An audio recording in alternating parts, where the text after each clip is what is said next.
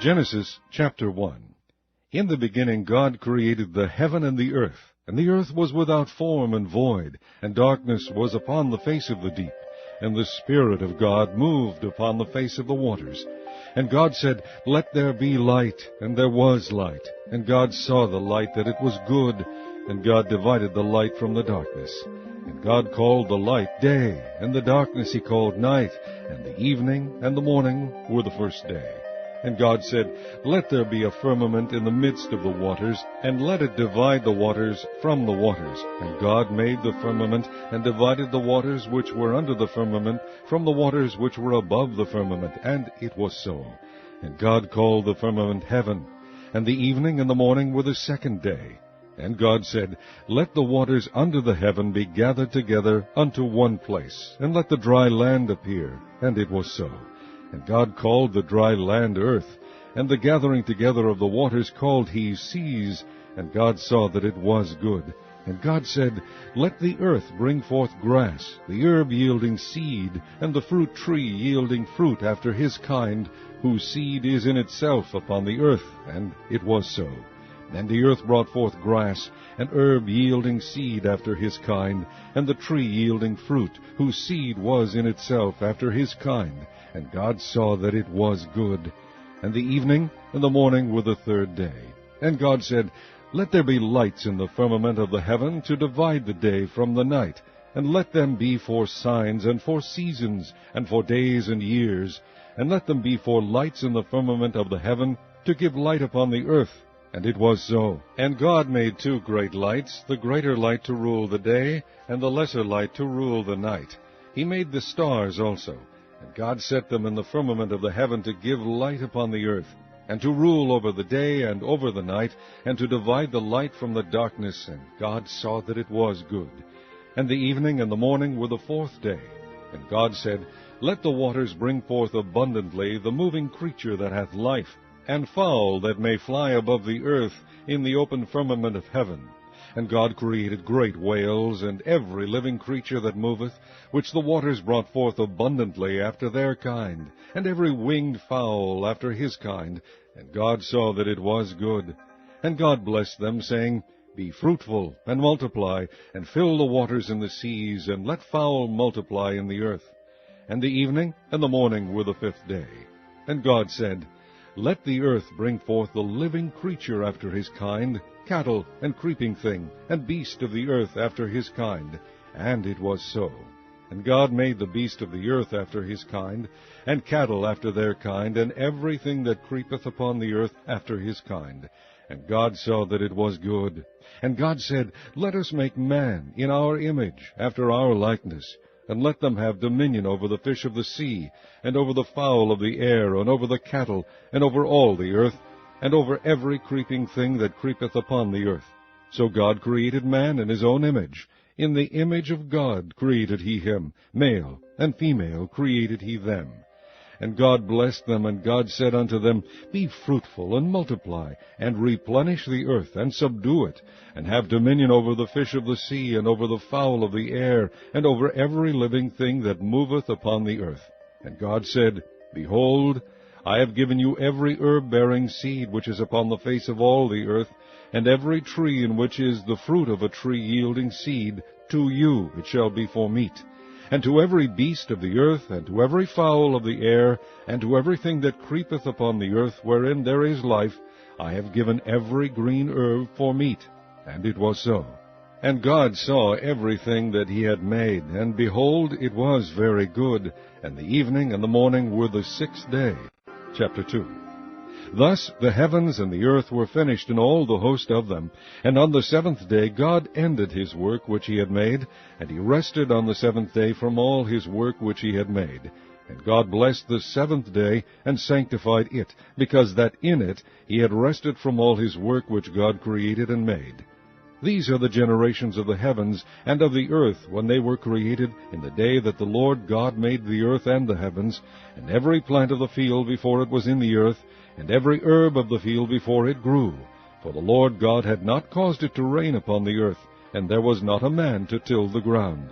But there went up a mist from the earth, and watered the whole face of the ground. And the Lord God formed man of the dust of the ground, and breathed into his nostrils the breath of life, and man became a living soul. And the Lord God planted a garden eastward in Eden, and there he put the man whom he had formed.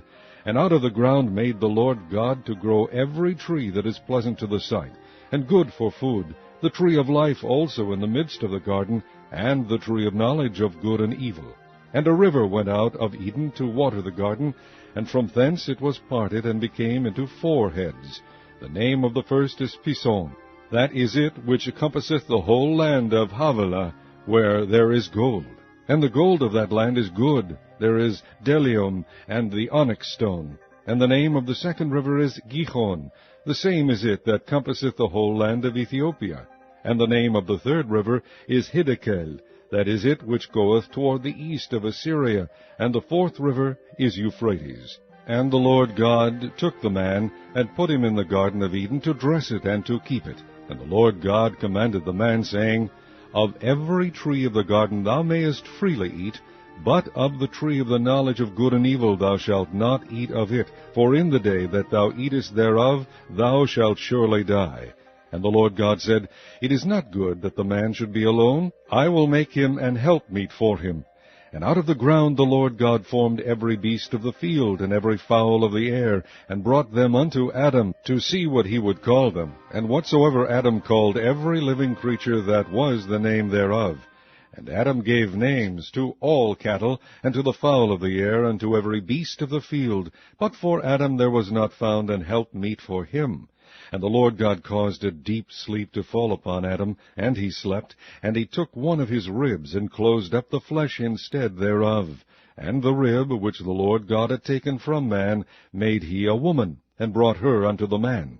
And Adam said, This is now bone of my bones, and flesh of my flesh.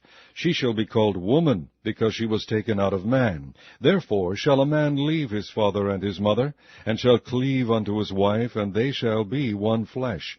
And they were both naked, the man and his wife, and were not ashamed. Chapter 3. Now the serpent was more subtle than any beast of the field which the Lord God had made.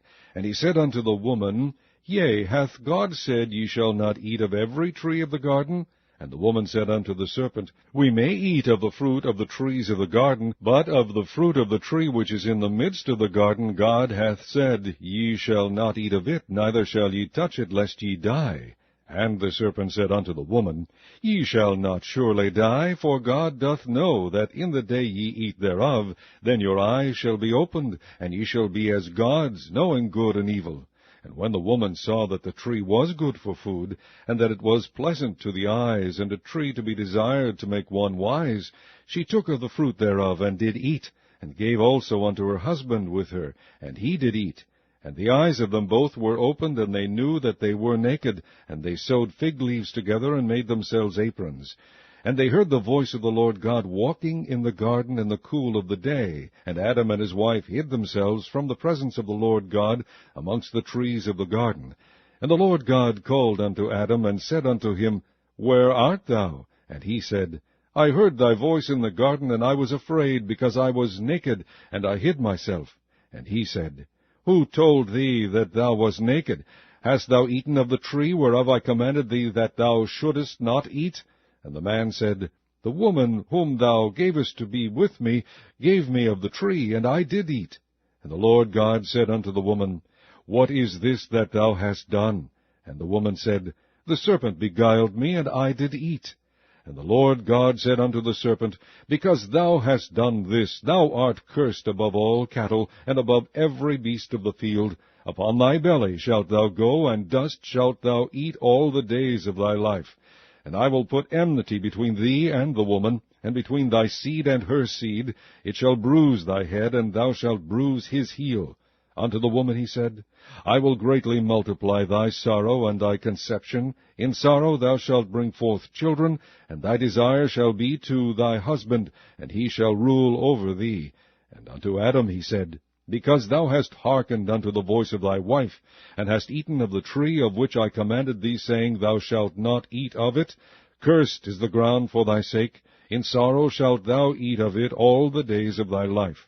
Thorns also and thistles shall it bring forth to thee, and thou shalt eat the herb of the field. In the sweat of thy face shalt thou eat bread, till thou return unto the ground, for out of it wast thou taken, for dust thou art, and unto dust shalt thou return. And Adam called his wife's name Eve, because she was the mother of all living. Unto Adam also, and to his wife, did the Lord God make coats of skins, and clothe them. And the Lord God said, Behold, the man is become as one of us, to know good and evil. And now, lest he put forth his hand, and take also of the tree of life, and eat, and live forever. Therefore the Lord God sent him forth from the Garden of Eden, to till the ground from whence he was taken. So he drove out the man, and he placed at the east of the Garden of Eden cherubims, and a flaming sword which turned every way, to keep the way of the tree of life. Chapter 4. And Adam knew Eve his wife, and she conceived, and bare Cain, and said, I have gotten a man from the Lord. And she again bare his brother Abel. And Abel was a keeper of sheep, but Cain was a tiller of the ground. And in process of time it came to pass, that Cain brought of the fruit of the ground an offering unto the Lord. And Abel, he also brought of the firstlings of his flock, and of the fat thereof. And the Lord had respect unto Abel, and to his offering, but unto Cain and to his offering he had not respect. And Cain was very wroth, and his countenance fell. And the Lord said unto Cain, Why art thou wroth, and why is thy countenance fallen? If thou doest well, shalt thou not be accepted? And if thou doest not well, sin lieth at the door. And unto thee shall be his desire, and thou shalt rule over him.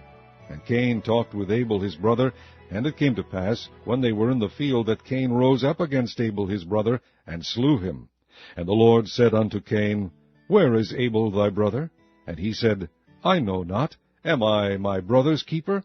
And he said, What hast thou done? The voice of thy brother's blood crieth unto me from the ground.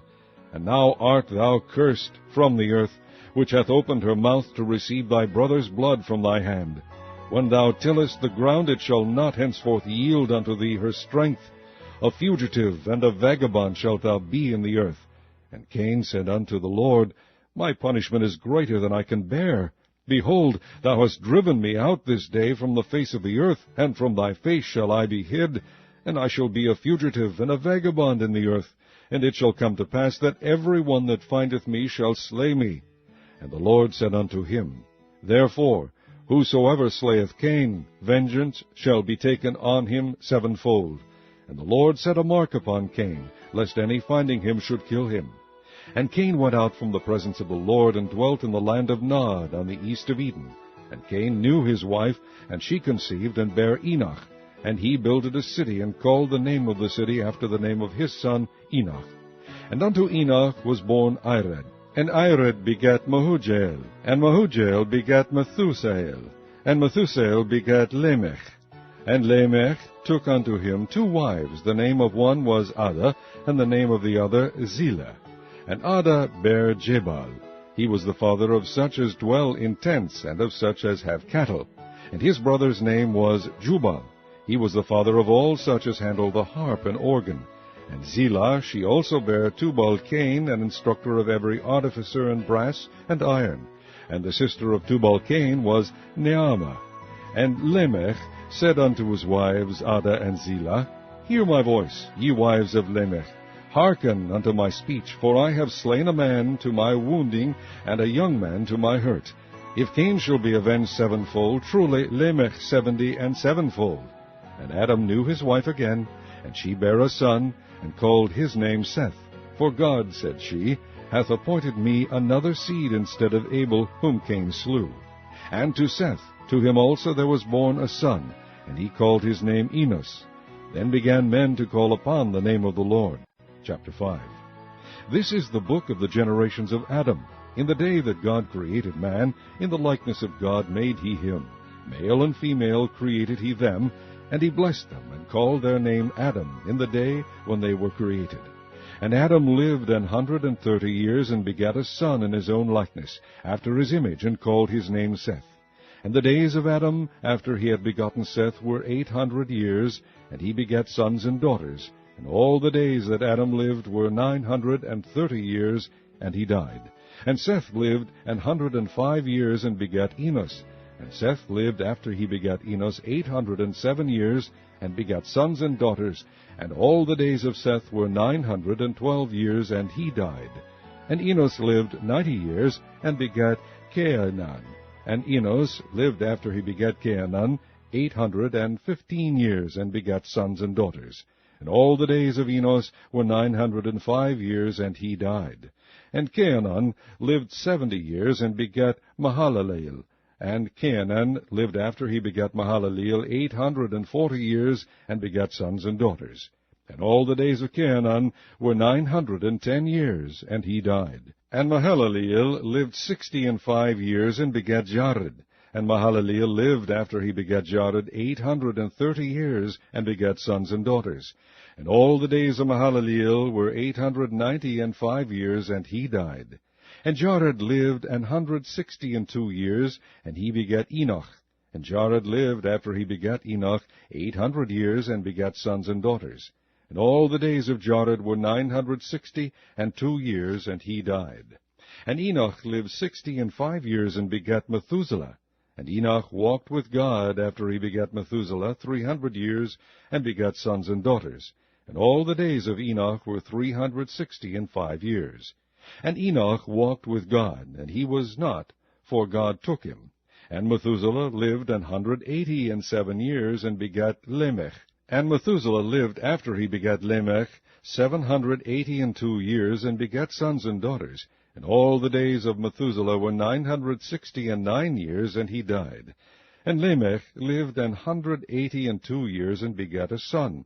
And he called his name Noah, saying, This same shall comfort us concerning our work and toil of our hands, because of the ground which the Lord hath cursed. And Lamech lived after he begat Noah 595 years, and begat sons and daughters. And all the days of Lamech were 777 years, and he died. And Noah was 500 years old, and Noah begat Shem, Ham, and Japheth. Chapter 6.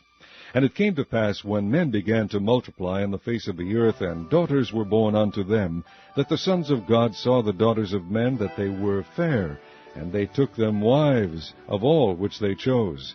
And the Lord said, My spirit shall not always strive with man, for that he also is flesh, yet his days shall be 120 years. There were giants in the earth in those days, and also after that, when the sons of God came in unto the daughters of men, and they bare children to them, the same became mighty men, which were of old, men of renown.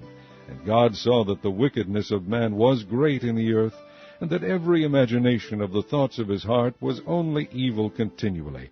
And it repented the Lord that he had made man on the earth, and it grieved him at his heart. And the Lord said, I will destroy man whom I have created from the face of the earth, both man and beast, and the creeping thing, and the fowls of the air, for it repenteth me that I have made them.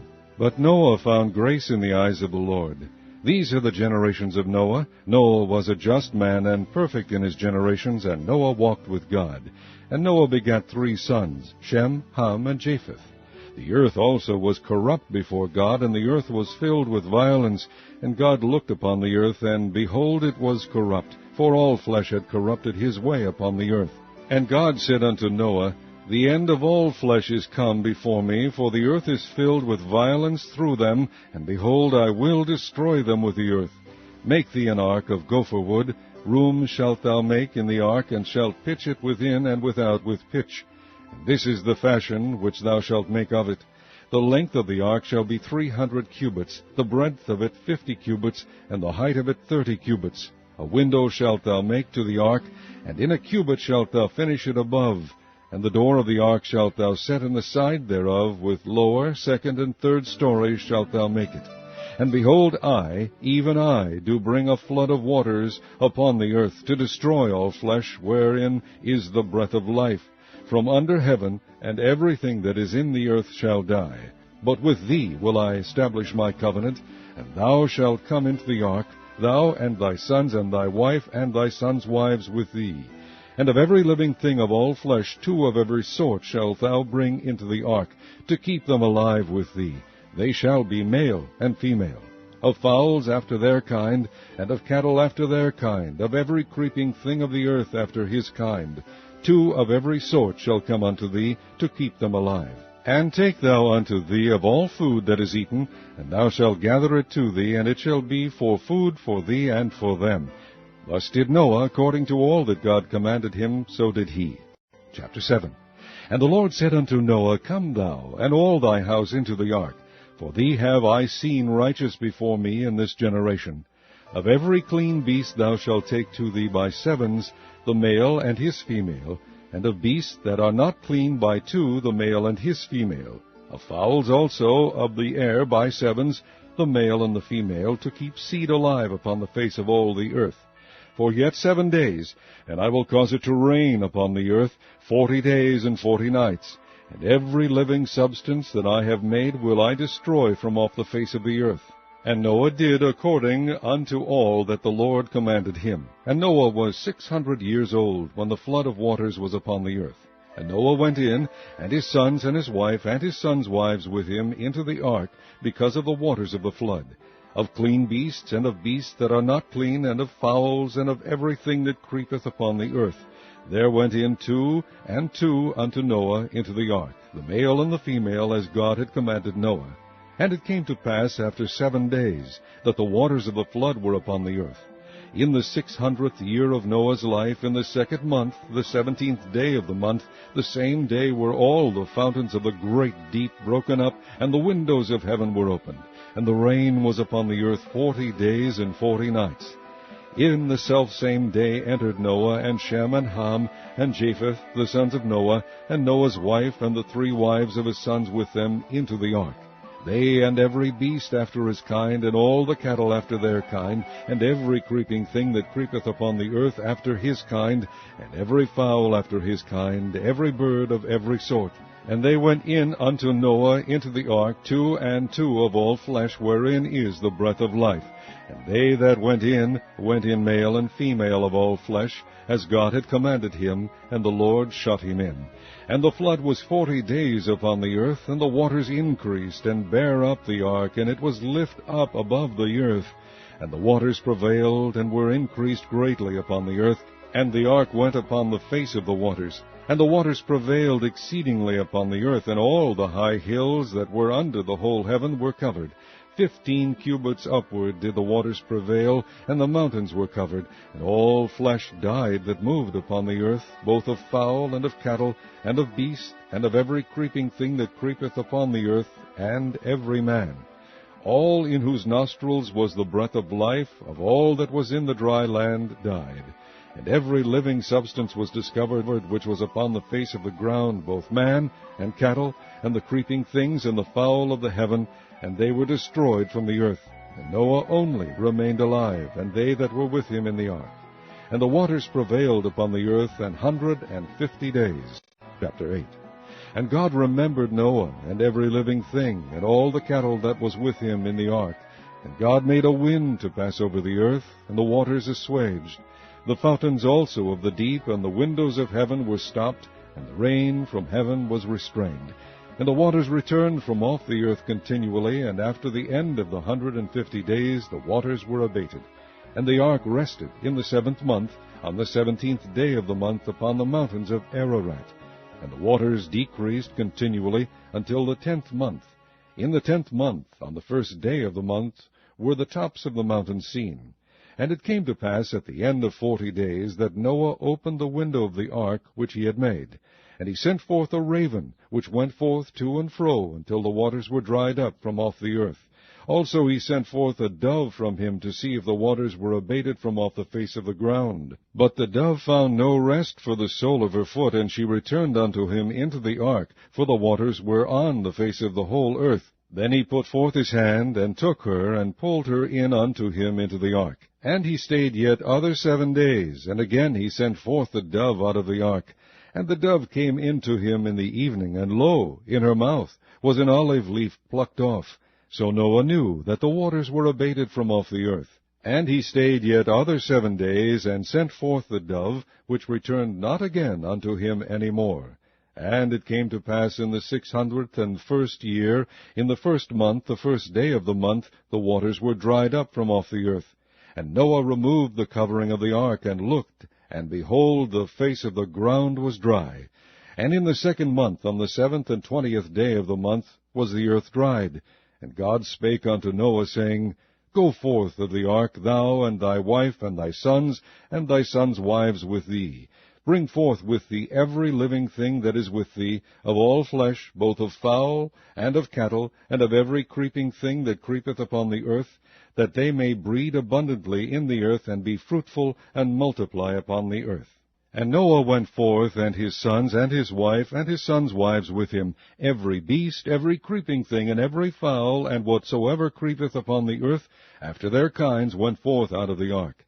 And Noah builded an altar unto the Lord, and took of every clean beast, and of every clean fowl, and offered burnt offerings on the altar. And the Lord smelled a sweet savour. And the Lord said in his heart, I will not again curse the ground any more for man's sake. For the imagination of man's heart is evil from his youth, neither will I again smite any more everything living as I have done. While the earth remaineth, seed time and harvest, and cold and heat, and summer and winter, and day and night shall not cease. Chapter 9. And God blessed Noah and his sons, and said unto them, Be fruitful, and multiply, and replenish the earth. And the fear of you and the dread of you shall be upon every beast of the earth, and upon every fowl of the air, upon all that moveth upon the earth, and upon all the fishes of the sea. Into your hand are they delivered. Every moving thing that liveth shall be meat for you. Even as the green herb have I given you all things. But flesh with the life thereof, which is the blood thereof, shall ye not eat. And surely your blood of your lives will I require, at the hand of every beast will I require it, and at the hand of man, at the hand of every man's brother will I require the life of man. Whoso sheddeth man's blood, by man shall his blood be shed, for in the image of God made he man. And you, be ye fruitful, and multiply, bring forth abundantly in the earth, and multiply therein. And God spake unto Noah, and to his sons with him, saying, And I, behold, I establish my covenant with you, and with your seed after you, and with every living creature that is with you, of the fowl, of the cattle, and of every beast of the earth with you, from all that go out of the ark to every beast of the earth. And I will establish my covenant with you. Neither shall all flesh be cut off any more by the waters of a flood, neither shall any more be a flood to destroy the earth. And God said, This is the token of the covenant which I make between me and you, and every living creature that is with you, for perpetual generations. I do set my bow in the cloud, and it shall be for a token of a covenant between me and the earth. And it shall come to pass, when I bring a cloud over the earth, that the bow shall be seen in the cloud. And I will remember my covenant which is between me and you, and every living creature of all flesh. And the water shall no more become a flood to destroy all flesh. And the bow shall be in the cloud, and I will look upon it, that I may remember the everlasting covenant between God and every living creature of all flesh that is upon the earth. And God said unto Noah, This is the token of the covenant which I have established between me and all flesh that is upon the earth. And the sons of Noah that went forth of the ark were Shem, and Ham, and Japheth. And Ham is the father of Canaan. These are the three sons of Noah, and of them was the whole earth overspread. And Noah began to be an husbandman, and he planted a vineyard. And he drank of the wine, and was drunken, and he was uncovered within his tent. And Ham, the father of Canaan, saw the nakedness of his father, and told his two brethren without. And Shem and Japheth took a garment, and laid it upon both their shoulders, and went backward, and covered the nakedness of their father, and their faces were backward, and they saw not their father's nakedness.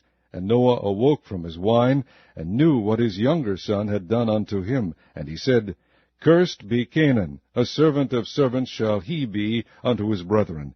And he said, Blessed be the Lord God of Shem, and Canaan shall be his servant. God shall enlarge Japheth, and he shall dwell in the tents of Shem, and Canaan shall be his servant. And Noah lived after the flood 350 years, and all the days of Noah were 950 years, and he died. Chapter 10. Now these are the generations of the sons of Noah, Shem, Ham, and Japheth, and unto them were sons born after the flood. The sons of Japheth Gomer, and Magog, and Madai, and Javan, and Tubal, and Meshech, and Tyrus.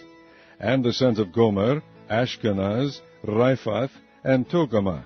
And the sons of Javan, Elisha, and Tarshish, Kittim, and Dodanim.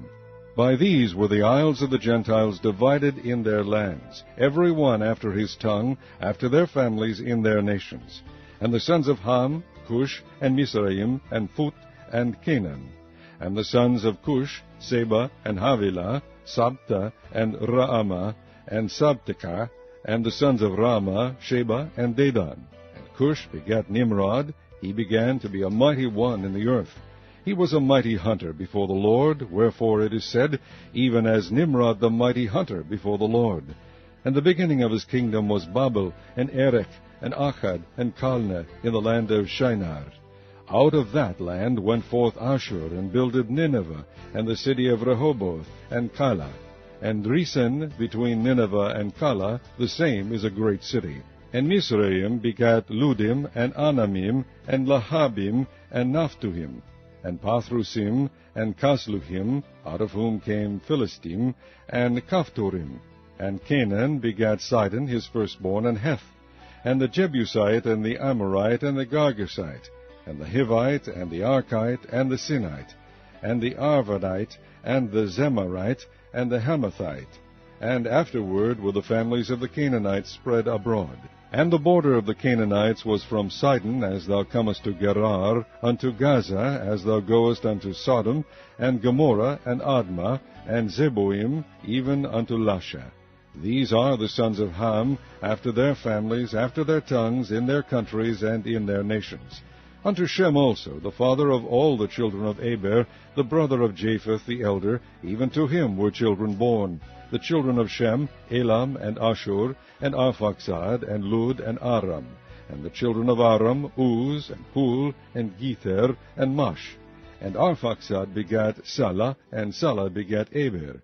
And unto Eber were born two sons. The name of one was Peleg, for in his days was the earth divided. And his brother's name was Joktan. And Joktan begat Almadad, and Seleph, and Hazamaveth, and Jerah, and Hadoram, and Uzal, and Diklah, and Obal, and Abimael, and Sheba, and Ophir, and Havilah, and Jobab.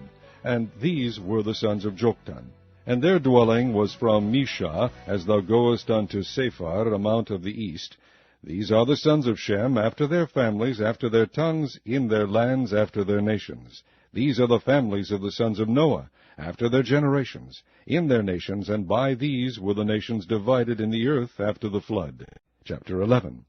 And the whole earth was of one language, and of one speech. And it came to pass, as they journeyed from the east, that they found a plain in the land of Shinar, and they dwelt there. And they said one to another, Go to, let us make brick, and burn them thoroughly. And they had brick for stone, and slime had they for mortar. And they said, Go to, let us build us a city and a tower, whose top may reach unto heaven. And let us make us a name, lest we be scattered abroad upon the face of the whole earth. And the Lord came down to see the city and the tower which the children of men builded. And the Lord said, Behold, the people is one, and they have all one language, and this they begin to do. And now nothing will be restrained from them which they have imagined to do. Go to, let us go down, and there confound their language, that they may not understand one another's speech. So the Lord scattered them abroad from thence upon the face of all the earth, and they left off to build the city. Therefore is the name of it called Babel, because the Lord did there confound the language of all the earth, and from thence did the Lord scatter them abroad upon the face of all the earth. These are the generations of Shem. Shem was 100 years old, and begat Arphaxad 2 years after the flood. And Shem lived after he begat Arphaxad 500 years, and begat sons and daughters. And Arphaxad lived 530 years, and begat Salah. And Arphaxad lived after he begat Salah 403 years, and begat sons and daughters. And Salah lived 30 years, and begat Eber. And Salah lived after he begat Eber 403 years, and begat sons and daughters. And Eber lived 34 years, and begat Peleg. And Eber lived after he begat Peleg 430 years, and begat sons and daughters. And Peleg lived 30 years, and begat Reu. And Peleg lived after he begat Reu 209 years, and begat sons and daughters. And Reu lived 230 years, and begat Serug. And Reu lived after he begat Serug 207 years, and begat sons and daughters. And Serug lived 30 years, and begat Nahor. And Serug lived after he begat Nahor 200 years, and begat sons and daughters. And Nahor lived 29 years, and begat Terah. And Nahor lived after he begat Terah 119 years, and begat sons and daughters. And Terah lived 70 years, and begat Abram, Nahor, and Haran. Now these are the generations of Terah. Terah begat Abram, Nahor, and Haran begat Lot. And Haran died before his father Terah in the land of his nativity, in Ur of the Chaldees. And Abram and Nahor took them wives. The name of Abram's wife was Sarai, and the name of Nahor's wife was Milcah, the daughter of Haran, the father of Milcah, and the father of Iscah. But Sarai was barren, she had no child. And Terah took Abram his son, and Lot the son of Haran his son's son, and Sarai his daughter-in-law, his son Abram's wife, and they went forth with them from Ur of the Chaldees to go into the land of Canaan. And they came unto Haran, and dwelt there. And the days of Terah were 205 years, and Terah died in Haran. Chapter 12. Now the Lord had said unto Abram, Get thee out of thy country, and from thy kindred, and from thy father's house, unto a land that I will shew thee. And I will make of thee a great nation, and I will bless thee, and make thy name great, and thou shalt be a blessing. And I will bless them that bless thee, and curse them that curseth thee. And in thee shall all families of the earth be blessed. So Abram departed, as the Lord had spoken unto him, and Lot went with him. And Abram was 75 years old when he departed out of Haran. And Abram took Sarai his wife, and Lot his brother's son, and all their substance that they had gathered, and the souls that they had gotten in Haran, and they went forth to go into the land of Canaan, and into the land of Canaan they came. And Abram passed through the land unto the place of Shechem, unto the plain of Moreh, and the Canaanite was then in the land. And the Lord appeared unto Abram, and said, Unto thy seed will I give this land. And there builded he an altar unto the Lord, who appeared unto him. And he removed from thence unto a mountain on the east of Bethel, and pitched his tent, having Bethel on the west, and Hai on the east. And there he builded an altar unto the Lord, and called upon the name of the Lord. And Abram journeyed, going on still toward the south. And there was a famine in the land, and Abram went down into Egypt to sojourn there, for the famine was grievous in the land. And it came to pass, when he was come near to enter into Egypt, that he said unto Sarai his wife, Behold now, I know that thou art a fair woman to look upon. Therefore it shall come to pass, when the Egyptians shall see thee, that they shall say, This is his wife, and they will kill me, but they will save thee alive.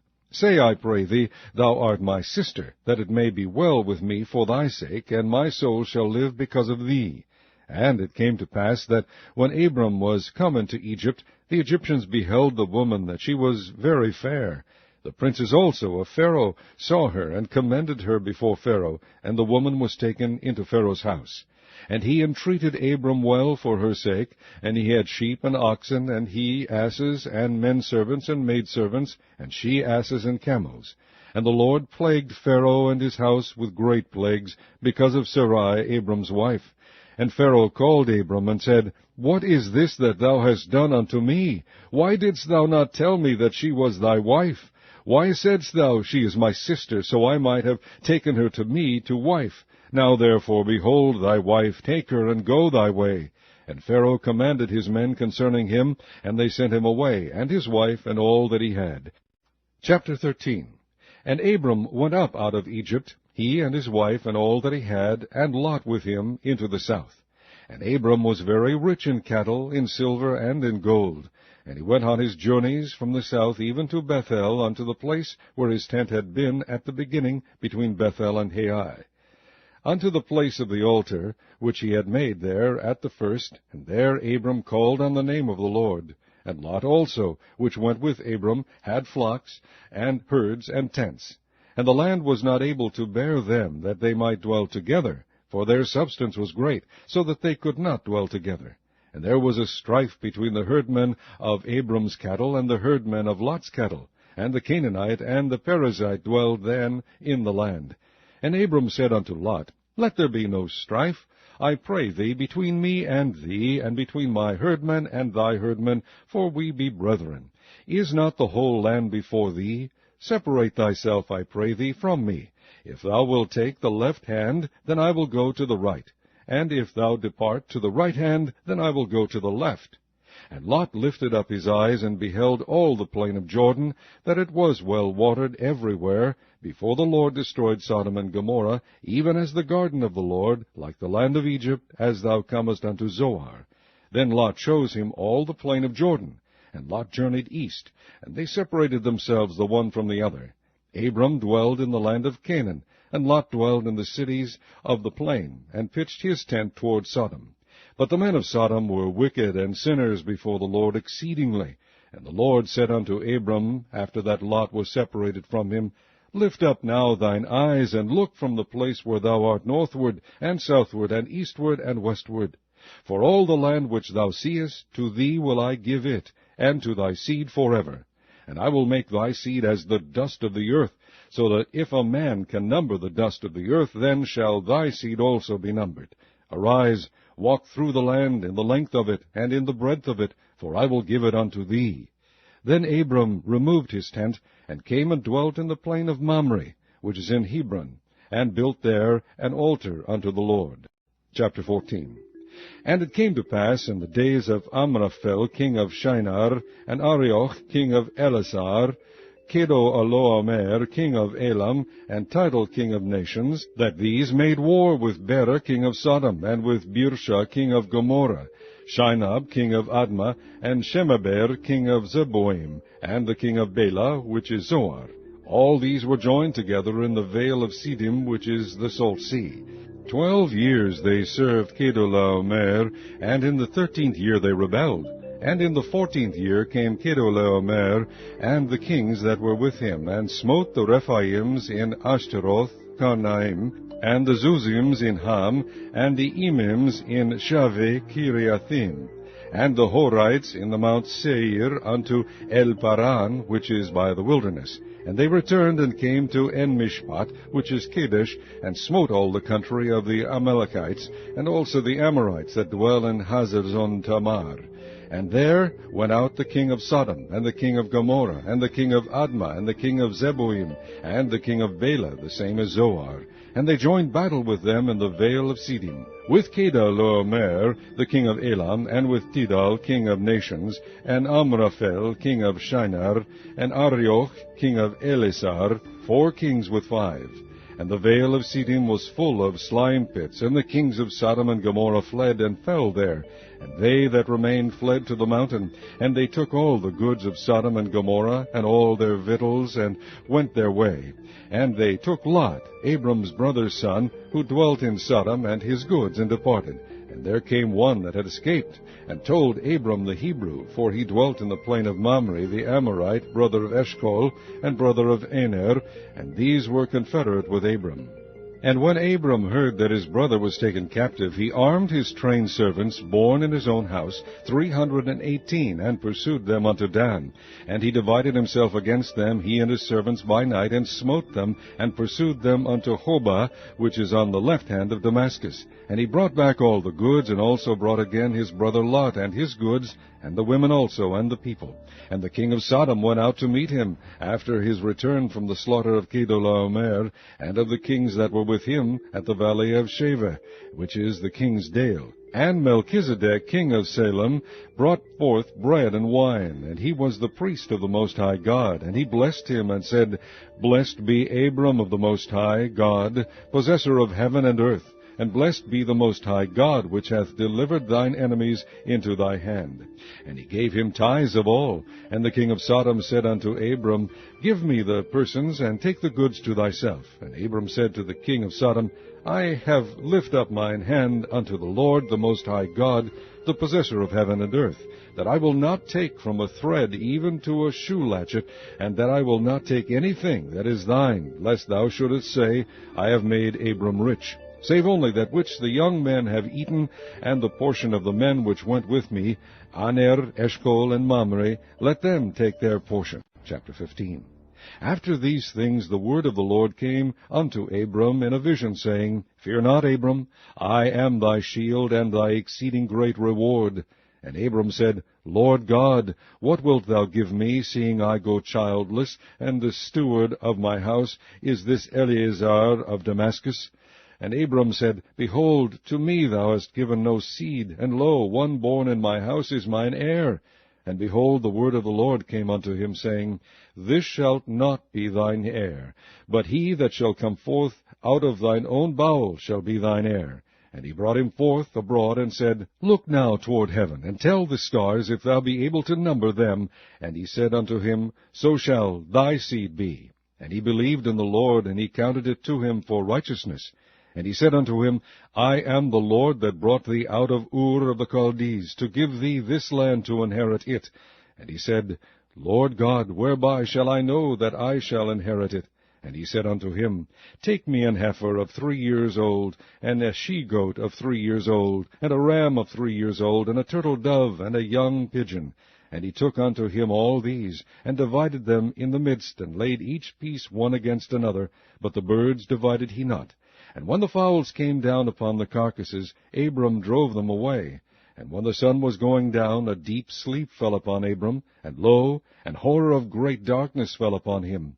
And he said unto Abram, Know of a surety that thy seed shall be a stranger in a land that is not theirs, and shall serve them, and they shall afflict them 400 years. And also that nation whom they shall serve will I judge, and afterward shall they come out with their great substance. And thou shalt go to thy fathers in peace. Thou shalt be buried in a good old age. But in the 4th generation they shall come hither again, for the iniquity of the Amorites is not yet full. And it came to pass that when the sun went down, and it was dark, behold, a smoking furnace, and a burning lamp that passed between those pieces. In the same day the Lord made a covenant with Abram, saying, Unto thy seed have I given this land, from the river of Egypt unto the great river, the river Euphrates, the Kenites, and the Kenizzites, and the Kadmonites, and the Hittites, and the Perizzites, and the Rephaims, and the Amorites, and the Canaanites, and the Girgashites, and the Jebusites.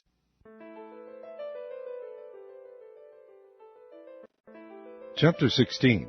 Now Sarai, Abram's wife, bare him no children, and she had an handmaid, an Egyptian, whose name was Hagar. And Sarai said unto Abram, Behold now, the Lord hath restrained me from bearing.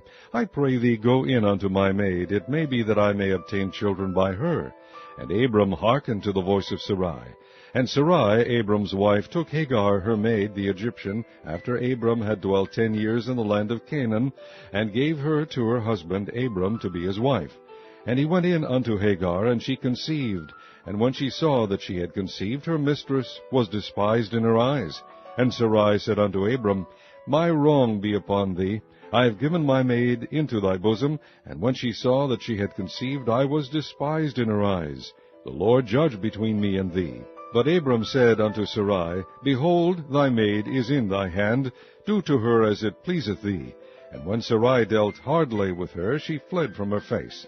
And the angel of the Lord found her by a fountain of water in the wilderness, by the fountain in the way to Shur. And he said, Hagar, Sarai's maid, whence camest thou, and whither wilt thou go? And she said, I flee from the face of my mistress Sarai. And the angel of the Lord said unto her, Return to thy mistress, and submit thyself under her hands. And the angel of the Lord said unto her, I will multiply thy seed exceedingly, that it shall not be numbered for multitude. And the angel of the Lord said unto her, Behold, thou art with child, and shalt bear a son, and shalt call his name Ishmael, because the Lord hath heard thy affliction. And he will be a wild man, his hand will be against every man, and every man's hand against him. And he shall dwell in the presence of all his brethren. And she called the name of the Lord that spake unto her, Thou God seest me. For she said, Have I also here looked after him that seeth me? Wherefore the well was called Beer Lahairoi. Behold, it is between Kadesh and Bered. And Hagar bare Abram a son, and Abram called his son's name, which Hagar bare, Ishmael.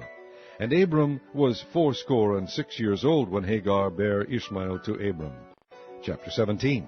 And when Abram was 90 years old and 9, the Lord appeared to Abram, and said unto him, I am the Almighty God. Walk before me, and be thou perfect. And I will make my covenant between me and thee, and will multiply thee exceedingly.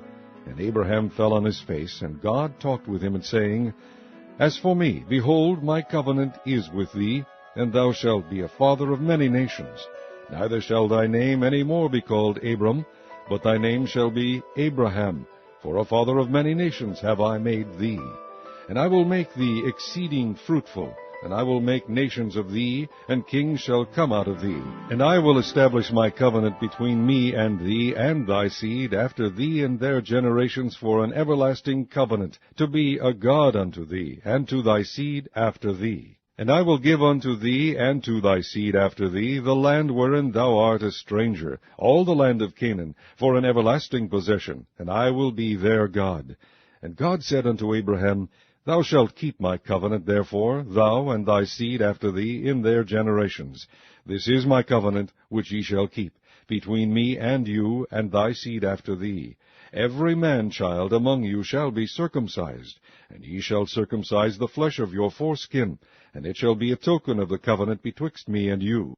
And he that is 8 days old shall be circumcised among you, every man-child in your generations, he that is born in the house, or bought with money of any stranger, which is not of thy seed. He that is born in thy house, and he that is bought with thy money, must needs be circumcised. And my covenant shall be in your flesh for an everlasting covenant.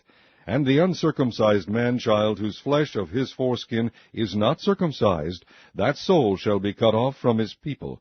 He hath broken my covenant. And God said unto Abraham, As for Sarai thy wife, thou shalt not call her name Sarai, but Sarah shall her name be. And I will bless her, and give thee a son also of her. Yea, I will bless her, and she shall be a mother of nations. Kings of people shall be of her. Then Abraham fell upon his face, and laughed, and said in his heart, Shall a child be born unto him that is 100 years old? And shall Sarah, that is 90 years old, bear? And Abraham said unto God, O that Ishmael might live before thee. And God said, Sarah thy wife shall bear thee a son indeed, and thou shalt call his name Isaac. And I will establish my covenant with him for an everlasting covenant, and with his seed after him. And as for Ishmael, I have heard thee.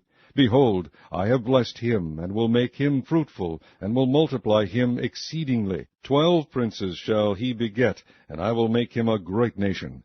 But my covenant will I establish with Isaac, which Sarah shall bear unto thee at this set time in the next year. And he left off talking with him, and God went up from Abraham. And Abraham took Ishmael his son, and all that were born in his house, and all that were bought with his money, every male among the men of Abraham's house, and circumcised the flesh of their foreskin in the selfsame day as God had said unto him. And Abraham was 90 years old and 9, when he was circumcised in the flesh of his foreskin.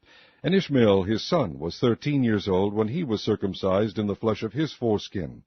In the selfsame day was Abraham circumcised, and Ishmael his son. And all the men of his house, born in the house, and bought with money of the stranger, were circumcised with him. Chapter 18. And the Lord appeared unto him in the plains of Mamre, and he sat in the tent door in the heat of the day. And he lifted up his eyes, and looked, and lo, 3 men stood by him. And when he saw them, he ran to meet them from the tent door, and bowed himself toward the ground, and said, My Lord, if now I have found favor in thy sight, pass not away, I pray thee, from thy servant. Let a little water, I pray you, be fetched, and wash your feet, and rest yourselves under the tree. And I will fetch a morsel of bread, and comfort ye your hearts. After that ye shall pass on, for therefore are ye come to your servant. And they said, So do as thou hast said. And Abraham hastened into the tent unto Sarah, and said, Make ready quickly 3 measures of fine meal, knead it, and make cakes upon the hearth. And Abraham ran unto the herd, and fetched a calf tender and good, and gave it unto a young man. And he hasted to dress it. And he took butter and milk, and the calf which he had dressed, and set it before them. And he stood by them under the tree, and they did eat. And they said unto him, Where is Sarah thy wife? And he said, Behold, in the tent. And he said, I will certainly return unto thee according to the time of life, and lo, Sarah thy wife shall have a son. And Sarah heard it in the tent door which was behind him. Now Abraham and Sarah were old and well stricken in age, and it ceased to be with Sarah after the manner of women. Therefore Sarah laughed within herself, saying, After I am waxed old, shall I have pleasure, my Lord being old also? And the Lord said unto Abraham, Wherefore did Sarah laugh, saying, Shall I of a surety bear a child, which am old? Is anything too hard for the Lord? At the time appointed I will return unto thee according to the time of life, and Sarah shall have a son. Then Sarah denied, saying, I laughed not, for she was afraid. And he said, Nay, but thou didst laugh. And the men rose up from thence, and looked toward Sodom. And Abraham went with them to bring them on the way. And the Lord said, Shall I hide from Abraham that thing which I do? Seeing that Abraham shall surely become a great and mighty nation, and all the nations of the earth shall be blessed in him. For I know him, that he will command his children and his household after him, and they shall keep the way of the Lord, to do justice and judgment, that the Lord may bring upon Abraham that which he hath spoken of him. And the Lord said, Because the cry of Sodom and Gomorrah is great, because their sin is very grievous, I will go down now, and see whether they have done altogether according to the cry of it, which is come unto me. And if not, I will know. And the men turned their faces from thence, and went toward Sodom. But Abraham stood yet before the Lord. And Abraham drew near, and said, Wilt thou also destroy the righteous with the wicked? Peradventure there be 50 righteous within the city. Wilt thou also destroy, and not spare the place for the 50 righteous that are therein? That be far from thee to do after this manner, to slay the righteous with the wicked, and that the righteous should be as the wicked, that be far from thee. Shall not the judge of all the earth do right? And the Lord said, If I find in Sodom 50 righteous within the city, then I will spare all the place for their sakes. And Abraham answered and said, Behold now, I have taken upon me to speak unto the Lord, which am but dust and ashes. Peradventure there shall lack 5 of the 50 righteous. Wilt thou destroy all the city for lack of 5? And he said, If I find there 45, I will not destroy it. And he spake unto him yet again, and said, Peradventure there shall be 40 found there. And he said, I will not do it for 40's sake. And he said unto him, O let not the Lord be angry, and I will speak. Peradventure there shall 30 be found there. And he said, I will not do it if I find 30 there. And he said, Behold now, I have taken upon me to speak unto the Lord. Peradventure there shall be 20 found there. And he said, I will not destroy it for 20's sake. And he said, O let not the Lord be angry, and I will speak yet but this once. Peradventure 10 shall be found there. And he said, I will not destroy it for 10's sake. And the Lord went his way, as soon as he had left communing with Abraham. And Abraham returned unto his place. Chapter 19. And there came 2 angels to Sodom at even, and Lot sat in the gate of Sodom. And Lot, seeing them, rose up to meet them. And he bowed himself with his face toward the ground. And he said, Behold now, my lords, turn in, I pray you, into your servant's house, and tarry all night, and wash your feet, and ye shall rise up early, and go on your ways. And they said, Nay, but we will abide in the street all night. And he pressed upon them greatly, and they turned in unto him, and entered into his house. And he made them a feast, and did bake unleavened bread, and they did eat.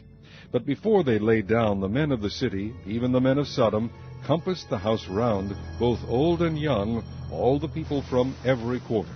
And they called unto Lot, and said unto him, Where are the men which came in to thee this night? Bring them out unto us, that we may know them. And Lot went out at the door unto them, and shut the door after him, and said, I pray you, brethren, do not so wickedly. Behold now, I have 2 daughters, which have not known man. Let me, I pray you, bring them out unto you, and do ye to them as is good in your eyes. Only unto these men do nothing, for therefore came they under the shadow of my roof. And they said, Stand back. And they said again, This one fellow came in to sojourn, and he will needs be a judge. Now will we deal worse with thee than with them. And they pressed sore upon the man, even Lot, and came near to break the door. But the men put forth their hand, and pulled Lot into the house to them, and shut to the door. And they smote the men that were at the door of the house with blindness, both small and great, so that they wearied themselves to find the door. And the men said unto Lot, Hast thou here any besides son-in-law, and thy sons, and thy daughters, and whatsoever thou hast in the city, bring them out of this place. For we will destroy this place, because the cry of them is waxen great before the face of the Lord, and the Lord hath sent us to destroy it. And Lot went out, and spake unto his sons-in-law, which married his daughters, and said, Up, get you out of this place, for the Lord will destroy this city. But he seemed as one that mocked unto his sons-in-law. And when the morning arose, then the angels hastened Lot, saying, Arise, take thy wife and thy 2 daughters which are here, lest thou be consumed in the iniquity of the city. And while he lingered, the men laid hold upon his hand, and upon the hand of his wife, and upon the hand of his 2 daughters, the Lord being merciful unto him. And they brought him forth, and set him without the city. And it came to pass, when they had brought them forth abroad, that he said, Escape for thy life, look not behind thee, neither stay thou in all the plain, escape to the mountain, lest thou be consumed. And Lot said unto them, O, not so, my lord. Behold, now thy servant hath found grace in thy sight, and thou hast magnified thy mercy, which thou hast shewed unto me in saving my life. And I cannot escape to the mountain, lest some evil take me, and I die. Behold now, this city is near to flee unto, and it is a little one. O, let me escape thither. Is it not a little one? And my soul shall live. And he said unto him, See, I have accepted thee concerning this thing also, that I will not overthrow this city, for the which thou hast spoken. Haste thee, escape thither, for I cannot do anything till thou be come thither. Therefore the name of the city was called Zoar. The sun was risen upon the earth when Lot entered into Zoar. Then the Lord rained upon Sodom and upon Gomorrah brimstone and fire from the Lord out of heaven, and he overthrew those cities, and all the plain, and all the inhabitants of the cities, and that which grew upon the ground. But his wife looked back from behind him, and she became a pillar of salt. And Abraham got up early in the morning to the place where he stood before the Lord, and he looked toward Sodom and Gomorrah, and toward all the land of the plain, and beheld, and lo, the smoke of the country went up as the smoke of a furnace. And it came to pass, when God destroyed the cities of the plain, that God remembered Abraham, and sent Lot out of the midst of the overthrow, when he overthrew the cities in the which Lot dwelt. And Lot went up out of Zoar, and dwelt in the mountain, and his 2 daughters with him, for he feared to dwell in Zoar, and he dwelt in a cave, he and his 2 daughters. And the firstborn said unto the younger, Our father is old, and there is not a man in the earth to come in unto us after the manner of all the earth. Come, let us make our father drink wine, and we will lie with him, that we may preserve seed of our father. And they made their father drink wine that night, and the firstborn went in and lay with her father, and he perceived not when she lay down, nor when she arose. And it came to pass on the morrow, that the firstborn said unto the younger, Behold, I lay yesternight with my father. Let us make him drink wine this night also, and go thou in, and lie with him, that we may preserve seed of our father. And they made their father drink wine that night also. And the younger arose, and lay with him, and he perceived not when she lay down, nor when she arose. Thus were both the daughters of Lot with child by their father. And the firstborn bare a son, and called his name Moab. The same is the father of the Moabites unto this day. And the younger, she also bare a son, and called his name Ben-Ammi. The same is the father of the children of Ammon unto this day. Chapter 20. And Abraham journeyed from thence toward the south country, and dwelled between Kadesh and Shur, and sojourned in Gerar. And Abraham said of Sarah his wife, She is my sister. And Abimelech king of Gerar sent and took Sarah. But God came to Abimelech in a dream by night, and said to him, Behold, thou art but a dead man, for the woman which thou hast taken, for she is a man's wife. But Abimelech had not come near her, and he said, Lord, wilt thou slay also a righteous nation? Said he not unto me, She is my sister? And she, even she herself, said, He is my brother. In the integrity of my heart and innocency of my hands have I done this. And God said unto him in a dream, Yea, I know that thou didst this in the integrity of thy heart, for I also withheld thee from sinning against me. Therefore suffered I thee not to touch her. Now therefore restore the man his wife, for he is a prophet, and he shall pray for thee, and thou shalt live. And if thou restore her not, know thou that thou shalt surely die, thou and all that are thine. Therefore Abimelech rose early in the morning, and called all his servants, and told all these things in their ears. And the men were sore afraid. Then Abimelech called Abraham, and said unto him, What hast thou done unto us, and what have I offended thee, that thou hast brought on me and on my kingdom a great sin? Thou hast done deeds unto me that ought not to be done. And Abimelech said unto Abraham, What sawest thou that thou hast done this thing?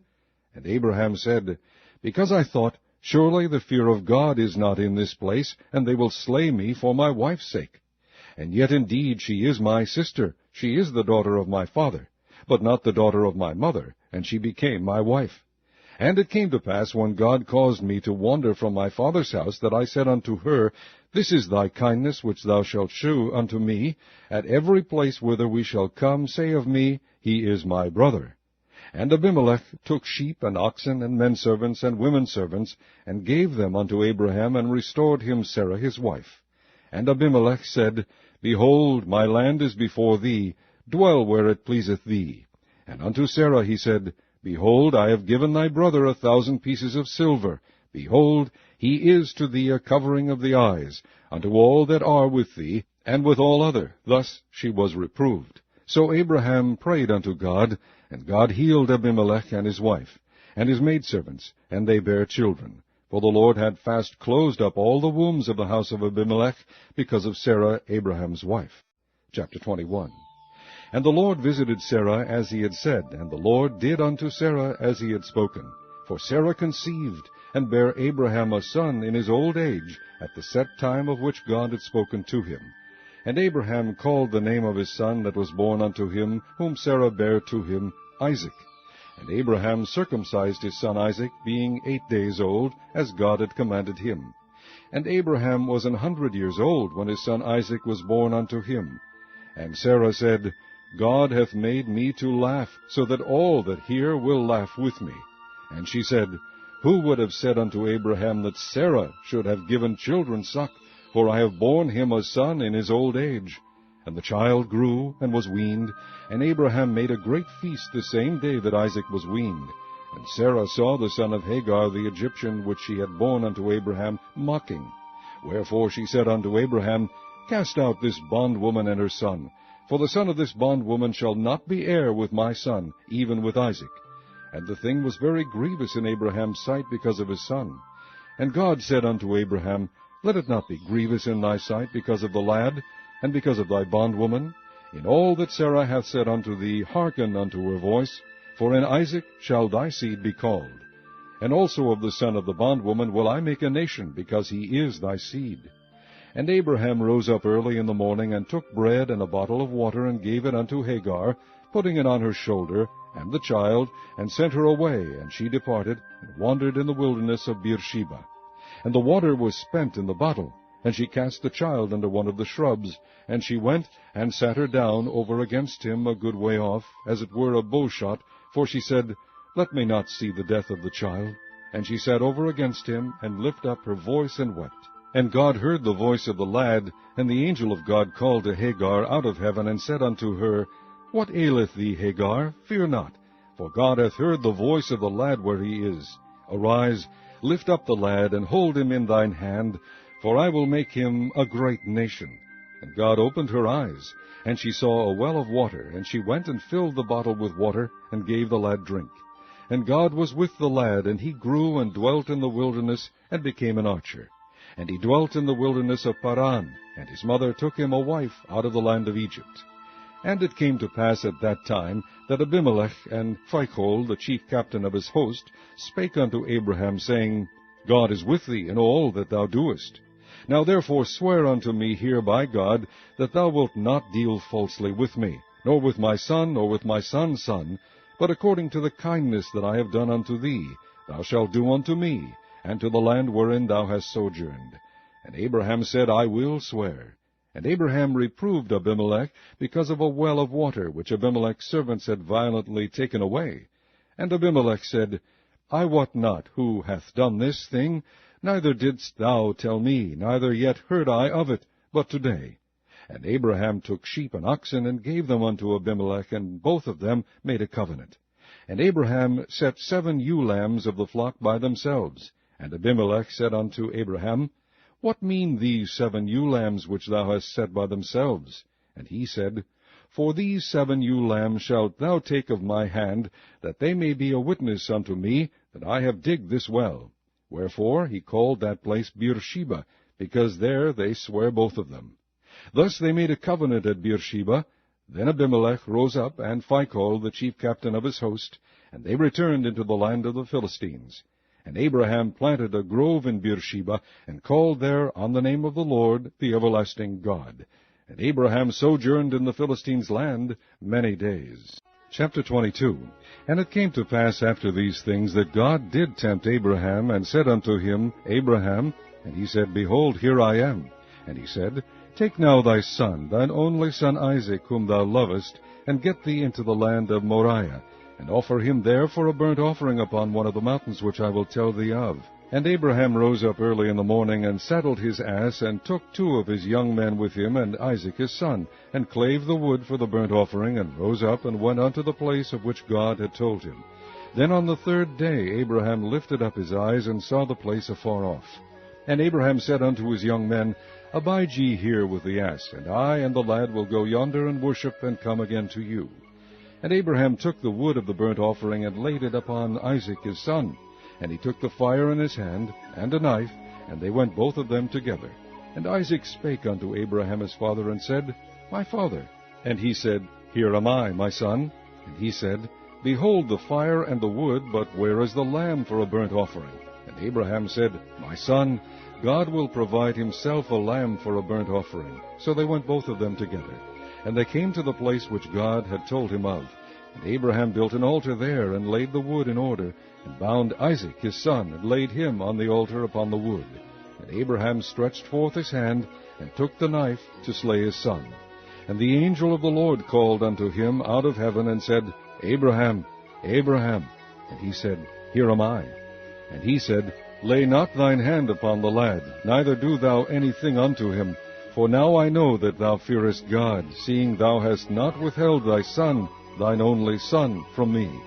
And Abraham lifted up his eyes, and looked, and behold behind him a ram caught in a thicket by his horns. And Abraham went and took the ram, and offered him up for a burnt offering in the stead of his son. And Abraham called the name of that place Jehovah-Jireh. As it is said to this day, In the mount of the Lord it shall be seen. And the angel of the Lord called unto Abraham out of heaven the 2nd time, and said, By myself have I sworn, saith the Lord, for because thou hast done this thing, and hast not withheld thy son, thine only son, that in blessing I will bless thee, and in multiplying I will multiply thy seed as the stars of the heaven, and as the sand which is upon the seashore, and thy seed shall possess the gate of his enemies. And in thy seed shall all the nations of the earth be blessed, because thou hast obeyed my voice. So Abraham returned unto his young men, and they rose up and went together to Beersheba. And Abraham dwelt at Beersheba. And it came to pass after these things that it was told Abraham, saying, Behold, Milcah, she hath also borne children unto thy brother Nahor, Huz his firstborn, and Buz his brother, and Kemuel the father of Aram, and Chesed, and Hazo, and Pildash, and Jidlaph, and Bethuel. And Bethuel begat Rebekah. These 8 Milcah did bear to Nahor, Abraham's brother. And his concubine, whose name was Reumah, she bare also Teba, and Gaham, and Thehash, and Maacah. Chapter 23. And Sarah was 127 years old. These were the years of the life of Sarah. And Sarah died in Kirjath Arba, the same as Hebron, in the land of Canaan. And Abraham came to mourn for Sarah, and to weep for her. And Abraham stood up from before his dead, and spake unto the sons of Heth, saying, I am a stranger, and a sojourner with you. Give me a possession of a burying place with you, that I may bury my dead out of my sight. And the children of Heth answered Abraham, saying unto him, Hear us, my lord, thou art a mighty prince among us. In the choice of our sepulchres bury thy dead. None of us shall withhold from thee his sepulchre, but that thou mayest bury thy dead. And Abraham stood up, and bowed himself to the people of the land, even to the children of Heth. And he communed with them, saying, If it be your mind that I should bury my dead out of my sight, hear me, and entreat for me to Ephron the son of Zohar, that he may give me the cave of Machpelah, which he hath, which is in the end of his field. For as much money as it is worth, he shall give it me for a possession of a burying place amongst you. And Ephron dwelt among the children of Heth. And Ephron the Hittite answered Abraham in the audience of the children of Heth, even of all that went in at the gate of his city, saying, Nay, my lord, hear me. The field give I thee, and the cave that is therein, I give it thee. In the presence of the sons of my people give I it thee. Bury thy dead. And Abraham bowed down himself before the people of the land. And he spake unto Ephron in the audience of the people of the land, saying, But if thou wilt give it, I pray thee, hear me. I will give thee money for the field. Take it of me, and I will bury my dead there. And Ephron answered Abraham, saying unto him, My lord, hearken unto me. The land is worth 400 shekels of silver, which is that betwixt me and thee. Bury therefore thy dead. And Abraham hearkened unto Ephron, and Abraham weighed to Ephron the silver which he had named in the audience of the sons of Heth, 400 shekels of silver, current money with the merchant. And the field of Ephron, which was in Machpelah, which was before Mamre, the field and the cave which was therein, and all the trees that were in the field, that were in all the borders round about, were made sure, unto Abraham for a possession, in the presence of the children of Heth, before all that went in at the gate of his city. And after this Abraham buried Sarah his wife in the cave of the field of Machpelah, before Mamre. The same is Hebron, in the land of Canaan. And the field and the cave that is therein were made sure unto Abraham for a possession of a burying place by the sons of Heth. Chapter 24. And Abraham was old and well stricken in age, and the Lord had blessed Abraham in all things. And Abraham said unto his eldest servant of his house, that ruled over all that he had, Put, I pray thee, thy hand under my thigh, and I will make thee swear by the Lord, the God of heaven, and the God of the earth, that thou shalt not take a wife unto my son of the daughters of the Canaanites, among whom I dwell. But thou shalt go unto my country, and to my kindred, and take a wife unto my son Isaac. And the servant said unto him, Peradventure the woman will not be willing to follow me unto this land. Must I needs bring thy son again unto the land from whence thou camest? And Abraham said unto him, Beware thou that thou bring not my son thither again. The Lord God of heaven, which took me from my father's house, and from the land of my kindred, and which spake unto me, and that sware unto me, saying, Unto thy seed will I give this land, he shall send his angel before thee, and thou shalt take a wife unto my son from thence. And if the woman will not be willing to follow thee, then thou shalt be clear from this my oath. Only bring not my son thither again. And the servant put his hand under the thigh of Abraham his master, and sware to him concerning that matter. And the servant took 10 camels of the camels of his master, and departed, for all the goods of his master were in his hand. And he arose, and went to Mesopotamia, unto the city of Nahor. And he made his camels to kneel down without the city by a well of water at the time of the evening, even the time that women go out to draw water. And he said, O Lord God of my master Abraham, I pray thee, send me good speed this day, and shew kindness unto my master Abraham. Behold, I stand here by the well of water, and the daughters of the men of the city come out to draw water. And let it come to pass that the damsel to whom I say, Let down thy pitcher, I pray thee, that I may drink, and she shall say, Drink, and I will give thy camels drink also, let the same be she that thou hast appointed for thy servant Isaac. And thereby shall I know that thou hast shewed kindness unto my master. And it came to pass, before he had done speaking, that, behold, Rebekah came out, who was born to Bethuel, son of Milcah, the wife of Nahor, Abraham's brother, with her pitcher upon her shoulder. And the damsel was very fair, to look upon, a virgin, neither had any man known her. And she went down to the well, and filled her pitcher, and came up. And the servant ran to meet her, and said, Let me, I pray thee, drink a little water of thy pitcher. And she said, Drink, my lord. And she hasted, and let down her pitcher upon her hand, and gave him drink.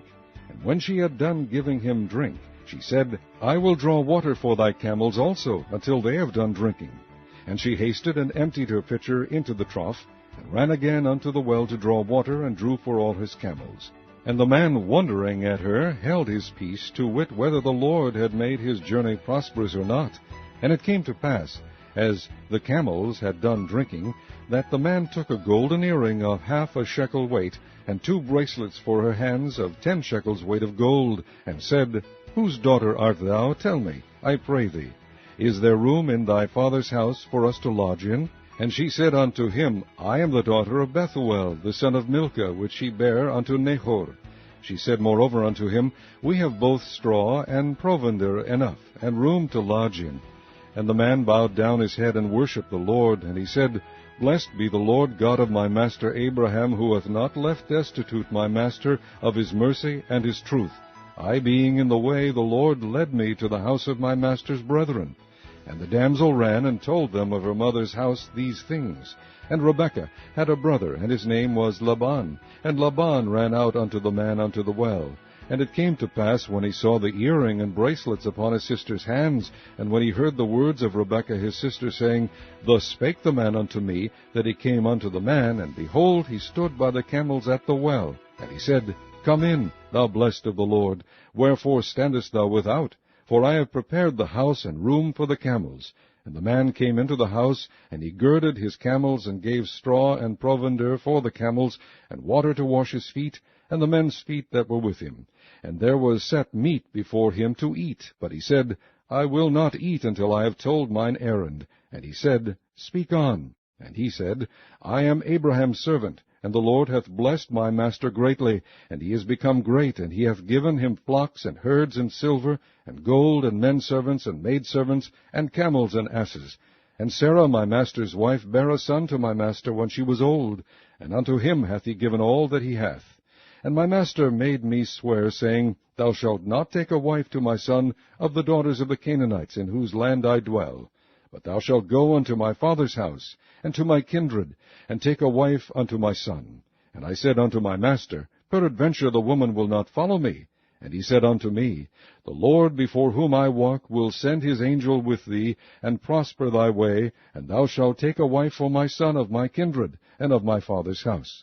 Then shalt thou be clear from this my oath, when thou comest to my kindred, and if they give not thee one, thou shalt be clear from my oath. And I came this day unto the well, and said, O Lord God of my master Abraham, if now thou do prosper my way which I go, behold, I stand by the well of water. And it shall come to pass that when the virgin cometh forth to draw water, and I say to her, Give me, I pray thee, a little water of thy pitcher to drink, and she say to me, Both drink thou, and I will also draw for thy camels, let the same be the woman whom the Lord hath appointed out for my master's son.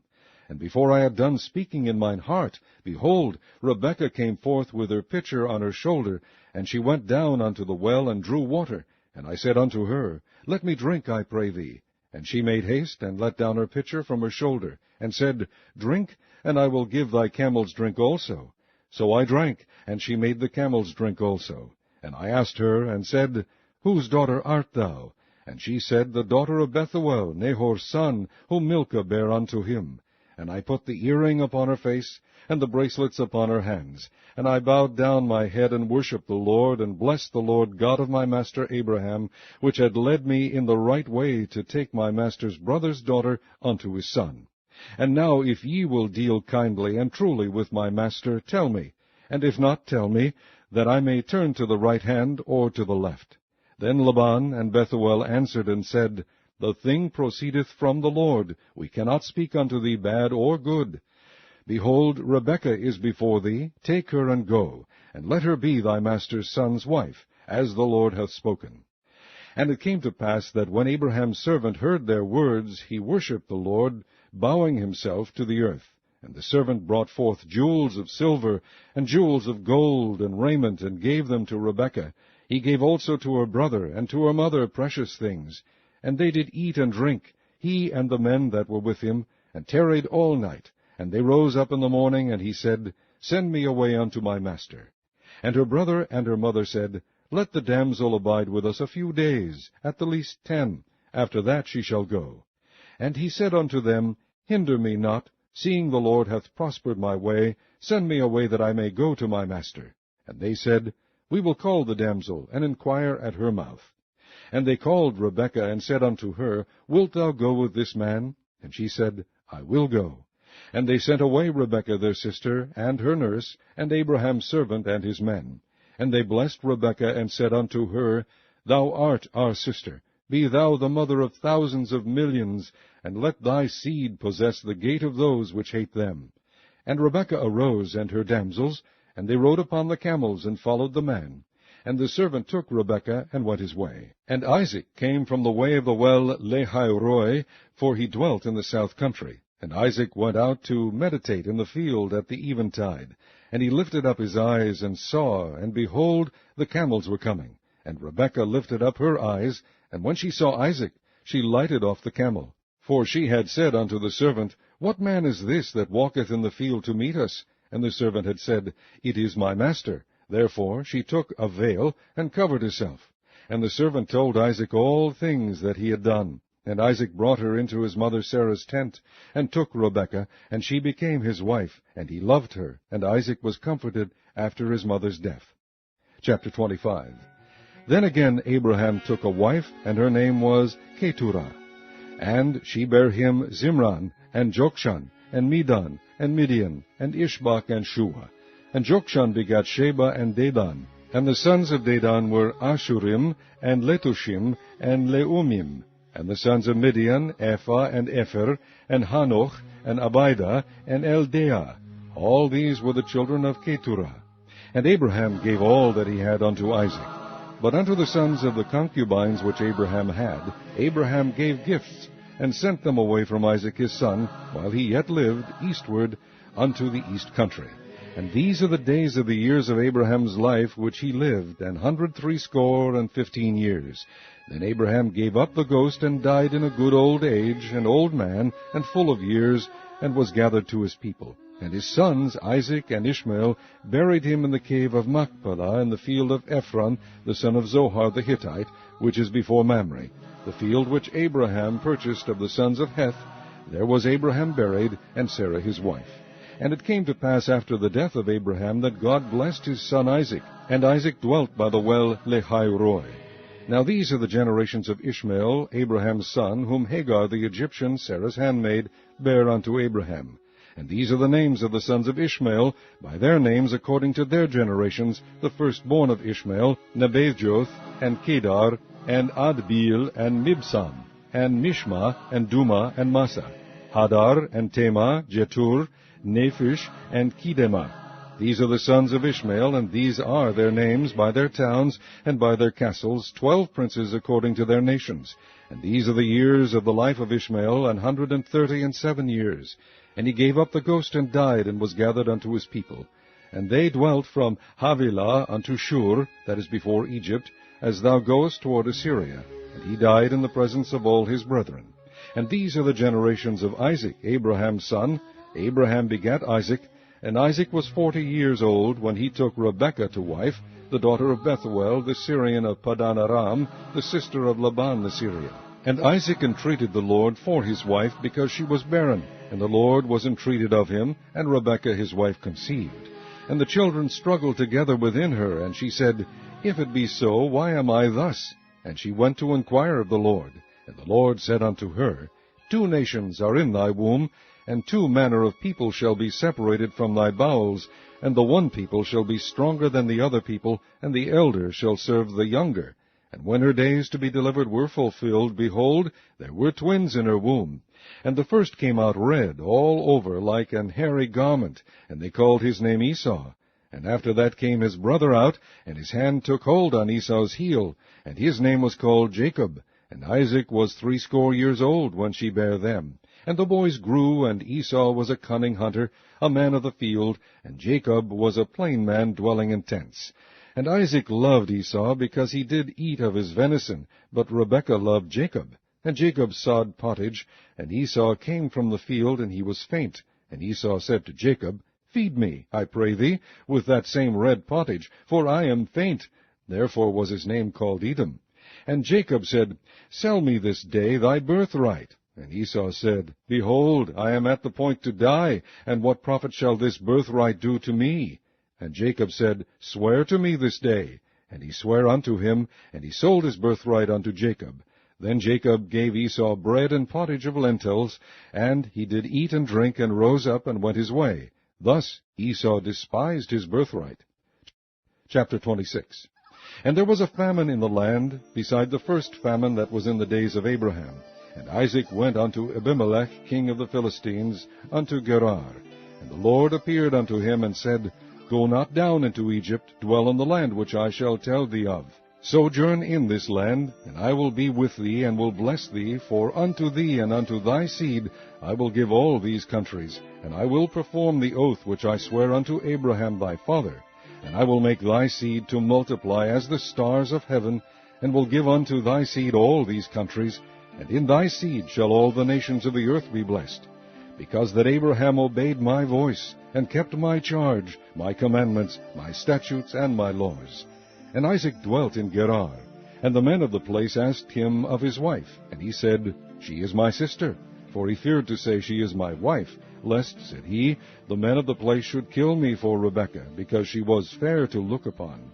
And it came to pass, when he had been there a long time, that Abimelech, king of the Philistines, looked out at a window, and saw, and behold, Isaac was sporting with Rebekah his wife. And Abimelech called Isaac, and said, Behold, of a surety she is thy wife.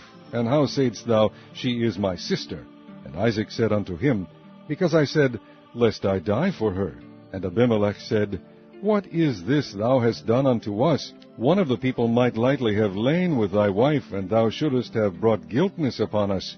And Abimelech charged all his people, saying, He that toucheth this man or his wife shall surely be put to death. Then Isaac sowed in that land, and received in the same year 100-fold, and the Lord blessed him. And the man waxed great, and went forward, and grew until he became very great. For he had possession of flocks, and possession of herds, and great store of servants, and the Philistines envied him. For all the wells which his father's servants had digged in the days of Abraham his father, the Philistines had stopped them, and filled them with earth. And Abimelech said unto Isaac, Go from us, for thou art much mightier than we. And Isaac departed thence, and pitched his tent in the valley of Gerar, and dwelt there. And Isaac digged again the wells of water which they had digged in the days of Abraham his father, for the Philistines had stopped them after the death of Abraham. And he called their names after the names by which his father had called them.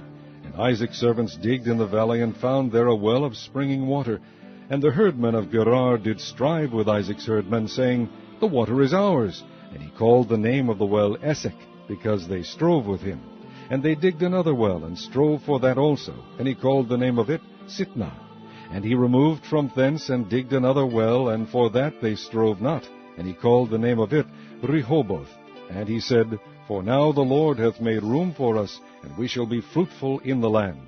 And he went up from thence to Beersheba. And the Lord appeared unto him the same night, and said, I am the God of Abraham thy father. Fear not, for I am with thee, and will bless thee, and multiply thy seed for my servant Abraham's sake. And he builded an altar there, and called upon the name of the Lord, and pitched his tent there. And there Isaac's servants digged a well. Then Abimelech went to him from Gerar, and Ahuzath, one of his friends, and Phicol, the chief captain of his army. And Isaac said unto them, Wherefore come ye to me, seeing ye hate me, and have sent me away from you? And they said, We saw certainly that the Lord was with thee. And we said, Let there be now an oath betwixt us, even betwixt us and thee, and let us make a covenant with thee, that thou wilt do us no hurt, as we have not touched thee. And as we have done unto thee nothing but good, and have sent thee away in peace, thou art now the blessed of the Lord. And he made them a feast, and they did eat and drink. And they rose up betimes in the morning, and sware one to another. And Isaac sent them away, and they departed from him in peace. And it came to pass the same day that Isaac's servants came, and told him concerning the well which they had digged, and said unto him, We have found water. And he called it Sheba. Therefore the name of the city is Beersheba unto this day. And Esau was 40 years old when he took to wife Judith the daughter of Beeri the Hittite, and Bashemath the daughter of Elon the Hittite, which were a grief of mind unto Isaac and to Rebekah. Chapter 27. And it came to pass that when Isaac was old, and his eyes were dim, so that he could not see, he called Esau his eldest son, and said unto him, My son. And he said unto him, Behold, here I am. And he said, Behold now, I am old, I know not the day of my death. Now therefore take, I pray thee, thy weapons, thy quiver and thy bow, and go out to the field, and take me some venison, and make me savory meat, such as I love, and bring it to me, that I may eat, that my soul may bless thee before I die. And Rebekah heard when Isaac spake to Esau his son, and Esau went to the field to hunt for venison, and to bring it. And Rebekah spake unto Jacob her son, saying, Behold, I heard thy father speak unto Esau thy brother, saying, Bring me some venison, and make me savory meat, that I may eat and bless thee before the Lord before my death. Now therefore, my son, obey my voice according to that which I command thee. Go now to the flock, and fetch me from thence 2 good kids of the goats, and I will make them savory meat for thy father, such as he loveth. And thou shalt bring it to thy father, that he may eat, and that he may bless thee before his death. And Jacob said to Rebekah his mother, Behold, Esau my brother is a hairy man, and I am a smooth man. My father peradventure will feel me, and I shall seem to him as a deceiver, and I shall bring a curse upon me, and not a blessing. And his mother said unto him, Upon me be thy curse, my son, only obey my voice, and go fetch me them. And he went and fetched, and brought them to his mother. And his mother made savory meat, such as his father loved. And Rebekah took goodly raiment of her eldest son Esau, which were with her in the house, and put them upon Jacob her youngest son. And she put the skins of the kids of the goats upon his hands, and upon the smooth of his neck. And she gave the savory meat and the bread, which she had prepared, into the hand of her son Jacob. And he came unto his father, and said, My father. And he said, Here am I. Who art thou, my son? And Jacob said unto his father, I am Esau, thy firstborn. I have done according as thou badest me. Arise, I pray thee, sit and eat of my venison, that thy soul may bless me. And Isaac said unto his son, How is it that thou hast found it so quickly, my son? And he said, Because the Lord thy God brought it to me. And Isaac said unto Jacob, Come near, I pray thee, that I may feel thee, my son, whether thou be my very son Esau or not. And Jacob went near unto Isaac his father, and he felt him, and said, The voice is Jacob's voice, but the hands are the hands of Esau. And he discerned him not, because his hands were hairy, as his brother Esau's hands. So he blessed him. And he said, Art thou my very son Esau? And he said, I am. And he said, Bring it near to me, and I will eat of my son's venison, that my soul may bless thee. And he brought it near to him, and he did eat. And he brought him wine, and he drank. And his father Isaac said unto him, Come near now, and kiss me, my son. And he came near and kissed him, and he smelled the smell of his raiment, and blessed him, and said, See, the smell of my son is the smell of a field which the Lord hath blessed. Therefore God give thee of the dew of heaven, and the fatness of the earth, and plenty of corn and wine. Let people serve thee, and nations bow down to thee. Be Lord over thy brethren, and let thy mother's sons bow down to thee. Cursed be every one that curseth thee, and blessed be he that blesseth thee. And it came to pass, as soon as Isaac had made an end of blessing Jacob, and Jacob was yet scarce gone out from the presence of Isaac his father, that Esau his brother came in from his hunting. And he also had made savory meat, and brought it unto his father, and said unto his father, Let my father arise, and eat of his son's venison, that thy soul may bless me.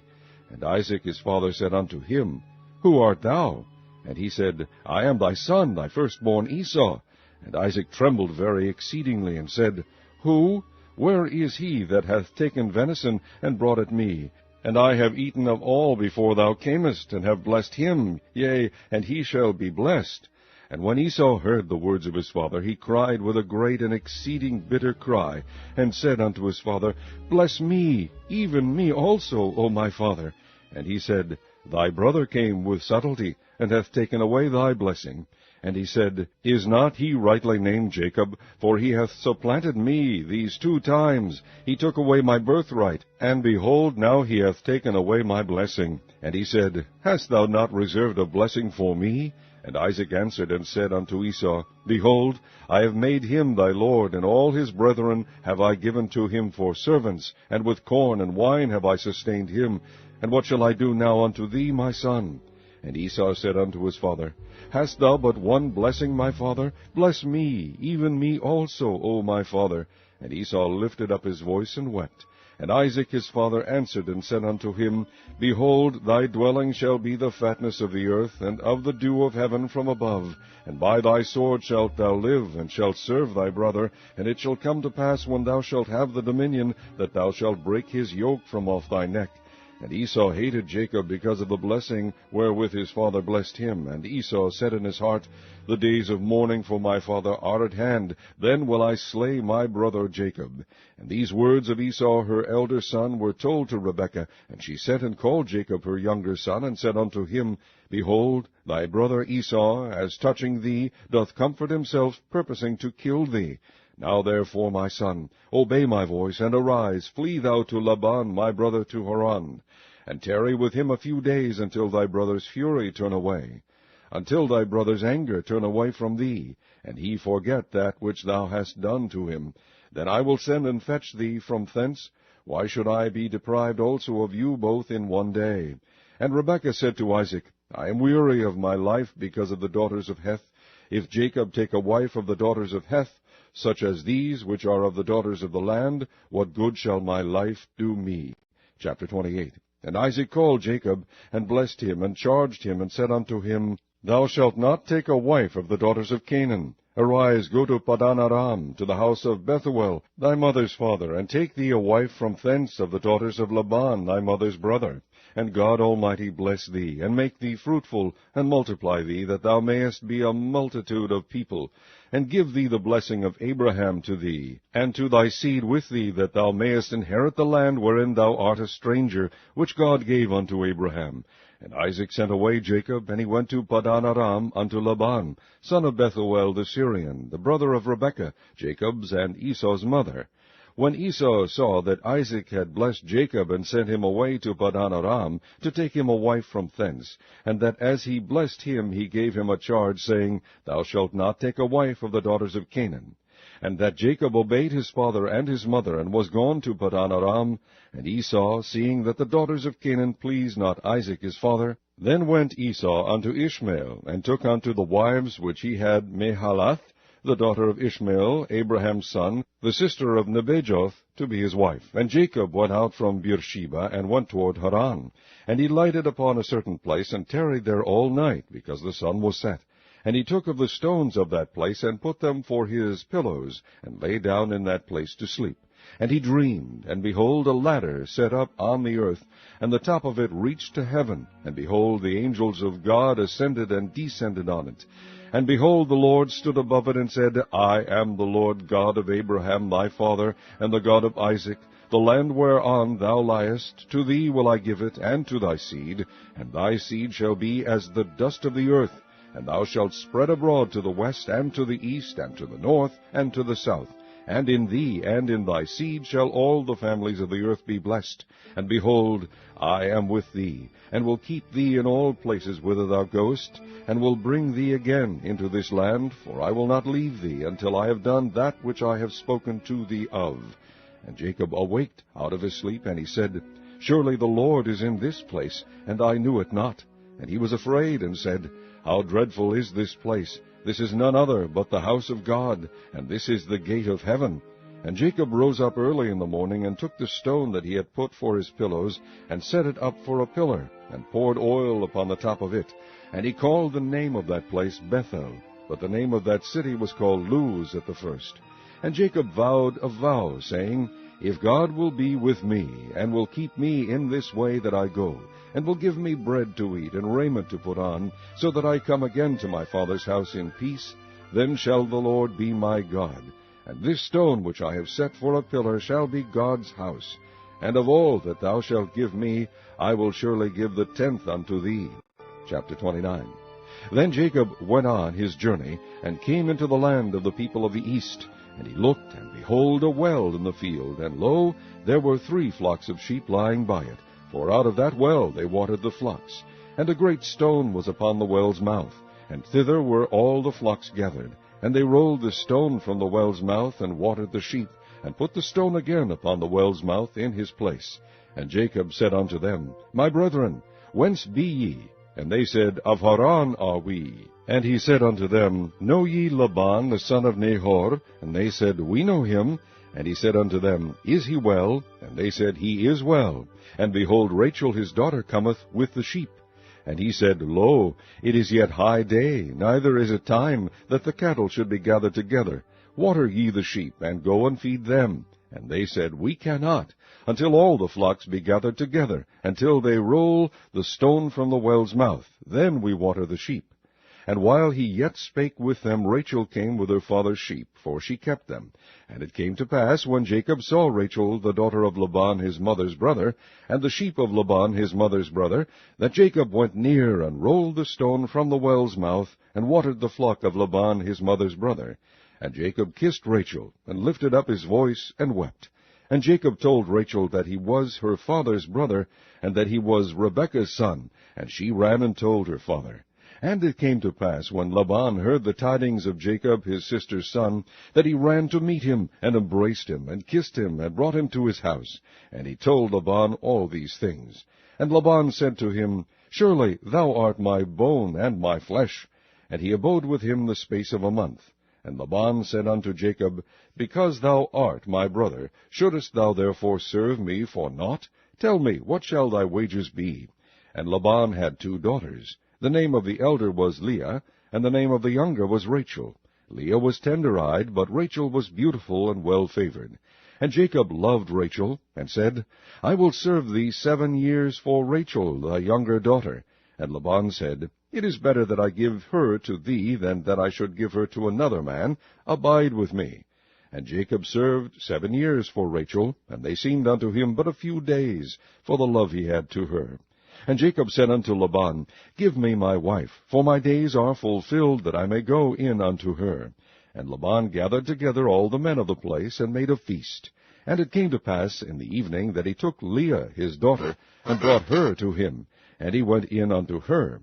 And Laban gave unto his daughter Leah Zilpah his maid for an handmaid. And it came to pass that in the morning, behold, it was Leah. And he said to Laban, What is this thou hast done unto me? Did not I serve with thee for Rachel? Wherefore then hast thou beguiled me? And Laban said, It must not be so done in our country, to give the younger before the firstborn. Fulfill her week, and we will give thee this also for the service which thou shalt serve with me yet 7 other years. And Jacob did so, and fulfilled her week, and he gave him Rachel his daughter to wife also. And Laban gave to Rachel his daughter Bilhah his handmaid to be her maid. And he went in also unto Rachel, and he loved also Rachel more than Leah, and served with him yet 7 other years. And when the Lord saw that Leah was hated, he opened her womb, but Rachel was barren. And Leah conceived, and bare a son, and she called his name Reuben. For she said, Surely the Lord hath looked upon my affliction, now therefore my husband will love me. And she conceived again, and bare a son, and said, Because the Lord hath heard that I was hated, he hath therefore given me this son also. And she called his name Simeon. And she conceived again, and bare a son, and said, Now this time will my husband be joined unto me, because I have borne him 3 sons. Therefore was his name called Levi. And she conceived again, and bare a son. And she said, Now will I praise the Lord. Therefore she called his name Judah, and left bearing. Chapter 30. And when Rachel saw that she bare Jacob no children, Rachel envied her sister, and said unto Jacob, Give me children, or else I die. And Jacob's anger was kindled against Rachel, and he said, Am I in God's stead, who hath withheld from thee the fruit of the womb? And she said, Behold, my maid Bilhah, go in unto her, and she shall bear upon my knees, that I may also have children by her. And she gave him Bilhah, her handmaid, to wife. And Jacob went in unto her. And Bilhah conceived, and bare Jacob a son.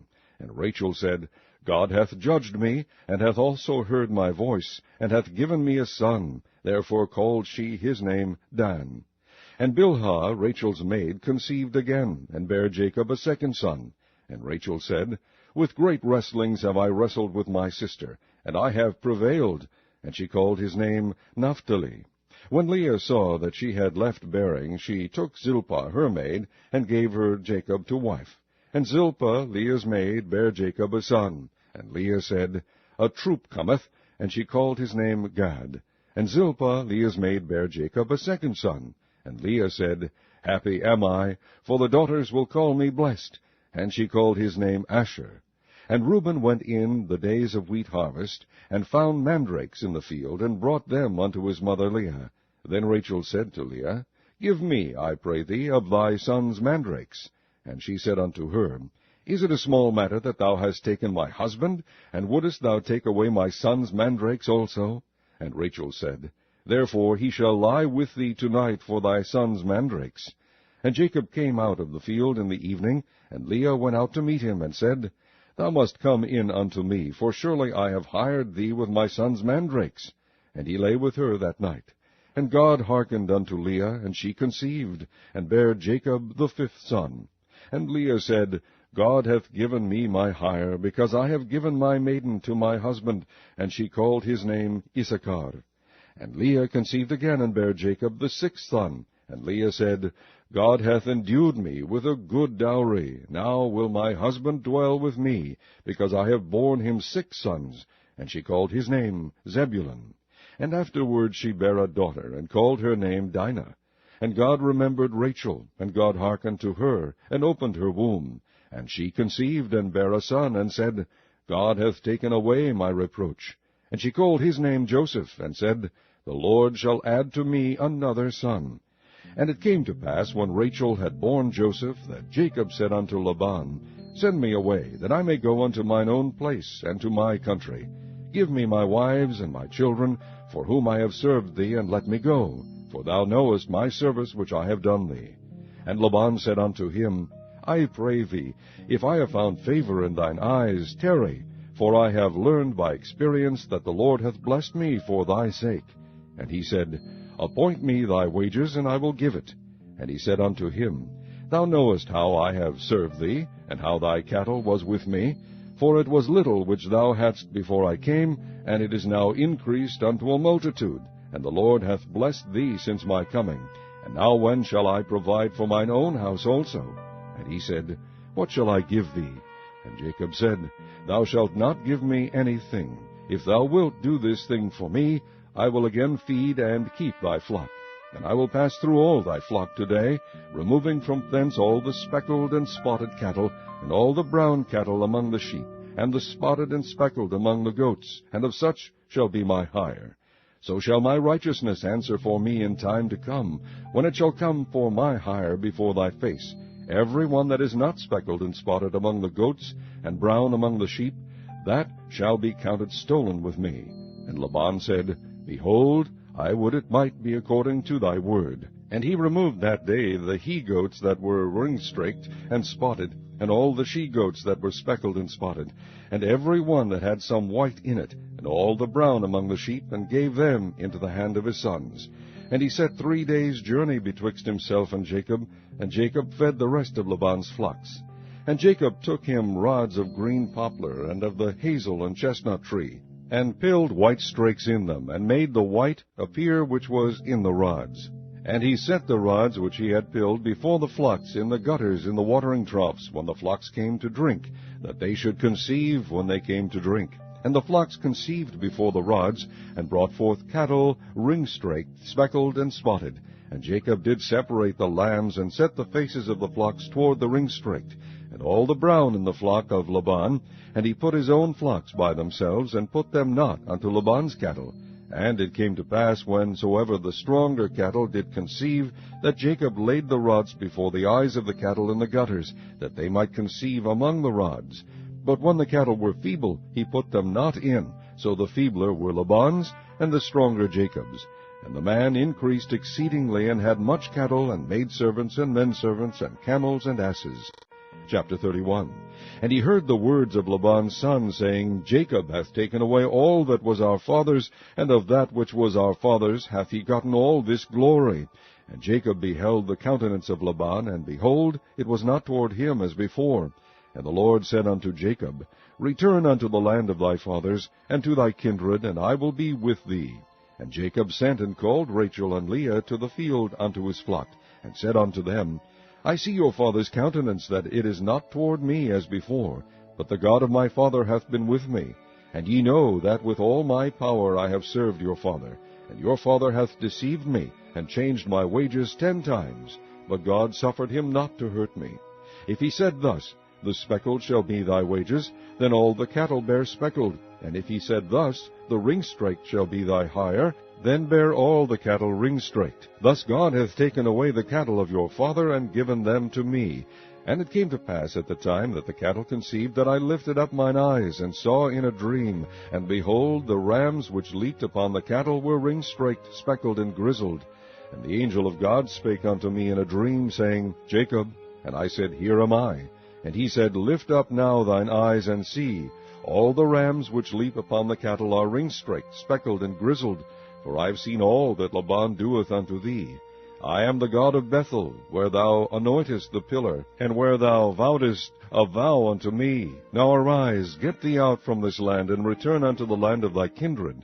And Rachel and Leah answered and said unto him, Is there yet any portion or inheritance for us in our father's house? Are we not counted of him strangers? For he hath sold us, and hath quite devoured also our money. For all the riches which God hath taken from our father, that is ours, and our children. Now then, whatsoever God hath said unto thee, do. Then Jacob rose up, and set his sons and his wives upon camels.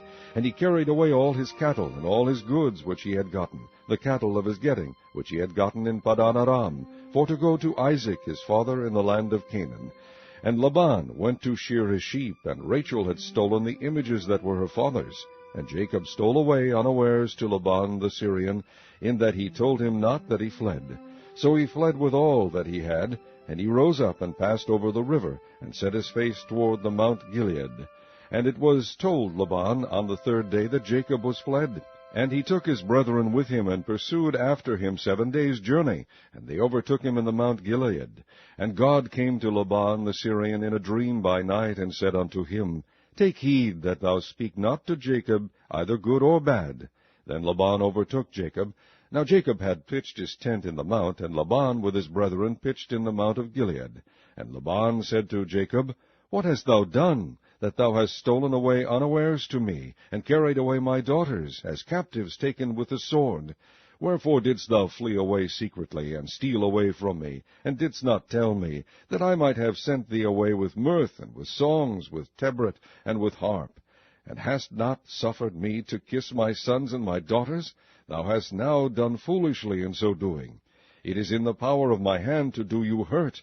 But the God of your father spake unto me yesternight, saying, Take thou heed that thou speak not to Jacob either good or bad.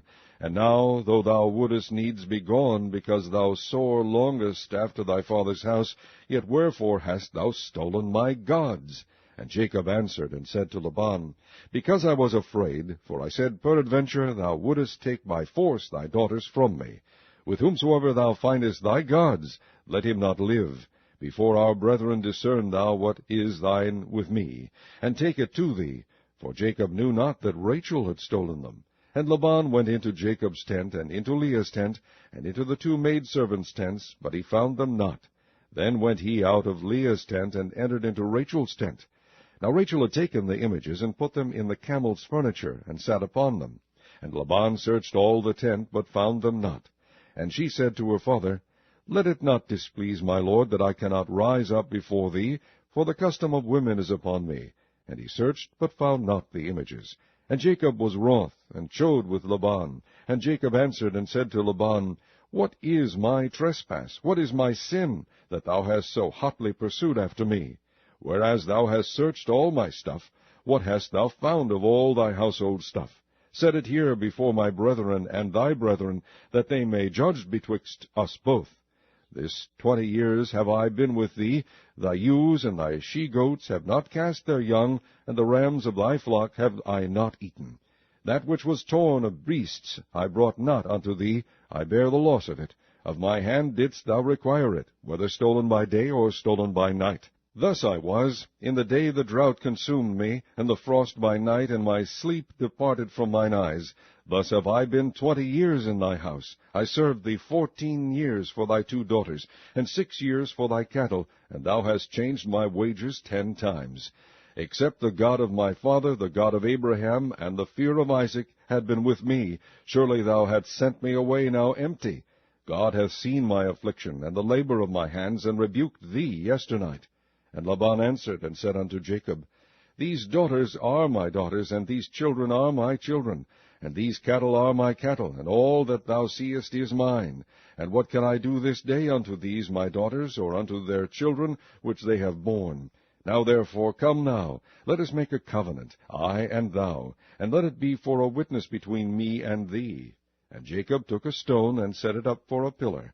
And Jacob said unto his brethren, Gather stones. And they took stones, and made an heap. And they did eat there upon the heap. And Laban called it Jegar-sahadutha, but Jacob called it Gilead.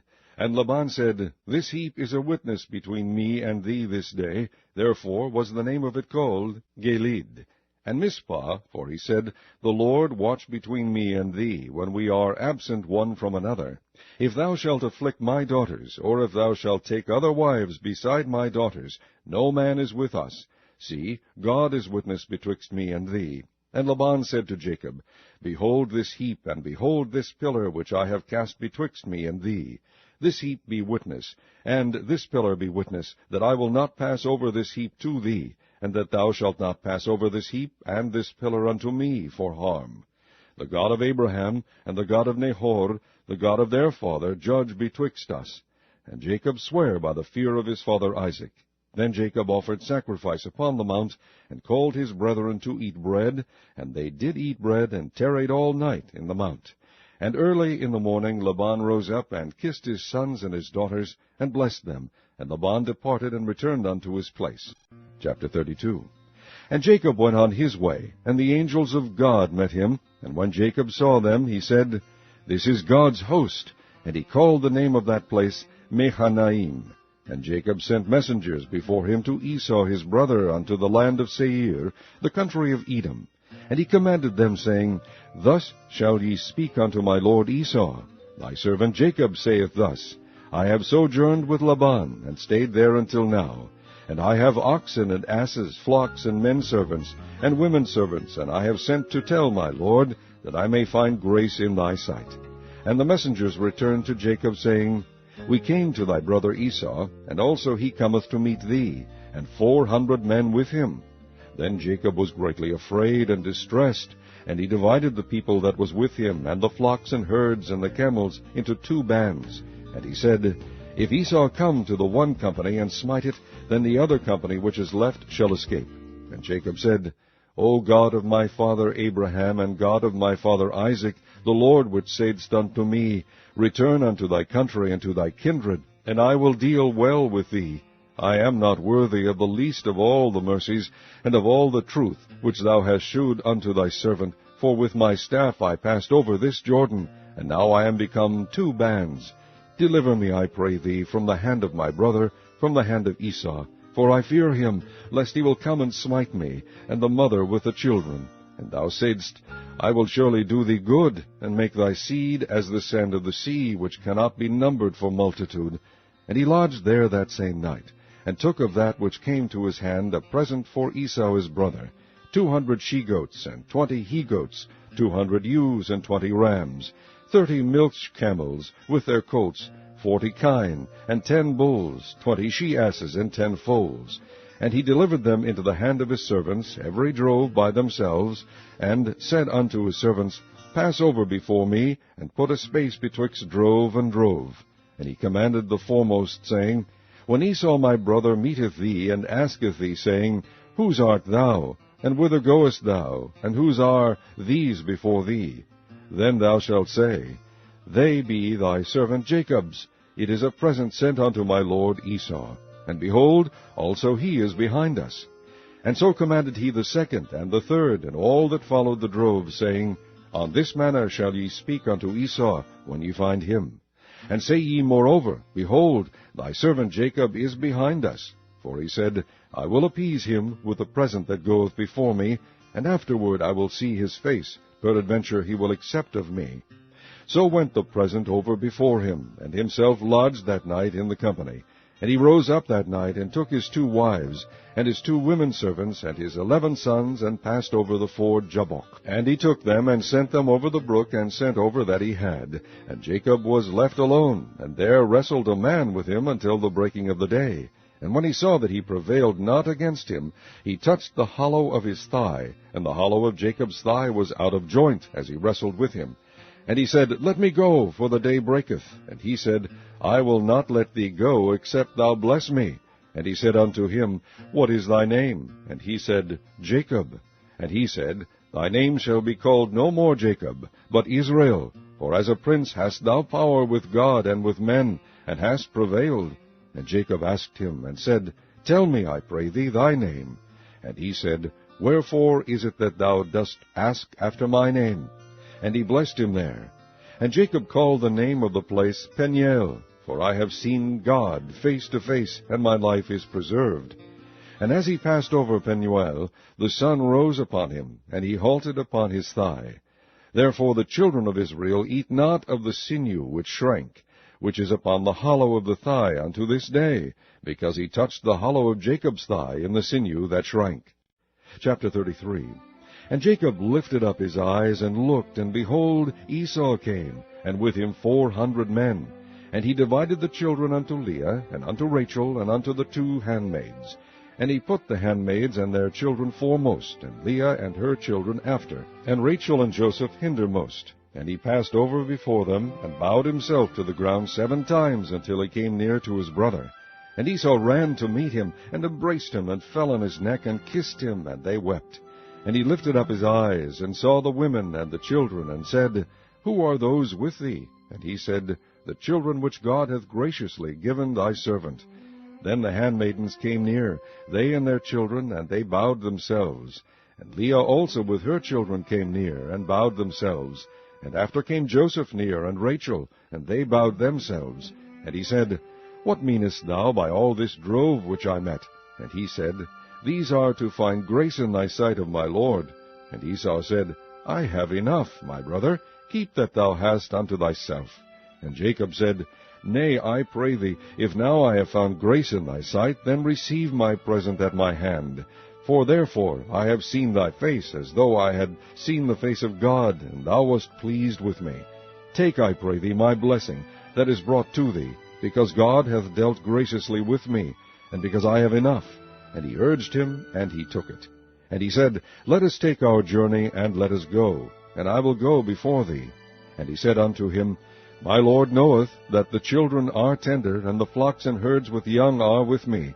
And if men should overdrive them one day, all the flock will die. Let my Lord, I pray thee, pass over before his servant, and I will lead on softly, according as the cattle that goeth before me, and the children be able to endure, until I come unto my Lord, unto Seir. And Esau said, Let me now leave with thee some of the folk that are with me. And he said, What needeth it? Let me find grace in the sight of my Lord. So Esau returned that day on his way unto Seir. And Jacob journeyed to Succoth, and built him an house, and made booths for his cattle. Therefore the name of the place is called Succoth. And Jacob came to Shalem, a city of Shechem, which is in the land of Canaan, when he came from Padan Aram, and pitched his tent before the city. And he bought a parcel of field where he had spread his tent at the hand of the children of Hamor, Shechem's father, for 100 pieces of money. And he erected there an altar, and called it El Elohi Israel. Chapter 34. And Dinah the daughter of Leah, which she bare unto Jacob, went out to see the daughters of the land. And when Shechem the son of Hamor the Hivite, prince of the country, saw her, he took her, and lay with her, and defiled her. And his soul clave unto Dinah the daughter of Jacob, and he loved the damsel, and spake kindly unto the damsel. And Shechem spake unto his father Hamor, saying, Get me this damsel to wife. And Jacob heard that he had defiled Dinah his daughter. Now his sons were with his cattle in the field, and Jacob held his peace until they were come. And Hamor the father of Shechem went out unto Jacob to commune with him. And the sons of Jacob came out of the field when they heard it, and the men were grieved, and they were very wroth, because he had wrought folly in Israel in lying with Jacob's daughter, which thing ought not to be done. And Hamor communed with them, saying, The soul of my son Shechem longeth for your daughter. I pray you give her him to wife. and make ye marriages with us, and give your daughters unto us, and take our daughters unto you, and ye shall dwell with us, and the land shall be before you. Dwell, and trade ye therein, and get you possessions therein. And Shechem said unto her father, and unto her brethren, Let me find grace in your eyes, and what ye shall say unto me I will give. Ask me never so much dowry and gift, and I will give according as ye shall say unto me. But give me the damsel to wife. And the sons of Jacob answered Shechem and Hamor his father deceitfully, and said, Because he had defiled Dinah their sister. And they said unto them, We cannot do this thing, to give our sister to one that is uncircumcised, for that were a reproach unto us.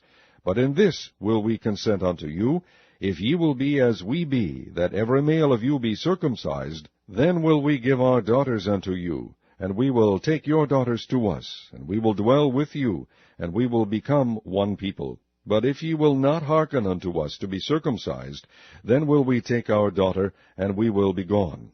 And their words pleased Hamor and Shechem Hamor's son, and the young man deferred not to do the thing, because he had delight in Jacob's daughter, and he was more honorable than all the house of his father. And Hamor and Shechem his son came unto the gate of their city, and communed with the men of their city, saying, These men are peaceable with us, therefore let them dwell in the land, and trade therein for the land. Behold, it is large enough for them. Let us take their daughters to us for wives, and let us give them our daughters. Only herein will the men consent unto us for to dwell with us, to be one people, if every male among us be circumcised, as they are circumcised. Shall not their cattle and their substance and every beast of theirs be ours? Only let us consent unto them, and they will dwell with us. And unto Hamor and unto Shechem his son hearkened all that went out of the gate of his city, and every male were circumcised, all that went out of the gate of his city. And it came to pass on the third day, when they were sore, that two of the sons of Jacob, Simeon and Levi, Dinah's brethren, took each man his sword, and came upon the city boldly, and slew all the males. And they slew Hamor and Shechem his son with the edge of the sword, and took Dinah out of Shechem's house, and went out. The sons of Jacob came upon the slain, and spoiled the city, because they had defiled their sister. They took their sheep, and their oxen, and their asses, and that which was in the city, and that which was in the field, and all their wealth, and all their little ones, and their wives took they captive, and spoiled even all that was in the house. And Jacob said to Simeon and Levi, Ye have troubled me to make me to stink among the inhabitants of the land, among the Canaanites and the Perizzites. And I, being few in number, they shall gather themselves together against me, and slay me, and I shall be destroyed, I and my house. And they said, Should he deal with our sister as with an harlot? Chapter 35. And God said unto Jacob, Arise, go up to Bethel, and dwell there, and make there an altar unto God, that appeared unto thee when thou fleddest from the face of Esau thy brother. Then Jacob said unto his household, and to all that were with him, Put away the strange gods that are among you, and be clean, and change your garments, and let us arise and go up to Bethel, and I will make there an altar unto God, who answered me in the day of my distress, and was with me in the way which I went. And they gave unto Jacob all the strange gods which were in their hand, and all their earrings which were in their ears, and Jacob hid them under the oak which was by Shechem. And they journeyed, and the terror of God was upon the cities that were round about them, and they did not pursue after the sons of Jacob. So Jacob came to Luz, which is in the land of Canaan, that is, Bethel, he and all the people that were with him. And he built there an altar, and called the place El Bethel, because there God appeared unto him when he fled from the face of his brother. But Deborah, Rebekah's nurse, died, and she was buried beneath Bethel under an oak, and the name of it was called Alon Bekuth. And God appeared unto Jacob again, when he came out of Padan Aram, and blessed him. And God said unto him, Thy name is Jacob. Thy name shall not be called any more Jacob, but Israel shall be thy name. And he called his name Israel. And God said unto him, I am God Almighty. Be fruitful, and multiply. A nation and a company of nations shall be of thee, and kings shall come out of thy loins. And the land which I gave Abraham and Isaac, to thee I will give it, and to thy seed after thee will I give the land. And God went up from him in the place where he talked with him. And Jacob set up a pillar in the place where he talked with him, even a pillar of stone. And he poured a drink offering thereon, and he poured oil thereon. And Jacob called the name of the place where God spake with him Bethel. And they journeyed from Bethel, and there was but a little way to come to Ephrath. And Rachel travailed, and she had hard labor. And it came to pass, when she was in hard labor, that the midwife said unto her, Fear not, thou shalt have this son also. And it came to pass, as her soul was in departing, for she died, that she called his name Benoni, but his father called him Benjamin. And Rachel died, and was buried in the way of Ephrath, which is Bethlehem. And Jacob set a pillar upon her grave, that is the pillar of Rachel's grave unto this day. And Israel journeyed, and spread his tent beyond the tower of Adar. And it came to pass, when Israel dwelt in that land, that Reuben went and lay with Bilhah his father's concubine. And Israel heard it. Now the sons of Jacob were 12. The sons of Leah, Reuben, Jacob's firstborn, and Simeon, and Levi, and Judah, and Issachar, and Zebulun. The sons of Rachel, Joseph, and Benjamin. And the sons of Bilhah, Rachel's handmaid, Dan, and Naphtali. And the sons of Zilpah, Leah's handmaid, Gad, and Asher. These are the sons of Jacob, which were born to him in Padan Aram. And Jacob came unto Isaac his father, unto Mamre, unto the city of Arba, which is Hebron, where Abraham and Isaac sojourned. And the days of Isaac were 180 years. And Isaac gave up the ghost, and died, and was gathered unto his people, being old and full of days. And his sons Esau and Jacob buried him. Chapter 36. Now these are the generations of Esau, who is Edom. Esau took his wives of the daughters of Canaan, Adah, the daughter of Elon the Hittite, and Oholibamah, the daughter of Anah, the daughter of Zibeon the Hivite, and Bashemoth, Ishmael's daughter, sister of Nebajoth. And Adah bare to Esau Eliphaz, and Bashemoth bare Reuel. And Oholibamah bare Jeush, and Jealam, and Korah. These are the sons of Esau, which were born unto him in the land of Canaan. And Esau took his wives, and his sons, and his daughters, and all the persons of his house, and his cattle, and all his beasts, and all his substance, which he had got in the land of Canaan, and went into the country from the face of his brother Jacob. For their riches were more than that they might dwell together, and the land wherein they were strangers could not bear them because of their cattle. Thus dwelt Esau in Mount Seir. Esau is Edom. And these are the generations of Esau, the father of the Edomites, in Mount Seir. These are the names of Esau's sons: Eliphaz the son of Adah, the wife of Esau; Reuel the son of Bashemoth, the wife of Esau. And the sons of Eliphaz were Teman, Omar, Zepho, and Gatam, and Kenaz. And Timnah was concubine to Eliphaz, Esau's son, and she bare to Eliphaz Amalek. These were the sons of Adah, Esau's wife. And these are the sons of Reuel: Nahath, and Zerah, Shammah, and Misa. These are the sons of Bashemoth, Esau's wife. And these were the sons of Oholibamah, the daughter of Anah, the daughter of Zibeon, Esau's wife. And she bare to Esau Jeush, and Jealam, and Korah. These were dukes of the sons of Esau, the sons of Eliphaz, the firstborn son of Esau: Duke Teman, Duke Omar, Duke Zepho, Duke Kenaz, Duke Korah, Duke Gatam, and Duke Amalek. These are the dukes that came of Eliphaz in the land of Edom. These were the sons of Adah. And these are the sons of Reuel, Esau's son: Duke Nahath, Duke Zerah, Duke Shammah, Duke Misa. These are the dukes that came of Reuel in the land of Edom. These are the sons of Bashemoth, Esau's wife. And these are the sons of Oholibamah, Esau's wife: Duke Jeush, Duke Jealam, Duke Korah. These were the dukes that came of Oholibamah, the daughter of Anah, Esau's wife. These are the sons of Esau, who is Edom, and these are their dukes. These are the sons of Seir the Horite, who inhabited the land: Lotan, and Shobal, and Zibeon, and Anah. And Dishon, and Ezer, and Dishan. These are the dukes of the Horites, the children of Seir in the land of Edom. And the children of Lotan were Horai, and Hemam, and Lotan's sister was Timnah. And the children of Shobal were these: Alvan, and Manahath, and Ebal, Shepho, and Onam. And these are the children of Zibeon, both Ajah and Anah. This was that Anah that found the mules in the wilderness, as he fed the asses of Zibeon his father. And the children of Anah were these: Dishon, and Oholibamah, the daughter of Anah. And these are the children of Dishon: Hemdan, and Eshban, and Ithran, and Cheran. The children of Ezer are these: Bilhan, and Zeavan, and Akan. The children of Dishan are these: Uz, and Aran. These are the dukes that came of the Horites, Duke Lotan, Duke Shobal, Duke Zibeon, Duke Anna, Duke Dishon, Duke Ezer, Duke Dishan. These are the dukes that came of Hori, among their dukes in the land of Seir. And these are the kings that reigned in the land of Edom, before there reigned any king over the children of Israel. And Bela the son of Beor reigned in Edom, and the name of his city was Dinhabah. And Bela died, and Jobab the son of Zerah of Bozrah reigned in his stead. And Jobab died, and Husham of the land of Temani reigned in his stead. And Husham died, and Hadad the son of Bedad, who smote Midian in the field of Moab, reigned in his stead. And the name of his city was Avith. And Hadad died, and Samlah of Masrekah reigned in his stead.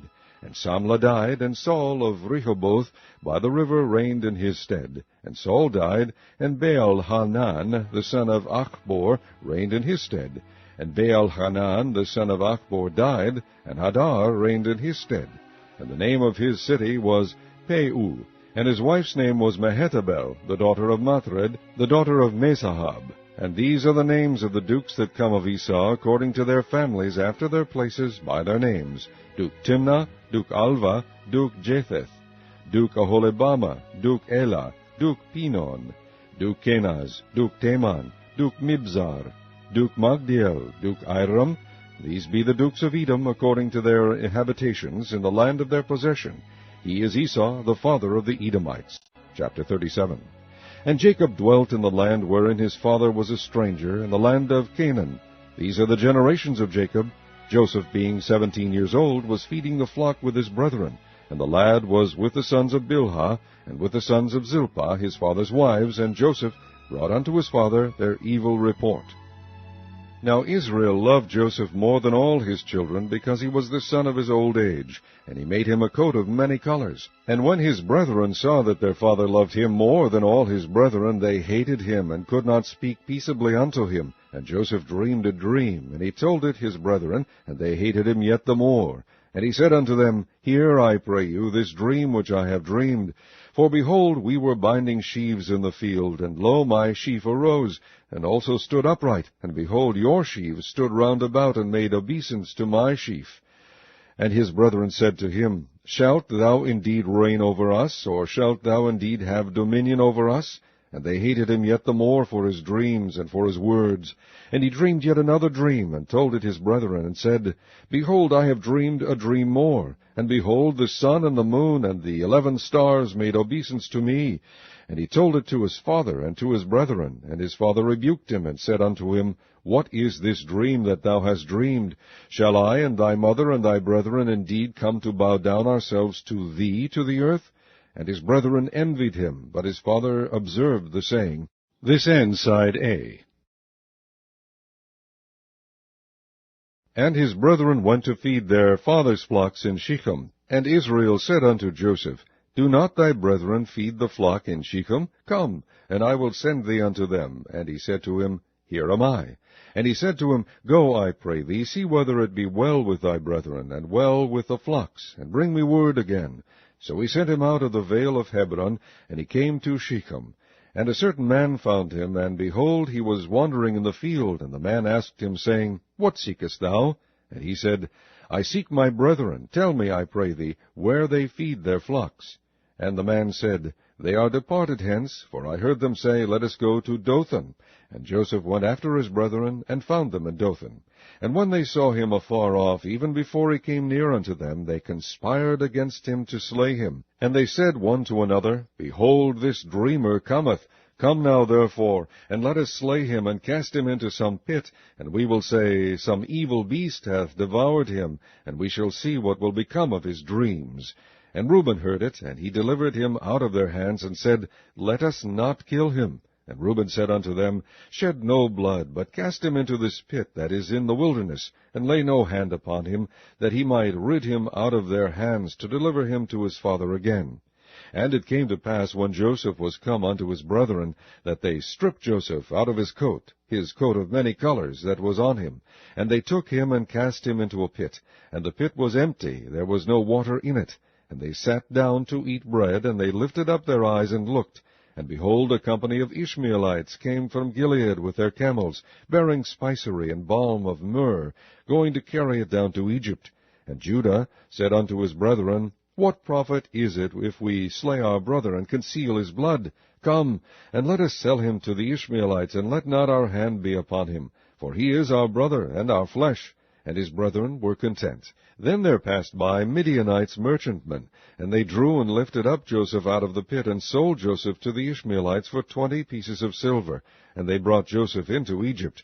And Reuben returned unto the pit, and behold, Joseph was not in the pit, and he rent his clothes. And he returned unto his brethren, and said, The child is not, and I, whither shall I go?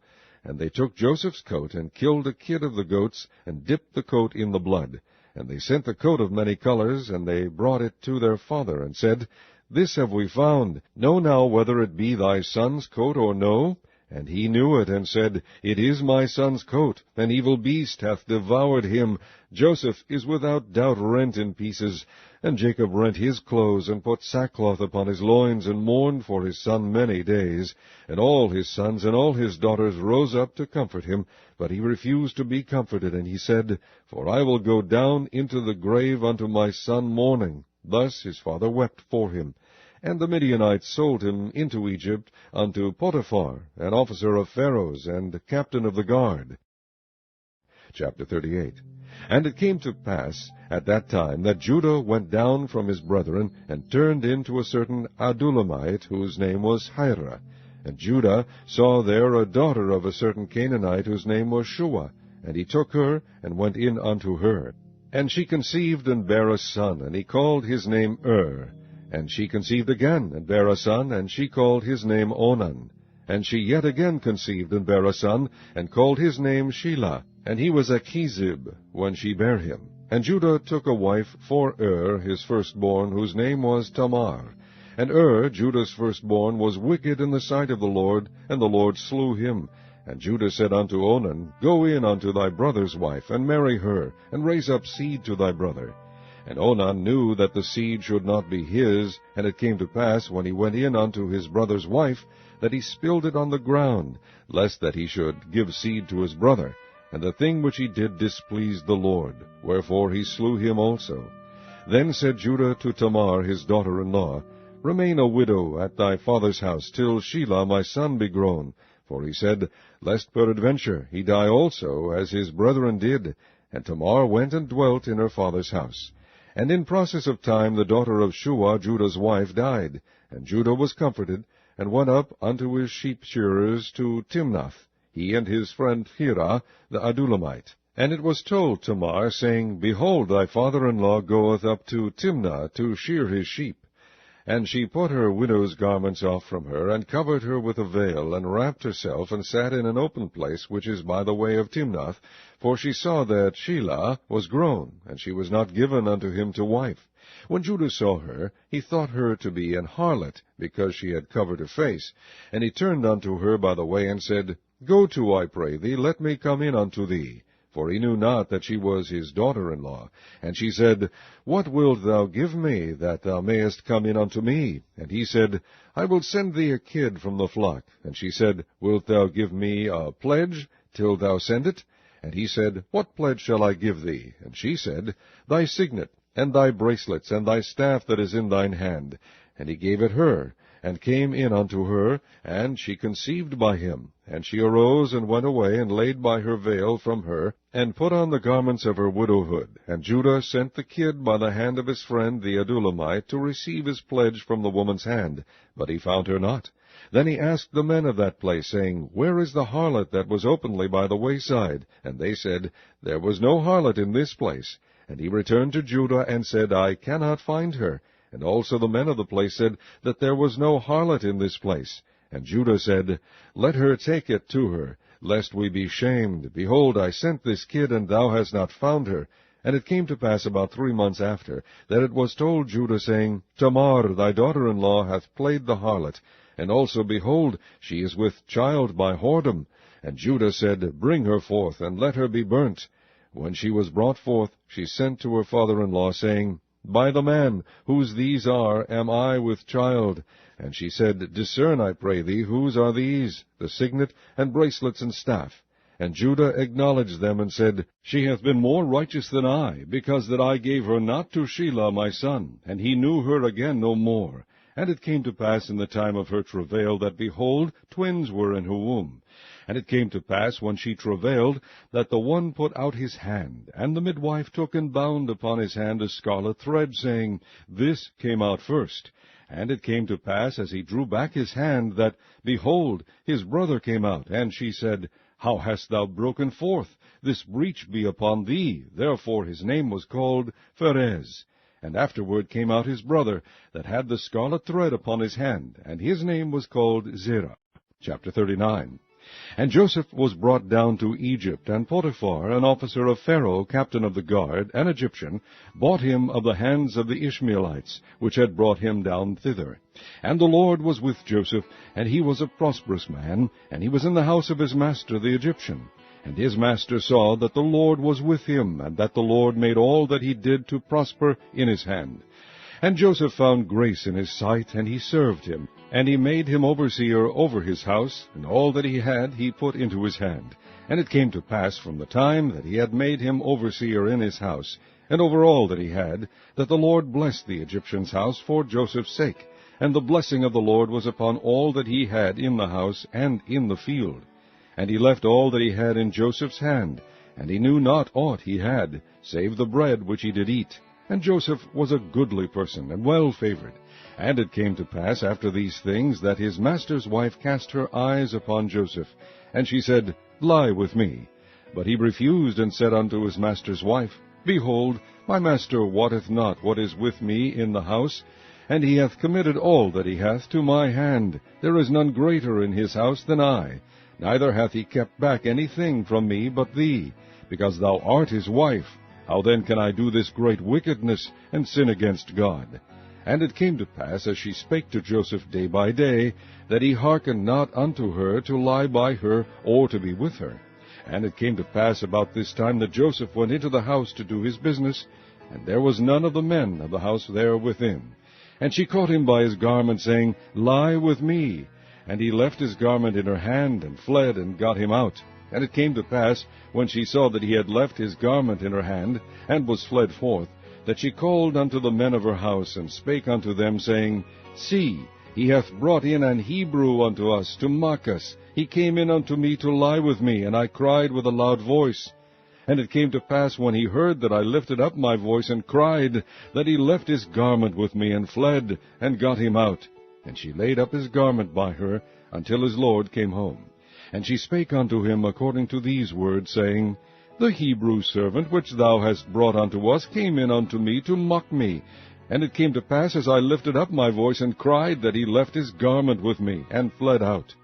And it came to pass, when his master heard the words of his wife, which she spake unto him, saying, After this manner did thy servant to me, that his wrath was kindled.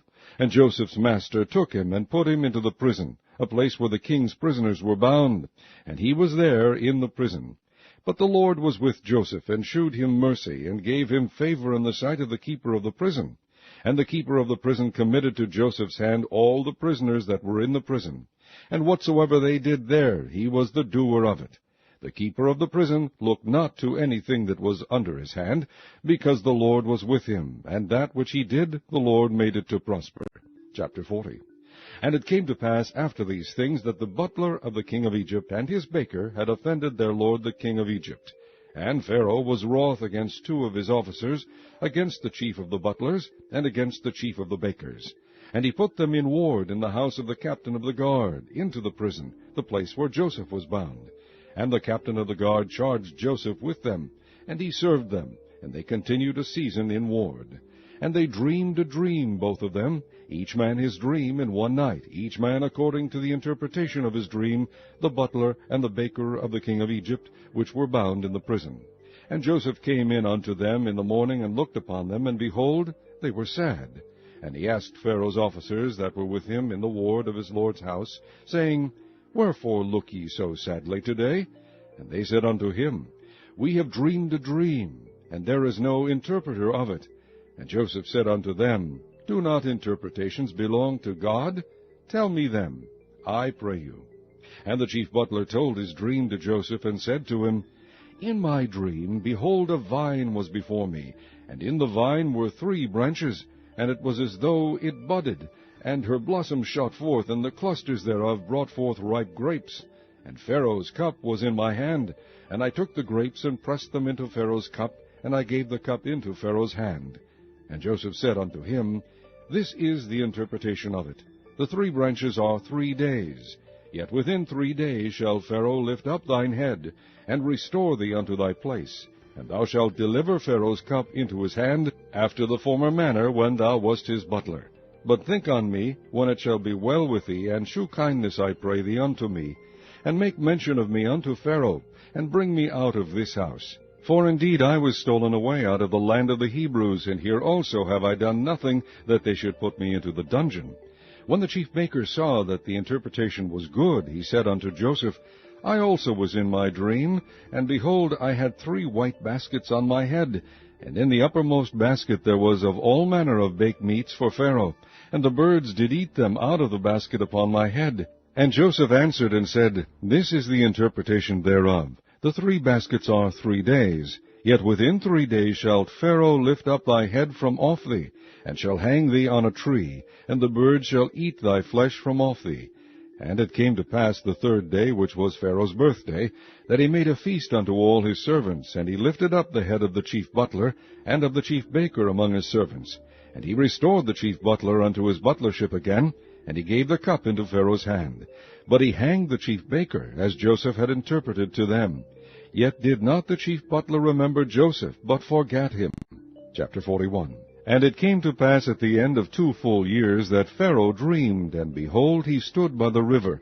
And behold, there came up out of the river 7 well-favored kine and fat-fleshed, and they fed in a meadow. And behold, 7 other kine came up after them out of the river, ill-favored and lean-fleshed, and stood by the other kine upon the brink of the river.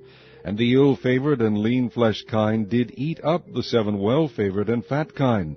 So Pharaoh awoke. And he slept and dreamed the 2nd time. And behold, 7 ears of corn came up upon one stalk, rank and good. And behold, 7 thin ears, and blasted with the east wind, sprung up after them. And the 7 thin ears devoured the 7 rank and full ears. And Pharaoh awoke, and behold, it was a dream. And it came to pass in the morning that his spirit was troubled, and he sent and called for all the magicians of Egypt, and all the wise men thereof. And Pharaoh told them his dream. But there was none that could interpret them unto Pharaoh. Then spake the chief butler unto Pharaoh, saying, I do remember my faults this day. Pharaoh was wroth with his servants, and put me in ward in the captain of the guard's house, both me and the chief baker. And we dreamed a dream in one night, I and he. We dreamed each man according to the interpretation of his dream. And there was there with us a young man, an Hebrew, servant to the captain of the guard.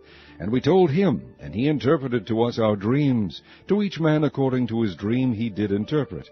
And it came to pass, as he interpreted to us, so it was. Me he restored unto mine office, and him he hanged.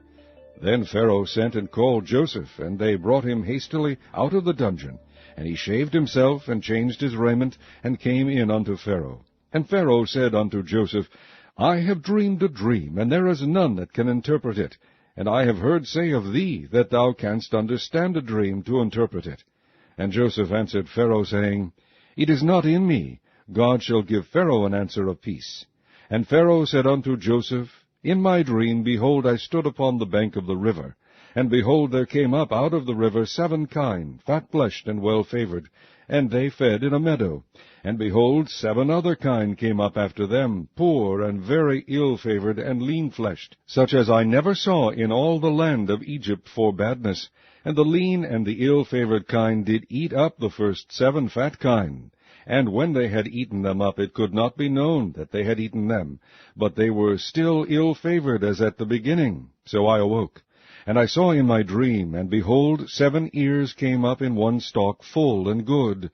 And behold, 7 ears withered, thin, and blasted with the east wind, sprung up after them. And the thin ears devoured the 7 good ears. And I told this unto the magicians, but there was none that could declare it to me. And Joseph said unto Pharaoh, The dream of Pharaoh is one. God hath shewed Pharaoh what he is about to do. The 7 good kine are 7 years, and the 7 good ears are 7 years. The dream is one. And the 7 thin and ill-favored kine that came up after them are 7 years, and the 7 empty ears blasted with the east wind shall be 7 years of famine. This is the thing which I have spoken unto Pharaoh. What God is about to do he sheweth unto Pharaoh. Behold, there come 7 years of great plenty throughout all the land of Egypt. And there shall arise after them 7 years of famine, and all the plenty shall be forgotten in the land of Egypt, and the famine shall consume the land, and the plenty shall not be known in the land by reason of that famine following, for it shall be very grievous. And for that the dream was doubled unto Pharaoh twice. It is because the thing is established by God, and God will shortly bring it to pass.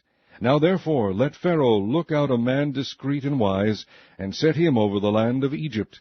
Let Pharaoh do this, and let him appoint officers over the land, and take up the 5th part of the land of Egypt in the 7 plenteous years. And let them gather all the food of those good years that come, and lay up corn under the hand of Pharaoh, and let them keep food in the cities. And that food shall be for store to the land against the 7 years of famine, which shall be in the land of Egypt, that the land perish not through the famine. And the thing was good in the eyes of Pharaoh, and in the eyes of all his servants. And Pharaoh said unto his servants, Can we find such a one as this is, a man in whom the Spirit of God is? And Pharaoh said unto Joseph, Forasmuch as God hath shewed thee all this, there is none so discreet and wise as thou art. Thou shalt be over my house, and according unto thy word shall all my people be ruled. Only in the throne will I be greater than thou. And Pharaoh said unto Joseph, See, I have set thee over all the land of Egypt. And Pharaoh took off his ring from his hand, and put it upon Joseph's hand, and arrayed him in vestures of fine linen, and put a gold chain about his neck. And he made him to ride in the 2nd chariot which he had, and they cried before him, Bow the knee. And he made him ruler over all the land of Egypt. And Pharaoh said unto Joseph, I am Pharaoh, and without thee shall no man lift up his hand or foot in all the land of Egypt. And Pharaoh called Joseph's name Zaphnath-Paaneah, and he gave him to wife Asenath, the daughter of Potipherah, priest of On. And Joseph went out over all the land of Egypt. And Joseph was 30 years old when he stood before Pharaoh, king of Egypt. And Joseph went out from the presence of Pharaoh, and went throughout all the land of Egypt. And in the 7 plenteous years the earth brought forth by handfuls. And he gathered up all the food of the 7 years which were in the land of Egypt, and laid up the food in the cities. The food of the field, which was round about every city, laid he up in the same. And Joseph gathered corn, as the sand of the sea, very much, until he left numbering, for it was without number. And unto Joseph were born 2 sons before the years of famine came, which Asenath, the daughter of Potipherah, priest of On, bare unto him. And Joseph called the name of the firstborn Manasseh, for God said, He hath made me forget all my toil and all my father's house. And the name of the second called he Ephraim, for God hath caused me to be fruitful in the land of my affliction. And the 7 years of plenteousness that was in the land of Egypt were ended, and the 7 years of dearth began to come, according as Joseph had said. And the dearth was in all lands, but in all the land of Egypt there was bread. And when all the land of Egypt was famished, the people cried to Pharaoh for bread. And Pharaoh said unto all the Egyptians, Go unto Joseph, what he saith to you, do. And the famine was over all the face of the earth.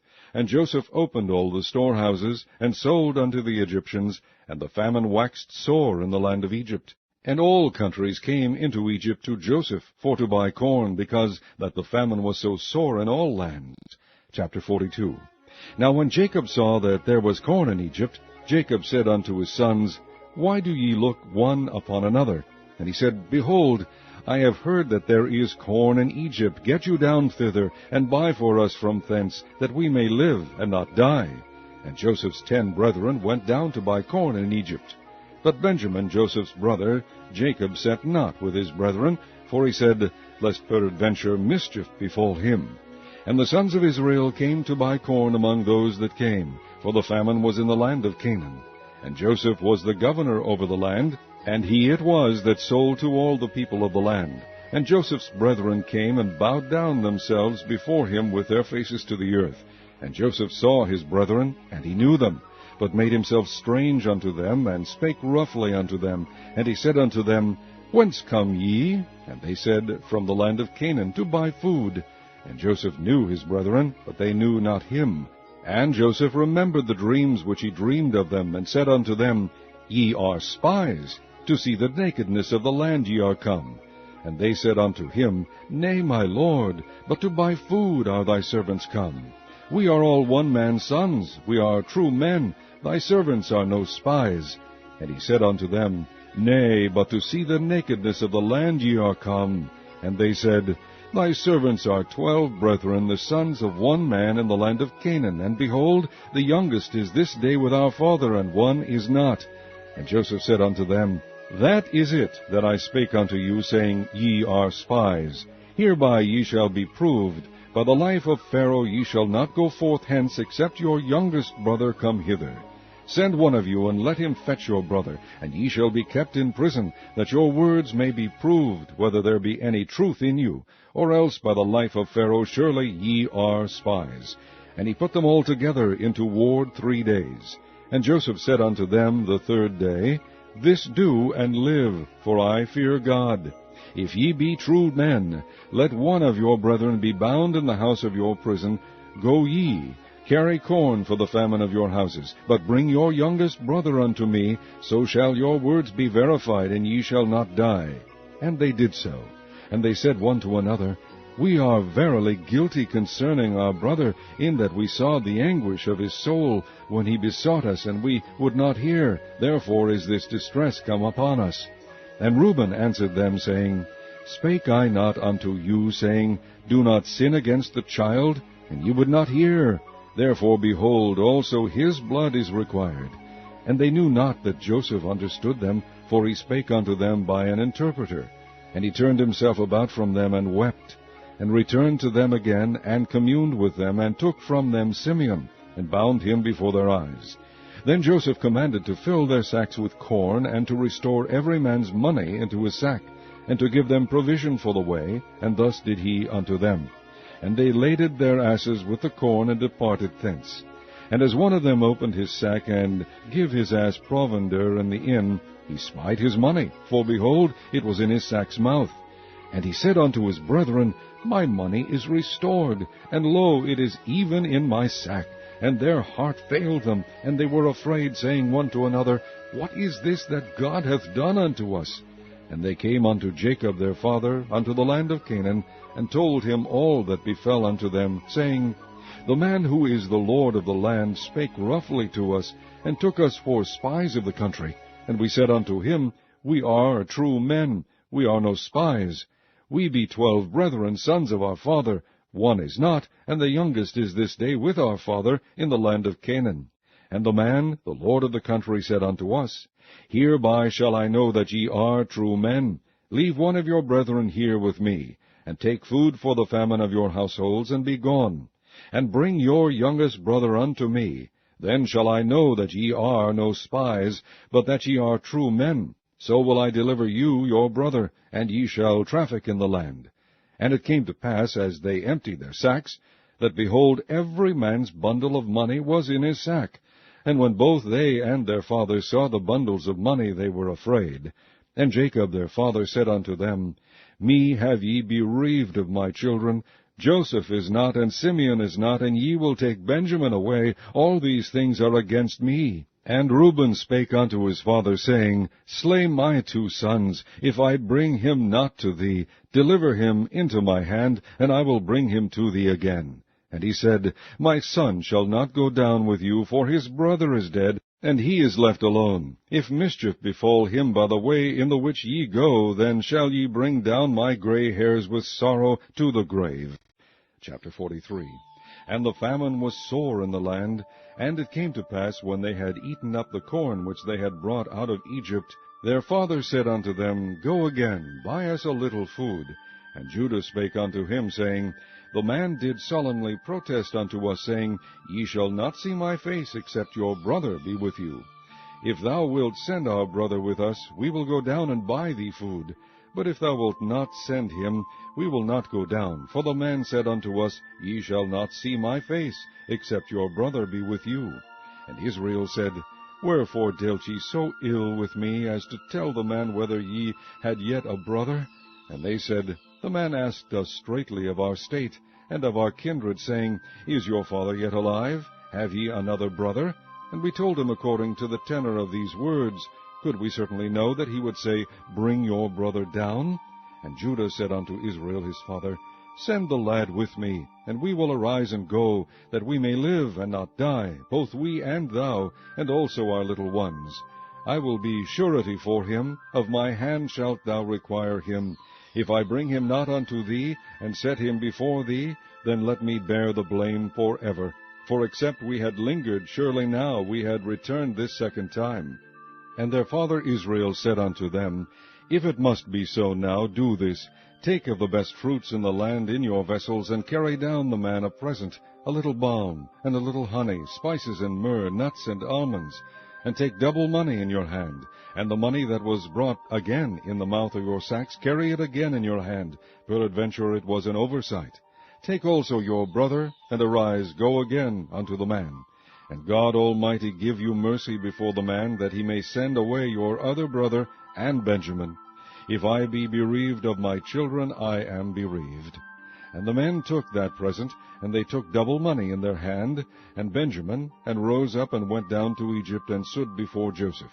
And when Joseph saw Benjamin with them, he said to the ruler of his house, Bring these men home, and slay and make ready, for these men shall dine with me at noon. And the man did as Joseph bade, and the man brought the men into Joseph's house. And the men were afraid, because they were brought into Joseph's house, and they said, Because of the money that was returned in our sacks at the first time are we brought in, that he may seek occasion against us, and fall upon us, and take us for bondmen and our asses. And they came near to the steward of Joseph's house, and they communed with him at the door of the house, and said, O sir, we came indeed down at the first time to buy food. And it came to pass, when we came to the inn, that we opened our sacks, and behold, every man's money was in the mouth of his sack, our money in full weight, and we have brought it again in our hand. And other money have we brought down in our hands to buy food. We cannot tell who put our money in our sacks. And he said, Peace be to you, fear not. Your God, and the God of your father, hath given you treasure in your sacks. I had your money. And he brought Simeon out unto them. And the man brought the men into Joseph's house, and gave them water. And they washed their feet, and he gave their asses provender. And they made ready the present against Joseph came at noon, for they heard that they should eat bread there. And when Joseph came home, they brought him the present which was in their hand into the house, and bowed themselves to him to the earth. And he asked them of their welfare, and said, Is your father well, the old man of whom ye spake? Is he yet alive? And they answered, Thy servant our father is in good health, he is yet alive. And they bowed down their heads and made obeisance. And he lifted up his eyes and saw his brother Benjamin, his mother's son, and said, Is this your younger brother, of whom ye spake unto me? And he said, God be gracious unto thee, my son. And Joseph made haste, for his bowels did yearn upon his brother, and he sought where to weep, and he entered into his chamber and wept there. And he washed his face, and went out, and refrained himself, and said, Set on bread.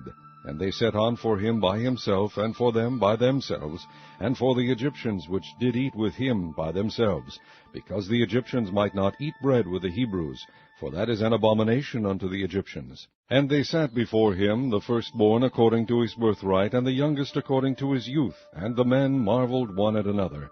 And he took and sent messes unto them from before him. But Benjamin's mess was 5 times so much as any of theirs. And they drank and were merry with him.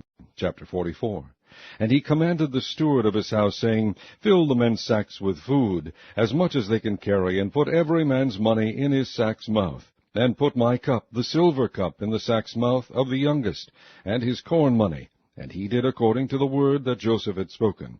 As soon as the morning was light, the men were sent away, they and their asses.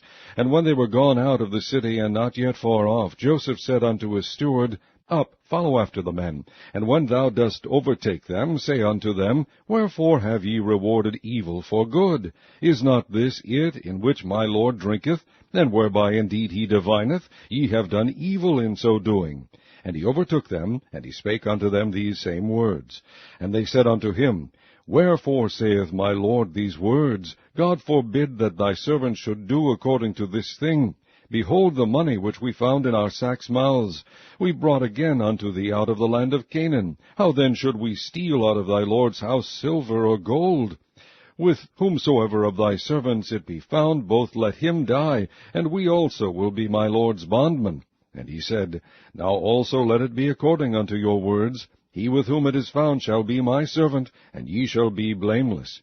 Then they speedily took down every man his sack to the ground, and opened every man his sack. And he searched, and began at the eldest, and left at the youngest, and the cup was found in Benjamin's sack. Then they rent their clothes, and laded every man his ass, and returned to the city. And Judah and his brethren came to Joseph's house, for he was yet there, and they fell before him on the ground. And Joseph said unto them, What deed is this that ye have done? Wot ye not that such a man as I can certainly divine? And Judah said, What shall we say unto my Lord? What shall we speak? Or how shall we clear ourselves? God hath found out the iniquity of thy servants. Behold, we are my Lord's servants, both we, and he also with whom the cup is found. And he said, God forbid that I should do so. But the man in whose hand the cup is found, he shall be my servant. And as for you, get you up in peace unto your father. Then Judah came near unto him, and said, O my Lord, let thy servant, I pray thee, speak a word in my Lord's ears, and let not thine anger burn against thy servant, for thou art even as Pharaoh. My Lord asked his servant, saying, Have ye a father, or a brother? And we said unto my Lord, We have a father, an old man, and a child of his old age, a little one, and his brother is dead, and he alone is left of his mother, and his father loveth him. And thou saidst unto thy servants, Bring him down unto me, that I may set mine eyes upon him. And we said unto my Lord, The lad cannot leave his father, for if he should leave his father would die. And thou saidst unto thy servants, Except your youngest brother come down with you, ye shall see my face no more. And it came to pass, when we came up unto thy servant my father, we told him the words of my Lord. And our father said, Go again, and buy us a little food. And we said, We cannot go down. If our youngest brother be with us, then will we go down, for we may not see the man's face, except our youngest brother be with us. And thy servant my father said unto us, Ye know that my wife bare me 2 sons, and the one went out from me, and I said, Surely he is torn in pieces, and I saw him not since. And if ye take this also from me, and mischief befall him, ye shall bring down my gray hairs with sorrow to the grave. Now therefore, when I come to thy servant my father, and the lad be not with us, seeing that his life is bound up in the lad's life, it shall come to pass, when he seeth that the lad is not with us, that he will die, and thy servant shall bring down the gray hairs of thy servant our father with sorrow to the grave. For thy servant became surety for the lad unto my father, saying, If I bring him not unto thee, then I shall bear the blame to my father forever. Now therefore, I pray thee, let thy servant abide instead of the lad a bondman to my lord, and let the lad go up with his brethren. For how shall I go up to my father, and the lad be not with me, lest peradventure I see the evil that shall come on my father? Chapter 45. Then Joseph could not refrain himself before all them that stood by him, and he cried, Cause every man to go out from me. And there stood no man with him, while Joseph made himself known unto his brethren. And he wept aloud, and the Egyptians and the house of Pharaoh heard. And Joseph said unto his brethren, I am Joseph. Doth my father yet live? And his brethren could not answer him, for they were troubled at his presence. And Joseph said unto his brethren, Come near to me, I pray you. And they came near. And he said, I am Joseph your brother, whom ye sold into Egypt. Now therefore be not grieved, nor angry with yourselves, that ye sold me hither, for God did send me before you to preserve life. For these 2 years hath the famine been in the land, and yet there are 5 years, in the which there shall neither be earing nor harvest.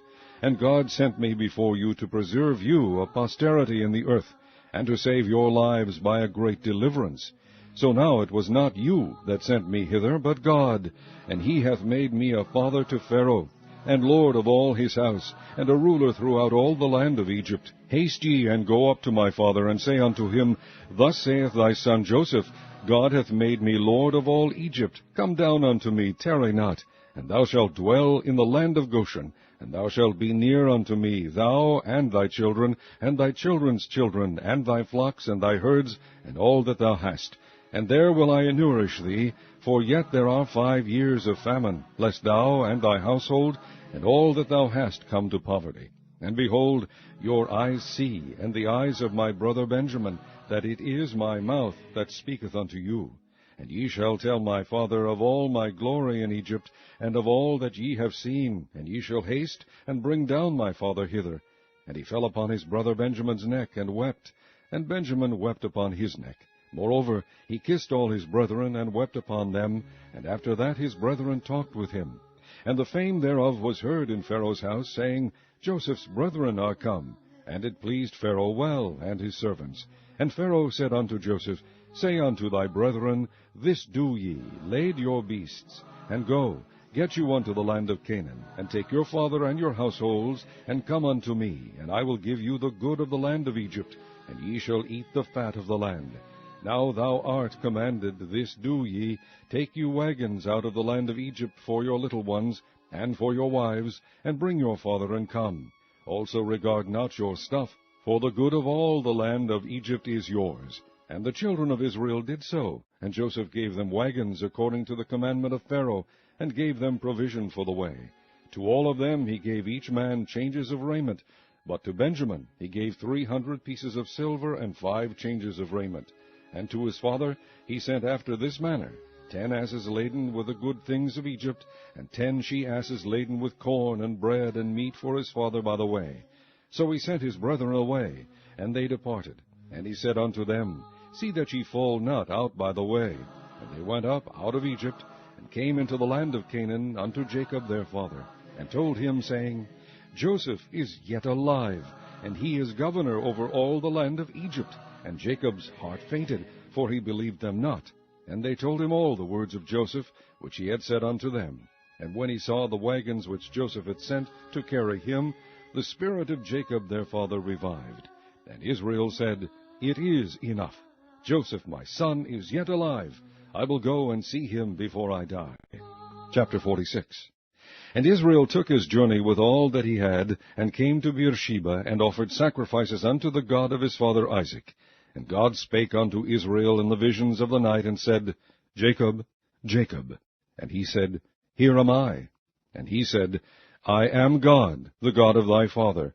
Fear not to go down into Egypt, for I will there make of thee a great nation. I will go down with thee into Egypt, and I will also surely bring thee up again. And Joseph shall put his hand upon thine eyes.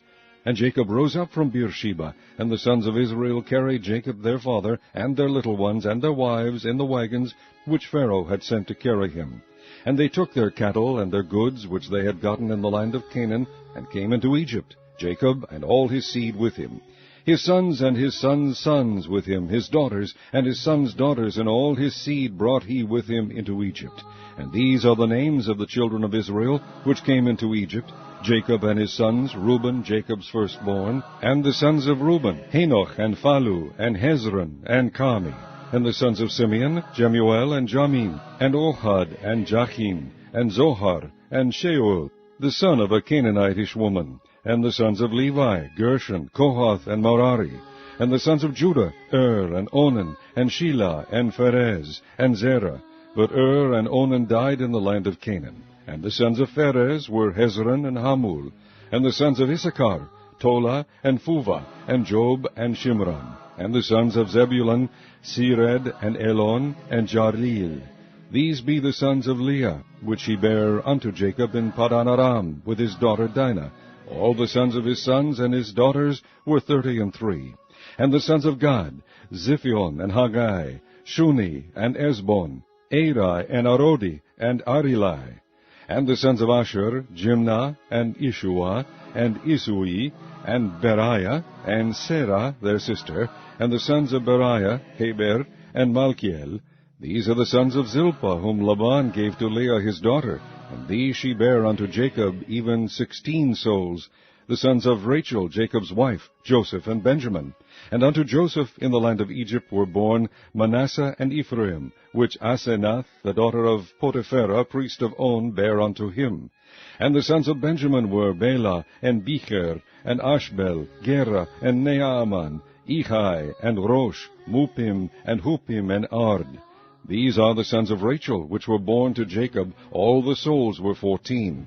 And the sons of Dan, Hushim, and the sons of Naphtali, Jazil, and Guni, and Jazer, and Shillem. These are the sons of Bilhah, which Laban gave unto Rachel his daughter, and she bare these unto Jacob. All the souls were 7. All the souls that came with Jacob into Egypt, which came out of his loins, besides Jacob's sons' wives, all the souls were 66. And the sons of Joseph, which were born him in Egypt, were 2 souls. All the souls of the house of Jacob, which came into Egypt, were 70. And he sent Judah before him unto Joseph, to direct his face unto Goshen. And they came into the land of Goshen. And Joseph made ready his chariot, and went up to meet Israel his father, to Goshen, and presented himself unto him. And he fell on his neck, and wept on his neck a good while. And Israel said unto Joseph, Now let me die, since I have seen thy face, because thou art yet alive. And Joseph said unto his brethren, and unto his father's house, I will go up, and shew Pharaoh, and say unto him, My brethren and my father's house, which were in the land of Canaan, are come unto me. And the men are shepherds, for their trade hath been to feed cattle, and they have brought their flocks, and their herds, and all that they have. And it shall come to pass, when Pharaoh shall call you, and shall say, What is your occupation?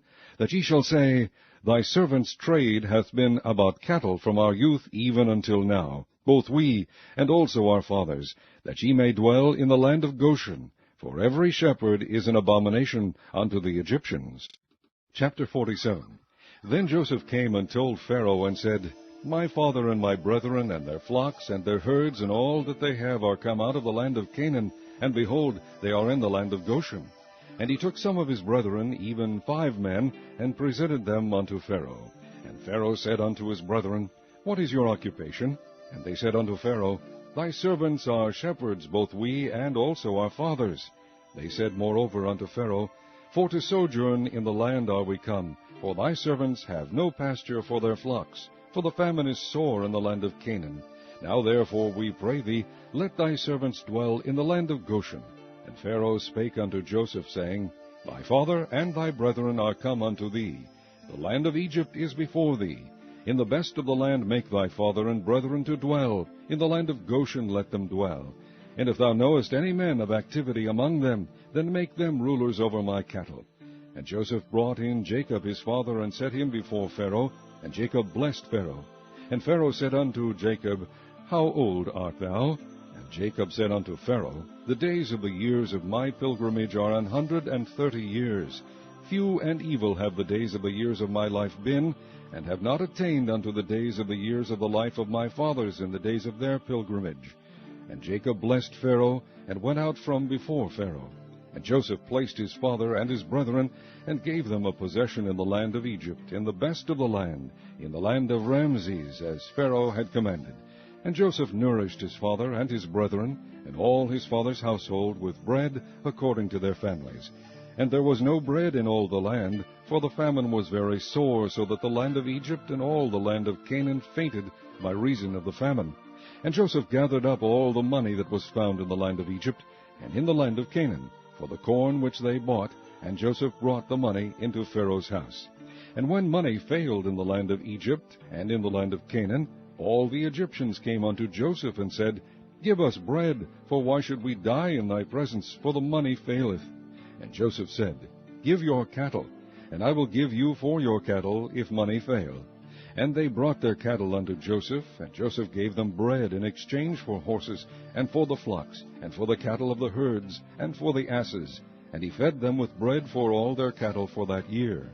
When that year was ended, they came unto him the 2nd year, and said unto him, We will not hide it from my lord, how that our money is spent. My lord also hath our herds of cattle. There is not aught left in the sight of my lord, but our bodies and our lands. Wherefore shall we die before thine eyes, both we and our land? Buy us and our land for bread, and we and our land will be servants unto Pharaoh. And give us seed, that we may live and not die, that the land be not desolate. And Joseph bought all the land of Egypt for Pharaoh, for the Egyptians sold every man his field, because the famine prevailed over them. So the land became Pharaoh's. And as for the people, he removed them to cities from one end of the borders of Egypt even to the other end thereof. Only the land of the priests bought he not, for the priests had a portion assigned them of Pharaoh, and did eat their portion which Pharaoh gave them, wherefore they sold not their lands. Then Joseph said unto the people, Behold, I have bought you this day, and your land for Pharaoh. Lo, here is seed for you, and ye shall sow the land. And it shall come to pass in the increase, that ye shall give the 5th part unto Pharaoh, and 4 parts shall be your own, for seed of the field, and for your food, and for them of your households, and for food for your little ones. And they said, Thou hast saved our lives. Let us find grace in the sight of my Lord, and we will be Pharaoh's servants. And Joseph made it a law over the land of Egypt unto this day, that Pharaoh should have the 5th part, except the land of the priests only, which became not Pharaoh's. And Israel dwelt in the land of Egypt, in the country of Goshen, and they had possessions therein, and grew and multiplied exceedingly. And Jacob lived in the land of Egypt 17 years, so the whole age of Jacob was 147 years. And the time drew nigh that Israel must die, and he called his son Joseph, and said unto him, If now I have found grace in thy sight, put, I pray thee, thy hand under my thigh, and deal kindly and truly with me. Bury me not, I pray thee, in Egypt, but I will lie with my fathers, and thou shalt carry me out of Egypt, and bury me in their burying place. And he said, I will do as thou hast said. And he said, Swear unto me. And he sware unto him. And Israel bowed himself upon the bed's head. Chapter 48.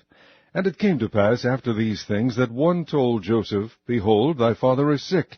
And he took with him his 2 sons, Manasseh and Ephraim. And one told Jacob, and said, Behold, thy son Joseph cometh unto thee. And Israel strengthened himself, and sat upon the bed.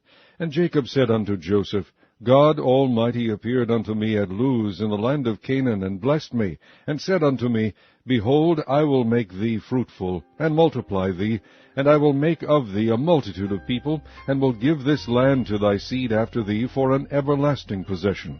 And now thy 2 sons, Ephraim and Manasseh, which were born unto thee in the land of Egypt, before I came unto thee into Egypt, are mine. As Reuben and Simeon, they shall be mine. And thy issue, which thou begettest after them, shall be thine, and shall be called after the name of their brethren in their inheritance. And as for me, when I came from Padan, Rachel died by me in the land of Canaan in the way, when yet there was but a little way to come unto Ephrath, and I buried her there in the way of Ephrath, the same is Bethlehem. And Israel beheld Joseph's sons, and said, Who are these? And Joseph said unto his father, They are my sons, whom God hath given me in this place. And he said, Bring them, I pray thee, unto me, and I will bless them. Now the eyes of Israel were dim for age, so that he could not see. And he brought them near unto him, and he kissed them, and embraced them. And Israel said unto Joseph, I had not thought to see thy face, and lo, God hath shewed me also thy seed. And Joseph brought them out from between his knees, and he bowed himself with his face to the earth. And Joseph took them both, Ephraim in his right hand toward Israel's left hand, and Manasseh in his left hand toward Israel's right hand, and brought them near unto him. And Israel stretched out his right hand, and laid it upon Ephraim's head, who was the younger, and his left hand upon Manasseh's head, guiding his hands wittingly, for Manasseh was the firstborn. And he blessed Joseph, and said, God, before whom my fathers Abraham and Isaac did walk, the God which fed me all my life long unto this day, the angel which redeemed me from all evil, bless the lads, and let my name be named on them, and the name of my fathers Abraham and Isaac, and let them grow into a multitude in the midst of the earth. And when Joseph saw that his father laid his right hand upon the head of Ephraim, it displeased him. And he held up his father's hand, to remove it from Ephraim's head unto Manasseh's head. And Joseph said unto his father, Not so, my father, for this is the firstborn. Put thy right hand upon his head. And his father refused, and said, I know it, my son, I know it. He also shall become a people, and he also shall be great. But truly his younger brother shall be greater than he, and his seed shall become a multitude of nations. And he blessed them that day, saying, In thee shall Israel bless, saying, God make thee as Ephraim and as Manasseh. And he set Ephraim before Manasseh. And Israel said unto Joseph, Behold, I die, but God shall be with you, and bring you again unto the land of your fathers. Moreover, I have given to thee one portion above thy brethren, which I took out of the hand of the Amorite with my sword and with my bow. Chapter 49. And Jacob called unto his sons, and said, Gather yourselves together, that I may tell you that which shall befall you in the last days. Gather yourselves together, and hear, ye sons of Jacob, and hearken unto Israel your father.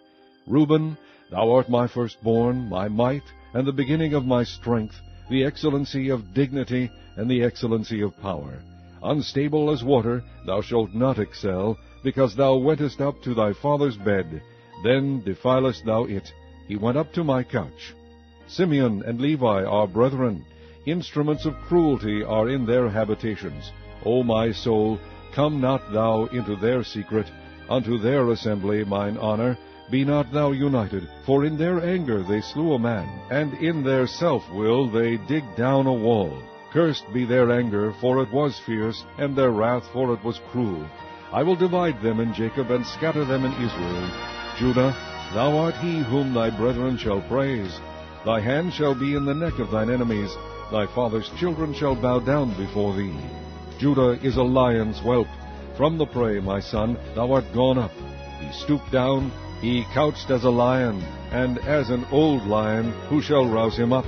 The scepter shall not depart from Judah, nor a lawgiver from between his feet, until Shiloh come, and until him shall the gathering of the people be. Binding his foal unto the vine, and his ass's colt unto the choice vine, he washed his garments in wine, and his clothes in the blood of grapes. His eyes shall be red with wine, and his teeth white with milk. Zebulun shall dwell at the haven of the sea, and he shall be for an haven of ships, and his border shall be unto Zidon. Issachar is a strong ass couching down between two burdens, and he saw that rest was good, and the land that it was pleasant, and bowed his shoulder to bear, and became a servant unto tribute. Dan shall judge his people, as one of the tribes of Israel. Dan shall be a serpent by the way, an adder in the path, that biteth the horse heels, so that his rider shall fall backward. I have waited for thy salvation, O Lord. God, a troop shall overcome him, but he shall overcome at the last. Out of Asher his bread shall be fat, and he shall yield royal dainties. Naphtali is a hind let loose. He giveth goodly words. Joseph is a fruitful bough, even a fruitful bough by a well, whose branches run over the wall. The archers have sorely grieved him, and shot at him, and hated him. But his bow abode in strength, and the arms of his hands were made strong by the hands of the mighty God of Jacob. From thence is the shepherd, the stone of Israel. Even by the God of thy father, who shall help thee, and by the Almighty, who shall bless thee with blessings of heaven above, blessings of the deep that lieth under, blessings of the breasts and of the womb. The blessings of thy father have prevailed above the blessings of my progenitors, unto the utmost bound of the everlasting hills. They shall be on the head of Joseph, and on the crown of the head of him that was separate from his brethren. Benjamin shall raven as a wolf. In the morning he shall devour the prey, and at night he shall divide the spoil. All these are the 12 tribes of Israel, and this is it that their father spake unto them, and blessed them. Every one according to his blessing he blessed them. And he charged them, and said unto them, I am to be gathered unto my people. Bury me with my fathers in the cave that is in the field of Ephron the Hittite, in the cave that is in the field of Machpelah, which is before Mamre, in the land of Canaan, which Abraham bought with the field of Ephron the Hittite, for a possession of a burying place. There they buried Abraham and Sarah his wife. There they buried Isaac and Rebekah his wife, and there I buried Leah.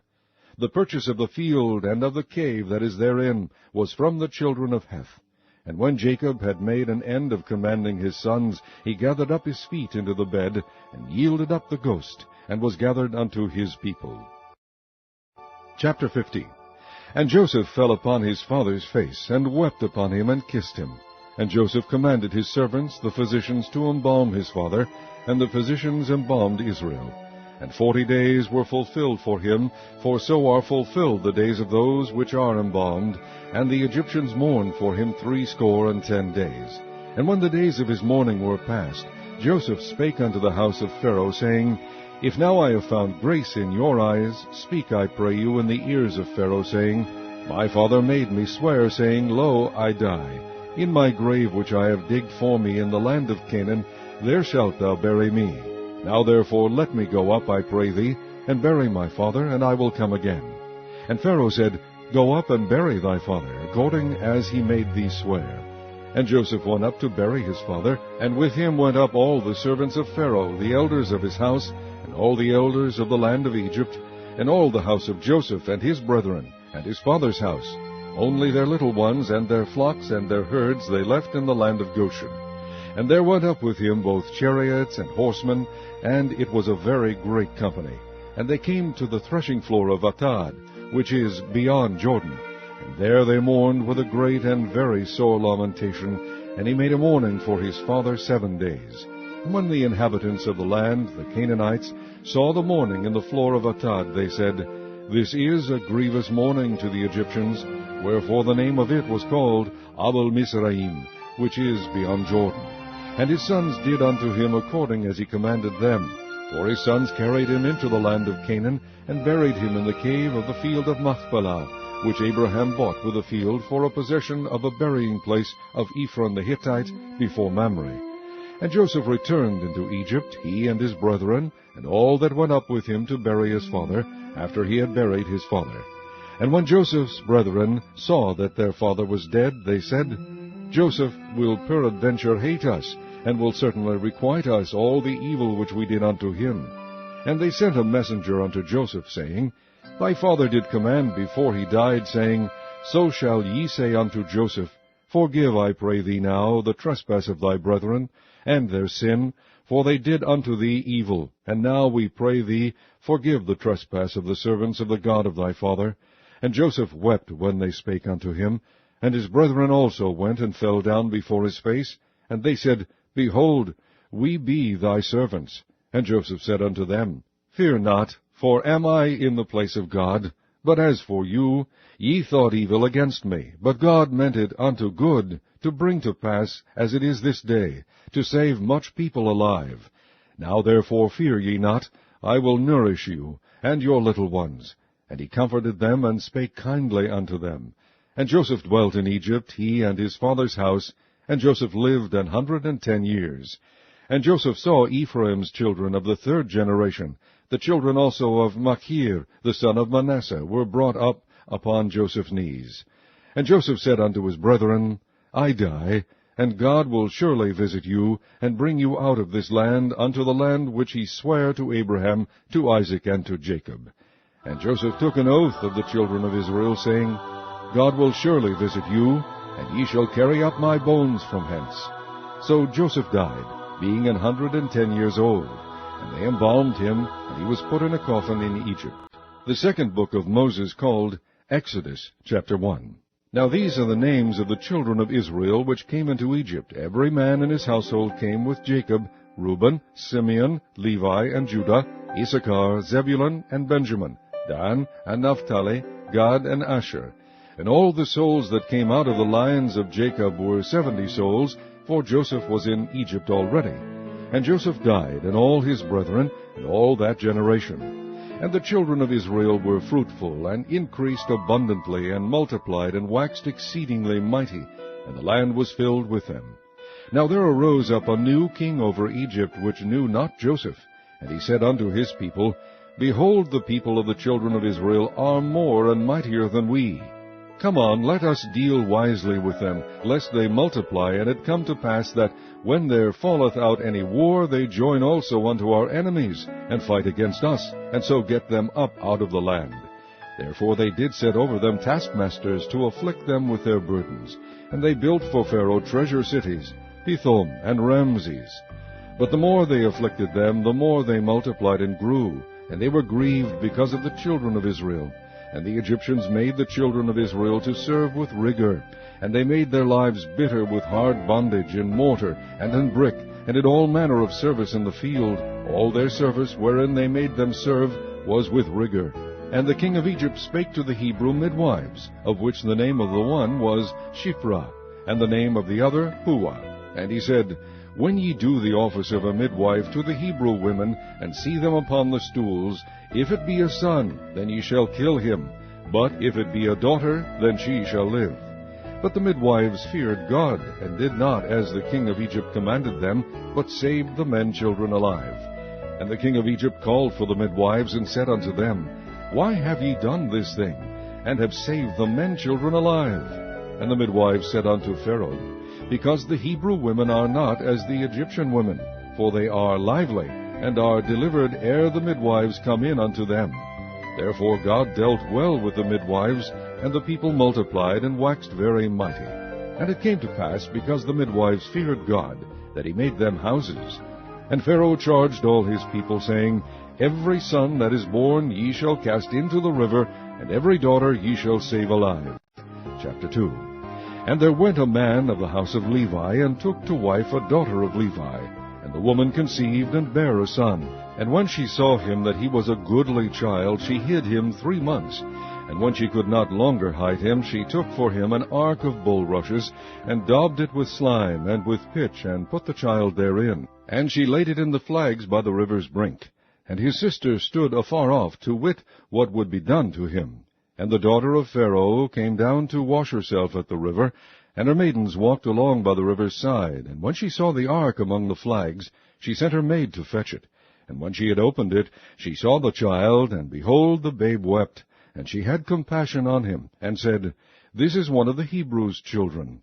Then said his sister to Pharaoh's daughter, Shall I go and call to thee a nurse of the Hebrew women, that she may nurse the child for thee?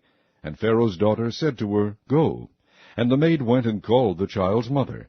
And Pharaoh's daughter said unto her, Take this child away, and nurse it for me, and I will give thee thy wages. And the woman took the child, and nursed it. And the child grew, and she brought him unto Pharaoh's daughter, and he became her son. And she called his name Moses. And she said, Because I drew him out of the water. And it came to pass in those days, when Moses was grown, that he went out unto his brethren, and looked on their burdens, and he spied an Egyptian smiting an Hebrew, one of his brethren. And he looked this way and that way, and when he saw that there was no man, he slew the Egyptian, and hid him in the sand. And when he went out the second day, behold, 2 men of the Hebrews strove together. And he said to him that did the wrong, Wherefore smitest thou thy fellow? And he said, Who made thee a prince and a judge over us? Intendest thou to kill me, as thou killest the Egyptian? And Moses feared, and said, Surely this thing is known. Now when Pharaoh heard this thing, he sought to slay Moses. But Moses fled from the face of Pharaoh, and dwelt in the land of Midian. And he sat down by a well. Now the priest of Midian had 7 daughters, and they came and drew water, and filled the troughs to water their father's flock. And the shepherds came and drove them away, but Moses stood up and helped them, and watered their flock.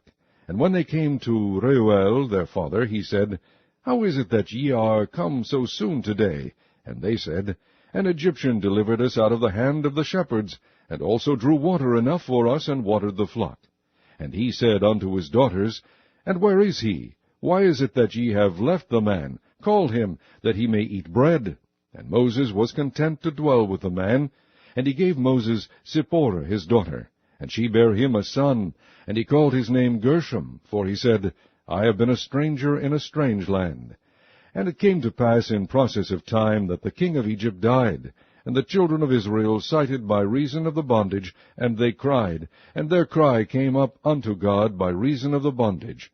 And God heard their groaning, and God remembered his covenant with Abraham, with Isaac, and with Jacob. And God looked upon the children of Israel, and God had respect unto them. Chapter 3. Now Moses kept the flock of Jethro his father-in-law, the priest of Midian, and he led the flock to the backside of the desert, and came to the mountain of God, even to Horeb. And the angel of the Lord appeared unto him in a flame of fire out of the midst of a bush. And he looked, and behold, the bush burned with fire, and the bush was not consumed. And Moses said, I will now turn aside, and see this great sight, why the bush is not burnt. And when the Lord saw that he turned aside to see, God called unto him out of the midst of the bush, and said, Moses, Moses. And he said, Here am I. And he said, Draw not nigh hither, put off thy shoes from off thy feet, for the place whereon thou standest is holy ground. Moreover he said, I am the God of thy father, the God of Abraham, the God of Isaac, and the God of Jacob. And Moses hid his face, for he was afraid to look upon God. And the Lord said, I have surely seen the affliction of my people which are in Egypt, and have heard their cry by reason of their taskmasters, for I know their sorrows. And I am come down to deliver them out of the hand of the Egyptians, and to bring them up out of that land unto a good land, and a large, unto a land flowing with milk and honey, unto the place of the Canaanites, and the Hittites, and the Amorites, and the Perizzites, and the Hivites, and the Jebusites. Now therefore, behold, the cry of the children of Israel is come unto me, and I have also seen the oppression wherewith the Egyptians oppress them. Come now therefore, and I will send thee unto Pharaoh, that thou mayest bring forth my people, the children of Israel, out of Egypt. And Moses said unto God, Who am I, that I should go unto Pharaoh, and that I should bring forth the children of Israel out of Egypt? And he said, Certainly I will be with thee, and this shall be a token unto thee, that I have sent thee. When thou hast brought forth the people out of Egypt, ye shall serve God upon this mountain. And Moses said unto God, Behold, when I come unto the children of Israel, and shall say unto them, The God of your fathers hath sent me unto you, and they shall say to me, What is his name? What shall I say unto them? And God said unto Moses, I am that I am. And he said, Thus shalt thou say unto the children of Israel, I am hath sent me unto you. And God said moreover unto Moses, Thus shalt thou say unto the children of Israel, The Lord God of your fathers, the God of Abraham, the God of Isaac, and the God of Jacob, hath sent me unto you. This is my name forever, and this is my memorial unto all generations. Go and gather the elders of Israel together, and say unto them, The Lord God of your fathers, the God of Abraham, of Isaac, and of Jacob, appeared unto me, saying, I have surely visited you, and seen that which is done to you in Egypt. And I have said, I will bring you up out of the affliction of Egypt unto the land of the Canaanites, and the Hittites, and the Amorites, and the Perizzites, and the Hivites, and the Jebusites, unto a land flowing with milk and honey. And they shall hearken to thy voice, and thou shalt come, thou and the elders of Egypt, unto the king of Egypt, and ye shall say unto him, The Lord God of the Hebrews hath met with us. And now let us go, we beseech thee, 3 days' journey into the wilderness, that we may sacrifice to the Lord our God. And I am sure that the king of Egypt will not let you go, no, not by a mighty hand. And I will stretch out my hand, and smite Egypt with all my wonders, which I will do in the midst thereof, and after that he will let you go. And I will give this people favor in the sight of the Egyptians. And it shall come to pass that, when ye go, ye shall not go empty. But every woman shall borrow of her neighbor, and of her that sojourneth in her house, jewels of silver, and jewels of gold, and raiment, and ye shall put them upon your sons, and upon your daughters, and ye shall spoil the Egyptians. Chapter 4. And Moses answered and said, But behold, they will not believe me, nor hearken unto my voice, for they will say, The Lord hath not appeared unto thee. And the Lord said unto him, What is that in thine hand? And he said, A rod. And he said, Cast it on the ground. And he cast it on the ground, and it became a serpent. And Moses fled from before it. And the Lord said unto Moses, Put forth thine hand, and take it by the tail. And he put forth his hand, and caught it, and it became a rod in his hand. That they might believe that the Lord God of their fathers, the God of Abraham, the God of Isaac, and the God of Jacob, hath appeared unto thee.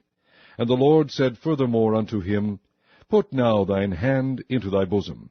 And he put his hand into his bosom, and when he took it out, behold, his hand was leprous as snow. And he said, Put thine hand into thy bosom again. And he put his hand into his bosom again, and plucked it out of his bosom, and behold, it was turned again as his other flesh. And it shall come to pass, if they will not believe thee, neither hearken to the voice of the first sign, that they will believe the voice of the latter sign. And it shall come to pass, if they will not believe also these 2 signs, neither hearken unto thy voice, that thou shalt take of the water of the river, and pour it upon the dry land. And the water which thou takest out of the river shall become blood upon the dry land. And Moses said unto the Lord, O my Lord, I am not eloquent, neither heretofore, nor since thou hast spoken unto thy servant, but I am slow of speech, and of a slow tongue. And the Lord said unto him, Who hath made man's mouth? Or who maketh the dumb, or deaf, or the seeing, or the blind? Have not I, the Lord?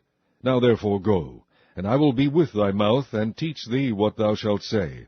And he said, O my Lord, send, I pray thee, by the hand of him whom thou wilt send. And the anger of the Lord was kindled against Moses, and he said, Is not Aaron the Levite thy brother? I know that he can speak well. And also, behold, he cometh forth to meet thee, and when he seeth thee, he will be glad in his heart. And thou shalt speak unto him, and put words in his mouth. And I will be with thy mouth, and with his mouth, and will teach you what ye shall do. And he shall be thy spokesman unto the people, and he shall be, even he shall be to thee instead of a mouth, and thou shalt be to him instead of God. And thou shalt take this rod in thine hand, wherewith thou shalt do signs. And Moses went and returned to Jethro his father-in-law, and said unto him, Let me go, I pray thee, and return unto my brethren which are in Egypt, and see whether they be yet alive. And Jethro said to Moses, Go in peace. And the Lord said unto Moses in Midian, Go, return into Egypt, for all the men are dead which sought thy life. And Moses took his wife and his sons, and set them upon an ass, and he returned to the land of Egypt. And Moses took the rod of God in his hand. And the Lord said unto Moses, When thou goest to return into Egypt, see that thou do all those wonders before Pharaoh which I have put in thine hand. But I will harden his heart, that he shall not let the people go. And thou shalt say unto Pharaoh, Thus saith the Lord, Israel is my son, even my firstborn. And I say unto thee, Let my son go, that he may serve me. And if thou refuse to let him go, behold, I will slay thy son, even thy firstborn. And it came to pass by the way in the inn, that the Lord met him, and sought to kill him. Then Zipporah took a sharp stone, and cut off the foreskin of her son, and cast it at his feet, and said, Surely a bloody husband art thou to me. So he let him go. Then she said, A bloody husband thou art, because of the circumcision. And the Lord said to Aaron, Go into the wilderness to meet Moses.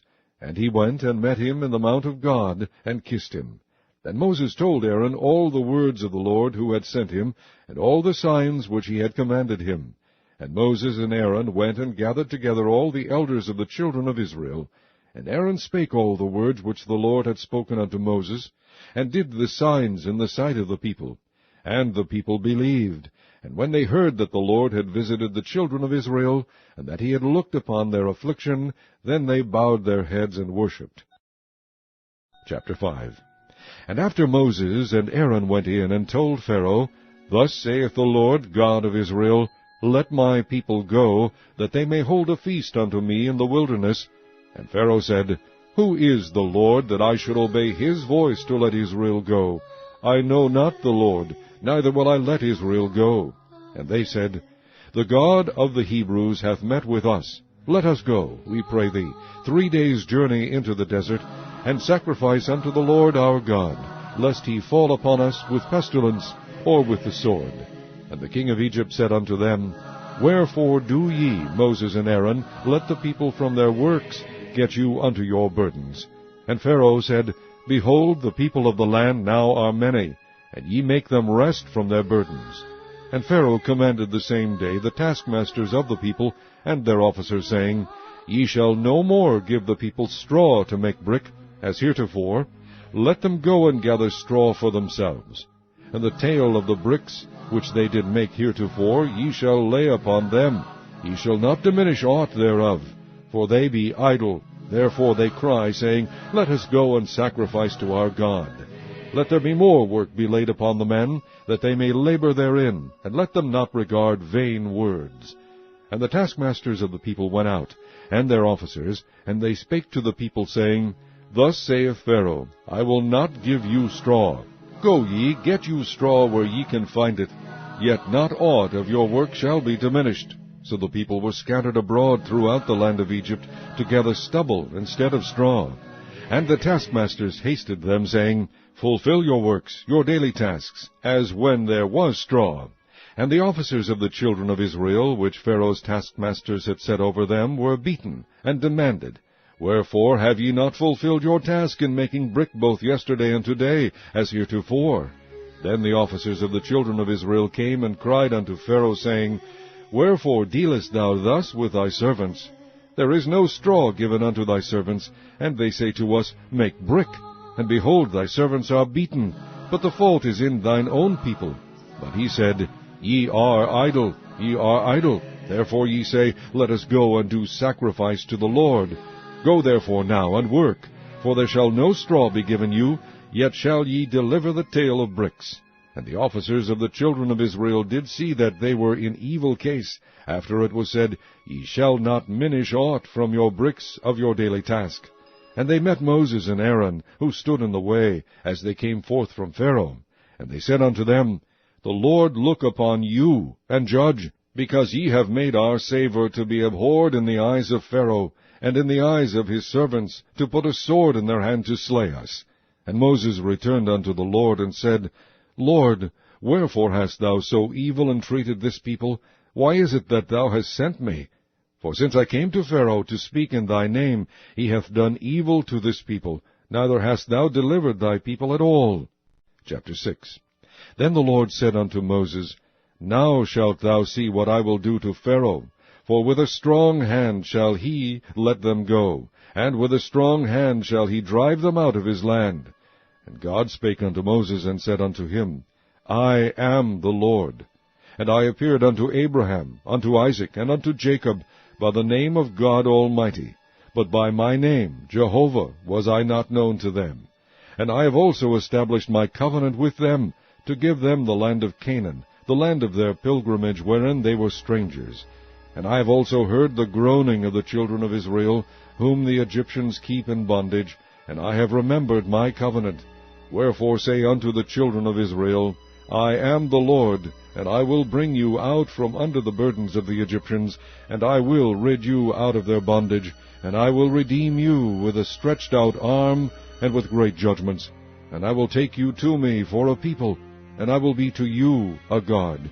And ye shall know that I am the Lord your God, which bringeth you out from under the burdens of the Egyptians. And I will bring you in unto the land, concerning the which I did swear to give it to Abraham, to Isaac, and to Jacob, and I will give it you for an heritage. I am the Lord.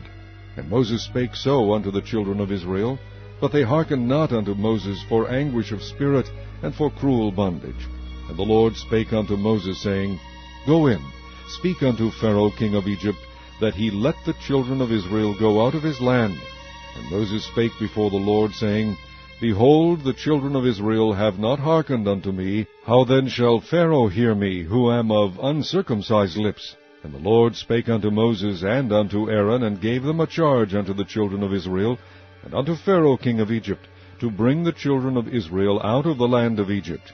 These be the heads of their fathers' houses, the sons of Reuben, the firstborn of Israel, Hanoch, and Palu, Hezron, and Carmi. These be the families of Reuben. And the sons of Simeon, Jemuel, and Jamin, and Ohad, and Jachin, and Zohar, and Shaul, the son of a Canaanitish woman. These are the families of Simeon. And these are the names of the sons of Levi according to their generations, Gershon, and Kohath, and Merari. And the years of the life of Levi were 137 years. The sons of Gershon, Libni, and Shimei, according to their families. And the sons of Kohath, Amram, and Ishar, and Hebron, and Uzziel. And the years of the life of Kohath were 133 years. And the sons of Merari, Mahali, and Mushi. These are the families of Levi according to their generations. And Amram took him Jochebed, his father's sister, to wife, and she bare him Aaron and Moses. And the years of the life of Amram were 137 years. And the sons of Ishar, Korah, and Nepheg, and Zichri. And the sons of Uzziel, Mishael, and Elzaphan, and Zithri. And Aaron took him Elisheba, daughter of Amminadab, sister of Naashon, to wife. And she bare him Nadab, and Abihu, Eleazar, and Ithamar. And the sons of Korah, Asir, and Elkanah, and Abiasaph, these are the families of the Korhites. And Eleazar, Aaron's son, took him one of the daughters of Putiel to wife, and she bare him Phinehas. These are the heads of the fathers of the Levites according to their families. These are that Aaron and Moses, to whom the Lord said, Bring out the children of Israel from the land of Egypt according to their armies. These are they which spake to Pharaoh king of Egypt, to bring out the children of Israel from Egypt. These are that Moses and Aaron. And it came to pass on the day when the Lord spake unto Moses in the land of Egypt, that the Lord spake unto Moses, saying, I am the Lord. Speak thou unto Pharaoh king of Egypt all that I say unto thee. And Moses said before the Lord, Behold, I am of uncircumcised lips, and how shall Pharaoh hearken unto me? Chapter 7. And the Lord said unto Moses, See, I have made thee a god to Pharaoh, and Aaron thy brother shall be thy prophet. Thou shalt speak all that I command thee, and Aaron thy brother shall speak unto Pharaoh, that he send the children of Israel out of his land. And I will harden Pharaoh's heart, and multiply my signs and my wonders in the land of Egypt. But Pharaoh shall not hearken unto you, that I may lay my hand upon Egypt, and bring forth mine armies, and my people the children of Israel, out of the land of Egypt by great judgments. And the Egyptians shall know that I am the Lord, when I stretch forth mine hand upon Egypt, and bring out the children of Israel from among them. And Moses and Aaron did as the Lord commanded them, so did they. And Moses was 80 years old, and Aaron 83 years old, when they spake unto Pharaoh. And the Lord spake unto Moses and unto Aaron, saying, When Pharaoh shall speak unto you, saying, Shew a miracle for you, then thou shalt say unto Aaron, Take thy rod, and cast it before Pharaoh, and it shall become a serpent. And Moses and Aaron went in unto Pharaoh, and they did so as the Lord had commanded. And Aaron cast down his rod before Pharaoh and before his servants, and it became a serpent. Then Pharaoh also called the wise men and the sorcerers. Now the magicians of Egypt, they also did in like manner with their enchantments. For they cast down every man his rod, and they became serpents. But Aaron's rod swallowed up their rods. And he hardened Pharaoh's heart, that he hearkened not unto them, as the Lord had said. And the Lord said unto Moses, Pharaoh's heart is hardened, he refuseth to let the people go. Get thee unto Pharaoh in the morning, lo, he goeth out unto the water, and thou shalt stand by the river's brink against he come. And the rod which was turned to a serpent shalt thou take in thine hand. And thou shalt say unto him, The Lord God of the Hebrews hath sent me unto thee, saying, Let my people go, that they may serve me in the wilderness. And behold, hitherto thou wouldest not hear. Thus saith the Lord, In this thou shalt know that I am the Lord. Behold, I will smite with the rod that is in mine hand upon the waters which are in the river, and they shall be turned to blood. And the fish that is in the river shall die, and the river shall stink, and the Egyptians shall loathe to drink of the water of the river. And the Lord spake unto Moses, Say unto Aaron, Take thy rod, and stretch out thine hand upon the waters of Egypt, upon their streams, upon their rivers, and upon their ponds, and upon all their pools of water, that they may become blood, and that there may be blood throughout all the land of Egypt, both in vessels of wood and in vessels of stone. And Moses and Aaron did so, as the Lord commanded, and he lifted up the rod, and smote the waters that were in the river, in the sight of Pharaoh, and in the sight of his servants, and all the waters that were in the river were turned to blood. And the fish that was in the river died, and the river stank, and the Egyptians could not drink of the water of the river, and there was blood throughout all the land of Egypt. And the magicians of Egypt did so with their enchantments. And Pharaoh's heart was hardened, neither did he hearken unto them, as the Lord had said. And Pharaoh turned and went into his house, neither did he set his heart to this also. And all the Egyptians digged round about the river for water to drink, for they could not drink of the water of the river. And 7 days were fulfilled after that the Lord had smitten the river. Chapter 8. And the Lord spake unto Moses, Go unto Pharaoh, and say unto him, Thus saith the Lord, Let my people go, that they may serve me. And if thou refuse to let them go, behold, I will smite all thy borders with frogs. And the river shall bring forth frogs abundantly, which shall go up and come into thine house and into thy bedchamber. and upon thy bed, and into the house of thy servants, and upon thy people, and into thine ovens, and into thy kneading troughs. And the frogs shall come up both on thee, and upon thy people, and upon all thy servants. And the Lord spake unto Moses, Say unto Aaron, Stretch forth thine hand with thy rod over the streams, over the rivers, and over the ponds, and cause frogs to come upon the land of Egypt. And Aaron stretched out his hand over the waters of Egypt, and the frogs came up, and covered the land of Egypt. And the magicians did so with their enchantments, and brought up frogs upon the land of Egypt. Then Pharaoh called for Moses and Aaron, and said, Entreat the Lord that he may take away the frogs from me, and from my people, and I will let the people go, that they may do sacrifice unto the Lord. And Moses said unto Pharaoh, Glory over me! When shall I entreat for thee, and for thy servants, and for thy people, to destroy the frogs from thee and thy houses, that they may remain in the river only? And he said, Tomorrow. And he said, Be it according to thy word, that thou mayest know that there is none like unto the Lord our God. And the frogs shall depart from thee, and from thy houses, and from thy servants, and from thy people. They shall remain in the river only. And Moses and Aaron went out from Pharaoh, and Moses cried unto the Lord because of the frogs which he had brought against Pharaoh. And the Lord did according to the word of Moses, and the frogs died out of the houses, out of the villages, and out of the fields. And they gathered them together upon heaps, and the land stank. But when Pharaoh saw that there was respite, he hardened his heart, and hearkened not unto them, as the Lord had said. And the Lord said unto Moses, Say unto Aaron, Stretch out thy rod, and smite the dust of the land, that it may become lice throughout all the land of Egypt. And they did so. For Aaron stretched out his hand with his rod, and smote the dust of the earth, and it became lice in man and in beast. All the dust of the land became lice throughout all the land of Egypt. And the magicians did so with their enchantments to bring forth lice, but they could not. So there were lice upon man and upon beast. Then the magicians said unto Pharaoh, This is the finger of God. And Pharaoh's heart was hardened, and he hearkened not unto them, as the Lord had said. And the Lord said unto Moses, Rise up early in the morning, and stand before Pharaoh. Lo, he cometh forth to the water, and say unto him, Thus saith the Lord, Let my people go, that they may serve me. Else if thou wilt not let my people go, behold, I will send swarms of flies upon thee, and upon thy servants, and upon thy people, and into thy houses, and the houses of the Egyptians shall be full of swarms of flies, and also the ground whereon they are. And I will sever in that day the land of Goshen, in which my people dwell, that no swarms of flies shall be there, to the end thou mayest know that I am the Lord in the midst of the earth. And I will put a division between my people and thy people. Tomorrow shall this sign be. And the Lord did so, and there came a grievous swarm of flies into the house of Pharaoh, and into his servants' houses, and into all the land of Egypt. The land was corrupted by reason of the swarm of flies. And Pharaoh called for Moses and for Aaron, and said, Go ye, sacrifice to your God in the land. And Moses said, It is not meet so to do, for we shall sacrifice the abomination of the Egyptians to the Lord our God. Lo, shall we sacrifice the abomination of the Egyptians before their eyes, and will they not stone us? We will go 3 days' journey into the wilderness, and sacrifice to the Lord our God, as he shall command us.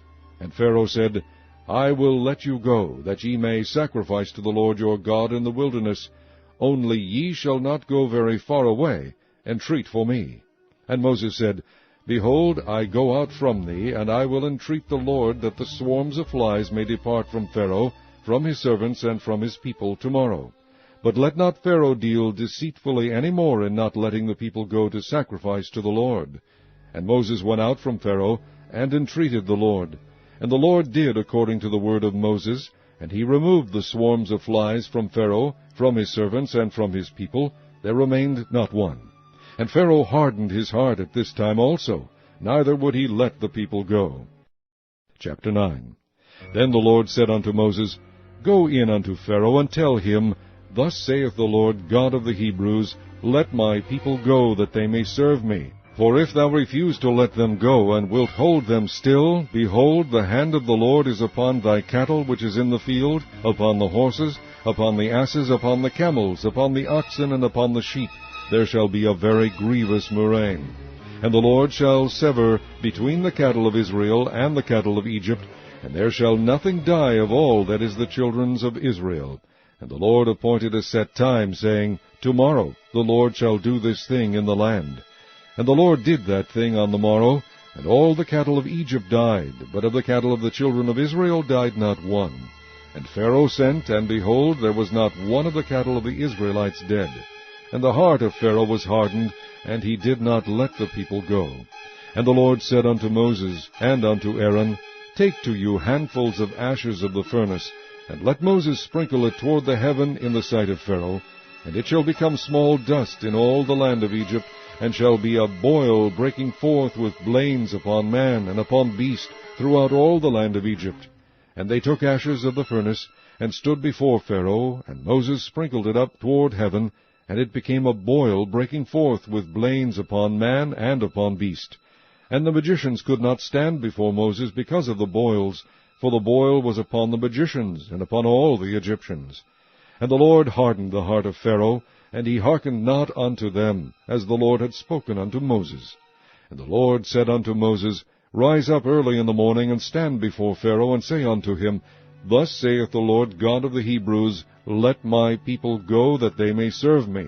For I will at this time send all my plagues upon thine heart, and upon thy servants, and upon thy people, that thou mayest know that there is none like me in all the earth. For now I will stretch out my hand, that I may smite thee and thy people with pestilence, and thou shalt be cut off from the earth. And in very deed for this cause have I raised thee up, for to shew in thee my power, and that my name may be declared throughout all the earth. As yet exaltest thou thyself against my people, that thou wilt not let them go. Behold, tomorrow about this time I will cause it to rain a very grievous hail, such as hath not been in Egypt since the foundation thereof even until now.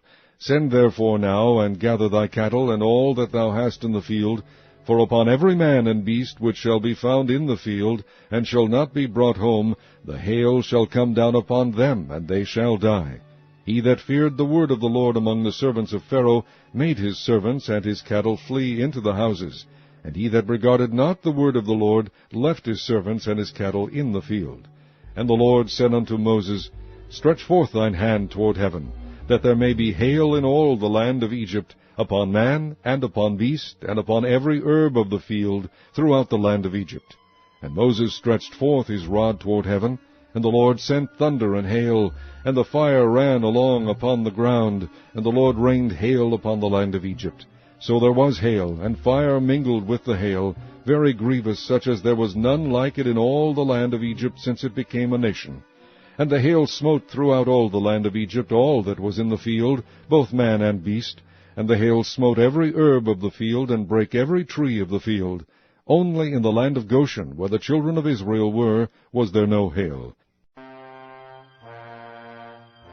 And Pharaoh sent and called for Moses and Aaron, and said unto them, I have sinned this time. The Lord is righteous, and I and my people are wicked.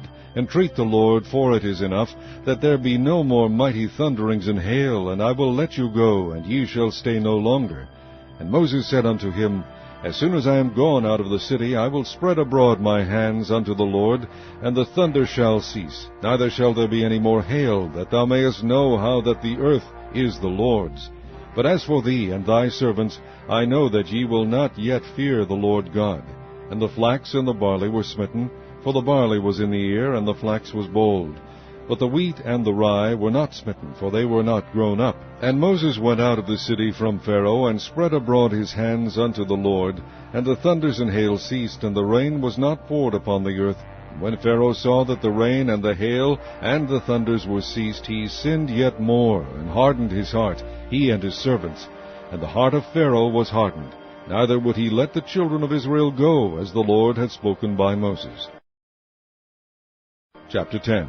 And the Lord said unto Moses, Go in unto Pharaoh, for I have hardened his heart, and the heart of his servants, that I might shew these my signs before him, and that thou mayest tell in the ears of thy son, and of thy son's sons, what things I have wrought in Egypt, and my signs which I have done among them, that ye may know how that I am the Lord.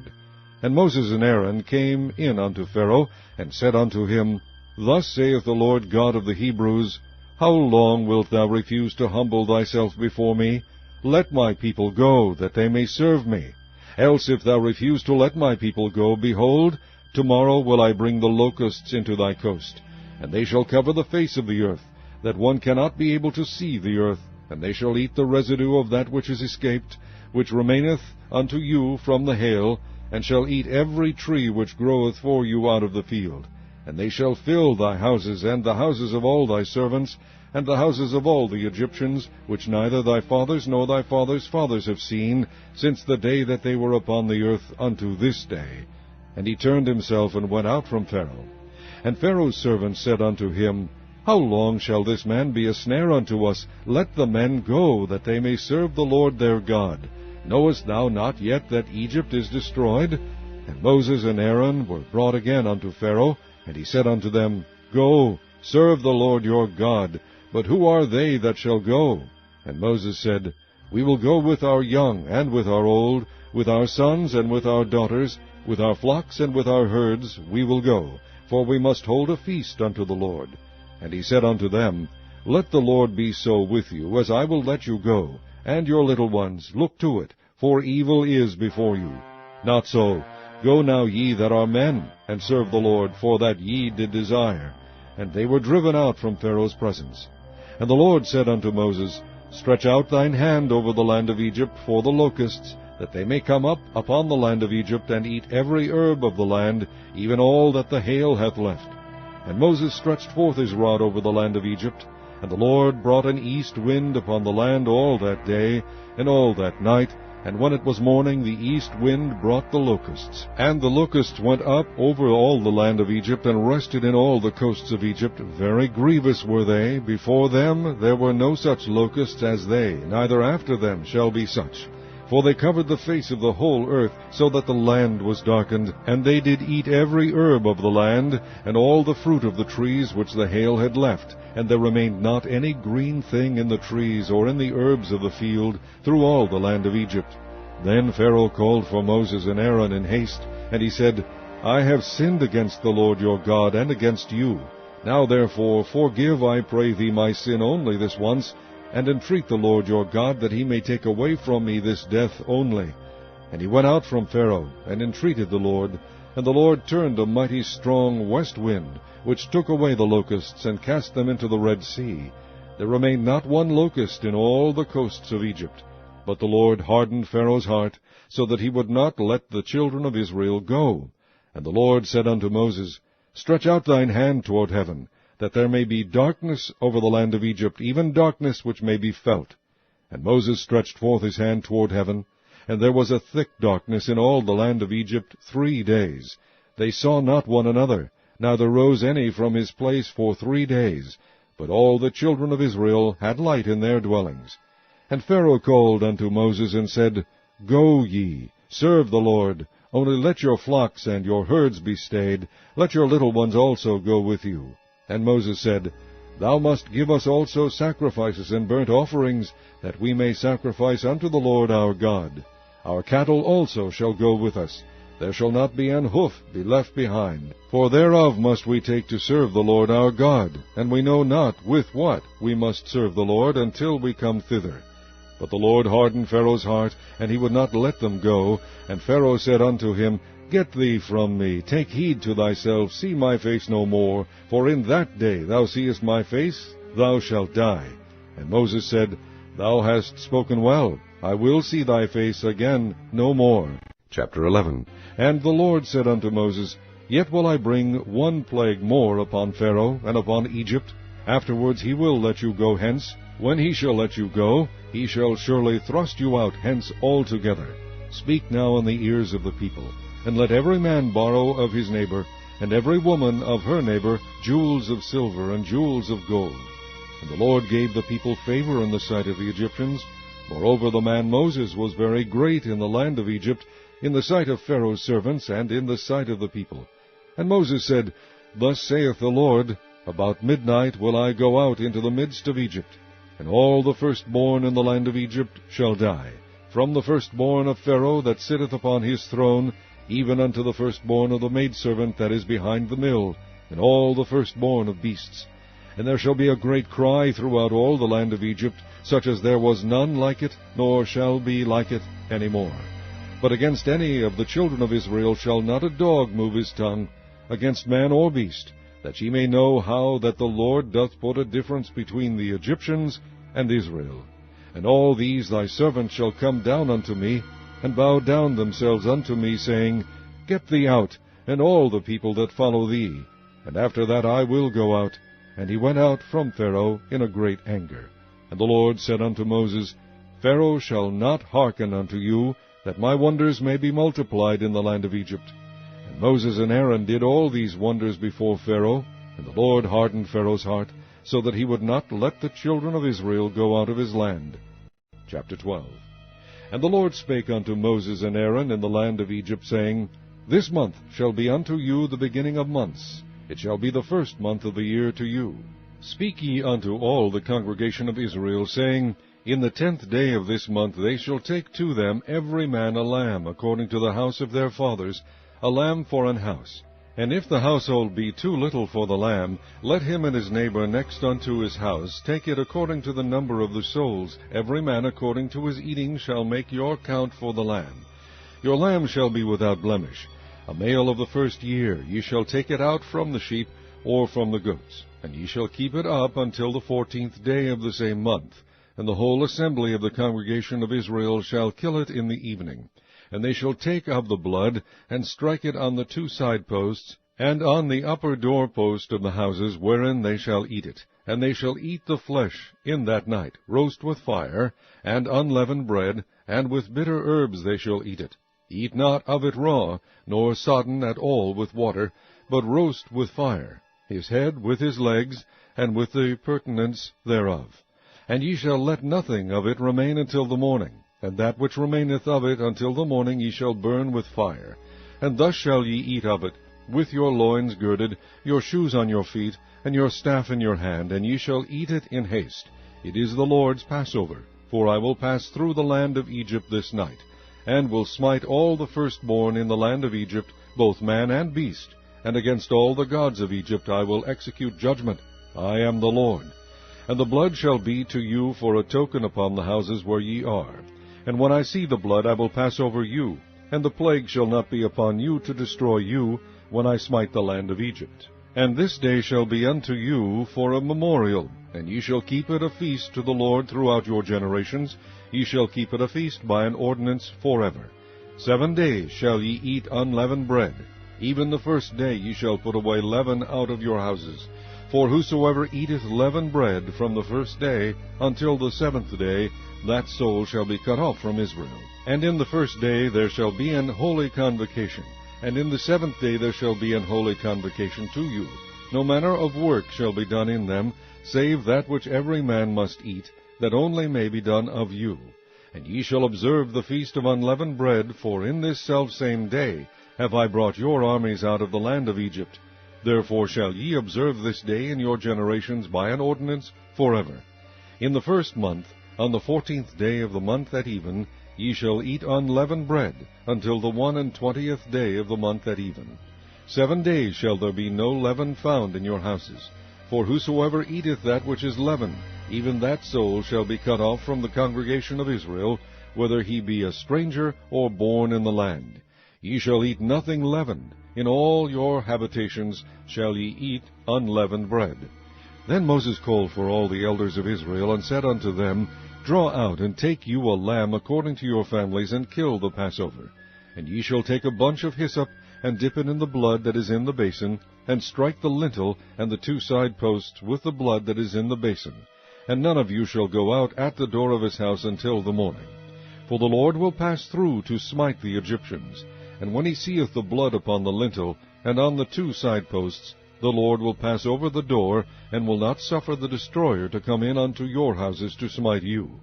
And ye shall observe this thing for an ordinance to thee and to thy sons forever. And it shall come to pass, when ye be come to the land which the Lord will give you, according as he hath promised, that ye shall keep this service. And it shall come to pass, when your children shall say unto you, What mean ye by this service? That ye shall say, It is the sacrifice of the Lord's Passover, who passed over the houses of the children of Israel in Egypt, when he smote the Egyptians and delivered our houses. And the people bowed the head and worshipped. And the children of Israel went away and did as the Lord had commanded Moses and Aaron, so did they. And it came to pass that at midnight the Lord smote all the firstborn in the land of Egypt, from the firstborn of Pharaoh that sat on his throne, unto the firstborn of the captive that was in the dungeon, and all the firstborn of cattle.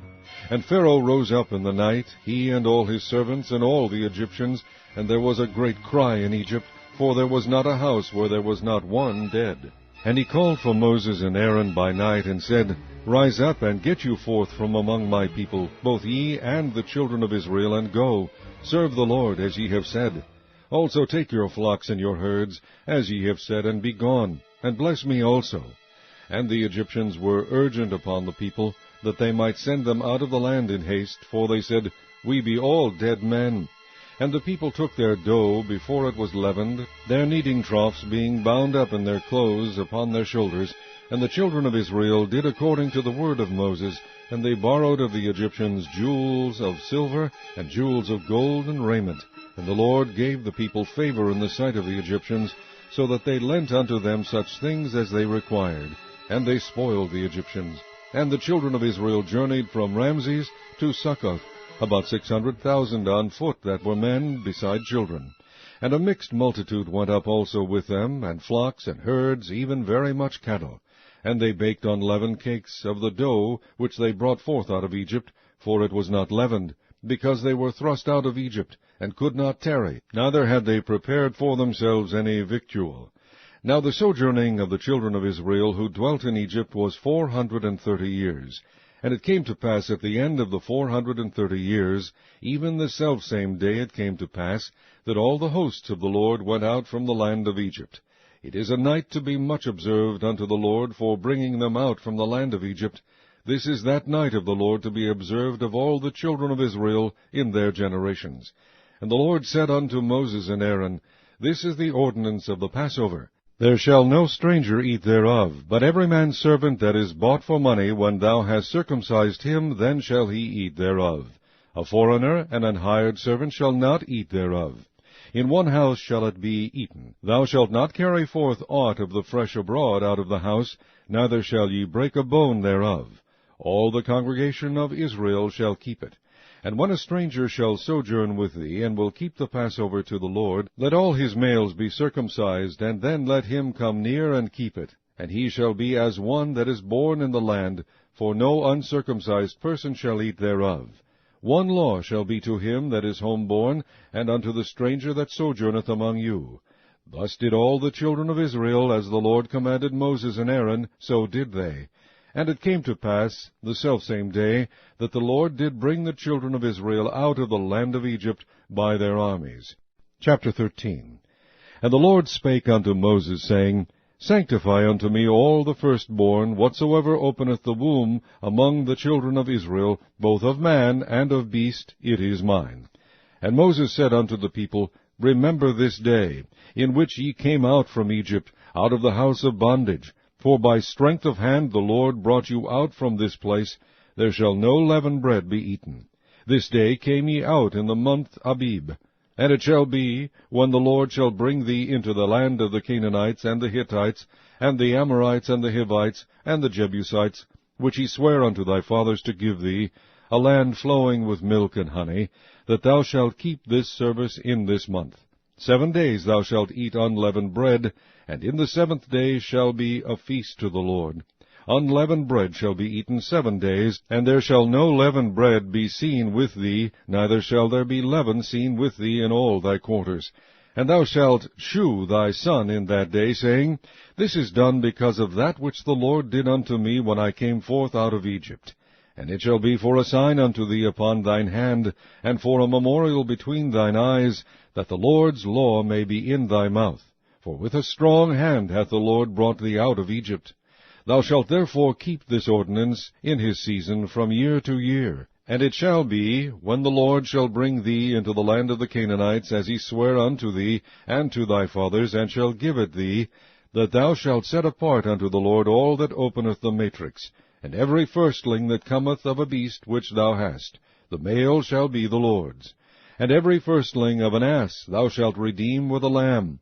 And if thou wilt not redeem it, then thou shalt break his neck, and all the firstborn of man among thy children shalt thou redeem. And it shall be, when thy son asketh thee in time to come, saying, What is this? That thou shalt say unto him, By strength of hand the Lord brought us out from Egypt, from the house of bondage. And it came to pass, when Pharaoh would hardly let us go, that the Lord slew all the firstborn in the land of Egypt, both the firstborn of man and the firstborn of beast. Therefore I sacrifice to the Lord all that openeth the matrix, being males, but all the firstborn of my children I redeem. And it shall be for a token upon thine hand, and for frontlets between thine eyes, for by strength of hand the Lord brought us forth out of Egypt. And it came to pass, when Pharaoh had let the people go, that God led them not through the way of the land of the Philistines, although that was near. For God said, Lest peradventure the people repent when they see war, and they return to Egypt. But God led the people about through the way of the wilderness of the Red Sea. And the children of Israel went up harnessed out of the land of Egypt. And Moses took the bones of Joseph with him, for he had straitly sworn the children of Israel, saying, God will surely visit you, and ye shall carry up my bones away hence with you. And they took their journey from Succoth, and encamped in Etham, in the edge of the wilderness. And the Lord went before them by day in a pillar of a cloud, to lead them the way, and by night in a pillar of fire, to give them light, to go by day and night. He took not away the pillar of the cloud by day, nor the pillar of fire by night, from before the people. Chapter 14. And the Lord spake unto Moses, saying, Speak unto the children of Israel, that they turn and encamp before Pihahiroth, between Migdol and the sea, over against Baal-zephon. Before it shall ye encamp by the sea. For Pharaoh will say of the children of Israel, They are entangled in the land, the wilderness hath shut them in. And I will harden Pharaoh's heart, that he shall follow after them. And I will be honored upon Pharaoh, and upon all his host, that the Egyptians may know that I am the Lord. And they did so. And it was told the king of Egypt that the people fled, and the heart of Pharaoh and of his servants was turned against the people, and they said, Why have we done this, that we have let Israel go from serving us? And he made ready his chariot, and took his people with him. And he took 600 chosen chariots, and all the chariots of Egypt, and captains over every one of them. And the Lord hardened the heart of Pharaoh king of Egypt, and he pursued after the children of Israel. And the children of Israel went out with an high hand. But the Egyptians pursued after them, all the horses and chariots of Pharaoh, and his horsemen, and his army, and overtook them, encamping by the sea, beside Pihahiroth, before Baal-zephon. And when Pharaoh drew nigh, the children of Israel lifted up their eyes, and behold, the Egyptians marched after them, and they were sore afraid. And the children of Israel cried out unto the Lord, and they said unto Moses, Because there were no graves in Egypt, hast thou taken us away to die in the wilderness? Wherefore hast thou dealt thus with us, to carry us forth out of Egypt? Is not this the word that we did tell thee in Egypt, saying, Let us alone, that we may serve the Egyptians? For it had been better for us to serve the Egyptians, than that we should die in the wilderness. And Moses said unto the people, Fear ye not, stand still, and see the salvation of the Lord, which he will shew to you today. For the Egyptians whom ye have seen today, ye shall see them again no more forever. The Lord shall fight for you, and ye shall hold your peace. And the Lord said unto Moses, Wherefore criest thou unto me? Speak unto the children of Israel, that they go forward. But lift thou up thy rod, and stretch out thine hand over the sea, and divide it. And the children of Israel shall go on dry ground through the midst of the sea. And I, behold, I will harden the hearts of the Egyptians, and they shall follow them. And I will get me honor upon Pharaoh, and upon all his host, upon his chariots, and upon his horsemen. And the Egyptians shall know that I am the Lord, when I have gotten me honor upon Pharaoh, upon his chariots, and upon his horsemen. And the angel of God, which went before the camp of Israel, removed, and went behind them. And the pillar of the cloud went from before their face, and stood behind them. And it came between the camp of the Egyptians and the camp of Israel, and it was a cloud and darkness to them. But it gave light by night to these, so that the one came not near the other all the night. And Moses stretched out his hand over the sea, and the Lord caused the sea to go back by a strong east wind all that night, and made the sea dry land, and the waters were divided. And the children of Israel went into the midst of the sea upon the dry ground, and the waters were a wall unto them on their right hand and on their left. And the Egyptians pursued, and went in after them to the midst of the sea, even all Pharaoh's horses, his chariots, and his horsemen. And it came to pass that in the morning watch the Lord looked unto the host of the Egyptians through the pillar of fire and of the cloud, and troubled the host of the Egyptians, and took off their chariot wheels, that they drave them heavily, so that the Egyptians said, Let us flee from the face of Israel, for the Lord fighteth for them against the Egyptians. And the Lord said unto Moses, Stretch out thine hand over the sea, that the waters may come again upon the Egyptians, upon their chariots, and upon their horsemen. And Moses stretched forth his hand over the sea, and the sea returned to his strength when the morning appeared, and the Egyptians fled against it, and the Lord overthrew the Egyptians in the midst of the sea. And the waters returned, and covered the chariots and the horsemen, and all the host of Pharaoh that came into the sea after them. There remained not so much as one of them. But the children of Israel walked upon dry land in the midst of the sea, and the waters were a wall unto them on their right hand and on their left. Thus the Lord saved Israel that day out of the hand of the Egyptians, and Israel saw the Egyptians dead upon the seashore. And Israel saw that great work which the Lord did upon the Egyptians, and the people feared the Lord, and believed the Lord and his servant Moses. Chapter 15. Then sang Moses and the children of Israel this song unto the Lord, and spake, saying, I will sing unto the Lord, for he hath triumphed gloriously. The horse and his rider hath he thrown into the sea. The Lord is my strength and song, and he is become my salvation. He is my God, and I will prepare him an habitation, my father's God, and I will exalt him. The Lord is a man of war, the Lord is his name. Pharaoh's chariots and his host hath he cast into the sea. His chosen captains also are drowned in the Red Sea. The depths have covered them. They sank into the bottom as a stone. Thy right hand, O Lord, is become glorious in power. Thy right hand, O Lord, hath dashed in pieces the enemy. And in the greatness of thine excellency thou hast overthrown them that rose up against thee. Thou sentest forth thy wrath, which consumed them as stubble. And with the blast of thy nostrils the waters were gathered together. The floods stood upright as an heap, and the depths were congealed in the heart of the sea. The enemy said, I will pursue, I will overtake, I will divide the spoil. My lust shall be satisfied upon them. I will draw my sword, my hand shall destroy them. Thou didst blow with thy wind, the sea covered them. They sank as lead in the mighty waters. Who is like unto thee, O Lord, among the gods? Who is like thee, glorious in holiness, fearful in praises, doing wonders? Thou stretched out thy right hand, the earth swallowed them. Thou in thy mercy hast led forth the people which thou hast redeemed. Thou hast guided them in thy strength unto thy holy habitation. The people shall hear, and be afraid. Sorrow shall take hold on the inhabitants of Palestina. Then the dukes of Edom shall be amazed. The mighty men of Moab, trembling, shall take hold upon them. All the inhabitants of Canaan shall melt away. Fear and dread shall fall upon them. By the greatness of thine arm they shall be as still as a stone, till thy people pass over, O Lord, till the people pass over which thou hast purchased. Thou shalt bring them in, and plant them in the mountain of thine inheritance, in the place, O Lord, which thou hast made for thee to dwell in the sanctuary, O Lord, which thy hands have established. The Lord shall reign forever and ever.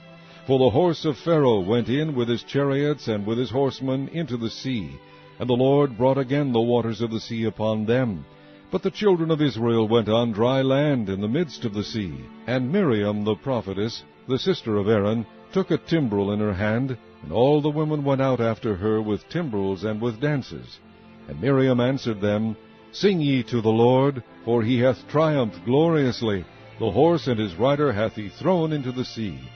So Moses brought Israel from the Red Sea, and they went out into the wilderness of Shur. And they went 3 days in the wilderness, and found no water. And when they came to Marah, they could not drink of the waters of Marah, for they were bitter. Therefore the name of it was called Marah. And the people murmured against Moses, saying, What shall we drink? And he cried unto the Lord, and the Lord shewed him a tree, which when he had cast into the waters were made sweet. There he made for them a statute and an ordinance, and there he proved them, and said, If thou wilt diligently hearken to the voice of the Lord thy God, and wilt do that which is right in his sight, and wilt give ear to his commandments, and keep all his statutes, I will put none of these diseases upon thee, which I have brought upon the Egyptians, for I am the Lord that healeth thee. And they came to Elim, where were 12 wells of water, and 60 palm trees, and they encamped there by the waters. Chapter 16. And they took their journey from Elim, and all the congregation of the children of Israel came unto the wilderness of Sin, which is between Elim and Sinai, on the 15th day of the 2nd month after their departing out of the land of Egypt. And the whole congregation of the children of Israel murmured against Moses and Aaron in the wilderness. And the children of Israel said unto them, Would to God we had died by the hand of the Lord in the land of Egypt, when we sat by the flesh pots, and when we did eat bread to the full, for ye have brought us forth into this wilderness to kill this whole assembly with hunger. Then said the Lord unto Moses, Behold, I will rain bread from heaven for you, and the people shall go out and gather a certain rate every day, that I may prove them whether they will walk in my law or no. And it shall come to pass that on the 6th day they shall prepare that which they bring in, and it shall be twice as much as they gather daily. And Moses and Aaron said unto all the children of Israel, At even, then ye shall know that the Lord hath brought you out from the land of Egypt. And in the morning, then ye shall see the glory of the Lord, for that he heareth your murmurings against the Lord. And what are we, that ye murmur against us? And Moses said, This shall be, when the Lord shall give you in the evening flesh to eat, and in the morning bread to the full, for that the Lord heareth your murmurings which ye murmur against him. And what are we? Your murmurings are not against us, but against the Lord. And Moses spake unto Aaron, Say unto all the congregation of the children of Israel, Come near before the Lord, for he hath heard your murmurings. And it came to pass, as Aaron spake unto the whole congregation of the children of Israel, that they looked toward the wilderness, and behold, the glory of the Lord appeared in the cloud. And the Lord spake unto Moses, saying, I have heard the murmurings of the children of Israel. Speak unto them, saying, At even ye shall eat flesh, and in the morning ye shall be filled with bread, and ye shall know that I am the Lord your God. And it came to pass that at even the quails came up, and covered the camp, and in the morning the dew lay around about the host. And when the dew that lay was gone up, behold, upon the face of the wilderness there lay a small round thing, as small as the hoarfrost on the ground. And when the children of Israel saw it, they said one to another, It is manna, for they wist not what it was. And Moses said unto them, This is the bread which the Lord hath given you to eat. This is the thing which the Lord hath commanded. Gather of it every man according to his eating, an omer for every man, according to the number of your persons. Take ye every man for them which are in his tents. And the children of Israel did so, and gathered, some more, some less. And when they did meet it with an omer, he that gathered much had nothing over, and he that gathered little had no lack. They gathered every man according to his eating. And Moses said, Let no man leave of it till the morning. Notwithstanding they hearkened not unto Moses, but some of them left of it until the morning. And it bred worms, and stank, and Moses was wroth with them. And they gathered it every morning, every man according to his eating, and when the sun waxed hot it melted. And it came to pass that on the 6th day they gathered twice as much bread, 2 omers for one man. And all the rulers of the congregation came and told Moses. And he said unto them, This is that which the Lord hath said, Tomorrow is the rest of the holy Sabbath unto the Lord. Bake that which ye will bake today, and seethe that ye will seethe, and that which remaineth over lay up for you to be kept until the morning. And they laid it up till the morning, as Moses bade, and it did not stink, neither was there any worm therein. And Moses said, Eat that today, for today is a Sabbath unto the Lord. Today ye shall not find it in the field. 6 days ye shall gather it, but on the 7th day, which is the Sabbath, in it there shall be none. And it came to pass that there went out some of the people on the 7th day for to gather, and they found none. And the Lord said unto Moses, How long refuse ye to keep my commandments and my laws? See, for that the Lord hath given you the Sabbath, therefore he giveth you on the 6th day the bread of 2 days. Abide ye every man in his place, let no man go out of his place on the 7th day. So the people rested on the 7th day. And the house of Israel called the name thereof manna, and it was like coriander seed, white, and the taste of it was like wafers made with honey. And Moses said, This is the thing which the Lord commandeth. Fill an omer of it to be kept for your generations, that they may see the bread wherewith I have fed you in the wilderness, when I brought you forth from the land of Egypt. And Moses said unto Aaron, Take a pot, and put an omer full of manna therein, and lay it up before the Lord to be kept for your generations. As the Lord commanded Moses, so Aaron laid it up before the testimony to be kept. And the children of Israel did eat manna 40 years, until they came to a land inhabited. They did eat manna until they came unto the borders of the land of Canaan. Now an omer is the 10th part of an ephah. Chapter 17. And all the congregation of the children of Israel journeyed from the wilderness of Sin after their journeys, according to the commandment of the Lord, and pitched in Rephidim, and there was no water for the people to drink. Wherefore the people did chide with Moses, and said, Give us water that we may drink. And Moses said unto them, Why chide ye with me? Wherefore do ye tempt the Lord? And the people thirsted there for water. And the people murmured against Moses, and said, Wherefore is this that thou hast brought us up out of Egypt, to kill us and our children and our cattle with thirst? And Moses cried unto the Lord, saying, What shall I do unto this people? They be almost ready to stone me. And the Lord said unto Moses, Go on before the people, and take with thee of the elders of Israel, and thy rod wherewith thou smotest the river, take in thine hand, and go. Behold, I will stand before thee there upon the rock in Horeb, and thou shalt smite the rock, and there shall come water out of it, that the people may drink. And Moses did so in the sight of the elders of Israel. And he called the name of the place Massah and Meribah, because of the chiding of the children of Israel, and because they tempted the Lord, saying, Is the Lord among us or not? Then came Amalek, and fought with Israel in Rephidim. And Moses said unto Joshua, Choose us out men, and go out, fight with Amalek tomorrow. I will stand on the top of the hill with the rod of God in mine hand.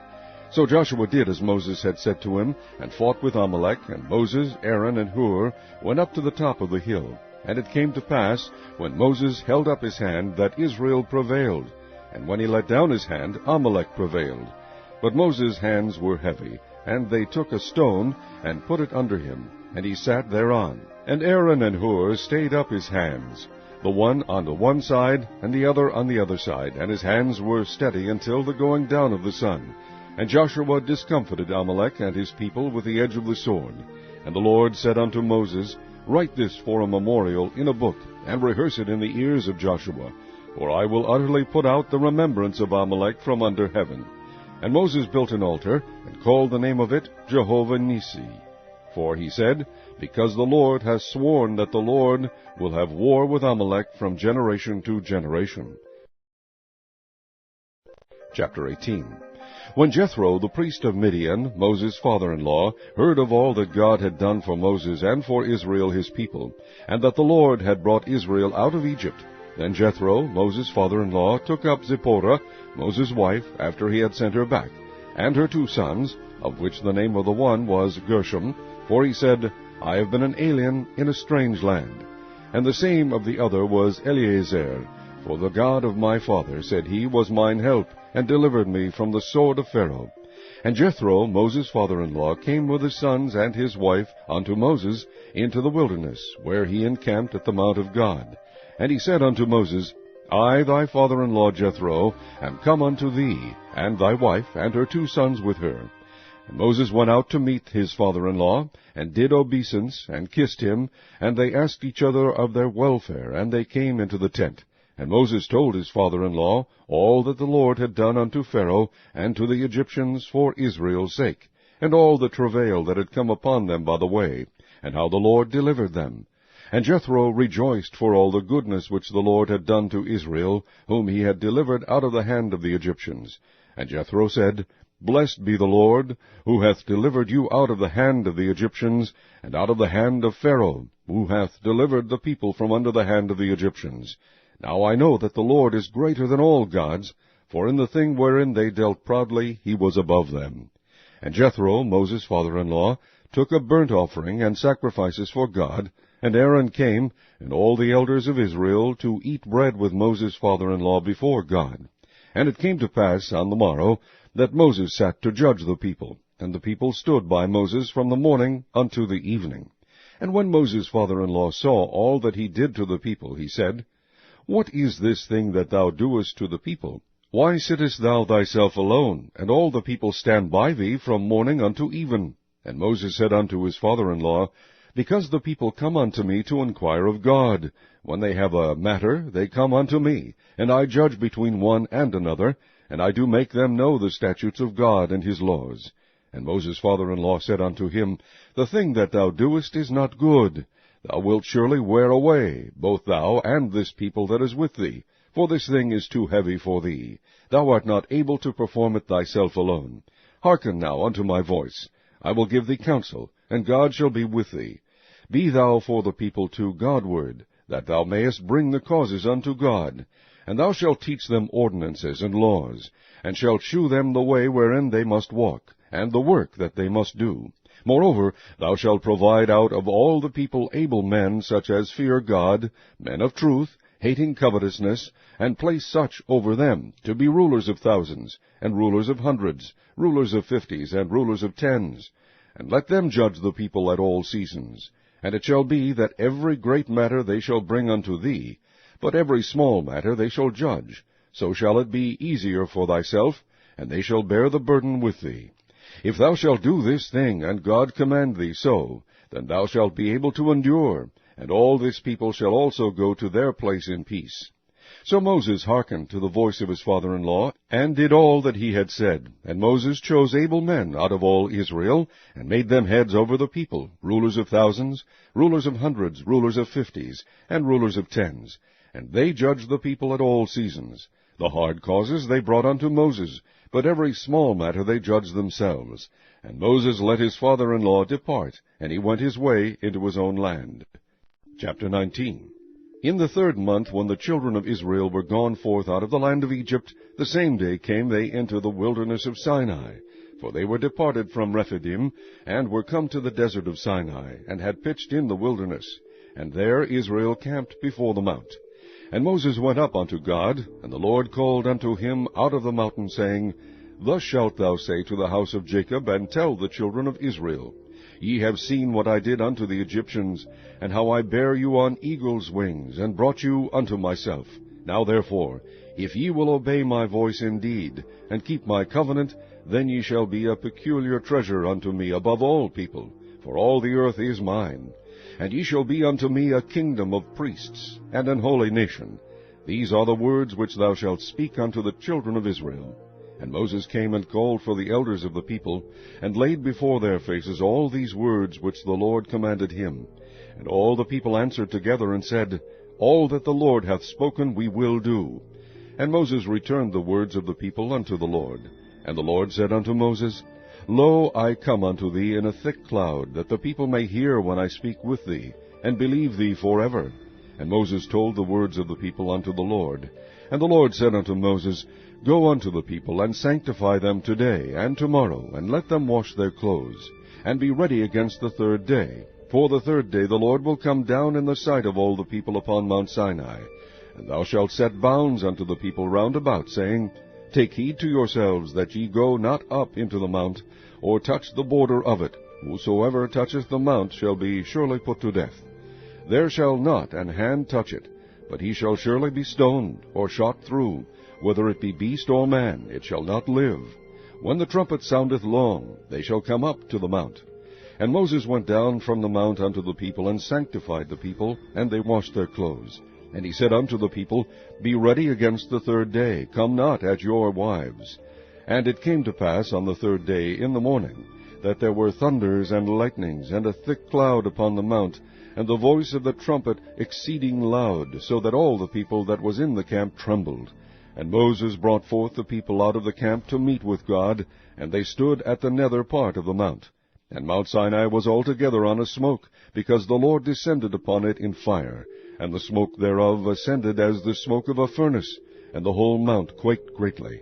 And when the voice of the trumpet sounded long, and waxed louder and louder, Moses spake, and God answered him by a voice. And the Lord came down upon Mount Sinai, on the top of the mount. And the Lord called Moses up to the top of the mount, and Moses went up. And the Lord said unto Moses, Go down, charge the people, lest they break through unto the Lord to gaze, and many of them perish. And let the priests also, which come near to the Lord, sanctify themselves, lest the Lord break forth upon them. And Moses said unto the Lord, The people cannot come up to Mount Sinai, for thou chargest us, saying, Set bounds about the mount, and sanctify it. And the Lord said unto him, Away, get thee down, and thou shalt come up, thou and Aaron with thee. But let not the priests and the people break through to come up unto the Lord, lest he break forth upon them. So Moses went down unto the people, and spake unto them. Chapter 20. And God spake all these words, saying, I am the Lord thy God, which have brought thee out of the land of Egypt, out of the house of bondage. Thou shalt have no other gods before me. Thou shalt not make unto thee any graven image, or any likeness of anything that is in heaven above, or that is in the earth beneath, or that is in the water under the earth. Thou shalt not bow down thyself to them, nor serve them.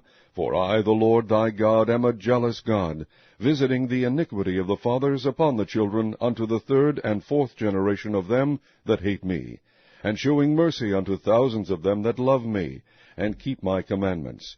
Thou shalt not take the name of the Lord thy God in vain, for the Lord will not hold him guiltless that taketh his name in vain. Remember the Sabbath day, to keep it holy.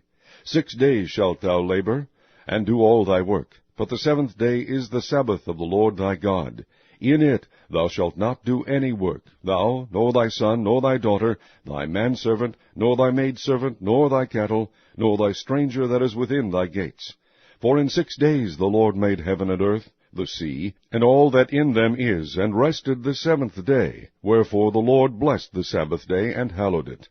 Honor thy father and thy mother, that thy days may be long upon the land which the Lord thy God giveth thee. Thou shalt not kill.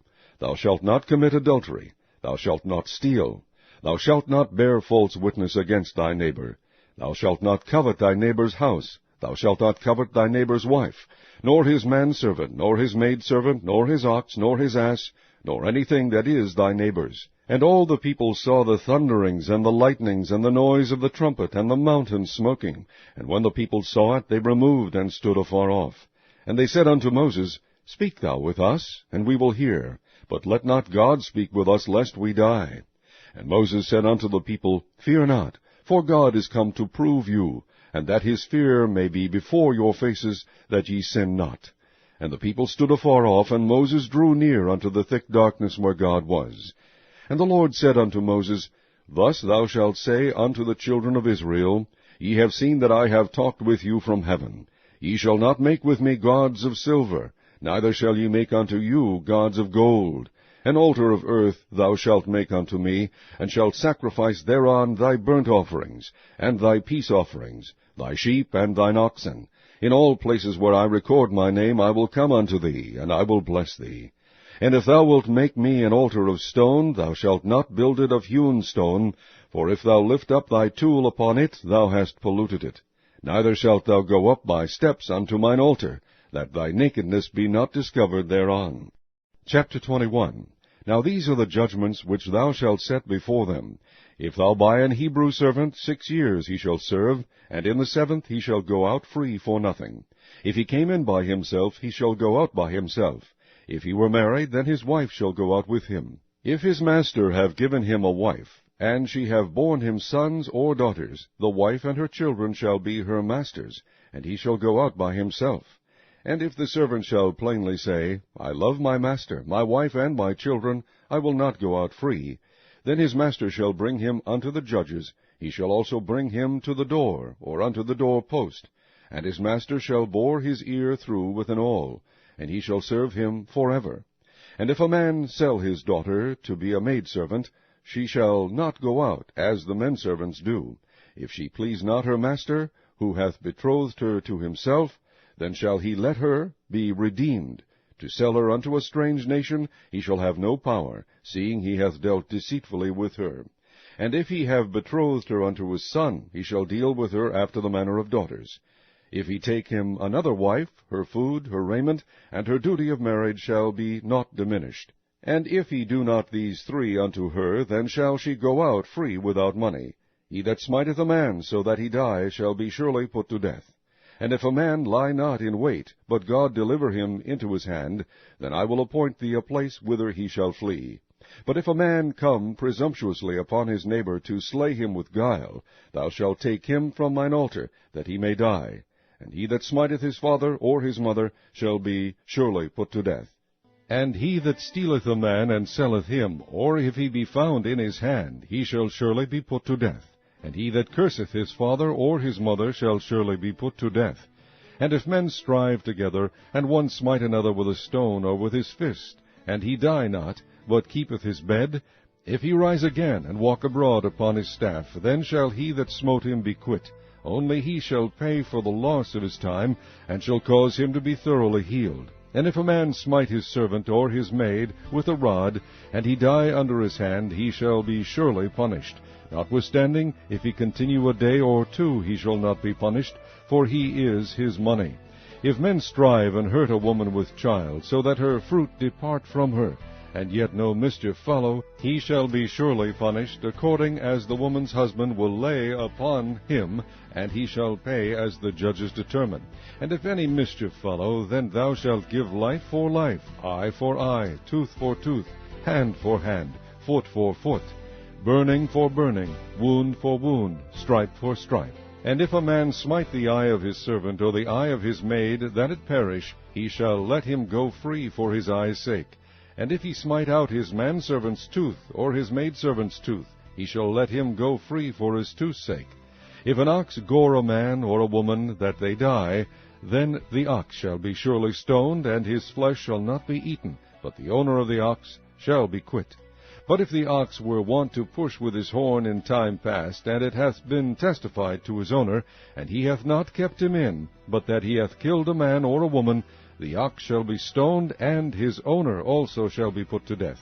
If there be laid on him a sum of money, then he shall give for the ransom of his life whatsoever is laid upon him, whether he have gored a son or have gored a daughter. According to this judgment shall it be done unto him. If the ox shall push a manservant or a maidservant, he shall give unto their master 30 shekels of silver, and the ox shall be stoned. And if a man shall open a pit, or if a man shall dig a pit, and not cover it, and an ox or an ass fall therein, the owner of the pit shall make it good, and give money unto the owner of them, and the dead beast shall be his. And if one man's ox hurt another's, that he die, then they shall sell the live ox, and divide the money of it, and the dead ox also they shall divide. Or if it be known that the ox hath used to push in time past, and his owner hath not kept him in, he shall surely pay ox for ox, and the dead shall be his own. Chapter 22. If a man shall steal an ox, or a sheep, and kill it, or sell it, he shall restore 5 oxen for an ox, and 4 sheep for a sheep. If a thief be found breaking up, and be smitten that he die, there shall no blood be shed for him. If the sun be risen upon him, there shall be blood shed for him, for he should make full restitution. If he have nothing, then he shall be sold for his theft. If the theft be certainly found in his hand alive, whether it be ox or ass or sheep, he shall restore double.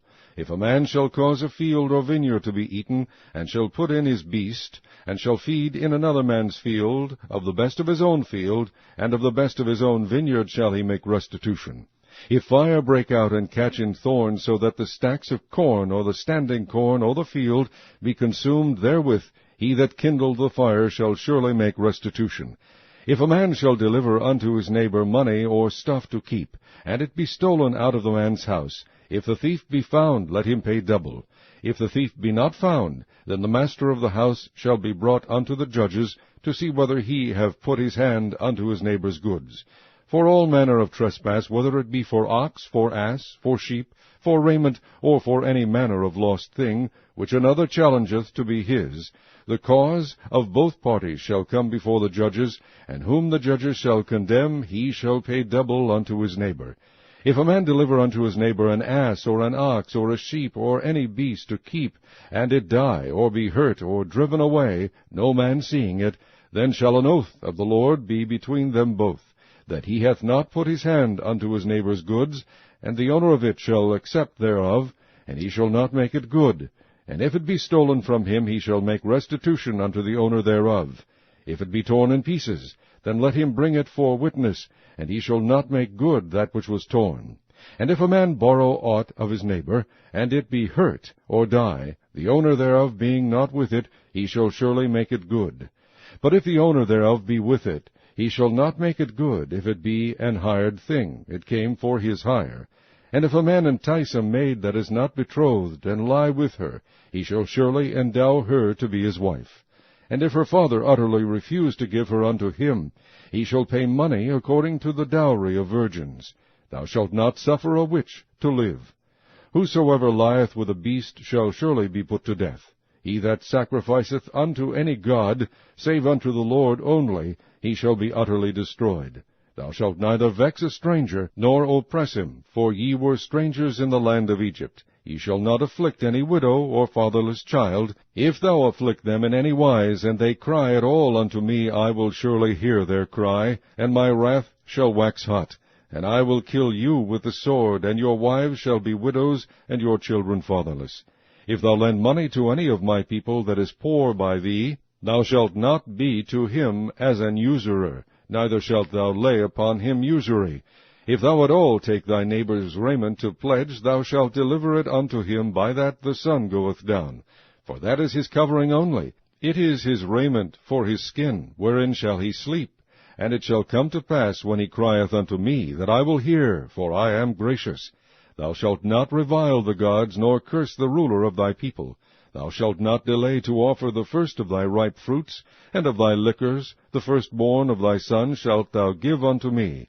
Likewise shalt thou do with thine oxen, and with thy sheep. 7 days it shall be with his dam. On the 8th day thou shalt give it me, and ye shall be holy men unto me, neither shall ye eat any flesh that is torn of beasts in the field. Ye shall cast it to the dogs.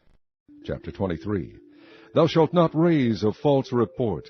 Put not thine hand with the wicked to be an unrighteous witness. Thou shalt not follow a multitude to do evil, neither shalt thou speak in a cause to decline after many to wrest judgment. Neither shalt thou countenance a poor man in his cause. If thou meet thine enemy's ox or his ass going astray, thou shalt surely bring it back to him again. If thou see the ass of him that hateth thee lying under his burden, and wouldest forbear to help him, thou shalt surely help with him. Thou shalt not wrest the judgment of thy poor in his cause. Keep thee far from a false matter, and the innocent and righteous slay thou not, for I will not justify the wicked. And thou shalt take no gift, for the gift blindeth the wise, and perverteth the words of the righteous. Also thou shalt not oppress a stranger, for ye know the heart of a stranger, seeing ye were strangers in the land of Egypt. And 6 years thou shalt sow thy land, and shalt gather in the fruits thereof. But the 7th year thou shalt let it rest, and lie still, that the poor of thy people may eat, and what they leave the beasts of the field shall eat. In like manner thou shalt deal with thy vineyard, and with thy oliveyard. 6 days thou shalt do thy work, and on the 7th day thou shalt rest, that thine ox and thine ass may rest, and the son of thy handmaid, and the stranger may be refreshed. And in all things that I have said unto you be circumspect, and make no mention of the name of other gods, neither let it be heard out of thy mouth. 3 times thou shalt keep a feast unto me in the year. Thou shalt keep the feast of unleavened bread. Thou shalt eat unleavened bread 7 days, as I commanded thee, in the time appointed of the month Abib. For in it thou camest out from Egypt, and none shall appear before me empty. And the feast of harvest, the first fruits of thy labors, which thou hast sown in the field, and the feast of ingathering, which is in the end of the year, when thou hast gathered in thy labors out of the field. 3 times in the year all thy male shall appear before the Lord God. Thou shalt not offer the blood of my sacrifice with leavened bread, neither shall the fat of my sacrifice remain until the morning. The first of the firstfruits of thy land thou shalt bring into the house of the Lord thy God. Thou shalt not seethe a kid in his mother's milk. Behold, I send an angel before thee, to keep thee in the way, and to bring thee into the place which I have prepared, Beware of him, and obey his voice. Provoke him not, for he will not pardon your transgressions, for my name is in him. But if thou shalt indeed obey his voice, and do all that I speak, then I will be an enemy unto thine enemies, and an adversary unto thine adversaries. For mine angel shall go before thee, and bring thee unto the Amorites, and the Hittites, and the Perizzites, and the Canaanites, the Hivites, and the Jebusites, and I will cut them off. Thou shalt not bow down to their gods, nor serve them, nor do after their works, but thou shalt utterly overthrow them, and quite break down their images. And ye shall serve the Lord your God, and he shall bless thy bread and thy water, and I will take sickness away from the midst of thee. There shall nothing cast their young, nor be barren in thy land. The number of thy days I will fulfill. I will send my fear before thee, and will destroy all the people to whom thou shalt come, and I will make all thine enemies turn their backs unto thee. And I will send hornets before thee, which shall drive out the Hivite, the Canaanite, and the Hittite from before thee. I will not drive them out from before thee in 1 year, lest the land become desolate, and the beasts of the field multiply against thee. By little and little I will drive them out from before thee, until thou be increased, and inherit the land. And I will set thy bounds from the Red Sea even unto the sea of the Philistines, and from the desert unto the river. For I will deliver the inhabitants of the land into your hand, and thou shalt drive them out before thee. Thou shalt make no covenant with them, nor with their gods. They shall not dwell in thy land, lest they make thee sin against me. For if thou serve their gods, it will surely be a snare unto thee. Chapter 24. And he said unto Moses, Come up unto the Lord, thou and Aaron, Nadab, and Abihu, and 70 of the elders of Israel, and worship ye afar off. And Moses alone shall come near the Lord, but they shall not come nigh, neither shall the people go up with him. And Moses came and told the people all the words of the Lord, and all the judgments. And all the people answered with one voice, and said, All the words which the Lord hath said will we do. And Moses wrote all the words of the Lord, and rose up early in the morning, and builded an altar under the hill, and 12 pillars according to the 12 tribes of Israel. And he sent young men of the children of Israel, which offered burnt offerings, and sacrificed peace offerings of oxen unto the Lord. And Moses took half of the blood, and put it in basins, and half of the blood he sprinkled on the altar. And he took the book of the covenant, and read in the audience of the people, and they said, All that the Lord hath said will we do, and be obedient. And Moses took the blood, and sprinkled it on the people, and said, Behold the blood of the covenant which the Lord hath made with you concerning all these words. Then went up Moses and Aaron, Nadab and Abihu, and 70 of the elders of Israel. And they saw the God of Israel, and there was under his feet as it were a paved work of a sapphire stone, and as it were the body of heaven in his clearness. And upon the nobles of the children of Israel he laid not his hand. Also they saw God, and did eat and drink. And the Lord said unto Moses, Come up to me into the mount, and be there. And I will give thee tables of stone, and a law, and commandments which I have written, that thou mayest teach them. And Moses rose up, and his minister Joshua, and Moses went up into the mount of God. And he said unto the elders, Tarry ye here for us until we come again unto you. And behold, Aaron and Hur are with you. If any man have any matters to do, let him come unto them. And Moses went up into the mount, and a cloud covered the mount. And the glory of the Lord abode upon Mount Sinai, and the cloud covered it 6 days. And the 7th day he called unto Moses out of the midst of the cloud. And the sight of the glory of the Lord was like devouring fire on the top of the mount in the eyes of the children of Israel. And Moses went into the midst of the cloud, and gat him up into the mount. And Moses was in the mount 40 days and 40 nights. Chapter 25. And the Lord spake unto Moses, saying, Speak unto the children of Israel, that they bring me an offering. Of every man that giveth it willingly with his heart ye shall take my offering. And this is the offering which ye shall take of them, gold, and silver, and brass, and blue, and purple, and scarlet, and fine linen, and goat's hair, and ram skins dyed red, and badger skins, and shittim wood, oil for the light, spices for anointing oil, and for sweet incense, onyx stones, and stones to be set in the ephod and in the breastplate. And let them make me a sanctuary, that I may dwell among them. according to all that I shew thee, after the pattern of the tabernacle, and the pattern of all the instruments thereof, even so shall ye make it. And they shall make an ark of shittim wood, 2 cubits and a half shall be the length thereof, and 1 cubit and a half the breadth thereof, and 1 cubit and a half the height thereof. And thou shalt overlay it with pure gold, within and without shalt thou overlay it, and shalt make upon it a crown of gold round about. And thou shalt cast 4 rings of gold for it, and put them in the 4 corners thereof. And 2 rings shall be in the one side of it, and 2 rings in the other side of it. And thou shalt make staves of shittim wood, and overlay them with gold. And thou shalt put the staves into the rings by the sides of the ark, that the ark may be borne with them. The staves shall be in the rings of the ark, they shall not be taken from it. And thou shalt put into the ark the testimony which I shall give thee.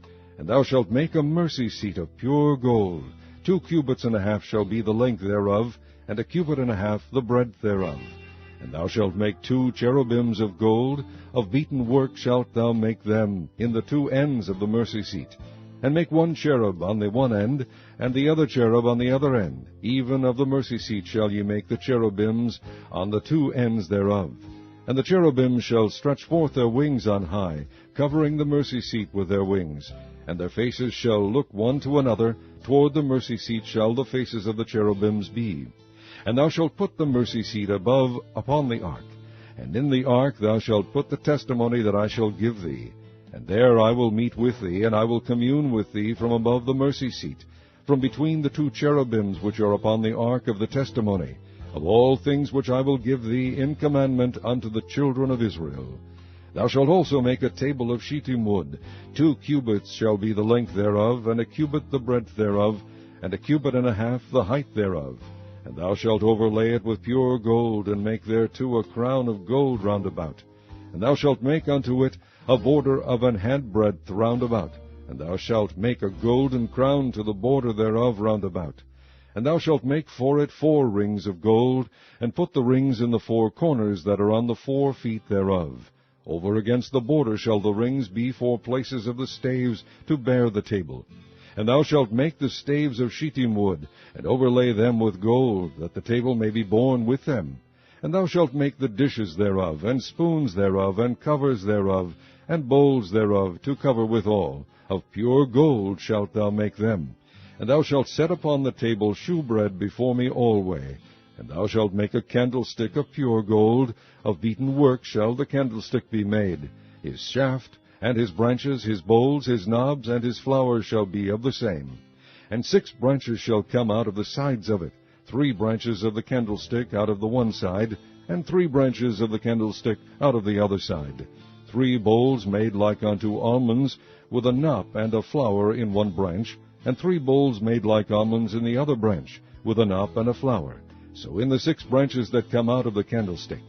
And in the candlestick shall be 4 bowls made like unto almonds, with their knops and their flowers. And there shall be a knop under 2 branches of the same, and a knop under 2 branches of the same, and a knop under 2 branches of the same, according to the 6 branches that proceed out of the candlestick. Their knops and their branches shall be of the same. All it shall be 1 beaten work of pure gold. And thou shalt make the 7 lamps thereof. And they shall light the lamps thereof, that they may give light over against it. And the tongs thereof, and the snuff dishes thereof, shall be of pure gold. Of a talent of pure gold shall he make it, with all these vessels. And look that thou make them after their pattern, which was shewed thee in the mount. Chapter 26. Moreover, thou shalt make the tabernacle with 10 curtains of fine twined linen, and blue and purple and scarlet, with cherubims of cunning work shalt thou make them. The length of 1 curtain shall be 28 cubits, and the breadth of 1 curtain 4 cubits, and every one of the curtains shall have 1 measure. The 5 curtains shall be coupled together one to another, and other 5 curtains shall be coupled one to another. And thou shalt make loops of blue upon the edge of the 1 curtain from the selve edge in the coupling, and likewise shalt thou make in the uttermost edge of another curtain in the coupling of the 2nd. 50 loops shalt thou make in the 1 curtain, and 50 loops shalt thou make in the edge of the curtain that is in the coupling of the 2nd, that the loops may take hold one of another. And thou shalt make 50 taches of gold, and couple the curtains together with the taches, and it shall be 1 tabernacle. And thou shalt make curtains of goat's hair to be a covering upon the tabernacle. 11 curtains shalt thou make. The length of one curtain shall be 30 cubits, and the breadth of one curtain 4 cubits, and the 11 curtains shall be all of one measure. And thou shalt couple 5 curtains by themselves, and 6 curtains by themselves, and shalt double the 6th curtain in the forefront of the tabernacle. And thou shalt make 50 loops on the edge of the one curtain that is outmost in the coupling, and 50 loops in the edge of the curtain which coupleth the second. And thou shalt make 50 taches of brass, and put the taches into the loops, and couple the tent together, that it may be one. And the remnant that remaineth of the curtains of the tent, the half curtain that remaineth, shall hang over the back side of the tabernacle, and a cubit on the one side, and a cubit on the other side of that which remaineth in the length of the curtains of the tent. It shall hang over the sides of the tabernacle on this side and on that side to cover it. And thou shalt make a covering for the tent of ram skins dyed red, and a covering above of badger skins. And thou shalt make boards for the tabernacle of shittim wood standing up. 10 cubits shall be the length of a board, and a cubit and a half shall be the breadth of one board. 2 tenons shall there be in one board, set in order one against another. Thus shalt thou make for all the boards of the tabernacle. And thou shalt make the boards for the tabernacle, 20 boards on the south side southward.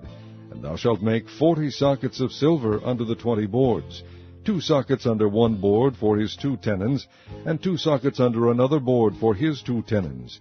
And for the second side of the tabernacle on the north side there shall be 20 boards, and there 40 sockets of silver, 2 sockets under one board, and 2 sockets under another board. And for the skies of the tabernacle westward thou shalt make 6 boards, and 2 boards shalt thou make for the corners of the tabernacle in the 2 sides. And they shall be coupled together beneath, and they shall be coupled together above the head of it unto one ring. Thus shall it be for them both, they shall be for the 2 corners. And they shall be 8 boards, and their sockets of silver, 16 sockets, 2 sockets under one board, and 2 sockets under another board. And thou shalt make bars of shittim wood, 5 for the boards of the one side of the tabernacle, and 5 bars for the boards of the other side of the tabernacle, and 5 bars for the boards of the side of the tabernacle, for the 2 sides westward. And the middle bar in the midst of the boards shall reach from end to end. And thou shalt overlay the boards with gold, and make their rings of gold for places for the bars. And thou shalt overlay the bars with gold. And thou shalt rear up the tabernacle according to the fashion thereof which were shewed thee in the mount. And thou shalt make a veil of blue, and purple, and scarlet, and fine twined linen of cunning work, with cherubim shall it be made. And thou shalt hang it upon 4 pillars of shittim wood overlaid with gold. Their hooks shall be of gold, upon the 4 sockets of silver. And thou shalt hang up the veil under the taches, that thou mayest bring in thither within the veil the ark of the testimony. And the veil shall divide unto you between the holy place and the most holy. And thou shalt put the mercy seat upon the ark of the testimony in the most holy place. And thou shalt set the table without the veil, and the candlestick over against the table on the side of the tabernacle toward the south. And thou shalt put the table on the north side. And thou shalt make an hanging for the door of the tent of blue, and purple, and scarlet, and fine twined linen wrought with needlework. And thou shalt make for the hanging 5 pillars of shittim wood, and overlay them with gold, and their hooks shall be of gold, and thou shalt cast 5 sockets of brass for them. Chapter 27. And thou shalt make an altar of shittim wood, 5 cubits long, and 5 cubits broad. The altar shall be 4 square, and the height thereof shall be 3 cubits. And thou shalt make the horns of it upon the 4 corners thereof. His horn shall be of the same, and thou shalt overlay it with brass.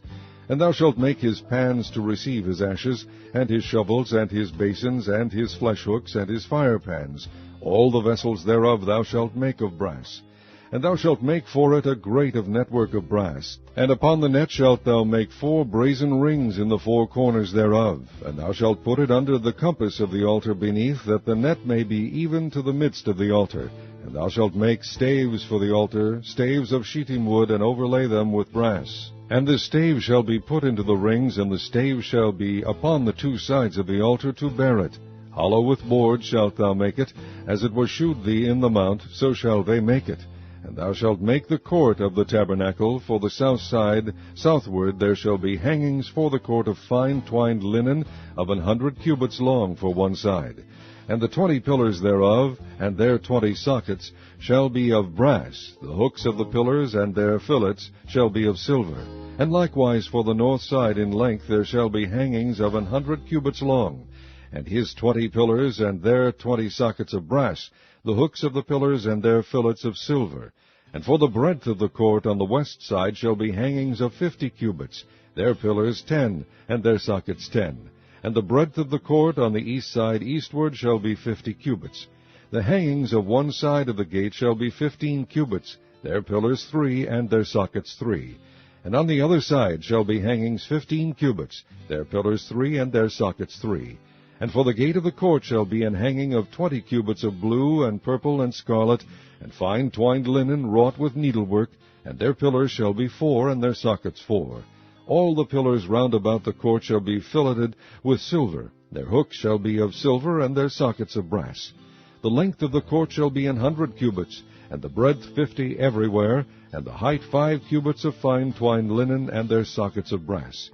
All the vessels of the tabernacle, and all the service thereof, and all the pins thereof, and all the pins of the court, shall be of brass. And thou shalt command the children of Israel that they bring thee pure oil olive beaten for the light, to cause the lamp to burn always. In the tabernacle of the congregation without the veil, which is before the testimony, Aaron and his sons shall order it from evening to morning before the Lord.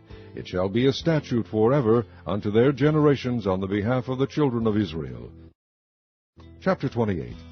And take thou unto thee Aaron thy brother and his sons with him from among the children of Israel, that he may minister unto me in the priest's office, even Aaron, Nadab, and Abihu, Eleazar, and Ithamar, Aaron's sons. And thou shalt make holy garments for Aaron thy brother, for glory and for beauty. And thou shalt speak unto all that are wise-hearted, whom I have filled with the spirit of wisdom, that they may make Aaron's garments to consecrate him, that he may minister unto me in the priest's office. And these are the garments which they shall make: a breastplate, and an ephod, and a robe, and a bordered coat, a mitre, and a girdle. And they shall make holy garments for Aaron thy brother, and his sons, that he may minister unto me in the priest's office. And they shall take gold, and blue, and purple, and scarlet, and fine linen. And they shall make the ephod of gold, of blue, and of purple, of scarlet, and fine twined linen with cunning work. It shall have the 2 shoulder pieces thereof, joined at the 2 edges thereof, and so it shall be joined together. And the curious girdle of the ephod, which is upon it, shall be of the same according to the work thereof, even of gold, of blue, and purple, and scarlet, and fine twined linen. And thou shalt take 2 onyx stones, and grave on them the names of the children of Israel, 6 of their names on one stone, and the other 6 names of the rest on the other stone, according to their birth. With the work of an engraver in stone, like the engravings of a signet, shalt thou engrave the 2 stones with the names of the children of Israel. Thou shalt make them to be set in ouches of gold. And thou shalt put the 2 stones upon the shoulders of the ephod for stones of memorial unto the children of Israel. And Aaron shall bear their names before the Lord upon his 2 shoulders for a memorial. And thou shalt make ouches of gold, and 2 chains of pure gold at the ends. Of wreathen work shalt thou make them, and fasten the wreathen chains to the ouches. And thou shalt make the breastplate of judgment with cunning work. After the work of the ephod thou shalt make it, of gold, of blue, and of purple, and of scarlet, and of fine twined linen shalt thou make it. 4 square it shall be, being doubled. A span shall be the length thereof, and a span shall be the breadth thereof. And thou shalt set it in settings of stones, even 4 rows of stones. The first row shall be a sardius, a topaz, and a carbuncle. This shall be the first row. And the second row shall be an emerald, a sapphire, and a diamond. And the third row a ligure, an agate, and an amethyst. And the 4th row a beryl, and an onyx, and a jasper. They shall be set in gold in their enclosings. And the stones shall be with the names of the children of Israel, 12 according to their names, like the engravings of a signet. Every one with his name shall they be according to the 12 tribes. And thou shalt make upon the breastplate chains at the ends of wreathen work of pure gold. And thou shalt make upon the breastplate 2 rings of gold, and shalt put the 2 rings on the 2 ends of the breastplate. And thou shalt put the 2 wreathen chains of gold in the 2 rings which are on the ends of the breastplate. And the other 2 ends of the 2 wreathen chains thou shalt fasten in the 2 ouches, and put them on the shoulder pieces of the ephod before it. And thou shalt make 2 rings of gold, and thou shalt put them upon the 2 ends of the breastplate in the border thereof, which is in the side of the ephod inward. And 2 other rings of gold thou shalt make, and shalt put them on the 2 sides of the ephod underneath, toward the forepart thereof, over against the other coupling thereof, above the curious girdle of the ephod. And they shall bind the breastplate by the rings thereof unto the rings of the ephod with a lace of blue, that it may be above the curious girdle of the ephod, and that the breastplate be not loosed from the ephod. And Aaron shall bear the names of the children of Israel in the breastplate of judgment upon his heart, when he goeth in unto the holy place, for a memorial before the Lord continually. And thou shalt put in the breastplate of judgment the Urim and the Thummim, and they shall be upon Aaron's heart, when he goeth in before the Lord. And Aaron shall bear the judgment of the children of Israel upon his heart before the Lord continually. And thou shalt make the robe of the ephod all of blue, and there shall be an hole in the top of it, in the midst thereof. It shall have a binding of woven work round about the whole of it, as it were the hole of a habergeon, that it be not rent. And beneath upon the hem of it thou shalt make pomegranates of blue, and of purple, and of scarlet, round about the hem thereof, and bells of gold between them round about. A gold bell and a pomegranate, a gold bell and a pomegranate, upon the hem of the robe round about. And it shall be upon Aaron to minister, and his sound shall be heard when he goeth in unto the holy place before the Lord, and when he cometh out, that he die not. And thou shalt make a plate of pure gold, and grave upon it, like the engravings of a signet, Holiness to the Lord. And thou shalt put it on a blue lace, that it may be upon the mitre. Upon the forefront of the mitre it shall be. And it shall be upon Aaron's forehead, that Aaron may bear the iniquity of the holy things, which the children of Israel shall hallow in all their holy gifts. And it shall be always upon his forehead, that they may be accepted before the Lord. And thou shalt embroider the coat of fine linen, and thou shalt make the mitre of fine linen, and thou shalt make the girdle of needlework.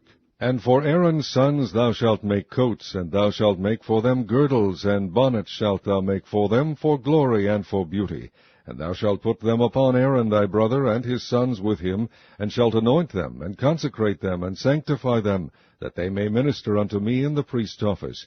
And thou shalt make them linen breeches to cover their nakedness. From the loins even unto the thighs they shall reach, and they shall be upon Aaron and upon his sons, when they come in unto the tabernacle of the congregation, or when they come near unto the altar to minister in the holy place, that they bear not iniquity and die. It shall be a statute for ever unto him and his seed after him. Chapter 29. And this is the thing that thou shalt do unto them to hallow them, to minister unto me in the priest's office. Take 1 young bullock, and 2 rams without blemish, and unleavened bread, and cakes unleavened tempered with oil, and wafers unleavened anointed with oil, of wheaten flour shalt thou make them. And thou shalt put them into 1 basket, and bring them in the basket with the bullock and the 2 rams. And Aaron and his sons thou shalt bring unto the door of the tabernacle of the congregation, and shalt wash them with water. And thou shalt take the garments, and put upon Aaron the coat, and the robe of the ephod, and the ephod, and the breastplate, and gird him with the curious girdle of the ephod. And thou shalt put the mitre upon his head, and put the holy crown upon the mitre. Then shalt thou take the anointing oil, and pour it upon his head, and anoint him. And thou shalt bring his sons, and put coats upon them. And thou shalt gird them with girdles, Aaron and his sons, and put the bonnets on them. And the priest's office shall be theirs for a perpetual statute. And thou shalt consecrate Aaron and his sons. And thou shalt cause a bullock to be brought before the tabernacle of the congregation, and Aaron and his sons shall put their hands upon the head of the bullock. And thou shalt kill the bullock before the Lord by the door of the tabernacle of the congregation. And thou shalt take of the blood of the bullock, and put it upon the horns of the altar with thy finger, and pour all the blood beside the bottom of the altar. And thou shalt take all the fat that covereth the inwards, and the caul that is above the liver, and the 2 kidneys, and the fat that is upon them, and burn them upon the altar. But the flesh of the bullock, and his skin, and his dung, shalt thou burn with fire without the camp. It is a sin offering.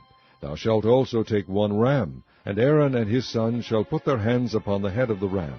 And thou shalt slay the ram, and thou shalt take his blood, and sprinkle it round about upon the altar.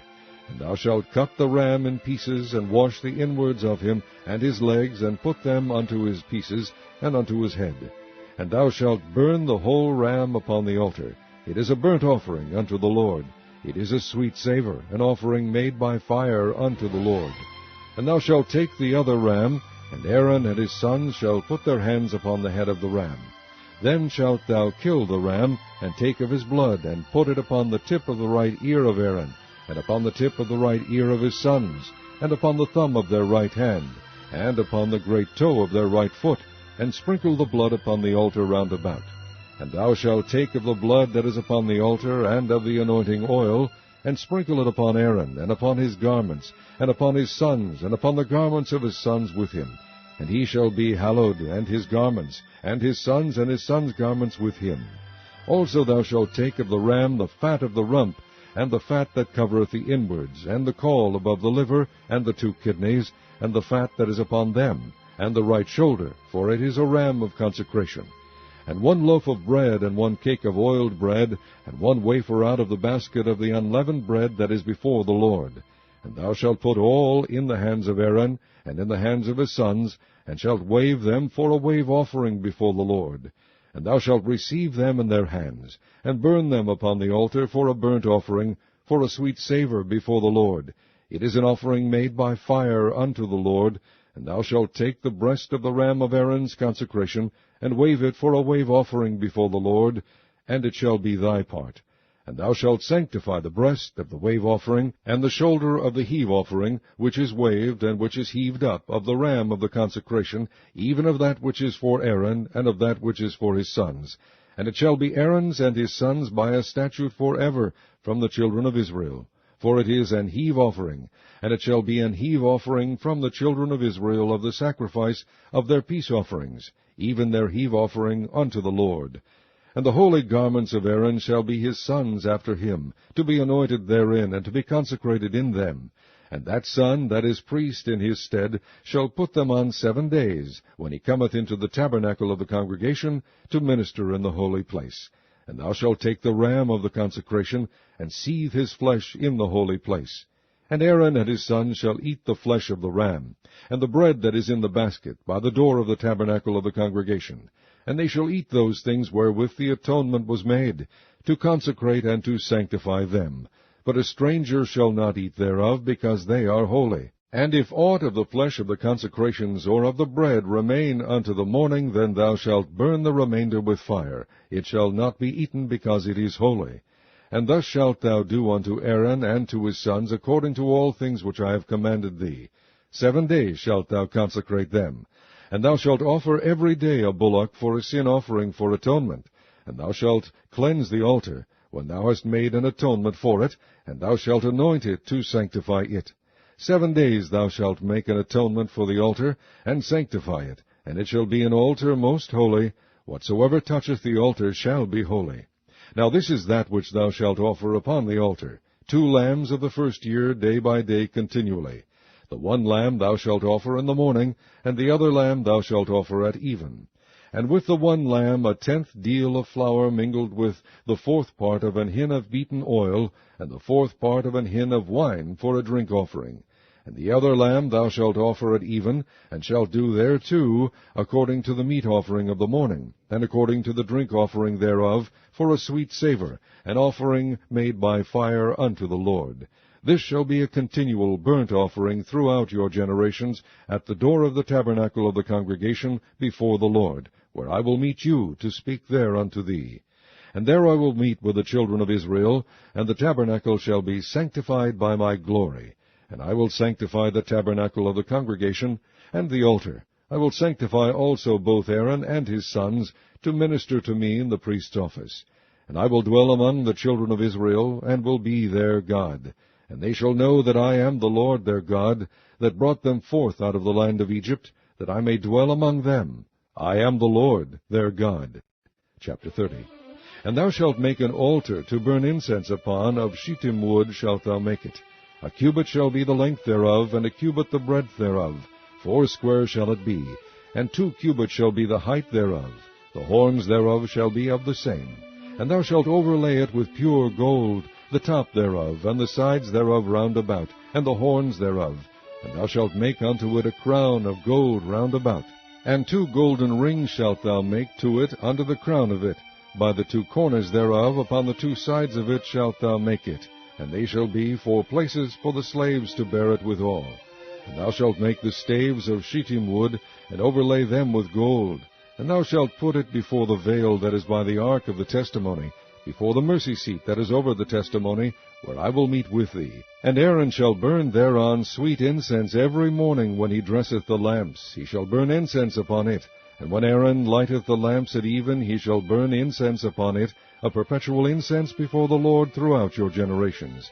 Ye shall offer no strange incense thereon, nor burnt sacrifice, nor meat offering, neither shall ye pour drink offering thereon. And Aaron shall make an atonement upon the horns of it once in a year with the blood of the sin offering of atonements. Once in the year shall he make atonement upon it throughout your generations. It is most holy unto the Lord.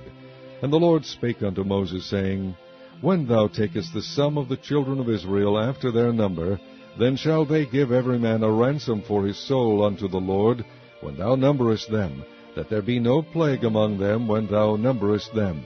This they shall give, every one that passeth among them that are numbered, half a shekel after the shekel of the sanctuary. A shekel is 20 gerahs, and half shekel shall be the offering of the Lord. Every one that passeth among them that are numbered, from 20 years old and above, shall give an offering unto the Lord. The rich shall not give more, and the poor shall not give less than half a shekel, when they give an offering unto the Lord, to make an atonement for your souls. And thou shalt take the atonement money of the children of Israel, and shall appoint it for the service of the tabernacle of the congregation, that it may be a memorial unto the children of Israel before the Lord, to make an atonement for your souls. And the Lord spake unto Moses, saying, Thou shalt also make a laver of brass, and his foot also of brass, to wash withal.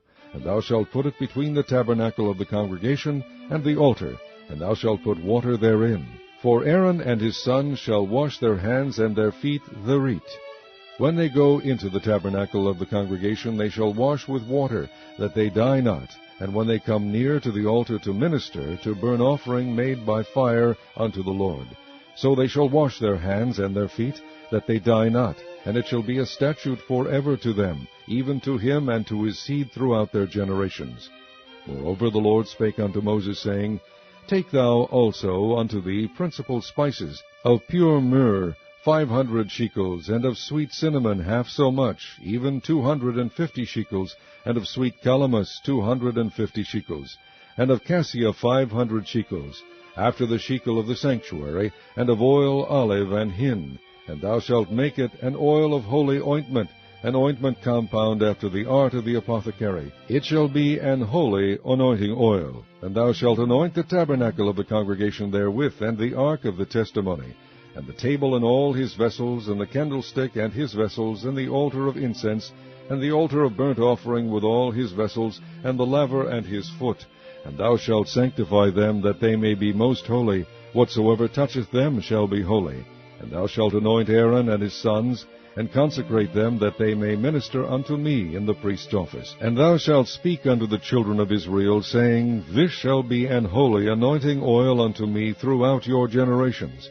Upon man's flesh shall it not be poured, neither shall ye make any other like it. After the composition of it, it is holy, and it shall be holy unto you. Whosoever compoundeth any like it, or whosoever putteth any of it upon a stranger, shall even be cut off from his people. And the Lord said unto Moses, Take unto the sweet spices, stacte, and onycha, and galbanum, these sweet spices with pure frankincense, of each shall there be a like weight. And thou shalt make it a perfume, a confection after the art of the apothecary, tempered together, pure and holy. And thou shalt beat some of it very small, and put of it before the testimony in the tabernacle of the congregation, where I will meet with thee. It shall be unto you most holy. And as for the perfume which thou shalt make, ye shall not make to yourselves according to the composition thereof. It shall be unto thee holy for the Lord. Whosoever shall make like unto that, to smell thereto, shall even be cut off from his people. Chapter 31. And the Lord spake unto Moses, saying, See, I have called by name Bezaleel, the son of Uri, the son of Hur, of the tribe of Judah. And I have filled him with the Spirit of God in wisdom, and in understanding, and in knowledge, and in all manner of workmanship, to devise cunning works, to work in gold, and in silver, and in brass, and in cutting of stones to set them, and in carving of timber, to work in all manner of workmanship. And I, behold, I have given with him Aholiab, the son of Ahisamach, of the tribe of Dan. And in the hearts of all that are wise-hearted I have put wisdom, that they may make all that I have commanded thee, the tabernacle of the congregation, and the ark of the testimony, and the mercy seat that is thereupon, and all the furniture of the tabernacle, and the table and his furniture, and the pure candlestick with all his furniture, and the altar of incense, and the altar of burnt offering with all his furniture, and the laver and his foot, and the cloths of service, and the holy garments for Aaron the priest, and the garments of his sons to minister in the priest's office, and the anointing oil and sweet incense for the holy place, according to all that I have commanded thee shall they do. And the Lord spake unto Moses, saying, Speak thou also unto the children of Israel, saying, Verily my Sabbaths ye shall keep, for it is a sign between me and you throughout your generations, that ye may know that I am the Lord that doth sanctify you. Ye shall keep the Sabbath therefore, for it is holy unto you.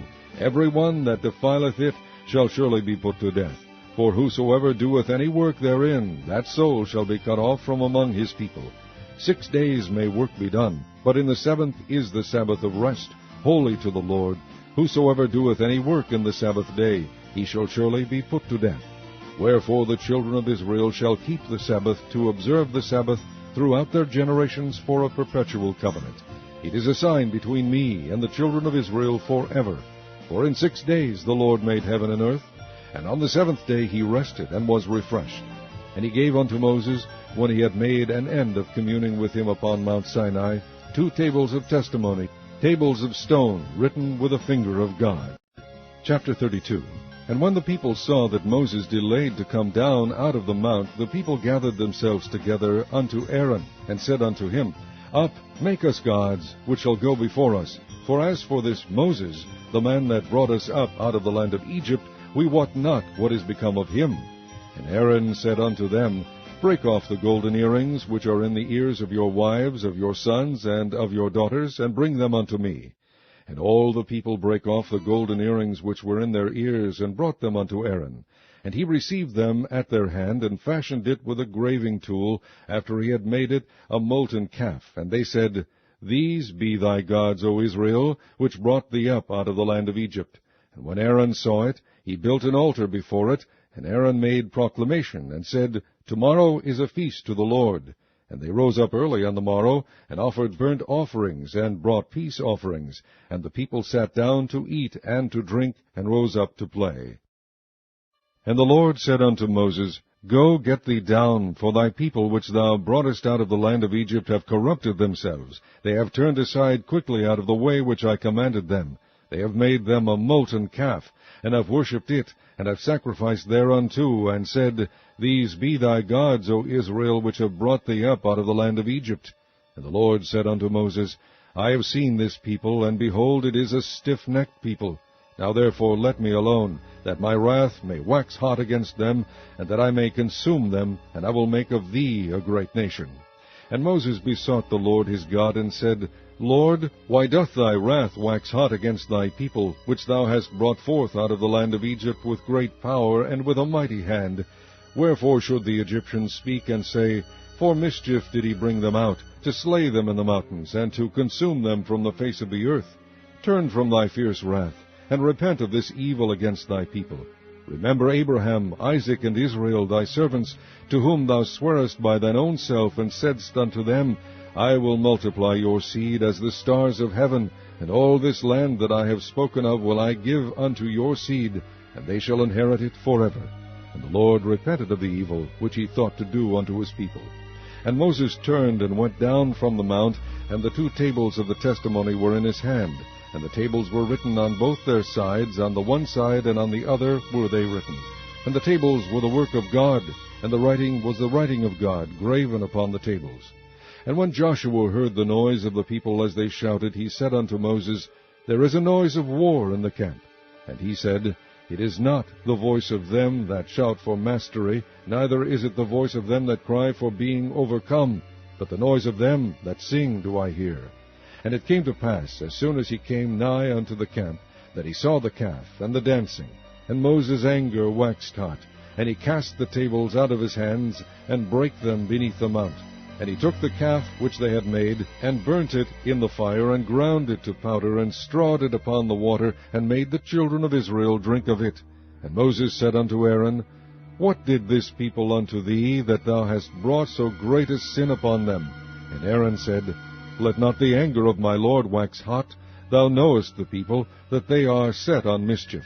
For they said unto me, Make us gods, which shall go before us. For as for this Moses, the man that brought us up out of the land of Egypt, we wot not what is become of him. And I said unto them, Whosoever hath any gold, let them break it off. So they gave it me. Then I cast it into the fire, and there came out this calf. And when Moses saw that the people were naked, for Aaron had made them naked unto their shame among their enemies, then Moses stood in the gate of the camp, and said, Who is on the Lord's side? Let him come unto me. And all the sons of Levi gathered themselves together unto him. And he said unto them, Thus saith the Lord God of Israel, Put every man his sword by his side, and go in and out from the gate to gate throughout the camp, and slay every man his brother, and every man his companion, and every man his neighbor. And the children of Levi did according to the word of Moses, and there fell of the people that day about 3,000 men. For Moses had said, Consecrate yourselves today to the Lord, even every man upon his son, and upon his brother, that he may bestow upon you a blessing this day. And it came to pass on the morrow, that Moses said unto the people, Ye have sinned a great sin, and now I will go up unto the Lord, peradventure I shall make an atonement for your sin. And Moses returned unto the Lord, and said, O this people have sinned a great sin, and have made them gods of gold. Yet now, if thou wilt forgive their sin, and if not, blot me, I pray thee, out of thy book which thou hast written. And the Lord said unto Moses, Whosoever hath sinned against me, him will I blot out of my book. Therefore go now, lead the people unto the place of which I have spoken unto thee. Behold, mine angel shall go before thee. Nevertheless, in the day when I visit, I will visit their sin upon them.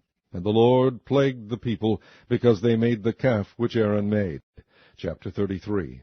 And the Lord said unto Moses, Depart, and go up hence, thou and the people, which thou hast brought up out of the land of Egypt, unto the land which I swear unto Abraham, to Isaac, and to Jacob, saying, Unto thy seed will I give it. And I will send an angel before thee, and I will drive out the Canaanite, the Amorite, and the Hittite, and the Perizzite, the Hivite, and the Jebusite, unto a land flowing with milk and honey. For I will not go up in the midst of thee, for thou art a stiff-necked people, lest I consume thee in the way. And when the people heard these evil tidings, they mourned, and no man did put on him his ornaments. For the Lord had said unto Moses, Say unto the children of Israel, Ye are a stiff-necked people. I will come up into the midst of thee in a moment, and consume thee.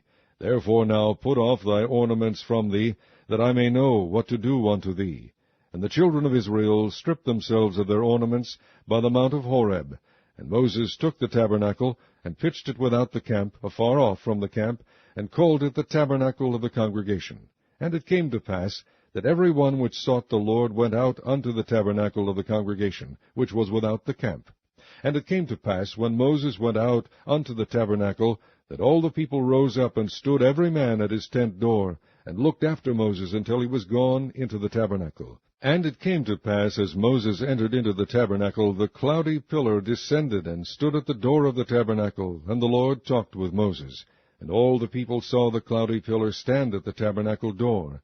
And all the people rose up, and worshipped every man in his tent door. And the Lord spake unto Moses face to face, as a man speaketh unto his friend. And he turned again into the camp, but his servant Joshua the son of Nun, a young man, departed not out of the tabernacle. And Moses said unto the Lord, See, thou sayest unto me, Bring up this people, and thou hast not let me know whom thou wilt send with me.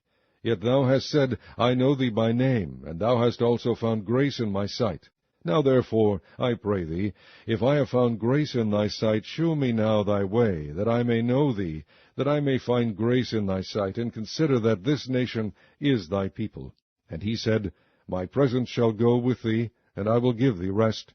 And he said unto him, If thy presence go not with me, carry us not up hence. For wherein shall it be known here that I and thy people have found grace in thy sight? Is it not in that thou goest with us? So shall we be separated, I and thy people, from all the people that are upon the face of the earth. And the Lord said unto Moses, I will do this thing also that thou hast spoken, for thou hast found grace in my sight, and I know thee by name. And he said, I beseech thee, shew me thy glory. And he said, I will make all my goodness pass before thee, and I will proclaim the name of the Lord before thee, and will be gracious to whom I will be gracious, and will shew mercy on whom I will shew mercy. And he said, Thou canst not see my face, for there shall no man see me and live. And the Lord said, Behold, there is a place by me, and thou shalt stand upon a rock. And it shall come to pass, while my glory passeth by, that I will put thee in a cleft of the rock, and will cover thee with my hand while I pass by. And I will take away mine hand, and thou shalt see my back parts, but my face shall not be seen. Chapter 34.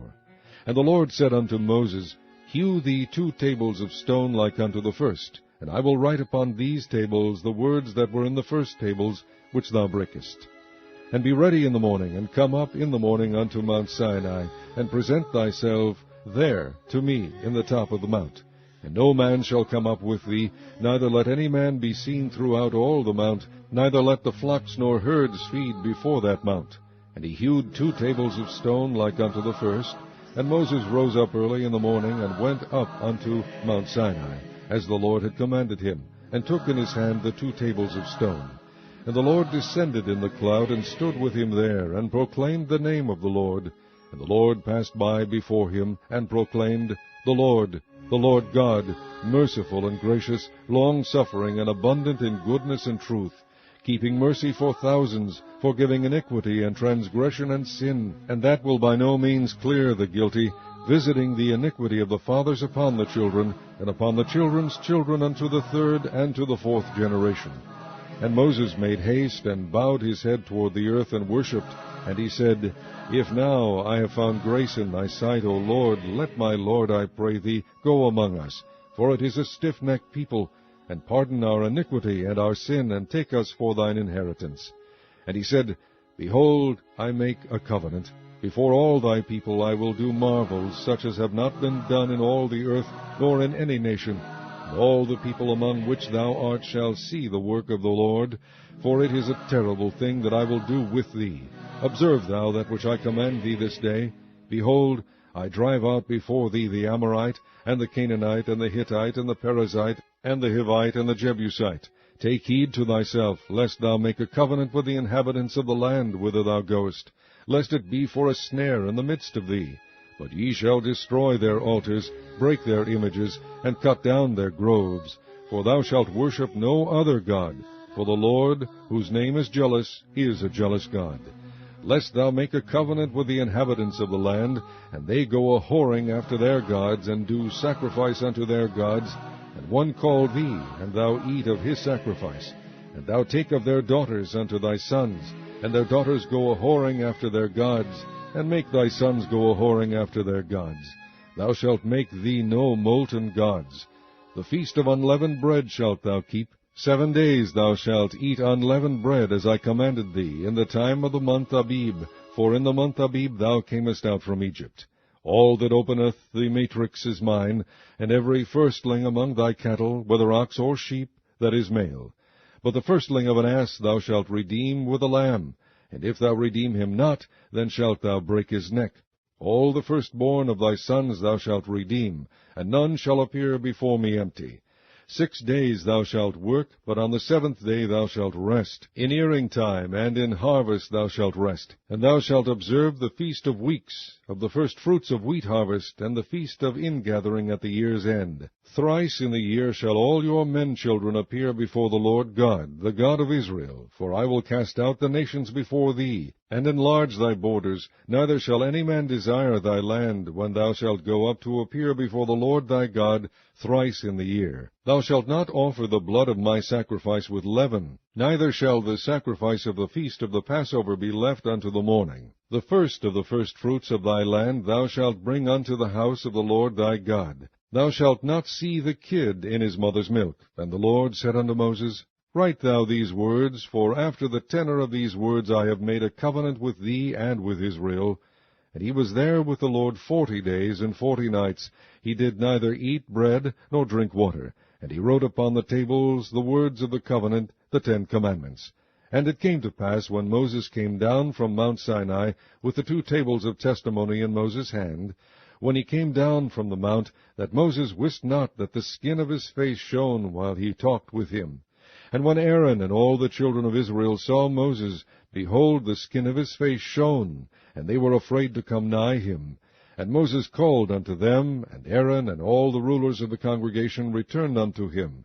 And Moses talked with them. And afterward all the children of Israel came nigh, and he gave them in commandment all that the Lord had spoken with him in Mount Sinai. Until Moses had done speaking with them, he put a veil on his face. But when Moses went in before the Lord to speak with him, he took the veil off until he came out. And he came out, and spake unto the children of Israel that which he was commanded. And the children of Israel saw the face of Moses, that the skin of Moses' face shone. And Moses put the veil upon his face again, until he went in to speak with him. Chapter 35. And Moses gathered all the congregation of the children of Israel together, and said unto them, These are the words which the Lord hath commanded, that ye should do them. 6 days shall work be done, but on the 7th day there shall be to you an holy day, a Sabbath of rest to the Lord. Whosoever doeth work therein shall be put to death. Ye shall kindle no fire throughout your habitations upon the Sabbath day. And Moses spake unto all the congregation of the children of Israel, saying, This is the thing which the Lord commanded, saying, Take ye from among you an offering unto the Lord.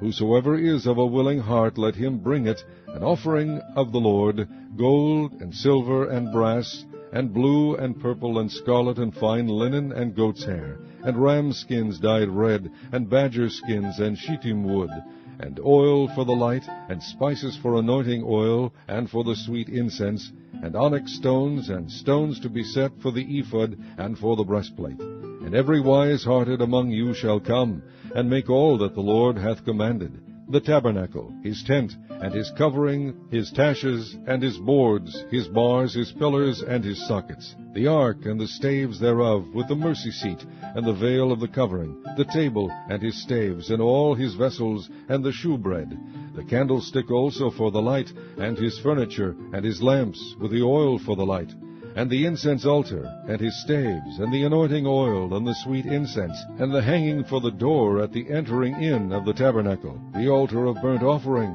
with his brazen grate, his staves, and all his vessels, the laver, and his foot, the hangings of the court, his pillars and their sockets, and the hanging for the door of the court, the pins of the tabernacle, and the pins of the court, and their cords, the cloths of service, to do service in the holy place, the holy garments for Aaron the priest, and the garments of his sons, to minister in the priest's office. And all the congregation of the children of Israel departed from the presence of Moses. And they came, every one whose heart stirred him up, and every one whom his spirit made willing, and they brought the Lord's offering to the work of the tabernacle of the congregation, and for all his service, and for the holy garments. And they came, both men and women, as many as were willing-hearted, and brought bracelets, and earrings, and rings, and tablets, all jewels of gold. And every man that offered an offering of gold unto the Lord. And every man with whom was found blue, and purple, and scarlet, and fine linen, and goat's hair, and red skins of rams, and badger skins, brought them. Every one that did offer an offering of silver and brass brought the Lord's offering. And every man with whom was found shittim wood for any work of the service brought it. And all the women that were wise-hearted did spin with their hands, and brought that which they had spun, both of blue, and of purple, and of scarlet, and of fine linen. And all the women whose heart stirred them up in wisdom spun goat's hair. And the rulers brought onyx stones, and stones to be set for the ephod, and for the breastplate, and spice, and oil for the light, and for the anointing oil, and for the sweet incense. The children of Israel brought a willing offering unto the Lord, every man and woman, whose heart made them willing to bring for all manner of work, which the Lord had commanded to be made by the hand of Moses. And Moses said unto the children of Israel, See, the Lord hath called by name Bezaleel, the son of Uri, the son of Hur, of the tribe of Judah, and he hath filled him with the Spirit of God, in wisdom, in understanding, and in knowledge, and in all manner of workmanship, and to devise curious works, to work in gold, and in silver, and in brass, and in the cutting of stones, to set them, and in carving of wood, to make any manner of cunning work. And he hath put in his heart that he may teach, both he and Oholiab the son of Ahisamach, of the tribe of Dan. Them hath he filled with wisdom of heart, to work all manner of work of the engraver, and of the cunning workman, and of the embroiderer, in blue, and in purple, and scarlet, and in fine linen, and of the weaver, even of them that do any work, and of those that devise cunning work. Chapter 36. Then wrought Bezaleel and Oholiab, and every wise-hearted man, in whom the Lord put wisdom and understanding, to know how to work all manner of work for the service of the sanctuary, according to all that the Lord had commanded. And Moses called Bezaleel and Oholiab, and every wise-hearted man, in whose heart the Lord had put wisdom, even every one whose heart stirred him up to come unto the work to do it. And they received of Moses all the offering which the children of Israel had brought for the work of the service of the sanctuary, to make it withal. And they brought yet unto him free offerings every morning. And all the wise men that wrought all the work of the sanctuary came every man from his work which they made. And they spake unto Moses, saying, The people bring much more than enough for the service of the work which the Lord commanded to make. And Moses gave commandment, and they caused it to be proclaimed throughout the camp, saying, Let neither man nor woman make any more work for the offering of the sanctuary. So the people were restrained from bringing. For the stuff they had was sufficient for all the work to make it, and too much. And every wise-hearted man among them that wrought the work of the tabernacle made 10 curtains of fine twined linen, and blue, and purple, and scarlet. With cherubims of cunning work made he them. The length of one curtain was 28 cubits, and the breadth of one curtain 4 cubits. The curtains were all of one size. And he coupled the 5 curtains one unto another, and the other 5 curtains he coupled one unto another. And he made loops of blue on the edge of one curtain from the selvage in the coupling. Likewise he made in the uttermost side of another curtain in the coupling of the second. 50 loops made he in one curtain, and 50 loops made he in the edge of the curtain which was in the coupling of the second. The loops held one curtain to another. And he made 50 taches of gold, and coupled the curtains one unto another with the taches. So it became one tabernacle. And he made curtains of goat's hair for the tent over the tabernacle. 11 curtains he made them. The length of one curtain was 30 cubits, and 4 cubits was the breadth of one curtain. The 11 curtains were of one size. And he coupled 5 curtains by themselves, and 6 curtains by themselves. And he made 50 loops upon the uttermost edge of the curtain in the coupling, and 50 loops made he upon the edge of the curtain which coupleth the second. And he made 50 taches of brass to couple the tent together, that it might be one. And he made a covering for the tent of ram skins dyed red, and a covering of badger skins above that. And he made boards for the tabernacle of shittim wood, standing up. The length of a board was 10 cubits, and the breadth of a board 1 cubit and a half. One board had 2 tenons equally distant one from another. Thus did he make for all the boards of the tabernacle. And he made boards for the tabernacle, 20 boards for the south side southward, and 40 sockets of silver he made under the 20 boards, 2 sockets under one board for his 2 tenons, and 2 sockets under another board for his 2 tenons. And for the other side of the tabernacle, which is toward the north corner, he made 20 boards, and there 40 sockets of silver, 2 sockets under one board, and 2 sockets under another board. And for the sides of the tabernacle westward he made 6 boards. And 2 boards made he for the corners of the tabernacle in the 2 sides. And they were coupled beneath, and coupled together at the head thereof to one ring. Thus he did to both of them in both the corners. And there were 8 boards, and their sockets were 16 sockets of silver, under every board 2 sockets. And he made bars of shittim wood, 5 for the boards of the one side of the tabernacle, and 5 bars for the boards of the other side of the tabernacle, and 5 bars for the boards of the tabernacle for the sides westward. And he made the middle bar to shoot through the boards from the one end to the other. And he overlaid the boards with gold, and made their rings of gold to be places for the bars, and overlaid the bars with gold. And he made a veil of blue, and purple, and scarlet, and fine twined linen. With cherubims made he it of cunning work. And he made thereunto 4 pillars of shittim wood, and overlaid them with gold. Their hooks were of gold, and he cast for them 4 sockets of silver. And he made an hanging for the tabernacle door of blue, and purple, and scarlet, and fine twined linen of needlework.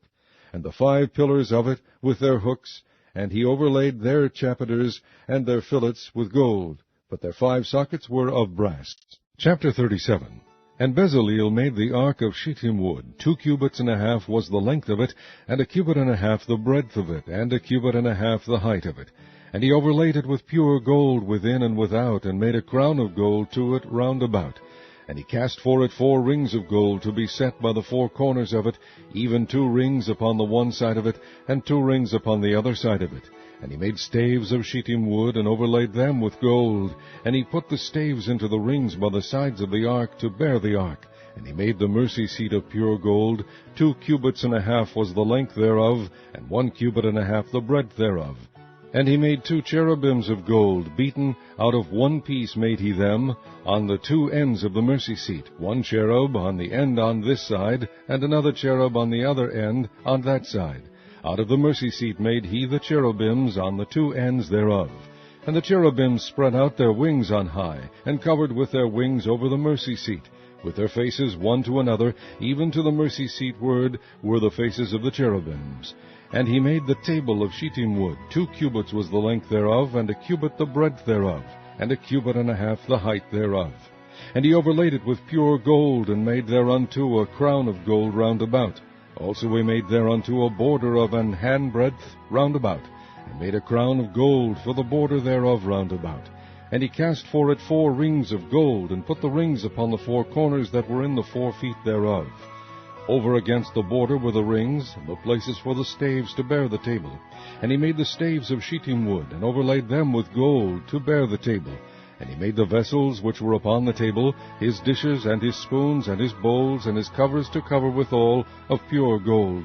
And he made the candlestick of pure gold. Of beaten work made he the candlestick. His shaft, and his branch, his bowls, his knops, and his flowers were of the same. And 6 branches going out of the sides thereof, 3 branches of the candlestick out of the one side thereof, and 3 branches of the candlestick out of the other side thereof. 3 bowls made after the fashion of almonds in one branch, a knop and a flower, and 3 bowls made like almonds in another branch, a knop and a flower, so throughout the 6 branches going out of the candlestick. And in the candlestick were 4 bowls made like almonds, his knops and his flowers, and a knop under 2 branches of the same, and a knop under 2 branches of the same, and a knop under 2 branches of the same, according to the 6 branches going out of it. Their knops and their branches were of the same. All of it was one beaten work of pure gold. And he made his 7 lamps and his snuffers and his snuff dishes of pure gold. Of a talent of pure gold made he it and all the vessels thereof. And he made the incense altar of shittim wood. The length of it was 1 cubit, and the breadth of it 1 cubit. It was 4 square, and 2 cubits was the height of it. The horns thereof were of the same. And he overlaid it with pure gold, both the top of it and the sides thereof round about, and the horns of it. Also he made unto it a crown of gold round about. And he made 2 rings of gold for it under the crown thereof, by the 2 corners of it, upon the 2 sides thereof, to be places for the staves to bear it withal. And he made the staves of shittim wood, and overlaid them with gold. And he made the holy anointing oil, and the pure incense of sweet spices, according to the work of the apothecary. Chapter 38. And he made the altar of burnt offering of shittim wood. 5 cubits was the length thereof, and 5 cubits the breadth thereof. It was 4 square, and 3 cubits the height thereof. And he made the horns thereof on the 4 corners of it. The horns thereof were of the same, and he overlaid it with brass. And he made all the vessels of the altar, the pots, and the shovels, and the basins, and the flesh hooks, and the fire pans. All the vessels thereof made he of brass. And he made for the altar a brazen grate of network under the compass thereof, beneath unto the midst of it. And he cast 4 rings for the 4 ends of the grate of brass, to be places for the staves. And he made the staves of shittim wood, and overlaid them with brass. And he put the staves into the rings on the sides of the altar, to bear it withal. He made the altar hollow with boards. And he made the laver of brass, and the foot of it of brass, of the looking-glass of the women assembling, which assembled all the door of the tabernacle of the congregation. And he made the court on the south side southward. The hangings of the court were of fine twined linen, 100 cubits. Their pillars were 20, and their brazen sockets 20. The hooks of the pillars and their fillets were of silver. And for the north side the hangings were 100 cubits. Their pillars were 20, and their sockets of brass 20. The hooks of the pillars and their fillets of silver. And for the west side were hangings of 50 cubits. Their pillars 10, and their sockets 10. The hooks of the pillars and their fillets of silver. And for the east side eastward 50 cubits. The hangings of the one side of the gate were 15 cubits. Their pillars 3, and their sockets 3. And for the other side of the court gate, on this hand and that hand, were hangings of 15 cubits. Their pillars 3, and their sockets 3. All the hangings of the court round about were of fine twined linen, and the sockets for the pillars were of brass, the hooks of the pillars and their fillets of silver, and the overlaying of their chapiters of silver, and all the pillars of the court were filleted with silver. And the hanging for the gate of the court was needlework of blue and purple and scarlet and fine twined linen, and 20 cubits was the length, and the height in the breadth was 5 cubits, answerable to the hangings of the court. And their pillars were 4, and their sockets of brass 4, their hooks of silver, and the overlaying of their chapiters and their fillets of silver. And all the pins of the tabernacle and the court round about were of brass. This is the sum of the tabernacle, even of the tabernacle of testimony, as it was counted, according to the commandment of Moses, for the service of the Levites, by the hand of Ithamar, son to Aaron the priest. And Bezaleel, the son of Uri, the son of Hur, of the tribe of Judah, made all that the Lord commanded Moses. And with him was Aholiab, son of Ahisamach, of the tribe of Dan, an engraver, and a cunning workman, and an embroiderer in blue, and in purple, and in scarlet, and fine linen.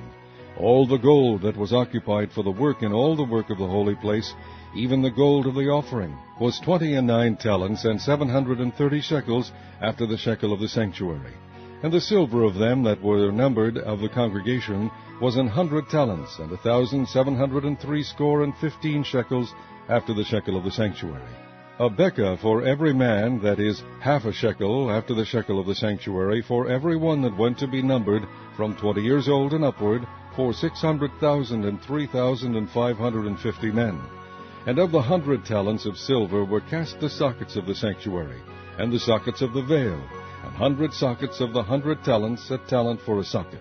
And of the 1,775 shekels he made hooks for the pillars, and overlaid their chapiters, and filleted them. And the brass of the offering was 70 talents, and the 2,400 shekels. And therewith he made the sockets to the door of the tabernacle of the congregation, and the brazen altar, and the brazen grate for it, and all the vessels of the altar, and the sockets of the court round about, and the sockets of the court gate, and all the pins of the tabernacle, and all the pins of the court round about. Chapter 39. And of the blue and purple and scarlet they made cloths of service, to do service in the holy place, and made the holy garments for Aaron, as the Lord commanded Moses. And he made the ephod of gold, blue and purple and scarlet and fine twined linen. And they did beat the gold into thin plates, and cut it into wires, to work it in the blue, and in the purple, and in the scarlet, and in the fine linen, with cunning work. They made shoulder pieces for it, to couple it together with the 2 edges was it coupled together.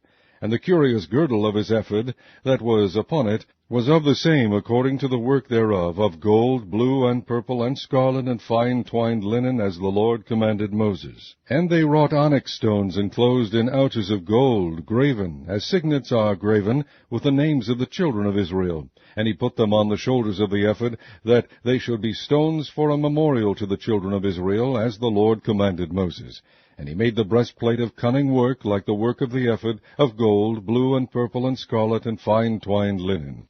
It was 4 square. They made the breastplate double. A span was the length thereof, and a span the breadth thereof, being doubled. And they set in it 4 rows of stones. The first row was a sardius, a topaz, and a carbuncle. That was the first row. And the second row an emerald, a sapphire, and a diamond. And the third row a ligure, an agate, and an amethyst. and the fourth row a beryl, an onyx, and a jasper. They were enclosed in ouches of gold in their enclosings. And the stones were according to the names of the children of Israel, 12, according to their names, like the engravings of a signet, every one with his name, according to the 12 tribes. And they made upon the breastplate chains at the ends of wreathen work of pure gold. And they made 2 ouches of gold, 2 gold rings, and put the 2 rings in the 2 ends of the breastplate. And they put the 2 wreathen chains of gold in the 2 rings on the ends of the breastplate. And the 2 ends of the 2 wreathen chains they fastened in the 2 ouches, and put them on the shoulder pieces of the ephod before it. And they made 2 rings of gold, and put them on the 2 ends of the breastplate, upon the border of it, which was on the side of the ephod inward. And they made 2 other golden rings, and put them on the 2 sides of the ephod underneath, toward the forepart of it, over against the other coupling thereof, above the curious girdle of the ephod. And they did bind the breastplate by his rings unto the rings of the ephod with a lace of blue, that it might be above the curious girdle of the ephod, and that the breastplate might not be loosed from the ephod, as the Lord commanded Moses. And he made the robe of the ephod of woven work, all of blue. And there was an hole in the midst of the robe, as the hole of an habergeon, with a band round about the hole, that it should not rend. And they made upon the hems of the robe pomegranates of blue and purple and scarlet and twined linen. And they made bells of pure gold, and put the bells between the pomegranates upon the hem of the robe, round about between the pomegranates, a bell and a pomegranate, a bell and a pomegranate, round about the hem of the robe to minister in, as the Lord commanded Moses. And they made coats of fine linen of woven work for Aaron and for his sons, and a mitre of fine linen, and goodly bonnets of fine linen, and linen breeches of fine twined linen, and a girdle of fine twined linen, and blue and purple and scarlet of needlework, as the Lord commanded Moses. And they made the plate of the holy crown of pure gold, and wrote upon it a writing like to the engravings of a signet, Holiness to the Lord. And they tied unto it a lace of blue, to fasten it on high upon the mitre, as the Lord commanded Moses. Thus was all the work of the tabernacle of the tent of the congregation finished. And the children of Israel did according to all that the Lord commanded Moses, so did they. And they brought the tabernacle unto Moses, the tent, and all his furniture, his taches, his boards, his bars, and his pillars, and his sockets. And the covering of ram skins dyed red, and the covering of badger skins, and the veil of the covering, the ark of the testimony, and the staves thereof, and the mercy seat, the table, and all the vessels thereof, and the shewbread, the pure candlestick with the lamps thereof, even with the lamps to be set in order, and all the vessels thereof, and the oil for light, and the golden altar, and the anointing oil, and the sweet incense, and the hanging for the tabernacle door, the brazen altar, and his grate of brass, his staves, and all his vessels, the laver, and his foot, the hangings of the court, his pillars, and his sockets, and the hanging for the court gate, his cords, and his pins, and all the vessels of the service of the tabernacle for the tent of the congregation, the cloths of service to do service in the holy place, and the holy garments for Aaron the priest and his sons' garments to minister in the priest's office. According to all that the Lord commanded Moses, so the children of Israel made all the work. And Moses did look upon all the work, and behold, they had done it as the Lord had commanded, even so had they done it, and Moses blessed them. Chapter 40. And the Lord spake unto Moses, saying, On the 1st day of the 1st month shalt thou set up the tabernacle of the tent of the congregation, and thou shalt put therein the ark of the testimony, and cover the ark with the veil. And thou shalt bring in the table, and set in order the things that are to be set in order upon it. And thou shalt bring in the candlestick, and light the lamps thereof. And thou shalt set the altar of gold for the incense before the ark of the testimony, and put the hanging of the door to the tabernacle. And thou shalt set the altar of the burnt offering before the door of the tabernacle of the tent of the congregation. And thou shalt set the laver between the tent of the congregation and the altar, and shalt put water therein. And thou shalt set up the court round about, and hang up the hanging at the court gate. And thou shalt take the anointing oil, and anoint the tabernacle, and all that is therein, and shalt hallow it, and all the vessels thereof, and it shall be holy. And thou shalt anoint the altar of the burnt offering, and all his vessels, and sanctify the altar, and it shall be an altar most holy. And thou shalt anoint the laver and his foot, and sanctify it. And thou shalt bring Aaron and his sons unto the door of the tabernacle of the congregation, and wash them with water. And thou shalt put upon Aaron the holy garments, and anoint him, and sanctify him, that he may minister unto me in the priest's office. And thou shalt bring his sons, and clothe them with coats. And thou shalt anoint them, as thou didst anoint their father, that they may minister unto me in the priest's office. For their anointing shall surely be an everlasting priesthood throughout their generations. Thus did Moses, according to all the Lord commanded him, so did he. And it came to pass, in the 1st month, in the 2nd year, on the 1st day of the month, that the tabernacle was reared up. And Moses reared up the tabernacle, and fastened his sockets, and set up the boards thereof, and put in the bars thereof, and reared up his pillars. And he spread abroad the tent over the tabernacle, and put the covering of the tent above it, as the Lord commanded Moses. And he took and put the testimony into the ark, and set the staves on the ark, and put the mercy seat above upon the ark. And he brought the ark into the tabernacle, and set up the veil of the covering, and covered the ark of the testimony, as the Lord commanded Moses. And he put the table in the tent of the congregation, upon the side of the tabernacle northward without the veil. And he set the bread in order upon it before the Lord, as the Lord had commanded Moses. And he put the candlestick in the tent of the congregation, over against the table, on the side of the tabernacle southward. And he lighted the lamps before the Lord, as the Lord commanded Moses. And he put the golden altar in the tent of the congregation before the veil. And he burnt sweet incense thereon, as the Lord commanded Moses. And he set up the hanging at the door of the tabernacle. And he put the altar of burnt offering by the door of the tabernacle of the tent of the congregation, and offered upon it the burnt offering and the meat offering, as the Lord commanded Moses. And he set the laver between the tent of the congregation and the altar, and put water there to wash withal. And Moses and Aaron and his sons washed their hands and their feet thereat, when they went into the tent of the congregation, and when they came near unto the altar, they washed, as the Lord commanded Moses. And he reared up the court round about the tabernacle and the altar, and set up the hanging of the court gate. So Moses finished the work. Then a cloud covered the tent of the congregation, and the glory of the Lord filled the tabernacle. And Moses was not able to enter into the tent of the congregation, because the cloud abode thereon, and the glory of the Lord filled the tabernacle. And when the cloud was taken up from over the tabernacle, the children of Israel went onward in all their journeys. But if the cloud were not taken up, then they journeyed not till the day that it was taken up. For the cloud of the Lord was upon the tabernacle by day, and fire was on it by night, in the sight of all the house of Israel, throughout all their journeys. The 3rd book of Moses, called Leviticus, chapter 1. And the Lord called unto Moses, and spake unto him out of the tabernacle of the congregation, saying, Speak unto the children of Israel, and say unto them, If any man of you bring an offering unto the Lord, ye shall bring your offering of the cattle, even of the herd, and of the flock. If his offering be a burnt sacrifice of the herd, let him offer a male without blemish. He shall offer it of his own voluntary will at the door of the tabernacle of the congregation before the Lord. And he shall put his hand upon the head of the burnt offering, and it shall be accepted for him to make atonement for him. And he shall kill the bullock before the Lord, and the priests, Aaron's sons, shall bring the blood, and sprinkle the blood round about upon the altar that is by the door of the tabernacle of the congregation. And he shall flay the burnt offering, and cut it into his pieces. And the sons of Aaron the priest shall put fire upon the altar, and lay the wood in order upon the fire. And the priests, Aaron's sons, shall lay the parts, the head, and the fat, in order upon the wood that is on the fire which is upon the altar. But his inwards and his legs shall he wash in water, and the priest shall burn all on the altar to be a burnt sacrifice, an offering made by fire, of a sweet savour unto the Lord.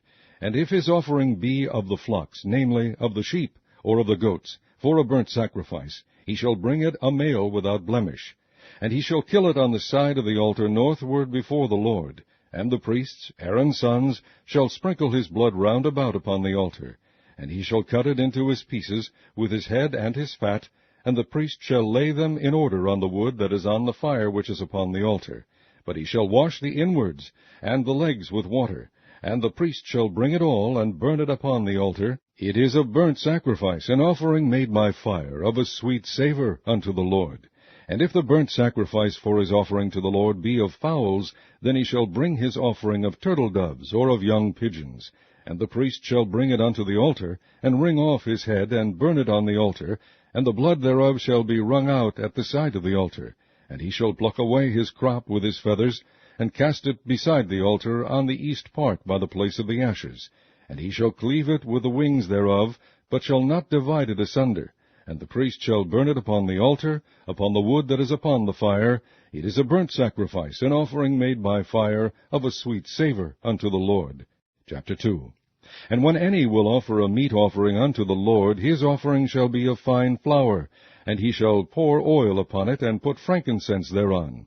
And he shall bring it to Aaron's sons the priests, and he shall take thereout his handful of the flour thereof, and of the oil thereof, with all the frankincense thereof, and the priest shall burn the memorial of it upon the altar, to be an offering made by fire, of a sweet savour unto the Lord. And the remnant of the meat offering shall be Aaron's and his sons'. It is a thing most holy of the offerings of the Lord made by fire. And if thou bring an oblation of a meat offering baken in the oven, it shall be unleavened cakes of fine flour mingled with oil, or unleavened wafers anointed with oil. And if thy oblation be a meat offering baken in a pan, it shall be of fine flour unleavened mingled with oil. Thou shalt part it in pieces, and pour oil thereon. It is a meat offering. And if thy oblation be a meat offering baken in the frying pan, it shall be made of fine flour with oil. And thou shalt bring the meat offering that is made of these things unto the Lord, and when it is presented unto the priest, he shall bring it unto the altar. And the priest shall take from the meat offering a memorial thereof, and shall burn it upon the altar. It is an offering made by fire, of a sweet savour unto the Lord. And that which is left of the meat offering shall be Aaron's and his sons'. It is a thing most holy of the offerings of the Lord made by fire. No meat offering which ye shall bring unto the Lord shall be made with leaven, for ye shall burn no leaven, nor any honey, in any offering of the Lord made by fire. As for the oblation of the first fruits, ye shall offer them unto the Lord, but they shall not be burnt on the altar for a sweet savour. And every oblation of thy meat offering shalt thou season with salt, neither shalt thou suffer the salt of the covenant of thy God to be lacking from thy meat offering. With all thine offerings thou shalt offer salt. And if thou offer a meat offering of thy first fruits unto the Lord, thou shalt offer for the meat offering of thy first fruits green ears of corn dried by the fire, even corn beaten out of full ears. And thou shalt put oil upon it, and lay frankincense thereon. It is a meat offering. And the priest shall burn the memorial of it, part of the beaten corn thereof, and part of the oil thereof, with all the frankincense thereof. It is an offering made by fire unto the Lord. Chapter 3. And if his oblation be a sacrifice of peace offering, if he offer it of the herd, whether it be a male or female, he shall offer it without blemish before the Lord. And he shall lay his hand upon the head of his offering, and kill it at the door of the tabernacle of the congregation. And Aaron's sons, the priest, shall sprinkle the blood upon the altar round about, and he shall offer of the sacrifice of the peace offering an offering made by fire unto the Lord, the fat that covereth the inwards, and all the fat that is upon the inwards, and the 2 kidneys, and the fat that is on them, which is by the flanks, and the caul above the liver, with the kidneys, it shall he take away. And Aaron's son shall burn it on the altar upon the burnt sacrifice which is upon the wood that is on the fire. It is an offering made by fire, of a sweet savour unto the Lord. And if his offering for a sacrifice of peace offering unto the Lord be of the flock, male or female, he shall offer it without blemish. If he offer a lamb for his offering, then shall he offer it before the Lord. And he shall lay his hand upon the head of his offering, and kill it before the tabernacle of the congregation, and Aaron's son shall sprinkle the blood thereof round about upon the altar. And he shall offer of the sacrifice of the peace offering an offering made by fire unto the Lord, the fat thereof, and the whole rump. It shall he take off hard by the backbone, and the fat that covereth the inwards, and all the fat that is upon the inwards, and the 2 kidneys, and the fat that is upon them, which is by the flanks, and the caul above the liver, with the kidneys, it shall he take away. And the priest shall burn it upon the altar. It is the food of the offering made by fire unto the Lord. And if his offering be a goat, then he shall offer it before the Lord. And he shall lay his hand upon the head of it, and kill it before the tabernacle of the congregation. And the sons of Aaron shall sprinkle the blood thereof upon the altar round about. And he shall offer thereof his offering, even an offering made by fire unto the Lord, the fat that covereth the inwards, and all the fat that is upon the inwards, and the 2 kidneys, and the fat that is upon them, which is by the flanks, and the caul above the liver, with the kidneys, it shall he take away. And the priest shall burn them upon the altar. It is the food of the offering made by fire for a sweet savour. All the fat is the Lord's. It shall be a perpetual statute for your generations throughout all your dwellings, that ye eat neither fat nor blood.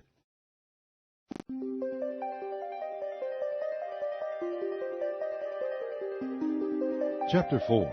And the Lord spake unto Moses, saying, Speak unto the children of Israel, saying, If a soul shall sin through ignorance against any of the commandments of the Lord concerning things which ought not to be done, and shall do against any of them, if the priest that is anointed do sin according to the sin of the people, then let him bring for his sin which he hath sinned a young bullock without blemish unto the Lord for a sin offering. And he shall bring the bullock unto the door of the tabernacle of the congregation before the Lord, and shall lay his hand upon the bullock's head, and kill the bullock before the Lord. And the priest that is anointed shall take of the bullock's blood, and bring it to the tabernacle of the congregation. And the priest shall dip his finger in the blood, and sprinkle of the blood 7 times before the Lord, before the veil of the sanctuary. And the priest shall put some of the blood upon the horns of the altar of sweet incense before the Lord, which is in the tabernacle of the congregation, and shall pour all the blood of the bullock at the bottom of the altar of the burnt offering, which is at the door of the tabernacle of the congregation. And he shall take off from it all the fat of the bullock for the sin offering, the fat that covereth the inwards, and all the fat that is upon the inwards, and the 2 kidneys, and the fat that is upon them, which is by the flanks, and the caul above the liver with the kidneys. It shall he take away, as it was taken off from the bullock of the sacrifice of peace offerings, and the priest shall burn them upon the altar of the burnt offering. And the skin of the bullock, and all his flesh with his head, and with his legs, and his inwards, and his dung, even the whole bullock shall he carry forward without the camp unto a clean place, where the ashes are poured out, and burn him on the wood with fire, where the ashes are poured out shall he be burnt. And if the whole congregation of Israel sin through ignorance, and the thing be hid from the eyes of the assembly, and they have done somewhat against any of the commandments of the Lord concerning things which should not be done, and are guilty, when the sin which they have sinned against it is known, then the congregation shall offer a young bullock for the sin, and bring him before the tabernacle of the congregation. And the elders of the congregation shall lay their hands upon the head of the bullock before the Lord, and the bullock shall be killed before the Lord. And the priest that is anointed shall bring of the bullock's blood to the tabernacle of the congregation. And the priest shall dip his finger in some of the blood, and sprinkle it 7 times before the Lord, even before the veil. And he shall put some of the blood upon the horns of the altar which is before the Lord, that is in the tabernacle of the congregation, and shall pour out all the blood at the bottom of the altar of the burnt offering, which is at the door of the tabernacle of the congregation. And he shall take all his fat from him, and burn it upon the altar. And he shall do with the bullock as he did with the bullock for a sin offering, so shall he do with this, and the priest shall make an atonement for them, and it shall be forgiven them. And he shall carry forth the bullock without the camp, and burn him as he burned the first bullock. It is a sin offering for the congregation. When a ruler hath sinned, and done somewhat through ignorance against any of the commandments of the Lord his God, concerning things which should not be done, and is guilty, or if his sin wherein he hath sinned come to his knowledge, he shall bring his offering, a kid of the goats, a male without blemish. And he shall lay his hand upon the head of the goat, and kill it in the place where they kill the burnt offering before the Lord. It is a sin offering. And the priest shall take of the blood of the sin offering with his finger, and put it upon the horns of the altar of burnt offering, and shall pour out his blood at the bottom of the altar of burnt offering. And he shall burn all his fat upon the altar, as the fat of the sacrifice of peace offerings. And the priest shall make an atonement for him as concerning his sin, and it shall be forgiven him. And if any one of the common people sin through ignorance, while he doeth somewhat against any of the commandments of the Lord concerning things which ought not to be done, and be guilty, or if his sin which he hath sinned come to his knowledge, then he shall bring his offering, a kid of the goats, a female without blemish, for his sin which he hath sinned. And he shall lay his hand upon the head of the sin offering, and slay the sin offering in the place of the burnt offering. And the priest shall take of the blood thereof with his finger, and put it upon the horns of the altar of burnt offering, and shall pour out all the blood thereof at the bottom of the altar. And he shall take away all the fat thereof, as the fat is taken away from off the sacrifice of peace offerings. And the priest shall burn it upon the altar for a sweet savour unto the Lord. And the priest shall make an atonement for him, and it shall be forgiven him. And if he bring a lamb for a sin offering, he shall bring it a female without blemish. And he shall lay his hand upon the head of the sin offering, and slay it for a sin offering in the place where they kill the burnt offering. And the priest shall take of the blood of the sin offering with his finger, and put it upon the horns of the altar of burnt offering, and shall pour out all the blood thereof at the bottom of the altar. And he shall take away all the fat thereof, as the fat of the lamb is taken away from the sacrifice of the peace offerings. And the priest shall burn them upon the altar, according to the offerings made by fire unto the Lord. And the priest shall make an atonement for his sin that he hath committed, and it shall be forgiven him. Chapter 5. And if a soul sin, and hear the voice of swearing, and is a witness, whether he hath seen or known of it, if he do not utter it, then he shall bear his iniquity. Or if a soul touch any unclean thing, whether it be a carcass of an unclean beast, or a carcass of unclean cattle, or the carcass of unclean creeping things, and if it be hidden from him, he also shall be unclean and guilty. Or if he touch the uncleanness of man, whatsoever uncleanness it be, that a man shall be defiled withal, and it be hid from him, when he knoweth it, then he shall be guilty. Or if a soul swear, pronouncing with his lips to do evil, or to do good, whatsoever it be that a man shall pronounce with an oath, and it be hid from him, when he knoweth of it, then he shall be guilty in one of these. And it shall be, when he shall be guilty in one of these things, that he shall confess that he hath sinned in that thing. And he shall bring his trespass offering unto the Lord for his sin, which he hath sinned, a female from the flock, a lamb or a kid of the goats, for a sin offering.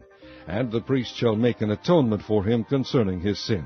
And if he be not able to bring a lamb, then he shall bring for his trespass which he hath committed 2 turtle doves, or 2 young pigeons unto the Lord, one for a sin offering, and the other for a burnt offering.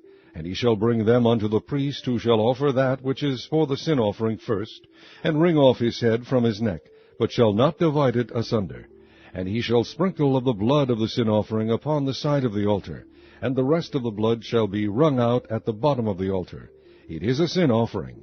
And he shall offer the second for a burnt offering, according to the manner, and the priest shall make an atonement for him for his sin which he hath sinned, and it shall be forgiven him. But if he be not able to bring 2 turtle doves or 2 young pigeons, then he that sinned shall bring for his offering the 10th part of an ephah of fine flour for a sin offering. He shall put no oil upon it, neither shall he put any frankincense thereon, for it is a sin offering. Then shall he bring it to the priest, and the priest shall take his handful of it, even a memorial thereof, and burn it on the altar, according to the offerings made by fire unto the Lord. It is a sin offering. And the priest shall make an atonement for him as touching his sin that he hath sinned in one of these, and it shall be forgiven him, and the remnant shall be the priest's, as a meat offering. And the Lord spake unto Moses, saying, If a soul commit a trespass, and sin through ignorance, in the holy things of the Lord, then he shall bring for his trespass unto the Lord a ram without blemish out of the flocks, with thy estimation by shekels of silver, after the shekel of the sanctuary, for a trespass offering. And he shall make amends for the harm that he hath done in the holy thing, and shall add the 5th part thereto, and give it unto the priest. And the priest shall make an atonement for him with the ram of the trespass offering, and it shall be forgiven him. And if a soul sin, and commit any of these things which are forbidden to be done by the commandments of the Lord, though he wist it not, yet is he guilty, and shall bear his iniquity. And he shall bring a ram without blemish out of the flock, with thy estimation, for a trespass offering unto the priest. And the priest shall make an atonement for him concerning his ignorance, wherein he erred, and wist it not, and it shall be forgiven him. It is a trespass offering. He hath certainly trespassed against the Lord. Chapter 6. And the Lord spake unto Moses, saying, If a soul sin, and commit a trespass against the Lord, and lie unto his neighbor in that which was delivered him to keep, or in fellowship, or in a thing taken away by violence, or hath deceived his neighbor, or have found that which was lost, and lieth concerning it, and sweareth falsely, in any of all these that a man doeth, sinning therein, then it shall be, because he hath sinned, and is guilty, that he shall restore that which he took violently away, or the thing which he hath deceitfully gotten, or that which was delivered him to keep, or the lost thing which he found, or all that about which he hath sworn falsely. He shall even restore it in the principal, and shall add the 5th part more thereto, and give it unto him to whom it appertaineth, in the day of his trespass offering. And he shall bring his trespass offering unto the Lord, a ram without blemish out of the flock, with thy estimation, for a trespass offering unto the priest. And the priest shall make an atonement for him before the Lord, and it shall be forgiven him for anything of all that he hath done in trespassing therein. And the Lord spake unto Moses, saying, Command Aaron and his sons, saying, This is the law of the burnt offering. It is the burnt offering, because of the burning upon the altar all night unto the morning, and the fire of the altar shall be burning in it. And the priest shall put on his linen garment, and his linen breeches shall he put upon his flesh, and take up the ashes which the fire hath consumed with the burnt offering on the altar, and he shall put them beside the altar. And he shall put off his garments, and put on other garments, and carry forth the ashes without the camp unto a clean place. And the fire upon the altar shall be burning in it, it shall not be put out. And the priest shall burn wood on it every morning, and lay the burnt offering in order upon it. And he shall burn thereon the fat of the peace offerings. The fire shall ever be burning upon the altar, it shall never go out.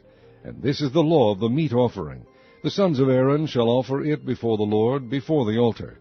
And he shall take of it his handful of the flour of the meat offering, and of the oil thereof, and all the frankincense which is upon the meat offering, and shall burn it upon the altar for a sweet savour, even the memorial of it unto the Lord. And the remainder thereof shall Aaron and his sons eat.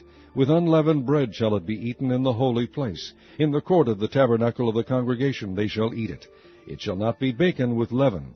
I have given it unto them for their portion of my offerings made by fire. It is most holy, as is the sin offering, and as the trespass offering. All the males among the children of Aaron shall eat of it. It shall be a statute for ever in your generations concerning the offerings of the Lord made by fire. Every one that toucheth them shall be holy. And the Lord spake unto Moses, saying, This is the offering of Aaron and his sons, which they shall offer unto the Lord in the day when he is anointed, the 10th part of an ephah of fine flour for a meat offering perpetual, half of it in the morning, and half thereof at night. In a pan it shall be made with oil, and when it is baken thou shalt bring it in. And the baken pieces of the meat offering shalt thou offer for a sweet savour unto the Lord. And the priest of his sons that is anointed in his stead shall offer it. It is a statute for ever unto the Lord, it shall be wholly burnt. For every meat offering for the priest shall be wholly burnt, it shall not be eaten. And the Lord spake unto Moses, saying, Speak unto Aaron and to his sons, saying, This is the law of the sin offering. In the place where the burnt offering is killed shall the sin offering be killed before the Lord. It is most holy. The priest that offered it for sin shall eat it. In the holy place shall it be eaten, in the court of the tabernacle of the congregation. Whatsoever shall touch the flesh thereof shall be holy. And when there is sprinkled of the blood thereof upon any garment, thou shalt wash that whereon it was sprinkled in the holy place. But the earthen vessel wherein it is sodden shall be broken. And if it be sodden in a brazen pot, it shall be both scoured and rinsed in water. All the males among the priests shall eat thereof. It is most holy. And no sin offering whereof any of the blood is brought into the tabernacle of the congregation to reconcile withal in the holy place shall be eaten. It shall be burnt in the fire. Chapter 7. Likewise, this is the law of the trespass offering. It is most holy. In the place where they kill the burnt offering shall they kill the trespass offering, and the blood thereof shall he sprinkle round about upon the altar. And he shall offer of it all the fat thereof, the rump, and the fat that covereth the inwards, and the 2 kidneys, and the fat that is on them, which is by the flanks, and the caul that is above the liver. With the kidneys it shall he take away. And the priest shall burn them upon the altar for an offering made by fire unto the Lord. It is a trespass offering. Every male among the priests shall eat thereof. It shall be eaten in the holy place. It is most holy. As the sin offering is, so is the trespass offering. There is one law for them. The priest that maketh atonement therewith shall have it. And the priest that offereth any man's burnt offering, even the priest shall have to himself the skin of the burnt offering which he hath offered. And all the meat offering that is baken in the oven, and all that is dressed in the frying pan and in the pan, shall be the priest's that offereth it. And every meat offering mingled with oil and dry shall all the sons of Aaron have, one as much as another. And this is the law of the sacrifice of peace offerings, which he shall offer unto the Lord. If he offer it for a thanksgiving, then he shall offer with the sacrifice of thanksgiving unleavened cakes mingled with oil, and unleavened wafers anointed with oil, and cakes mingled with oil of fine flour fried. Besides the cakes, he shall offer for his offering leavened bread with the sacrifice of thanksgiving of his peace offerings. And of it he shall offer one out of the whole oblation for an heave offering unto the Lord.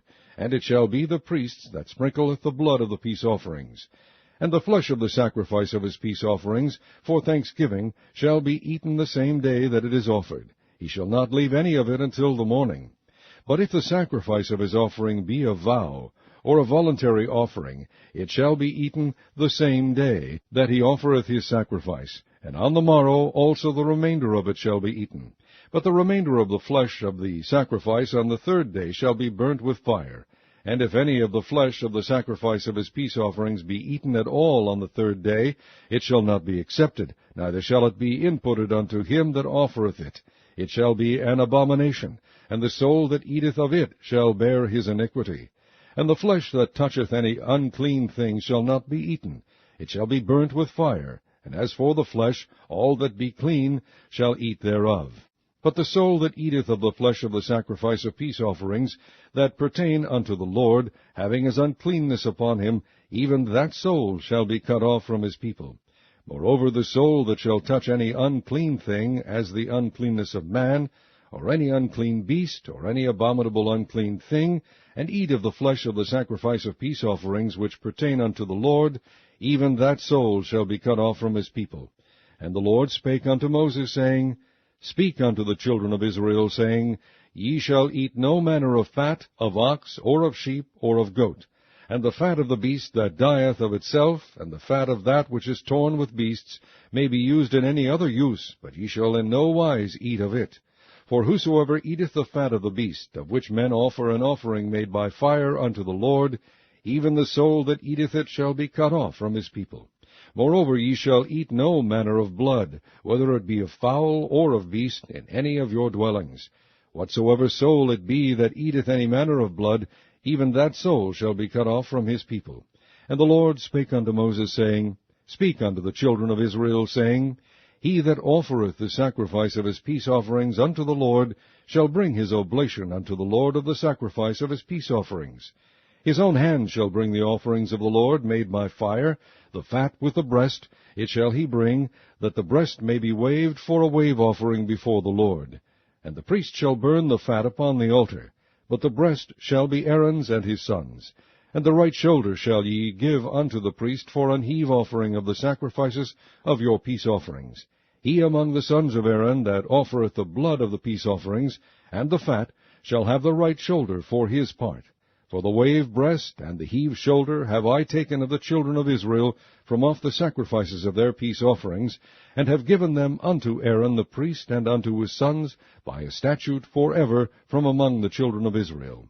This is the portion of the anointing of Aaron, and of the anointing of his sons, out of the offerings of the Lord made by fire, in the day when he presented them to minister unto the Lord in the priest's office, which the Lord commanded to be given them of the children of Israel, in the day that he anointed them, by a statute forever throughout their generations.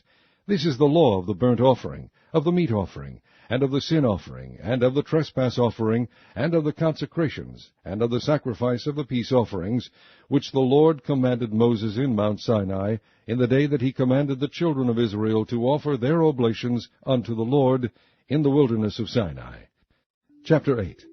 And the Lord spake unto Moses, saying, Take Aaron and his sons with him, and the garments, and the anointing oil, and a bullock for the sin offering, and 2 rams, and a basket of unleavened bread, and gather thou all the congregation together unto the door of the tabernacle of the congregation.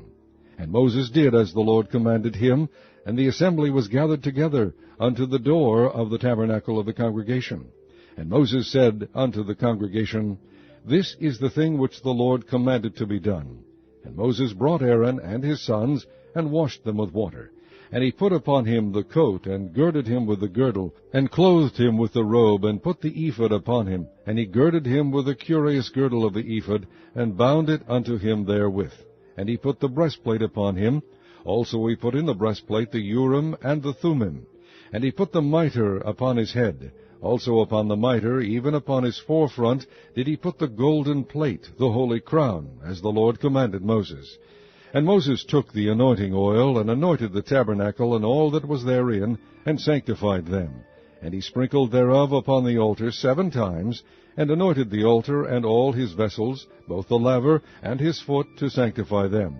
And he poured of the anointing oil upon Aaron's head, and anointed him, to sanctify him.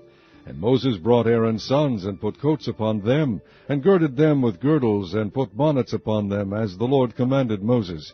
And he brought the bullock for the sin offering, and Aaron and his sons laid their hands upon the head of the bullock for the sin offering. And he slew it, and Moses took the blood, and put it upon the horns of the altar round about with his finger, and purified the altar, and poured the blood at the bottom of the altar, and sanctified it, to make reconciliation upon it. And he took all the fat that was upon the inwards, and the caul above the liver, and the 2 kidneys, and their fat, and Moses burned it upon the altar. But the bullock, and his hide, his flesh, and his dung, he burnt with fire without the camp, as the Lord commanded Moses. And he brought the ram for the burnt offering, and Aaron and his sons laid their hands upon the head of the ram, and he killed it, and Moses sprinkled the blood upon the altar round about. And he cut the ram into pieces, and Moses burnt the head and the pieces and the fat. And he washed the inwards and the legs in water, and Moses burnt the whole ram upon the altar. It was a burnt sacrifice for a sweet savour, and an offering made by fire unto the Lord, as the Lord commanded Moses. And he brought the other ram, the ram of consecration, and Aaron and his sons laid their hands upon the head of the ram. And he slew it, and Moses took of the blood of it, and put it upon the tip of Aaron's right ear, and upon the thumb of his right hand, and upon the great toe of his right foot. And he brought Aaron's sons, and Moses put of the blood upon the tip of their right ear, and upon the thumbs of their right hands, and upon the great toes of their right feet. And Moses sprinkled the blood upon the altar round about. And he took the fat and the rump, and all the fat that was upon the inwards, and the caul above the liver, and the 2 kidneys, and their fat, and the right shoulder. And out of the basket of unleavened bread that was before the Lord, he took 1 unleavened cake, and a cake of oiled bread, and 1 wafer, and put them on the fat, and upon the right shoulder. And he put all upon Aaron's hands, and upon his sons' hands, and waved them for a wave offering before the Lord. And Moses took them from off their hands, and burnt them on the altar upon the burnt offering. They were consecrations for a sweet savour. It is an offering made by fire unto the Lord. And Moses took the breast, and waved it for a wave offering before the Lord. For of the ram of the consecration it was Moses' part, as the Lord commanded Moses. And Moses took of the anointing oil, and of the blood which was upon the altar, and sprinkled it upon Aaron, and upon his garments, and upon his sons, and upon his sons' garments with him, and sanctified Aaron, and his garments, and his sons' garments with him. And Moses said unto Aaron and to his sons, Boil the flesh at the door of the tabernacle of the congregation, and there eat it with the bread that is in the basket of consecrations, as I commanded, saying, Aaron and his sons shall eat it. And that which remaineth of the flesh and of the bread shall ye burn with fire. And ye shall not go out of the door of the tabernacle of the congregation in 7 days, until the days of your consecration be at an end. For 7 days shall he consecrate you. As he hath done this day, so the Lord hath commanded to do, to make an atonement for you. Therefore shall ye abide at the door of the tabernacle of the congregation day and night 7 days, and keep the charge of the Lord, that ye die not. For so I am commanded. So Aaron and his sons did all things which the Lord commanded by the hand of Moses. Chapter 9. And it came to pass on the 8th day that Moses called Aaron and his sons and the elders of Israel, and he said unto Aaron, Take thee a young calf for a sin offering, and a ram for a burnt offering without blemish, and offer them before the Lord. And unto the children of Israel thou shalt speak, saying, Take ye a kid of the goats for a sin offering, and a calf and a lamb both of the first year, without blemish, for a burnt offering. Also a bullock and a ram for peace offerings, to sacrifice before the Lord, and a meat offering mingled with oil, for today the Lord will appear unto you. And they brought that which Moses commanded before the tabernacle of the congregation. And all the congregation drew near and stood before the Lord. And Moses said, This is the thing which the Lord commanded that ye should do, and the glory of the Lord shall appear unto you.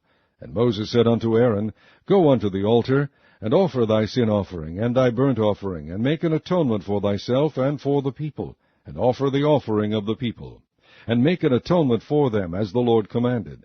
Aaron therefore went unto the altar, and slew the calf of the sin offering, which was for himself. And the sons of Aaron brought the blood unto him, and he dipped his finger in the blood, and put it upon the horns of the altar, and poured out the blood at the bottom of the altar. But the fat and the kidneys and the caul above the liver of the sin offering he burnt upon the altar, as the Lord commanded Moses. And the flesh and the hide he burnt with fire without the camp. And he slew the and Aaron's sons presented unto him the blood, which he sprinkled round about upon the altar. And they presented the burnt offering unto him, with the pieces thereof, and the head, and he burnt them upon the altar. And he did wash the inwards and the legs, and burnt them upon the burnt offering on the altar. And he brought the people's offering, and took the goat, which was the sin offering for the people, and slew it, and offered it for sin, as the first. And he brought the burnt offering, and offered it according to the manner. And he brought the meat offering, and took an handful thereof, and burnt it upon the altar, beside the burnt sacrifice of the morning. He slew also the bullock and the ram for a sacrifice of peace offerings, which was for the people. And Aaron's sons presented unto him the blood, sprinkled upon the altar round about. And the fat of the bullock and of the ram, the rump, and that which covereth the inwards, and the kidneys and the caul above the liver, and they put the fat upon the breasts, and he burnt the fat upon the altar. And the breasts and the right shoulder Aaron waved for a wave offering before the Lord, as Moses commanded. And Aaron lifted up his hand toward the people, and blessed them, and came down from offering of the sin offering, and the burnt offering, and peace offerings. And Moses and Aaron went into the tabernacle of the congregation, and came out, and blessed the people. And the glory of the Lord appeared unto all the people. And there came a fire out from before the Lord, and consumed upon the altar the burnt offering and the fat, which when all the people saw, they shouted and fell on their faces. Chapter 10. And Nadab and Abihu, the sons of Aaron, took either of them his censer, and put fire therein, and put incense thereon, and offered strange fire before the Lord, which he commanded them not. And there went out fire from the Lord, and devoured them, and they died before the Lord. Then Moses said unto Aaron, This is it that the Lord spake, saying, I will be sanctified in them that come nigh me, and before all the people I will be glorified. And Aaron held his peace. And Moses called Mishael and Elzaphan, the sons of Uzziel, the uncle of Aaron, and said unto them, Come near, carry your brethren from before the sanctuary out of the camp. So they went near, and carried them in their coats out of the camp, as Moses had said. And Moses said unto Aaron, and unto Eleazar, and unto Ithamar his sons, Uncover not your heads, neither rend your clothes, lest ye die, and lest wrath come upon all the people. But let your brethren, the whole house of Israel, bewail the burning which the Lord hath kindled. And ye shall not go out from the door of the tabernacle of the congregation, lest ye die. For the anointing oil of the Lord is upon you. And they did according to the word of Moses. And the Lord spake unto Aaron, saying, Do not drink wine nor strong drink, thou nor thy sons with thee, when ye go into the tabernacle of the congregation, lest ye die. It shall be a statute forever throughout your generations. And that ye may put difference between holy and unholy, and between unclean and clean, and that ye may teach the children of Israel all the statutes which the Lord hath spoken unto them by the hand of Moses. And Moses spake unto Aaron, and unto Eleazar, and unto Ithamar his sons that were left, Take the meat offering that remaineth of the offerings of the Lord made by fire, and eat it without leaven beside the altar, for it is most holy. And ye shall eat it in the holy place, because it is thy due, and thy sons' due, of the sacrifices of the Lord made by fire. I am commanded. And the wave breast and heave shoulder shall ye eat in a clean place, thou and thy sons, and thy daughters with thee, for they be thy due, and thy sons' due, which are given out of the sacrifices of peace offerings of the children of Israel. The heave shoulder and the wave breast shall they bring with the offerings made by fire of the fat, to wave it for a wave offering before the Lord. And it shall be thine, and thy sons with thee, by a statute forever, as the Lord hath commanded. And Moses diligently sought the goat of the sin offering, and behold, it was burnt. And he was angry with Eleazar and Ithamar, the sons of Aaron, which were left alive, saying, Wherefore have ye not eaten the sin offering in the holy place, seeing it is most holy, and God hath given it you to bear the iniquity of the congregation, to make atonement for them before the Lord? Behold, the blood of it was not brought in with the holy place. Ye should indeed have eaten it in the holy place, as I commanded. And Aaron said unto Moses, Behold, this day have they offered their sin offering and their burnt offering before the Lord, and such things have befallen me. And if I had eaten the sin offering today, should it have been accepted in the sight of the Lord? And when Moses heard that, he was content. Chapter 11. And the Lord spake unto Moses and to Aaron, saying unto them, Speak unto the children of Israel, saying, These are the beasts which ye shall eat among all the beasts that are on the earth. Whatsoever parteth the hoof, and is cloven-footed, and cheweth the cud among the beasts, that shall ye eat. Nevertheless, these shall ye not eat of them that chew the cud, or of them that divide the hoof, as the camel, because he cheweth the cud, but divideth not the hoof, he is unclean unto you. And the coney, because he cheweth the cud, but divideth not the hoof, he is unclean unto you. And the hare, because he cheweth the cud, but divideth not the hoof, he is unclean unto you. And the swine, though he divide the hoof, and be cloven-footed, yet he cheweth not the cud, he is unclean to you. Of their flesh shall ye not eat, and their carcass shall ye not touch, they are unclean to you. These shall ye eat of all that are in the waters. Whatsoever hath fins and scales in the waters, in the seas, and in the rivers, them shall ye eat. And all that have not fins and scales in the seas, and in the rivers, of all that move in the waters, and of any living thing which is in the waters, they shall be an abomination unto you. They shall be even an abomination unto you. Ye shall not eat of their flesh, but ye shall have their carcasses in abomination. Whatsoever hath no fins nor scales in the waters, that shall be an abomination unto you. And these are they which ye shall have in abomination among the fowls. They shall not be eaten. They are an abomination. The eagle, and the ossifrage, and the osprey, and the vulture, and the kite after his kind, every raven after his kind, and the owl, and the nighthawk, and the cuckoo, and the hawk after his kind, and the little owl, and the cormorant, and the great owl, and the swan, and the pelican, and the gyre-eagle, and the stork, the heron after her kind, and the lapwing, and the bat. All fowls that creep, going upon all four, shall be an abomination unto you. Yet these may ye eat of every flying creeping thing that goeth upon all four, which have legs above their feet, to leap withal upon the earth. Even these of them ye may eat, the locust after his kind, and the bold locust after his kind, and the beetle after his kind, and the grasshopper after his kind. But all other flying creeping things which have 4 feet shall be an abomination unto you, and for these ye shall be unclean. Whosoever toucheth the carcass of them shall be unclean until the even. And whosoever beareth aught of the carcass of them shall wash his clothes, and be unclean until the even. The carcasses of every beast which divideth the hoof, and is not cloven-footed, nor cheweth the cud, are unclean unto you. Every one that toucheth them shall be unclean. And whatsoever goeth upon his paws, among all manner of beasts that go on all four, those are unclean unto you. Whoso toucheth their carcass shall be unclean until the even. And he that beareth the carcass of them shall wash his clothes, and be unclean until the even. They are unclean unto you. These also shall be unclean unto you among the creeping things that creep upon the earth, the weasel, and the mouse, and the tortoise after his kind, and the ferret, and the chameleon, and the lizard, and the snail, and the mole. These are unclean to you among all that creep. Whosoever doth touch them when they be dead shall be unclean until the even. And upon whatsoever any of them when they are dead doth fall, it shall be unclean, whether it be any vessel of wood, or raiment, or skin, or sack, whatsoever vessel it be, wherein any work is done, it must be put into water, and it shall be unclean until the even, so it shall be cleansed.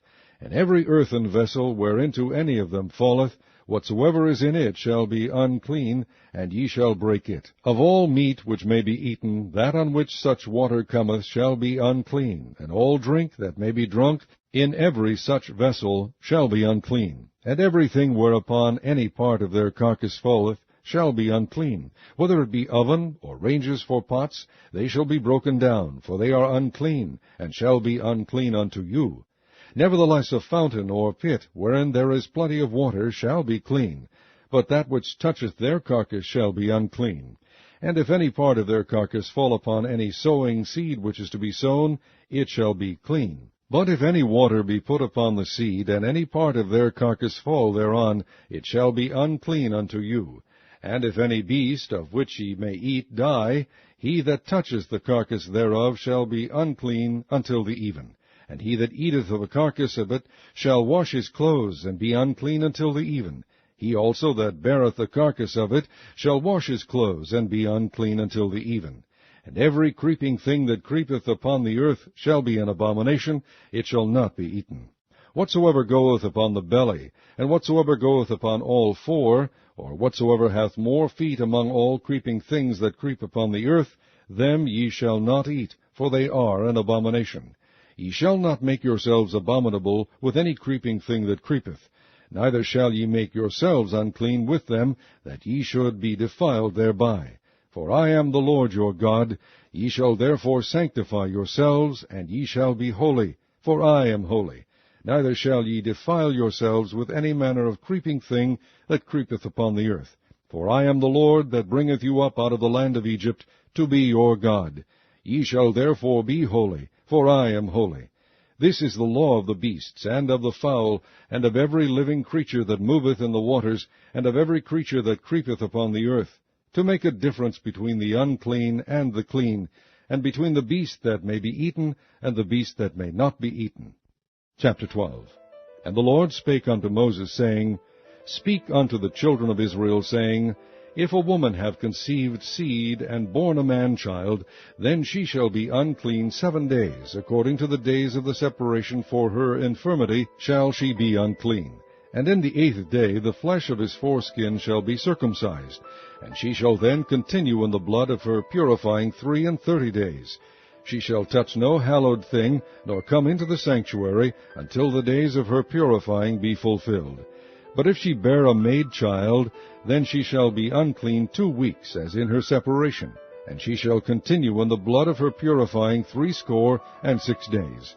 And when the days of her purifying are fulfilled, for a son or for a daughter, she shall bring a lamb of the first year for a burnt offering, and a young pigeon, or a turtle-dove, for a sin offering, unto the door of the tabernacle of the congregation, unto the priest, who shall offer it before the Lord, and make an atonement for her, and she shall be cleansed from the issue of her blood.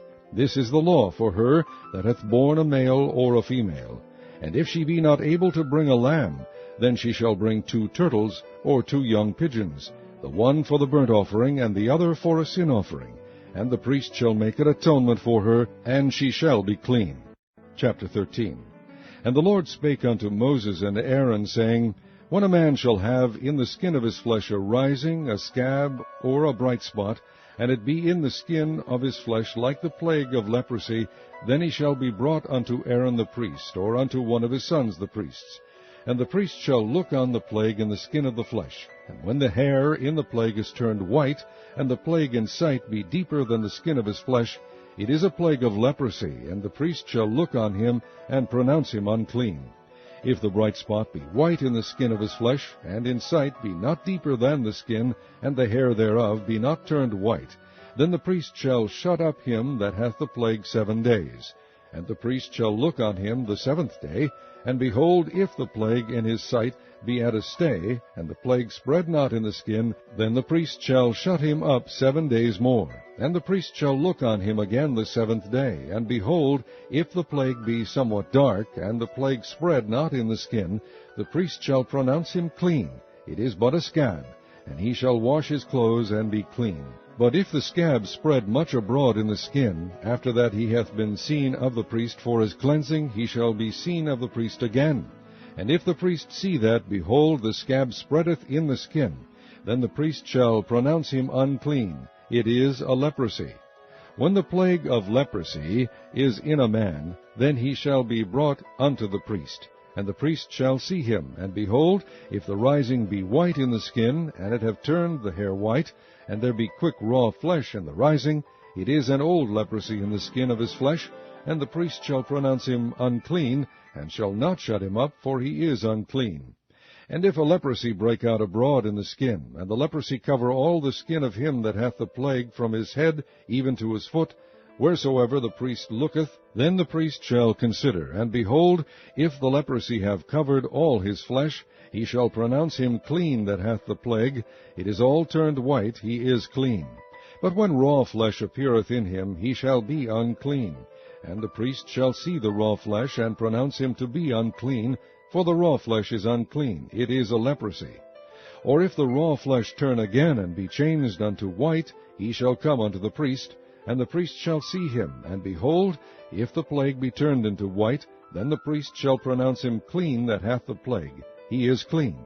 The flesh also, in which, even in the skin thereof, was a boil, and is healed, and in the place of the boil there be a white rising, or a bright spot, white and somewhat reddish, and it be shewed to the priest. And if when the priest seeth, behold, it be in sight lower than the skin, and the hair thereof be turned white, the priest shall pronounce him unclean. It is a plague of leprosy broken out of the boil. But if the priest look on it, and behold, there be no white hairs therein, and if it be not lower than the skin, but be somewhat dark, then the priest shall shut him up 7 days. And if it spread much abroad in the skin, then the priest shall pronounce him unclean. It is a plague. But if the bright spot stay in his place, and spread not, it is a burning boil, and the priest shall pronounce him clean.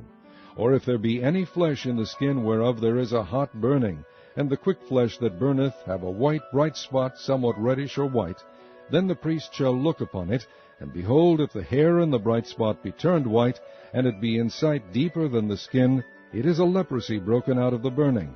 Wherefore the priest shall pronounce him unclean. It is the plague of leprosy. But if the priest look on it, and behold, there be no white hair in the bright spot, and it be no lower than the other skin, but be somewhat dark, then the priest shall shut him up 7 days. And the priest shall look upon him the 7th day. And if it be spread much abroad in the skin, then the priest shall pronounce him unclean. It is the plague of leprosy. And if the bright spot stay in his place, and spread not in the skin, but it be somewhat dark, it is a rising of the burning, and the priest shall pronounce him clean, for it is an inflammation of the burning. If a man or woman have a plague upon the head or the beard, then the priest shall see the plague. And behold, if it be in sight deeper than the skin, and there be in it a yellow thin hair, then the priest shall pronounce him unclean. It is a dry skull, even a leprosy upon the head or beard. And if the priest look on the plague of the skull, and behold, it be not in sight deeper than the skin, and that there is no black hair in it, then the priest shall shut him up that hath the plague of the skull 7 days. And in the 7th day the priest shall look on the plague, and behold, if the skull spread not, and there be in it no yellow hair, and the skull be not in sight deeper than the skin, he shall be shaven. But the skull shall he not shave, and the priest shall shut him up that hath the skull 7 days more. And in the 7th day the priest shall look on the skull, and behold, if the skull be not spread in the skin, nor be in sight deeper than the skin, then the priest shall pronounce him clean, and he shall wash his clothes and be clean. But if the skull spread much in the skin after his cleansing, then the priest shall look on him, and behold, if the skull be spread in the skin, the priest shall not seek for yellow hair. He is unclean. But if the skull be in his sight at a stay, and that there is black hair grown up therein, the skull is healed, he is clean, and the priest shall pronounce him clean. If a man also or a woman have in the skin of their flesh bright spots, even white bright spots, then the priest shall look, and behold, if the bright spots in the skin of their flesh be darkish white, it is a freckled spot that groweth in the skin. He is clean. And the man whose hair is fallen off his head, he is bald, yet he is clean. And he that hath his hair fallen off from the part of his head toward his face, he is forehead bald, yet is he clean. And if there be in the bald head or bald forehead a white reddish sore, it is a leprosy sprung up in his bald head or his bald forehead. Then the priest shall look upon it, and behold, if the rising of the sore be white reddish in his bald head, or in his bald forehead, as the leprosy appeareth in the skin of the flesh, he is a leprous man, he is unclean. The priest shall pronounce him utterly unclean. His plague is in his head. And the leper in whom the plague is, his clothes shall be rent, and his head bare, and he shall put a covering upon his upper lip, and shall cry, Unclean, unclean. All the days wherein the plague shall be in him, he shall be defiled, he is unclean. He shall dwell alone, without the camp shall his habitation be. The garment also that the plague of leprosy is in, whether it be a woolen garment or a linen garment, whether it be in the warp or woof of linen or of woolen, whether in a skin or in anything made of skin, and if the plague be greenish or reddish in the garment or in the skin, either in the warp or in the woof, or in any thing of skin, it is a plague of leprosy, and shall be shewed unto the priest. And the priest shall look upon the plague, and shut up it that hath the plague 7 days. And he shall look on the plague on the 7th day. If the plague be spread in the garment, either in the warp, or in the woof, or in a skin, or in any work that is made of skin, the plague is a fretting leprosy, it is unclean. He shall therefore burn that garment, whether warp or woof, in woolen or in linen, or anything of skin, wherein the plague is, for it is a fretting leprosy, it shall be burnt in the fire. And if the priest shall look, and behold, the plague be not spread in the garment, either in the warp, or in the woof, or in anything of skin, then the priest shall command that they wash the thing wherein the plague is, and he shall shut it up 7 days more. And the priest shall look on the plague. After that it is washed, and behold, if the plague have not changed his color, and the plague be not spread, it is unclean. Thou shalt burn it in the fire. It is fret inward, whether it be bare within or without. And if the priest look, and behold, the plague be somewhat dark after the washing of it, then he shall rend it out of the garment, or out of the skin, or out of the warp, or out of the woof. And if it appear still in the garment, either in the warp, or in the woof, or in anything of skin, it is a spreading plague. Thou shalt burn that wherein the plague is with fire. And the garment, either warp, or woof, or whatsoever thing of skin it be, which thou shalt wash, if the plague be departed from them, then it shall be washed the 2nd time, and shall be clean.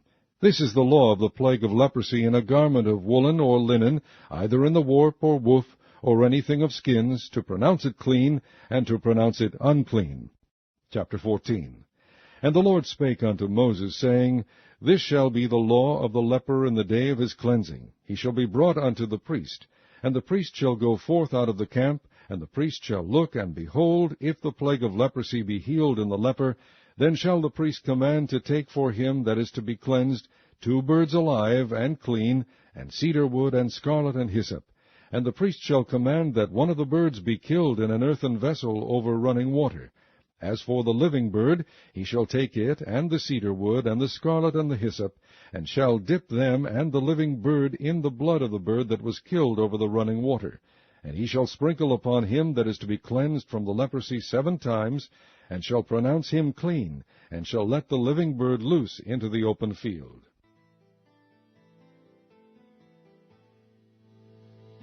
And he that is to be cleansed shall wash his clothes, and shave off his hair, and wash himself in water, that he may be clean. And after that he shall come into the camp, and shall tarry abroad out of his tent 7 days. But it shall be on the 7th day that he shall shave off his hair, off his head, and his beard, and his eyebrows, even all his hair he shall shave off. And he shall wash his clothes, also he shall wash his flesh in water, and he shall be clean. And on the 8th day he shall take 2 he-lambs without blemish, and 1 ewe-lamb of the 1st year without blemish, and 3 tenth deals of fine flour for a meat offering mingled with oil, and 1 log of oil. And the priest that maketh him clean shall present the man that is to be made clean, and those things before the Lord at the door of the tabernacle of the congregation. And the priest shall take 1 he-lamb, and offer him for a trespass offering, and the log of oil, and wave them for a wave offering before the Lord. And he shall slay the lamb in the place where he shall kill the sin offering and the burnt offering in the holy place. For as the sin offering is the priest's, so is the trespass offering, it is most holy. And the priest shall take some of the blood of the trespass offering, and the priest shall put it upon the tip of the right ear of him that is to be cleansed, and upon the thumb of his right hand, and upon the great toe of his right foot. And the priest shall take some of the log of oil, and pour it unto the palm of his own left hand.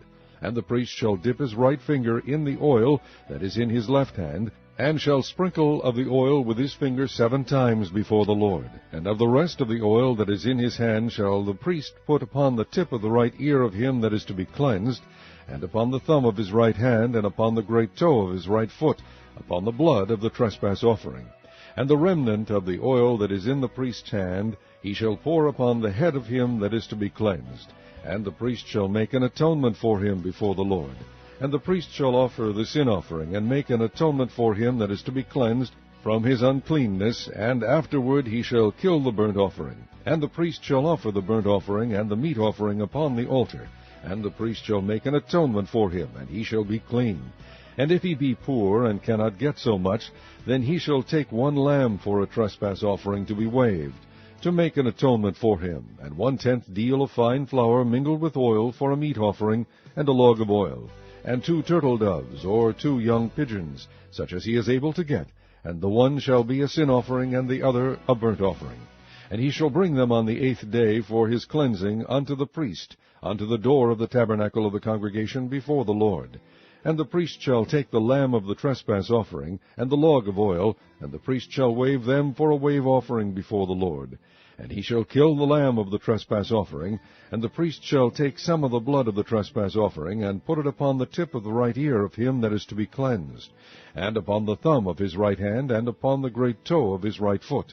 And the priest shall pour of the oil into the palm of his own left hand, and the priest shall sprinkle with his right finger some of the oil that is in his left hand 7 times before the Lord. And the priest shall put of the oil that is in his hand upon the tip of the right ear of him that is to be cleansed, and upon the thumb of his right hand, and upon the great toe of his right foot, upon the place of the blood of the trespass offering. And the rest of the oil that is in the priest's hand he shall put upon the head of him that is to be cleansed, to make an atonement for him before the Lord. And he shall offer the one of the turtle doves, or of the young pigeons, such as he can get, even such as he is able to get, the one for a sin offering, and the other for a burnt offering, with the meat offering. And the priest shall make an atonement for him that is to be cleansed before the Lord. This is the law of him in whom is the plague of leprosy, whose hand is not able to get that which pertaineth to his cleansing. And the Lord spake unto Moses and unto Aaron, saying, When ye be come into the land of Canaan, which I give to you for a possession, and I put the plague of leprosy in a house of the land of your possession, and he that owneth the house shall come and tell the priest, saying, It seemeth to me there is as it were a plague in the house. Then the priest shall command that they empty the house, before the priest go into it to see the plague, that all that is in the house be not made unclean. And afterward the priest shall go in to see the house. And he shall look on the plague, and behold, if the plague be in the walls of the house with hollow strakes, greenish or reddish, which in sight are lower than the wall, then the priest shall go out of the house to the door of the house, and shut up the house 7 days.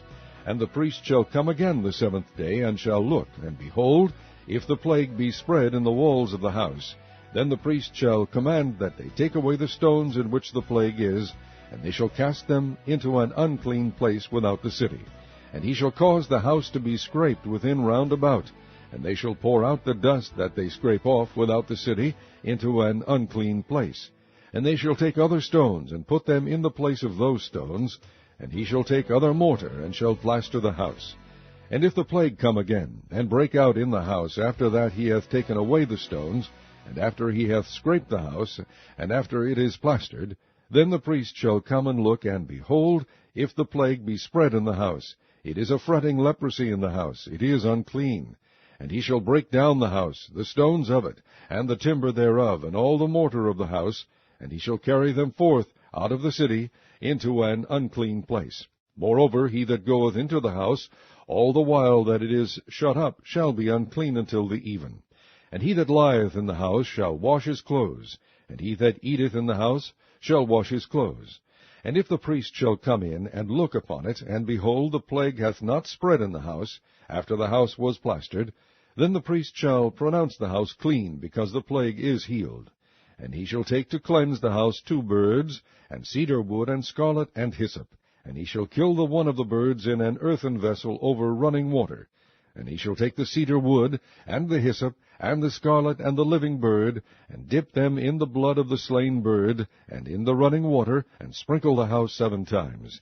And he shall cleanse the house with the blood of the bird, and with the running water, and with the living bird, and with the cedar wood, and with the hyssop, and with the scarlet. But he shall let go the living bird out of the city into the open fields, and make an atonement for the house, and it shall be clean.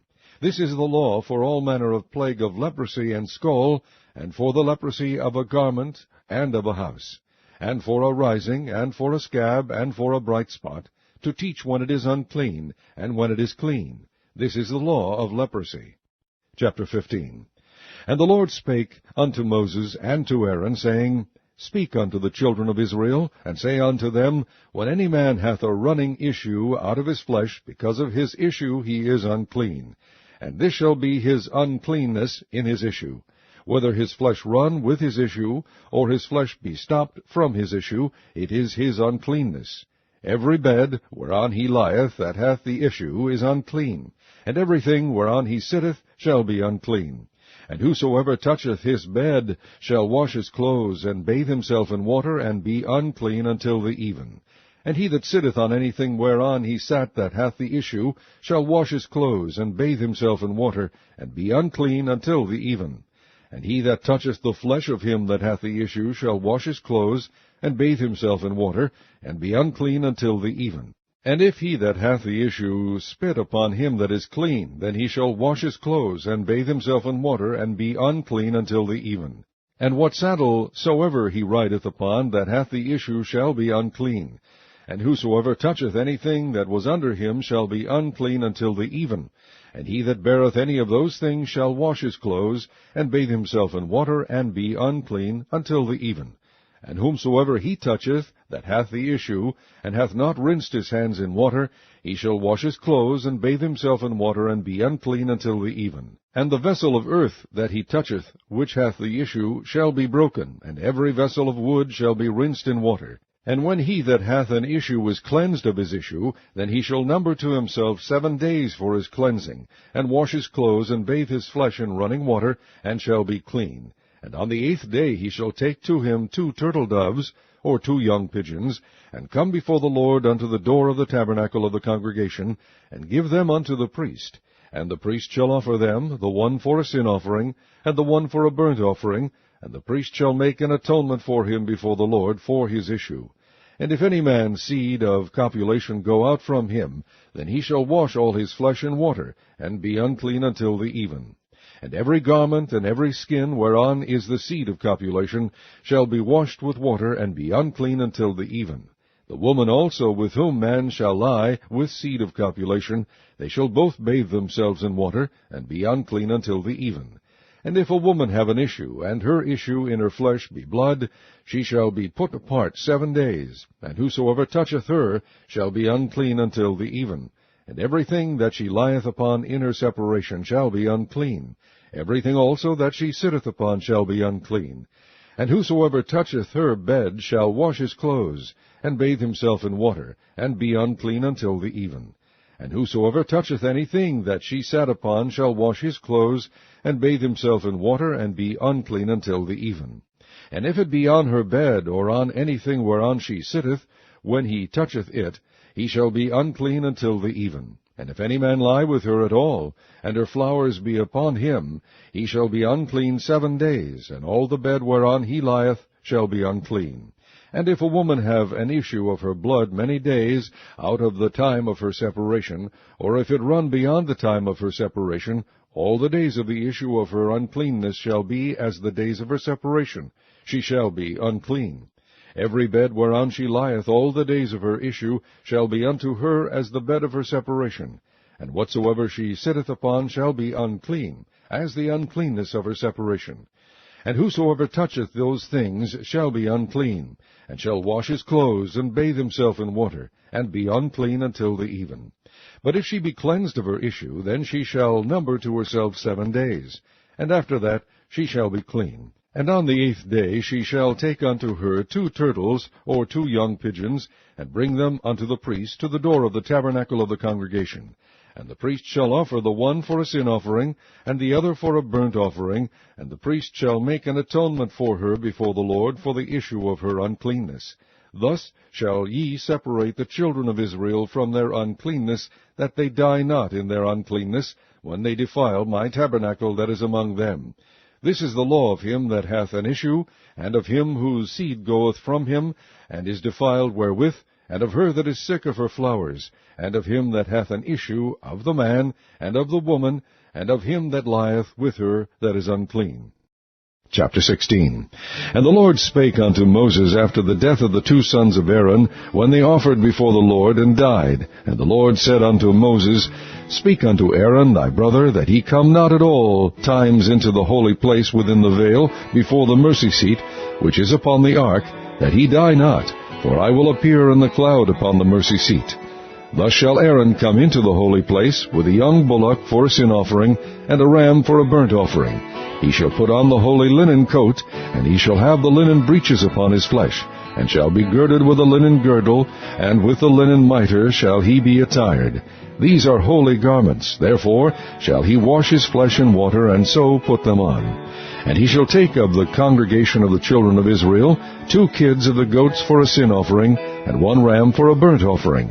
And Aaron shall offer his bullock of the sin offering, which is for himself, and make an atonement for himself and for his house.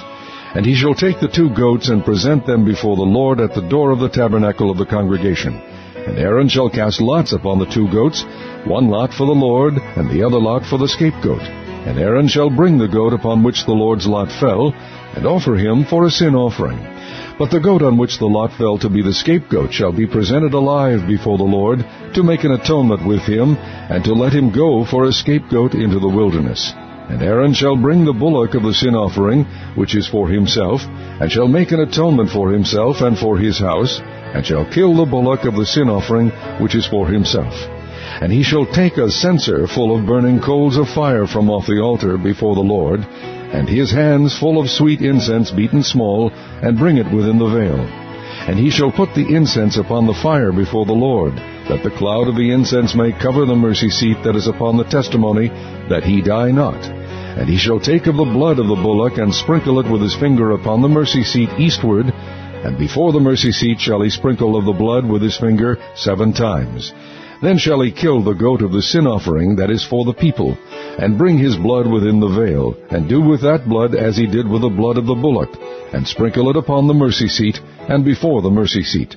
And he shall make an atonement for the holy place, because of the uncleanness of the children of Israel, and because of their transgressions in all their sins. And so shall he do for the tabernacle of the congregation that remaineth among them in the midst of their uncleanness.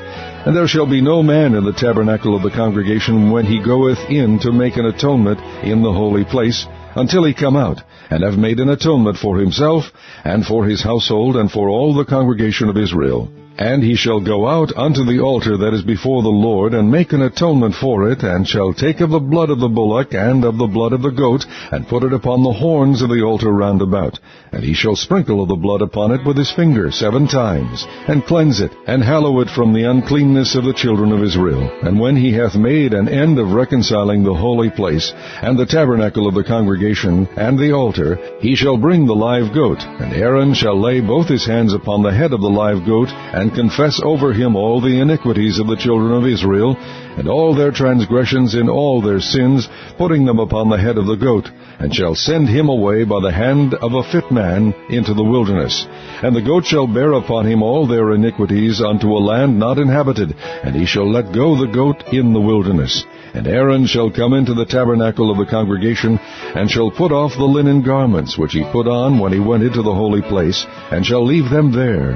And he shall wash his flesh with water in the holy place, and put on his garments, and come forth, and offer his burnt offering, and the burnt offering of the people, and make an atonement for himself and for the people. And the fat of the sin offering shall he burn upon the altar. And he that let go the goat for the scapegoat shall wash his clothes, and bathe his flesh in water, and afterward come into the camp.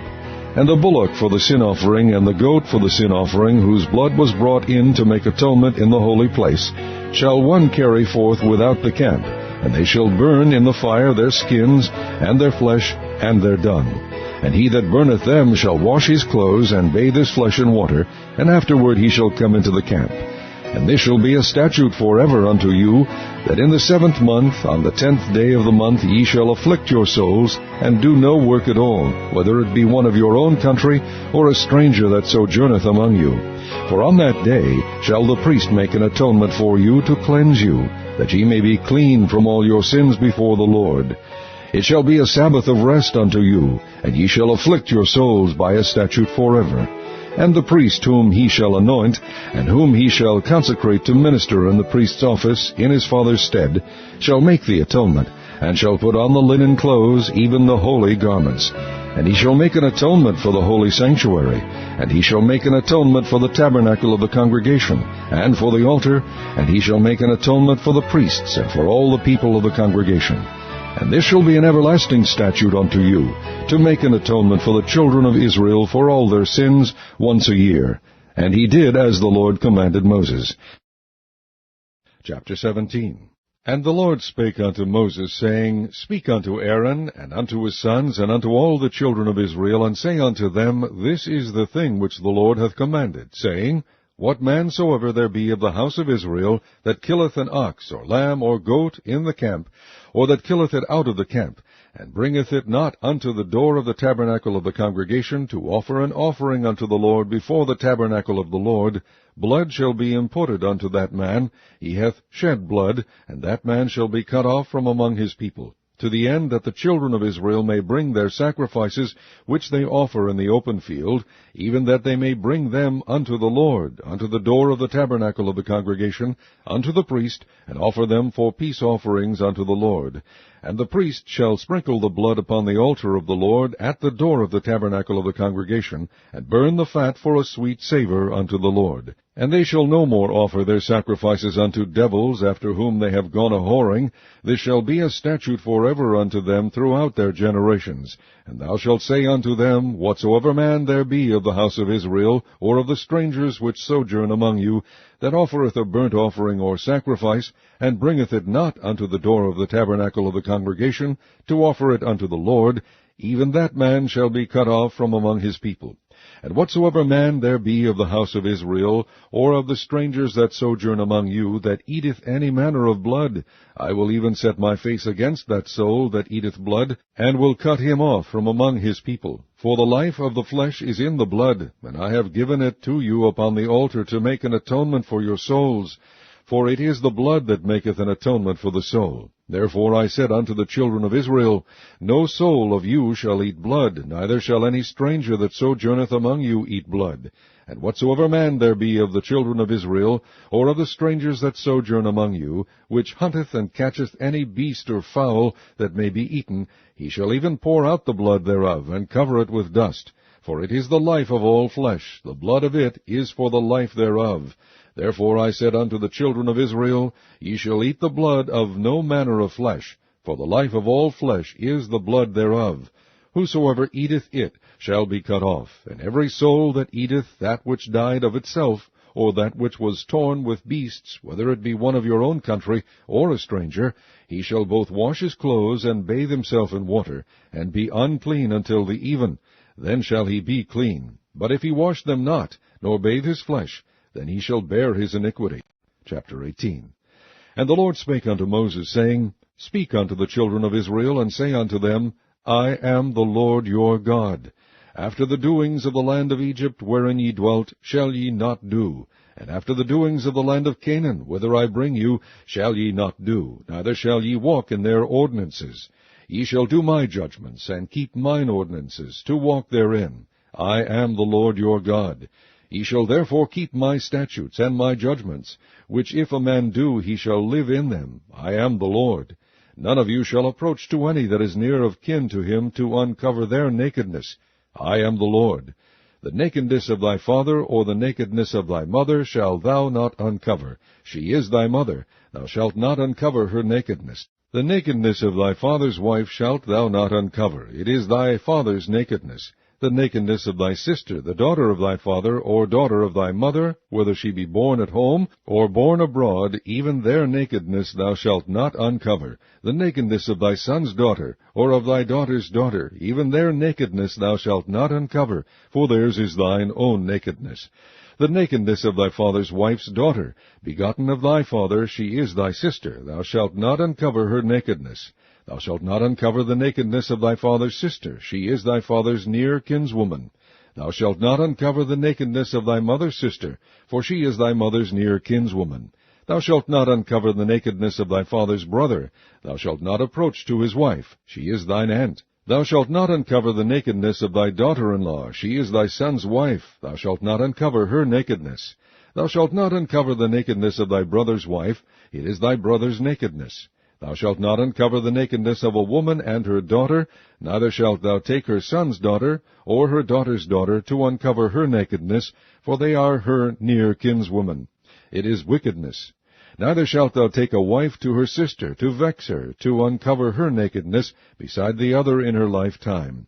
Also thou shalt not approach unto a woman to uncover her nakedness, as long as she is put apart for her uncleanness. Moreover, thou shalt not lie carnally with thy neighbor's wife, to defile thyself with her. And thou shalt not let any of thy seed pass through the fire to Moloch. Neither shalt thou profane the name of thy God. I am the Lord. Thou shalt not lie with mankind, as with womankind. It is abomination.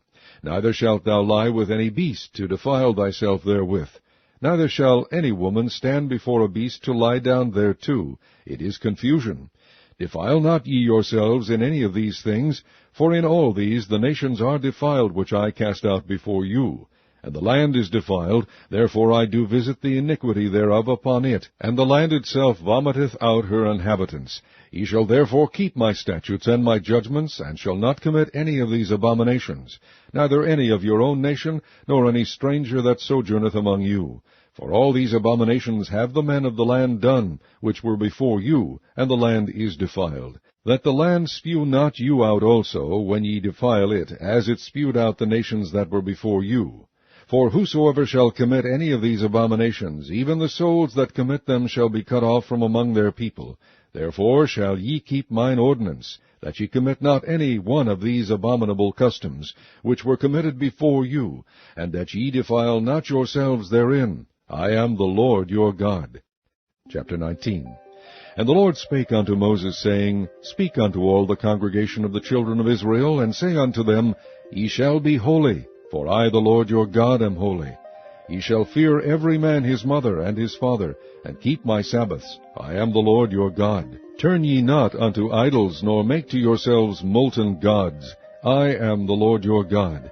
And if ye offer a sacrifice of peace offerings unto the Lord, ye shall offer it at your own will. It shall be eaten the same day ye offer it, and on the morrow, and if aught remain until the third day, it shall be burnt in the fire. And if it be eaten at all on the third day, it is abominable.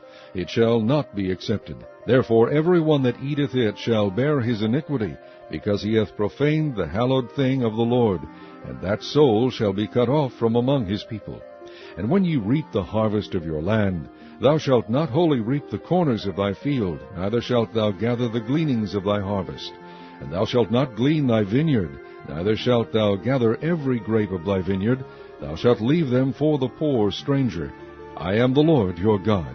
Ye shall not steal, neither deal falsely, neither lie one to another. And ye shall not swear by my name falsely, neither shalt thou profane the name of thy God. I am the Lord. Thou shalt not defraud thy neighbor, neither rob him. The wages of him that is hired shall not abide with thee all night until the morning. Thou shalt not curse the deaf, nor put a stumbling block before the blind, but shalt fear thy God. I am the Lord. Ye shall do no unrighteousness in judgment. Thou shalt not respect the person of the poor, nor honor the person of the mighty, but in righteousness shalt thou judge thy neighbor. Thou shalt not go up and down as a talebearer among thy people, neither shalt thou stand against the blood of thy neighbor. I am the Lord. Thou shalt not hate thy brother in thine heart. Thou shalt in any wise rebuke thy neighbor, and not suffer sin upon him. Thou shalt not avenge, nor bear any grudge against the children of thy people, but thou shalt love thy neighbor as thyself. I am the Lord. Ye shall keep my statutes. Thou shalt not let thy cattle gender with a diverse kind. Thou shalt not sow thy field with mingled seed, neither shall a garment mingled of linen and woolen come upon thee. And whosoever lieth carnally with a woman, that is a bondmaid, betrothed to an husband, and not at all redeemed, nor freedom given her, she shall be scourged. They shall not be put to death, because she was not free. And he shall bring his trespass offering unto the Lord, unto the door of the tabernacle of the congregation, even a ram for a trespass offering.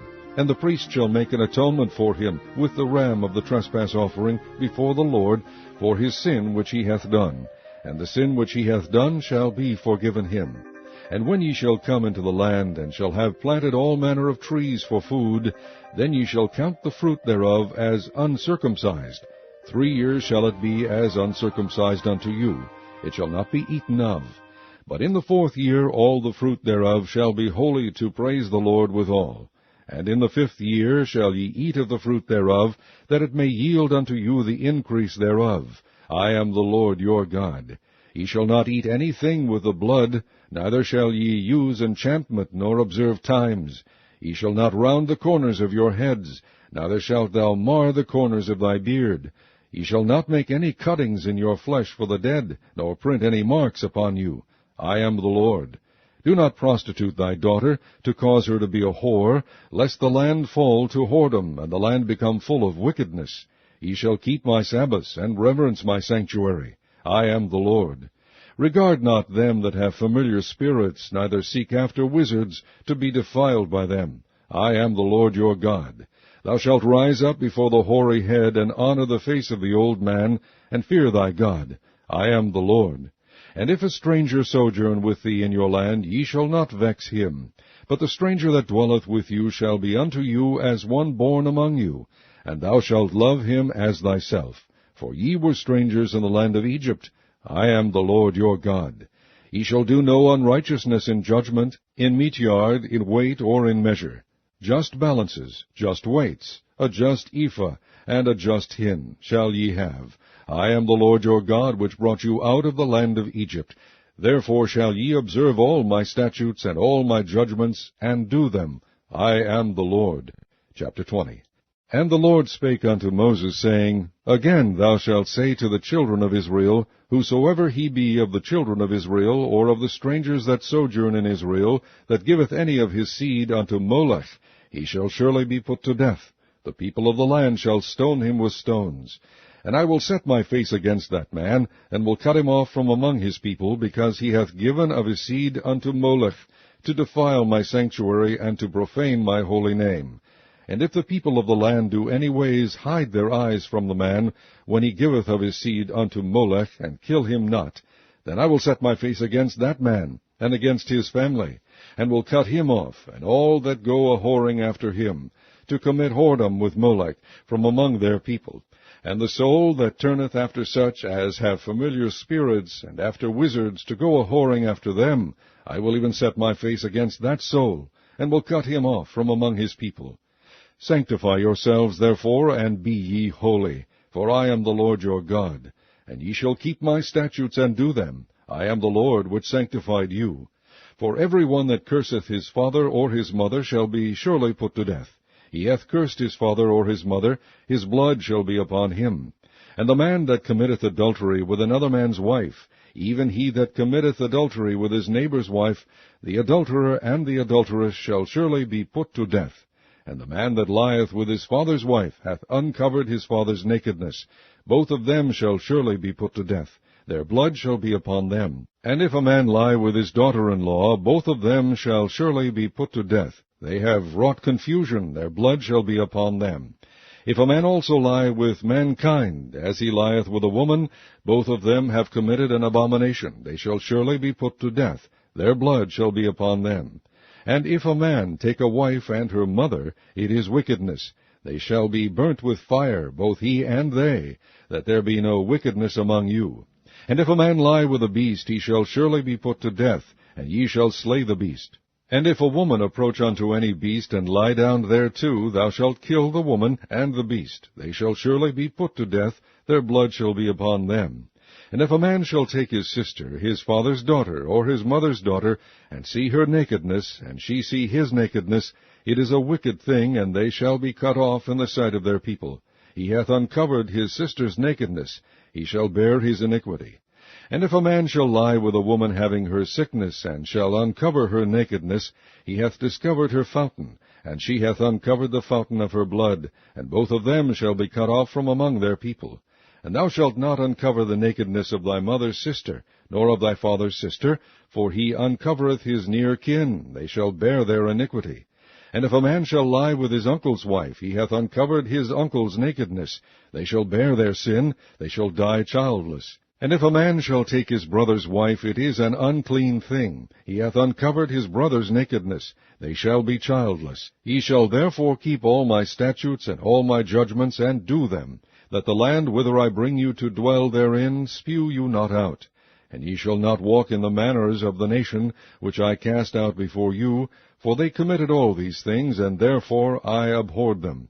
But I have said unto you, Ye shall inherit their land, and I will give it unto you to possess it, a land that floweth with milk and honey. I am the Lord your God, which have separated you from other people. Ye shall therefore put difference between clean beasts and unclean, and between unclean fowls and clean, and ye shall not make your souls abominable by beast, or by fowl, or by any manner of living thing that creepeth on the ground, which I have separated from you as unclean. And ye shall be holy unto me, for I, the Lord, am holy, and have severed you from other people, that you should be mine. A man also or woman that hath a familiar spirit, or that is a wizard, shall surely be put to death. They shall stone them with stones. Their blood shall be upon them. Chapter 21. And the Lord said unto Moses, Speak unto the priests, the sons of Aaron, and say unto them, There shall none be defiled for the dead among his people. But for his kin that is near unto him, that is for his mother, and for his father, and for his son, and for his daughter, and for his brother, and for his sister a virgin that is nigh unto him, which hath no husband, for her may he be defiled. But he shall not defile himself, being a chief man among his people, to profane himself. They shall not make baldness upon their head, neither shall they shave off the corner of their beard, nor make any cuttings in their flesh. They shall be holy unto their God, and not profane the name of their God, for the offerings of the Lord made by fire and the bread of their God they do offer. Therefore they shall be holy. They shall not take a wife that is a whore, or profane, neither shall they take a woman put away from her husband, for he is holy unto his God. Thou shalt sanctify him therefore, for he offereth the bread of thy God. He shall be holy unto thee, for I the Lord, which sanctify you, am holy. And the daughter of any priest, if she profane herself by playing the whore, she profaneth her father, and shall be burnt with fire. And he that is the high priest among his brethren, upon whose head the anointing oil was poured, and that is consecrated to put on the garments, shall not uncover his head, nor rend his clothes. Neither shall he go into any dead body, nor defile himself for his father, or for his mother. Neither shall he go out of the sanctuary, nor profane the sanctuary of his God, for the crown of the anointing oil of his God is upon him. I am the Lord. And he shall take a wife in her virginity, a widow, or a divorced woman, or profane, or an harlot, these shall he not take, but he shall take a virgin of his own people to wife. Neither shall he profane his seed among his people, for I the Lord do sanctify him. And the Lord spake unto Moses, saying, Speak unto Aaron, saying, Whosoever he be of thy seed in their generations that hath any blemish, let him not approach to offer the bread of his God.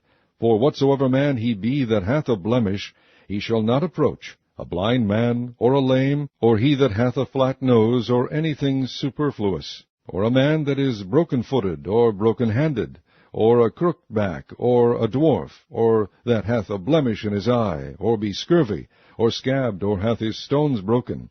No man that hath a blemish of the seed of Aaron the priest shall come nigh to offer the offerings of the Lord made by fire. He hath a blemish, he shall not come nigh to offer the bread of his God. He shall eat the bread of his God, both of the most holy and of the holy. Only he shall not go in unto the veil, nor come nigh unto the altar, because he hath a blemish, that he profane not my sanctuaries, for I the Lord do sanctify them. And Moses told it unto Aaron, and to his sons, and unto all the children of Israel. Chapter 22. And the Lord spake unto Moses, saying, Speak unto Aaron and to his sons, that they separate themselves from the holy things of the children of Israel, and that they profane not my holy name in those things which they hallow unto me. I am the Lord. Say unto them, Whosoever he be of all your seed among your generations, that goeth unto the holy things which the children of Israel hallow unto the Lord, having his uncleanness upon him, that soul shall be cut off from my presence. I am the Lord. What man soever of the seed of Aaron is a leper, or hath a running issue, he shall not eat of the holy things until he be clean.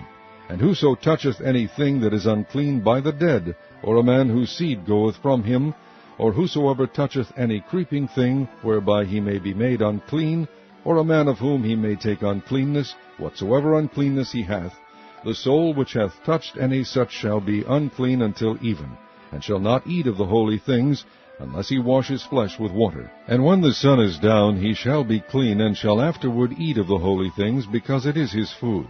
That which dieth of itself, or is torn with beasts, he shall not eat to defile himself therewith. I am the Lord. They shall therefore keep mine ordinance, lest they bear sin for it, and die therefore, if they profane it. I, the Lord, do sanctify them. There shall no stranger eat of the holy thing. A sojourner of the priest, or an hired servant, shall not eat of the holy thing.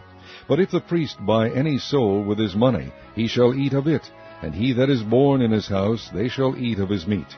If the priest's daughter also be married unto a stranger, she may not eat of an offering of the holy things. But if the priest's daughter be a widow, or divorced, and have no child, and is returned unto her father's house, and is in her youth, she shall eat of her father's meat, but there shall no stranger eat thereof. And if a man eat of the holy thing unwittingly, then he shall put the fifth part thereof unto it, and shall give it unto the priest with the holy thing. And they shall not profane the holy things of the children of Israel, which they offer unto the Lord, or suffer them to bear the iniquity of trespass, when they eat their holy things, for I the Lord do sanctify them. And the Lord spake unto Moses, saying, Speak unto Aaron, and to his sons, and unto all the children of Israel, and say unto them, Whatsoever he be of the house of Israel, or of the strangers in Israel, that will offer his oblation for all his vows, and for all his freewill offerings, which they will offer unto the Lord for a burnt offering, ye shall offer at your own will a male without blemish of the beeves, of the sheep, or of the goats. But whatsoever hath a blemish, that shall ye not offer, for it shall not be acceptable for you. And whosoever offereth a sacrifice of peace offerings unto the Lord, to accomplish his vow, or a freewill offering in beeves or sheep, it shall be perfect to be accepted. There shall be no blemish therein. Blind, or broken, or maimed, or having a wen, or scurvy, or scabbed, ye shall not offer these unto the Lord, nor make an offering by fire of them upon the altar unto the Lord. Either a bullock or a lamb that hath anything superfluous or lacking in his parts, that mayest thou offer for a free will offering, but for a vow it shall not be accepted. Ye shall not offer unto the Lord that which is bruised, or crushed, or broken, or cut. Neither shall ye make any offering thereof in your land. Neither from a stranger's hand shall ye offer the bread of your God of any of these, because their corruption is in them, and blemishes be in them. They shall not be accepted for you. And the Lord spake unto Moses, saying, When a bullock, or a sheep, or a goat is brought forth, then it shall be 7 days under the dam, and from the 8th day and thenceforth it shall be accepted for an offering made by fire unto the Lord. And whether it be cow or ewe, ye shall not kill it, and her young both in 1 day. And when ye will offer a sacrifice of thanksgiving unto the Lord, offer it at your own will. On the same day it shall be eaten up. Ye shall leave none of it until the morrow. I am the Lord. Therefore shall ye keep my commandments and do them. I am the Lord. Neither shall ye profane my holy name. But I will be hallowed among the children of Israel. I am the Lord which hallow you, that brought you out of the land of Egypt to be your God. I am the Lord. Chapter 23. And the Lord spake unto Moses, saying, Speak unto the children of Israel, and say unto them, Concerning the feasts of the Lord, which ye shall proclaim to be holy convocations, even these are my feasts. 6 days shall work be done, but the 7th day is the Sabbath of rest, and holy convocation. Ye shall do no work therein. It is the Sabbath of the Lord in all your dwellings. These are the feasts of the Lord, even holy convocations, which ye shall proclaim in their seasons. In the 14th day of the 1st month at even is the Lord's Passover, and on the 15th day of the same month is the feast of unleavened bread unto the Lord. 7 days ye must eat unleavened bread. In the 1st day ye shall have an holy convocation. Ye shall do no servile work therein, but ye shall offer an offering made by fire unto the Lord 7 days. In the 7th day is an holy convocation. Ye shall do no servile work therein. And the Lord spake unto Moses, saying, Speak unto the children of Israel, and say unto them, When ye be come into the land which I give unto you, and shall reap the harvest thereof, then ye shall bring a sheaf of the first fruits of your harvest unto the priest. and he shall wave the sheaf before the Lord, to be accepted for you. On the morrow after the Sabbath the priest shall wave it. And ye shall offer that day when ye wave the sheaf an he lamb without blemish of the first year for a burnt offering unto the Lord. And the meat offering thereof shall be 2/10 deals of fine flour mingled with oil, an offering made by fire unto the Lord for a sweet savour. And the drink offering thereof shall be of wine, the 4th part of an hin. And ye shall eat neither bread, nor parched corn, nor green ears, until the selfsame day that ye have brought an offering unto your God. It shall be a statute forever throughout your generations in all your dwellings. And ye shall count unto you from the morrow after the Sabbath, from the day that ye brought the sheaf of the wave offering, 7 Sabbaths shall be complete.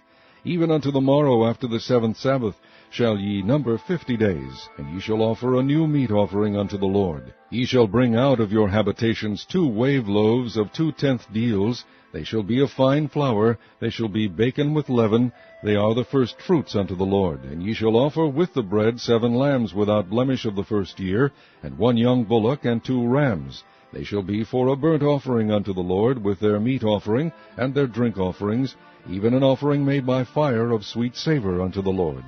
Then ye shall sacrifice 1 kid of the goats for a sin offering, and 2 lambs of the first year for a sacrifice of peace offerings.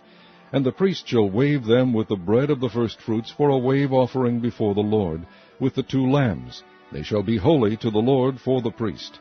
And ye shall proclaim on the selfsame day, that it may be an holy convocation unto you. Ye shall do no servile work therein. It shall be a statute forever in all your dwellings throughout your generations.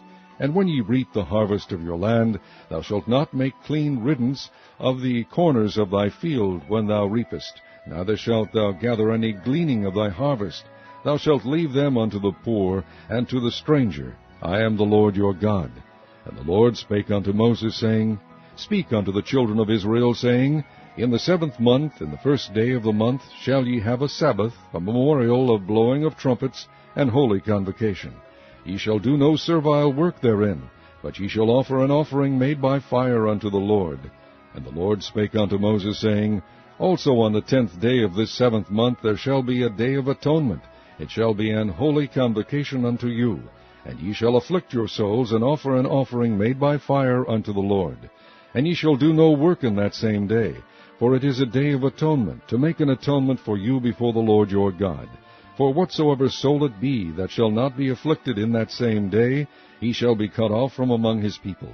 And whatsoever soul it be that doeth any work in that same day, the same soul will I destroy from among his people. He shall do no manner of work. It shall be a statute forever throughout your generations in all your dwellings. It shall be unto you a Sabbath of rest, and ye shall afflict your souls. In the 9th day of the month at even, from even unto even, shall ye celebrate your Sabbath. And the Lord spake unto Moses, saying, Speak unto the children of Israel, saying, The 15th day of this 7th month shall be the Feast of Tabernacles for 7 days unto the Lord. On the 1st day shall be an holy convocation. Ye shall do no servile work therein. 7 days ye shall offer an offering made by fire unto the Lord. On the 8th day shall be an holy convocation unto you, and ye shall offer an offering made by fire unto the Lord. It is a solemn assembly, and ye shall do no servile work therein. These are the feasts of the Lord, which ye shall proclaim to be holy convocations, to offer an offering made by fire unto the Lord, a burnt offering, and a meat offering, a sacrifice, and drink offerings, everything upon his day. Beside the Sabbaths of the Lord, and beside your gifts, and beside all your vows, and beside all your freewill offerings which ye give unto the Lord. Also in the 15th day of the 7th month, when ye have gathered in the fruit of the land, ye shall keep a feast unto the Lord 7 days. On the 1st day shall be a Sabbath, and on the 8th day shall be a Sabbath. And ye shall take you on the 1st day the boughs of goodly trees, branches of palm trees, and the boughs of thick trees, and willows of the brook, and ye shall rejoice before the Lord your God 7 days. And ye shall keep it a feast unto the Lord 7 days in the year. It shall be a statute forever in your generations. Ye shall celebrate it in the 7th month. Ye shall dwell in booths 7 days. All that are Israelites born shall dwell in booths, that your generations may know that I made the children of Israel to dwell in booths, when I brought them out of the land of Egypt. I am the Lord your God. And Moses declared unto the children of Israel the feasts of the Lord.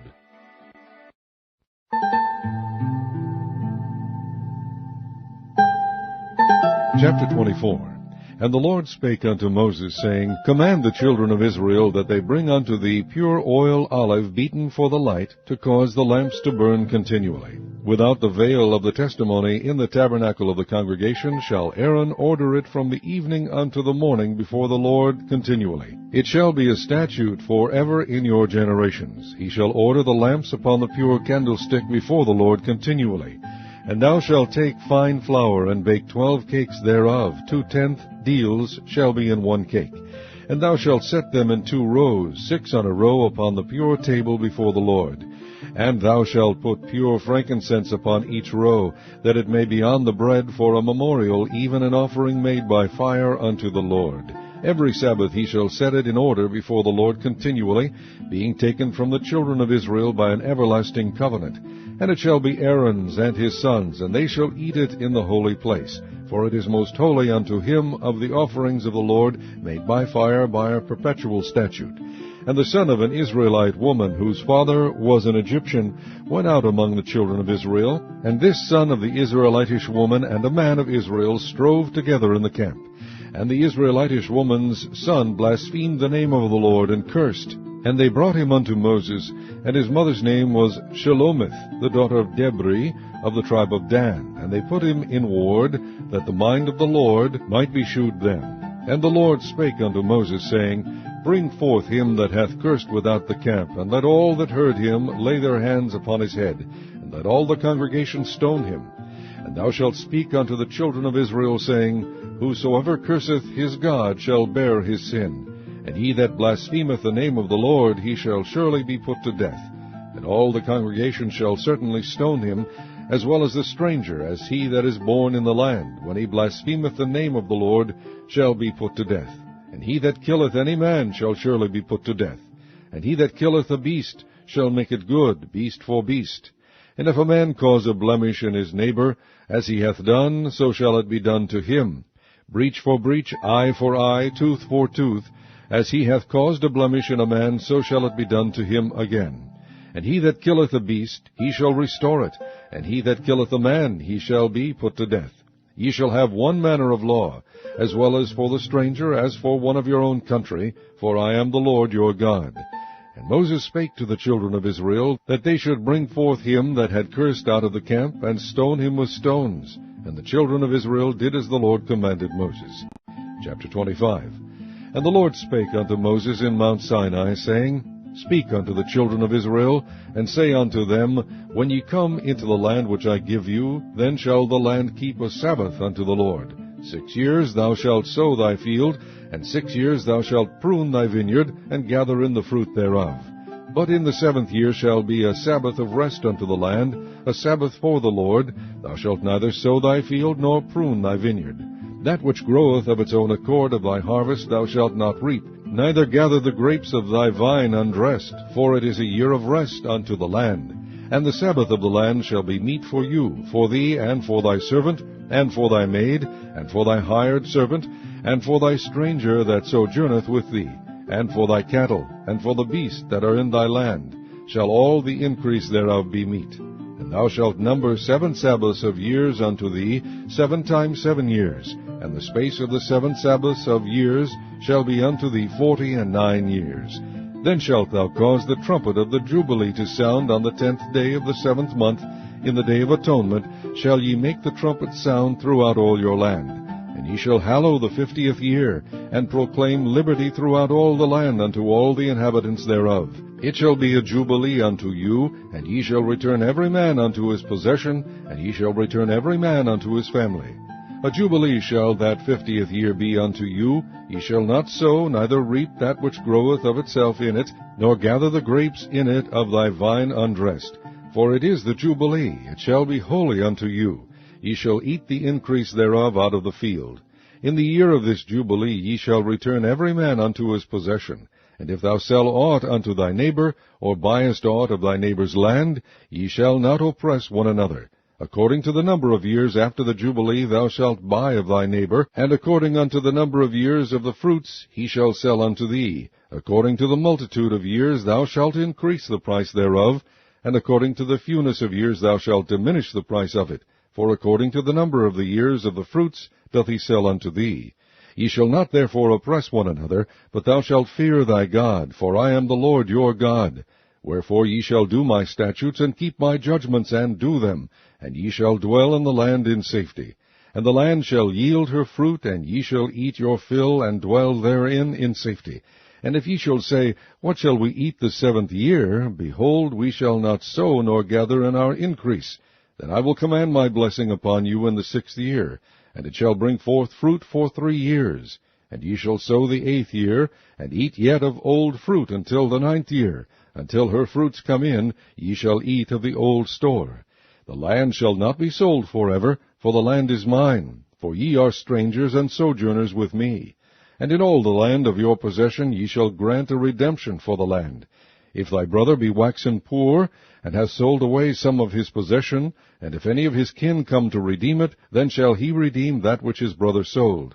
And if the man have done to redeem it, and himself be able to redeem it, then let him count the years of the sale thereof, and restore the overplus unto the man to whom he sold it, that he may return unto his possession. But if he be not able to restore it to him, then that which is sold shall remain in the hand of him that hath bought it until the year of Jubilee. And in the Jubilee it shall go out, and he shall return unto his possession. And if a man sell a dwelling house in a walled city, then he may redeem it within a whole year after it is sold. Within a full year may he redeem it. And if it be not redeemed within the space of a full year, then the house that is in the walled city shall be established for ever to him that bought it throughout his generations. It shall not go out in the Jubilee. But the houses of the villages which have no wall round about them shall be counted as the fields of the country. They may be redeemed, and they shall go out in the Jubilee. Notwithstanding, the cities of the Levites, and the houses of the cities of their possession, may the Levites redeem at any time. And if a man purchase of the Levites, then the house that was sold, and the city of his possession, shall go out in the year of Jubilee, for the houses of the cities of the Levites are their possession among the children of Israel. But the field of the suburbs of their cities may not be sold, for it is their perpetual possession. And if thy brother be waxen poor, and fallen in decay with thee, then thou shalt relieve him, yea, though he be a stranger or a sojourner, that he may live with thee. Take thou no usury of him, or increase, but fear thy God, that thy brother may live with thee. Thou shalt not give him thy money upon usury, nor lend him thy victuals for increase. I am the Lord your God, which brought you forth out of the land of Egypt, to give you the land of Canaan, and to be your God. And if thy brother that dwelleth by thee be waxen poor, and be sold unto thee, thou shalt not compel him to serve as a bondservant, but as an hired servant, and as a sojourner. He shall be with thee, and shall serve thee unto the year of Jubilee. And then shall he depart from thee, both he and his children with him, and shall return unto his own family, and unto the possession of his fathers shall he return. For they are my servants, which I brought forth out of the land of Egypt. They shall not be sold as bondmen. Thou shalt not rule over him with rigor, but shalt fear thy God. Both thy bondmen and thy bondmaids, which thou shalt have, shall be of the heathen that are round about you. Of them shall ye buy bondmen and bondmaids. Moreover, of the children of the strangers that do sojourn among you, of them shall ye buy, and of their families that are with you, which they begat in your land, and they shall be your possession. And ye shall take them as an inheritance for your children after you, to inherit them for a possession. They shall be your bondmen forever. But over your brethren the children of Israel ye shall not rule one over another with rigor.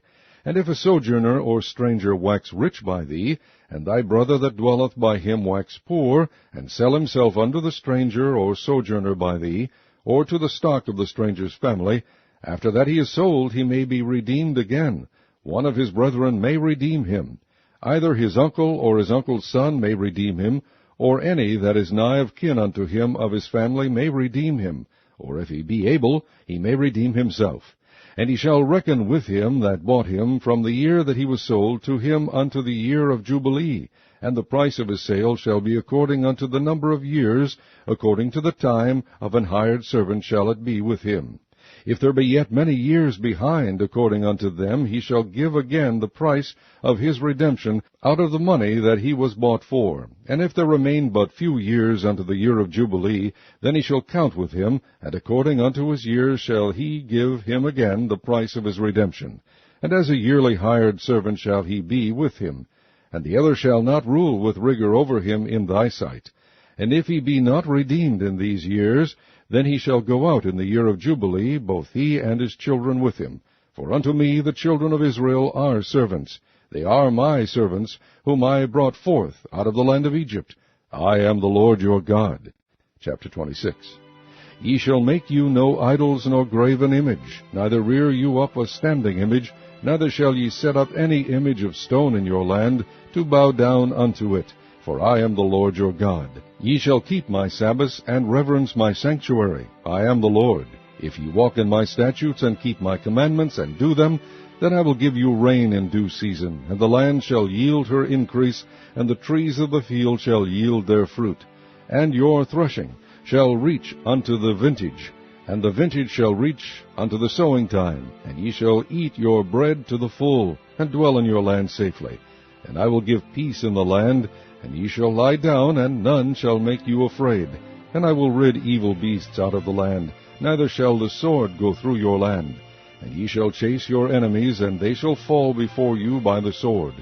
And 5 of you shall chase 100, and 100 of you shall put 10,000 to fight, and your enemies shall fall before you by the sword. For I will have respect unto you, and make you fruitful, and multiply you, and establish my covenant with you. And ye shall eat old store, and bring forth the old because of the new. And I will set my tabernacle among you, and my soul shall not abhor you. And I will walk among you, and will be your God, and ye shall be my people. I am the Lord your God, which brought you forth out of the land of Egypt, that ye should not be their bondmen. And I have broken the bands of your yoke, and made you go upright. But if ye will not hearken unto me, and will not do all these commandments, and if ye shall despise my statutes, or if your soul abhor my judgments, so that ye will not do all my commandments, but that ye break my covenant, I will also do this unto you. I will even appoint over you terror, consumption, and the burning ague, that shall consume the eyes, and cause sorrow of heart. And ye shall sow your seed in vain, for your enemies shall eat it. And I will set my face against you, and ye shall be slain before your enemies. They that hate you shall reign over you, and ye shall flee when none pursueth you. And if ye will not yet for all this hearken unto me, then I will punish you 7 times more for your sins. And I will break the pride of your power, and I will make your heaven as iron, and your earth as brass, and your strength shall be spent in vain. For your land shall not yield her increase, neither shall the trees of the land yield their fruits. And if ye walk contrary unto me, and will not hearken unto me, I will bring 7 times more plagues upon you according to your sins. And I will also send wild beasts among you, which shall rob you of your children, and destroy your cattle, and make you few in number, and your highways shall be desolate. And if ye will not be reformed by me by these things, but will walk contrary unto me, then will I also walk contrary unto you, and will punish you yet 7 times for your sins. And I will bring a sword upon you, that shall avenge the quarrel of my covenant. And when ye are gathered together within your cities, I will send the pestilence among you, and ye shall be delivered into the hand of the enemy. And when I have broken the staff of your bread, 10 women shall bake your bread in one oven, and they shall deliver you your bread again by weight, and ye shall eat and not be satisfied. And if ye will not for all this hearken unto me, but walk contrary unto me, then I will walk contrary unto you also in fury, and I, even I, will chastise you 7 times for your sins. And ye shall eat the flesh of your sons, and the flesh of your daughters shall ye eat. And I will destroy your high places, and cut down your images, and cast your carcasses upon the carcasses of your idols, and my soul shall abhor you. And I will make your cities waste, and bring your sanctuaries unto desolation, and I will not smell the savor of your sweet odors. And I will bring the land into desolation, and your enemies which dwell therein shall be astonished at it. And I will scatter you among the heathen, and will draw out a sword after you, and your land shall be desolate, and your cities waste. Then shall the land enjoy her Sabbaths, as long as it lieth desolate, and ye be in your enemy's land, even then shall the land rest and enjoy her Sabbaths. As long as it lieth desolate, it shall rest, because it did not rest in your Sabbaths, when ye dwelt upon it. And upon them that are left alive of you I will send a faintness into their hearts in the lands of their enemies, and the sound of a shaken leaf shall chase them, and they shall flee, as fleeing from a sword, and they shall fall when none pursueth. And they shall fall one upon another, as it were before a sword, when none pursueth, and ye shall have no power to stand before your enemies. And ye shall perish among the heathen, and the land of your enemies shall eat you up. And they that are left of you shall pine away in their iniquity in your enemies' lands. And also in the iniquities of their fathers shall they pine away with them. If they shall confess their iniquity, and the iniquity of their fathers, with their trespass, which they trespassed against me, and that also they have walked contrary unto me, and that I also have walked contrary unto them, and have brought them into the land of their enemies, if then their uncircumcised hearts be humbled, and they then accept of the punishment of their iniquity, then will I remember my covenant with Jacob, and also my covenant with Isaac, and also my covenant with Abraham will I remember, and I will remember the land. The land also shall be left of them, and shall enjoy her Sabbaths, while she lieth desolate without them. And they shall accept of the punishment of their iniquity, because they despised my judgment, and because their soul abhorred my statutes. And yet for all that, when they be in the land of their enemies, I will not cast them away, neither will I abhor them, to destroy them utterly, and to break my covenant with them, for I am the Lord their God. But I will for their sakes remember the covenant of their ancestors, whom I brought forth out of the land of Egypt in the sight of the heathen, that I might be their God. I am the Lord. These are the statutes and judgments and laws which the Lord made between him and the children of Israel in Mount Sinai by the hand of Moses. Chapter 27. And the Lord spake unto Moses, saying, Speak unto the children of Israel, and say unto them, When a man shall make a singular vow, the person shall be for the Lord by thy estimation. And thy estimation shall be of the male from 20 years old, even unto 60 years old. Even thy estimation shall be 50 shekels of silver, after the shekel of the sanctuary. And if it be a female, then thy estimation shall be 30 shekels. And if it be from 5 years old, even unto 20 years old, then thy estimation shall be of the male 20 shekels, and for the female 10 shekels. And if it be from a month old, even unto 5 years old, then thy estimation shall be of the male 5 shekels of silver, and for the female thy estimation shall be 3 shekels of silver.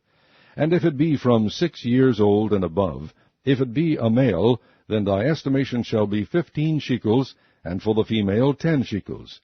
But if he be poorer than thy estimation, then he shall present himself before the priest, and the priest shall value him according to his ability, that vowed shall the priest value him. And if it be a beast, whereof men bring an offering unto the Lord, all that any man giveth of such unto the Lord shall be holy.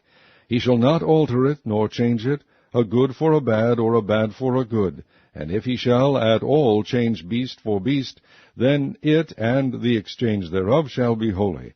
And if it be any unclean beast, of which they do not offer a sacrifice unto the Lord, then he shall present the beast before the priest.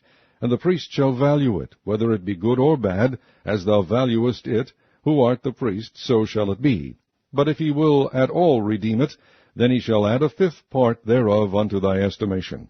And when a man shall sanctify his house to be holy unto the Lord, then the priest shall estimate it, whether it be good or bad, as the priest shall estimate it, so shall it stand. And if he that sanctified it will redeem his house, then he shall add the 5th part of the money of thy estimation unto it, and it shall be his. And if a man shall sanctify unto the Lord some part of a field of his possession, then thy estimation shall be according to the seed thereof. An homer of barley seed shall be valued at 50 shekels of silver. If he sanctify his field from the year of Jubilee, according to thy estimation it shall stand. But if he sanctify his field after the Jubilee, then the priest shall reckon unto him the money according to the years that remain. even unto the year of the Jubilee, and it shall be abated from thy estimation. And if he that sanctified the field will in any wise redeem it, then he shall add the fifth part of the money of thy estimation unto it, and it shall be assured to him. And if he will not redeem the field, or if he have sold the field to another man, it shall not be redeemed any more. But the field, when it goeth out in the Jubilee, shall be holy unto the Lord. As a field devoted, the possession thereof shall be the priest's. And if a man sanctify unto the Lord a field which he hath bought, which is not of the fields of his possession, then the priest shall reckon unto him the worth of thy estimation, even unto the year of the Jubilee, and he shall give thine estimation in that day, as a holy thing unto the Lord. In the year of the Jubilee the field shall return unto him of whom it was bought, even to him to whom the possession of the land did belong. And all thy estimation shall be according to the shekel of the sanctuary. 20 gerahs shall be the shekel. Only the firstling of the beasts, which should be the Lord's firstling, no man shall sanctify it. Whether it be ox or sheep, it is the Lord's. And if it be of an unclean beast, then he shall redeem it according to thine estimation, and shall add a fifth part of it thereto. Or if it be not redeemed, then it shall be sold according to thy estimation. Notwithstanding, no devoted thing that a man shall devote unto the Lord of all that he hath, both of man and beast, and of the field of his possession, shall be sold or redeemed. Every devoted thing is most holy unto the Lord. None devoted, which shall be devoted of men, shall be redeemed, but shall surely be put to death. And all the tithe of the land, whether of the seed of the land, or of the fruit of the tree, is the Lord's. It is holy unto the Lord. And if a man will at all redeem aught of his tithes, he shall add thereto the fifth part thereof. And concerning the tithe of the herd, or of the flock, even of whatsoever passeth under the rod, the 10th shall be holy unto the Lord. He shall not search whether it be good or bad, neither shall he change it. And if he change it at all, then both it and the change thereof shall be holy. It shall not be redeemed. These are the commandments which the Lord commanded Moses for the children of Israel in Mount Sinai.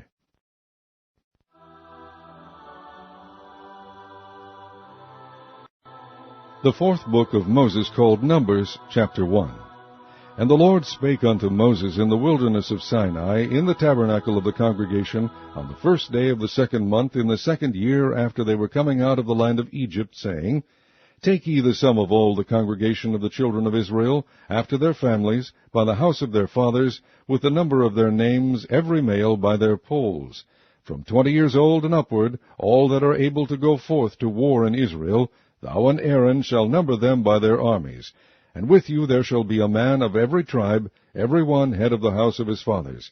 And these are the names of the men that shall stand with you of the tribe of Reuben: Elizur the son of Shedeur; of Simeon, Shelumiel the son of Zurishaddai; of Judah, Nahshon the son of Amminadab; of Issachar, Nethaneel the son of Zuar; of Zebulun, Eliab the son of Helon; of the children of Joseph, of Ephraim, Elishama the son of Ammihud; of Manasseh, Gamaliel the son of Pedazur; of Benjamin, Abidan the son of Gideoni; of Dan, Ahiezer the son of Ammishaddai; of Asher, Pagiel the son of Okran; of Gad, Eliasaph the son of Deuel; of Naphtali, Ahira the son of Aman. These were the renown of the congregation, princes of the tribes of their fathers, heads of thousands in Israel. And Moses and Aaron took these men, which are expressed by their names, and they assembled all the congregation together on the first day of the 2nd month, and they declared their pedigrees after their families, by the house of their fathers, according to the number of the names, from 20 years old and upward, by their polls. As the Lord commanded Moses, so he numbered them in the wilderness of Sinai. And the children of Reuben, Israel's eldest son, by their generations, after their families, by the house of their fathers, according to the number of the names, by their polls, every male from 20 years old and upward, all that were able to go forth to war. Those that were numbered of them, even of the tribe of Reuben, were 46,500. Of the children of Simeon, by their generations, after their families, by the house of their fathers, those that were numbered of them, according to the number of the names, by their polls, every male from 20 years old and upward, all that were able to go forth to war. Those that were numbered of them, even of the tribe of Simeon, were 59,300. Of the children of Gad, by their generations, after their families, by the house of their fathers, according to the number of the names, from 20 years old and upward, all that were able to go forth to war. Those that were numbered of them, even of the tribe of Gad, were 40,005,650. Of the children of Judah, by their generations, after their families, by the house of their fathers, according to the number of the names, from 20 years old and upward, all that were able to go forth to war, those that were numbered of them, even of the tribe of Judah, were 314,600. Of the children of Issachar, by their generations, after their families, by the house of their fathers, according to the number of the names, from 20 years old and upward, all that were able to go forth to war. Those that were numbered of them, even of the tribe of Issachar, were 54,400. Of the children of Zebulun, by their generations, after their families, by the house of their fathers, according to the number of the names, from 20 years old and upward, all that were able to go forth to war. Those that were numbered of them, even of the tribe of Zebulun, were 57,400. Of the children of Joseph, namely of the children of Ephraim, by their generations, after their families, by the house of their fathers, according to the number of the names, from 20 years old and upward, all that were able to go forth to war. Those that were numbered of them, even of the tribe of Ephraim, were 40,500. Of the children of Manasseh, by their generations, after their families, by the house of their fathers, according to the number of the names, from 20 years old and upward, all that were able to go forth to war, those that were numbered of them, even of the tribe of Manasseh, were 32,200. Of the children of Benjamin, by their generations, after their families, by the house of their fathers, according to the number of the names, from 20 years old and upward, all that were able to go forth to war. Those that were numbered of them, even of the tribe of Benjamin, were 35,400. Of the children of Dan, by their generations, after their families, by the house of their fathers, according to the number of the names, from 20 years old and upward, all that were able to go forth to war, those that were numbered of them, even of the tribe of Dan, were 62,700.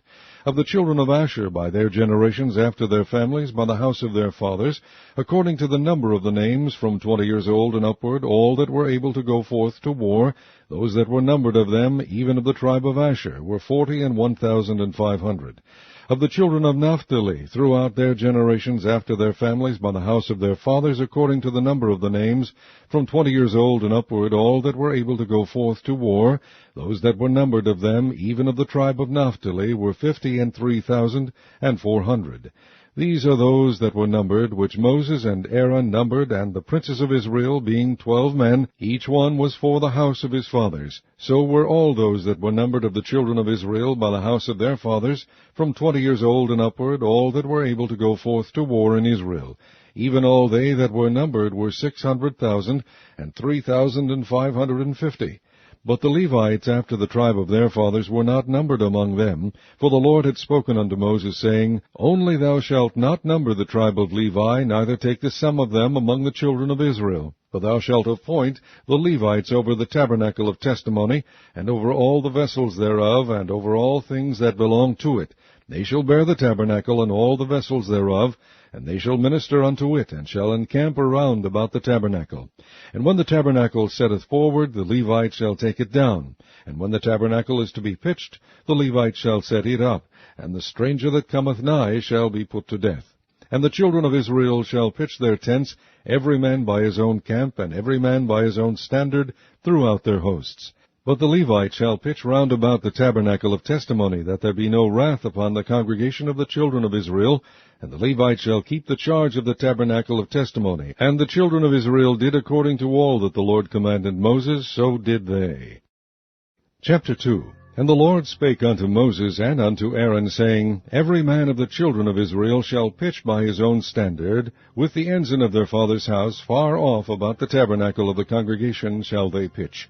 And on the east side toward the rising of the sun shall they of the standard of the camp of Judah pitch throughout their armies. And Nahshon the son of Amminadab shall be captain of the children of Judah. And his host, and those that were numbered of them, were 314,600. And those that do pitch next unto him shall be the tribe of Issachar, and Nethaneel the son of Zuar shall be captain of the children of Issachar, and his host, and those that were numbered thereof were 54,400. Then the tribe of Zebulun, and Eliab the son of Helon shall be captain of the children of Zebulun, and his host, and those that were numbered thereof were 57,400. All that were numbered in the camp of Judah were 100,000 and fourscore thousand and 6,400 throughout their armies. These shall first set forth. On the south side shall be the standard of the camp of Reuben according to their armies, and the captain of the children of Reuben shall be Elizur the son of Shedeur, and his host, and those that were numbered thereof were 46,500. And those which pitch by him shall be the tribe of Simeon, and the captain of the children of Simeon shall be Shelumiel the son of Zerushadai, and his host, and those that were numbered of them were 59,300. Then the tribe of Gad, and the captain of the sons of Gad shall be Eliasaph the son of Reuel, and his host, and those that were numbered of them were 45,650. All that were numbered in the camp of Reuben were 100,050, and 1,450 throughout their armies, and they shall set forth in the second rank. Then the tabernacle of the congregation shall set forward, with the camp of the Levites in the midst of the camp. As they encamp, so shall they set forward, every man in his place by their standards. On the west side shall be the standard of the camp of Ephraim according to their armies, and the captain of the sons of Ephraim shall be Elishama the son of Ammihud, and his host, and those that were numbered of them were 40,500, and by him shall be the tribe of Manasseh, and the captain of the children of Manasseh shall be Gamaliel the son of Pedahzur, and his host, and those that were numbered of them were 32,200. Then the tribe of Benjamin, and the captain of the sons of Benjamin shall be Abidan the son of Gideoni, and his host, and those that were numbered of them were 35,400. All that were numbered of the camp of Ephraim were 100,000 and 8,000 and 100 throughout their armies, and they shall go forward in the third rank. The standard of the camp of Dan shall be on the north side by their armies, and the captain of the children of Dan shall be Ahiezer the son of Ammishaddai, and his host, and those that were numbered of them were 62,700. And those that encamp by him shall be the tribe of Asher, and the captain of the children of Asher shall be Pagiel the son of Okran, and his host, and those that were numbered of them were 41,500. Then the tribe of Naphtali, and the captain of the children of Naphtali shall be Ahira the son of Enan, and his host, and those that were numbered of them were 53,400. All they that were numbered in the camp of Dan were 100,050, and 7,600. They shall go hindmost with their standards. These are those which were numbered of the children of Israel by the house of their fathers. All those that were numbered of the camps throughout their hosts were 600,000 and 3,550. But the Levites were not numbered among the children of Israel, as the Lord commanded Moses. And the children of Israel did according to all that the Lord commanded Moses. So they pitched by their standards, and so they set forward, every one after their families, according to the house of their fathers. Chapter 3. These also are the generations of Aaron and Moses in the day that the Lord spake with Moses in Mount Sinai. And these are the names of the sons of Aaron, Nadab the firstborn, and Abihu, Eleazar, and Ithamar. These are the names of the sons of Aaron, the priests which were anointed, whom he consecrated to minister in the priest's office. And Nadab and Abihu died before the Lord when they offered strange fire before the Lord in the wilderness of Sinai, and they had no children. And Eleazar and Ithamar ministered in the priest's office in the sight of Aaron their father. And the Lord spake unto Moses, saying, Bring the tribe of Levi near, and present them before Aaron the priest, that they may minister unto him. And they shall keep his charge, and the charge of the whole congregation before the tabernacle of the congregation, to do the service of the tabernacle. And they shall keep all the instruments of the tabernacle of the congregation, and the charge of the children of Israel to do the service of the tabernacle. And thou shalt give the Levites unto Aaron and to his sons. They are wholly given unto him out of the children of Israel. And thou shalt appoint Aaron and his sons, and they shall wait on their priest's office, and the stranger that cometh nigh shall be put to death.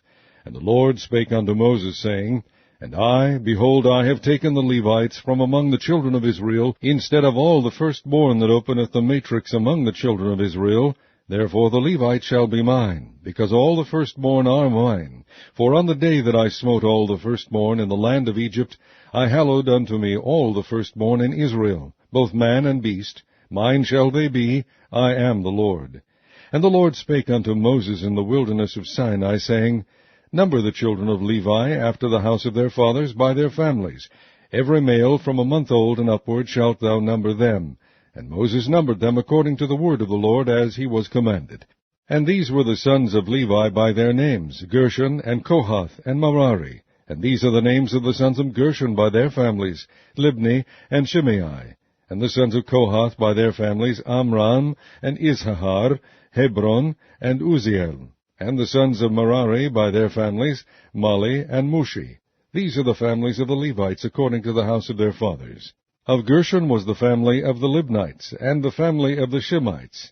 These are the families of the Gershonites, those that were numbered of them according to the number of all the males, from a month old and upward, even those that were numbered of them were 7,500. The families of the Gershonites shall pitch behind the tabernacle westward, and the chief of the house of the father of the Gershonites shall be Elisaphaz, the son of Lael.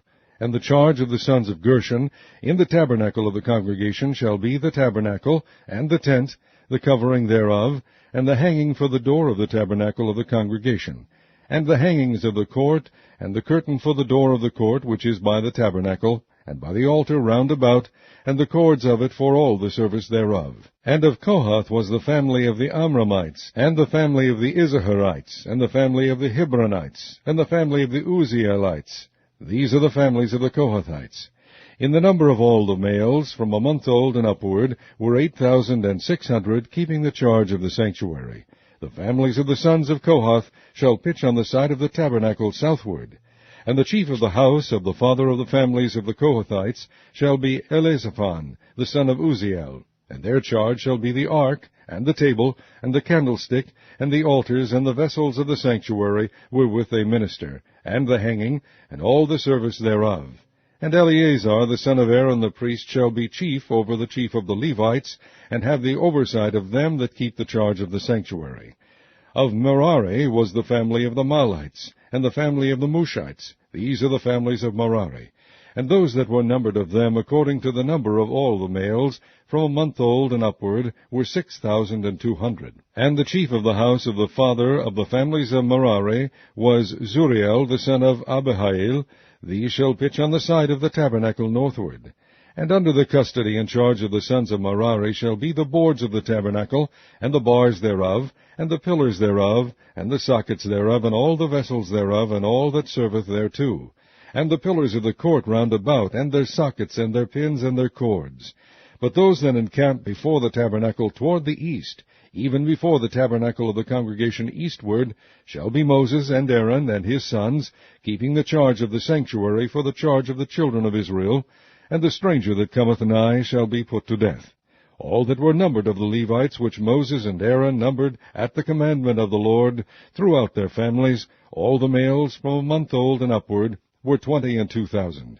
And the Lord said unto Moses, Number all the firstborn of the males of the children of Israel from a month old and upward, and take the number of their names. And thou shalt take the Levites for me, I am the Lord, instead of all the firstborn among the children of Israel, and the cattle of the Levites instead of all the firstlings among the cattle of the children of Israel. And Moses numbered, as the Lord commanded him, all the firstborn among the children of Israel, and all the firstborn males by the number of names, from a month old and upward, of those that were numbered of them, were 22,213. And the Lord spake unto Moses, saying, Take the Levites instead of all the firstborn among the children of Israel, and the cattle of the Levites instead of their cattle, and the Levites shall be mine. I am the Lord. And for those that are to be redeemed of the 213 of the firstborn of the children of Israel, which are more than the Levites, thou shalt even take 5 shekels apiece by the poll. After the shekel of the sanctuary shalt thou take them. The shekel is 20 gerahs.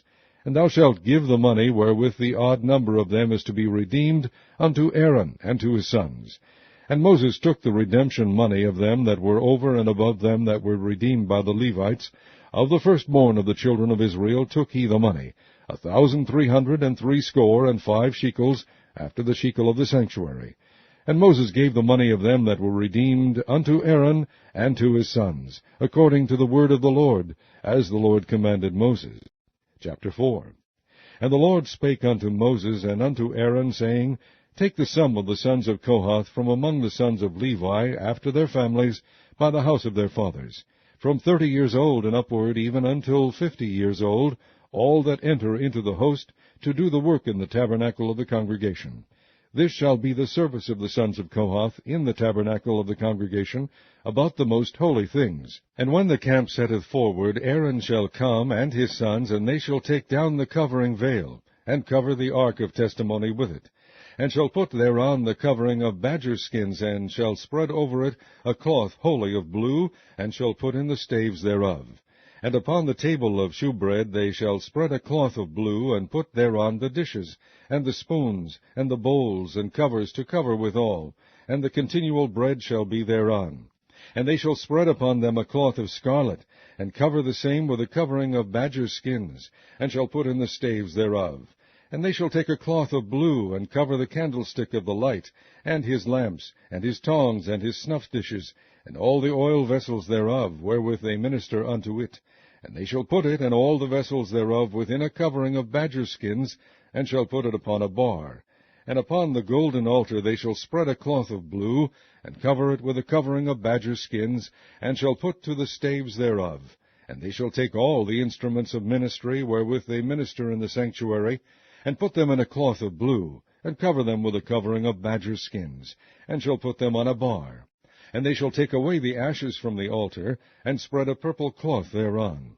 And they shall put upon it all the vessels thereof, wherewith they minister about it, even the censers, the fleshhooks, and the shovels, and the basins, all the vessels of the altar, and they shall spread upon it a covering of badger skins, and put to the staves of it.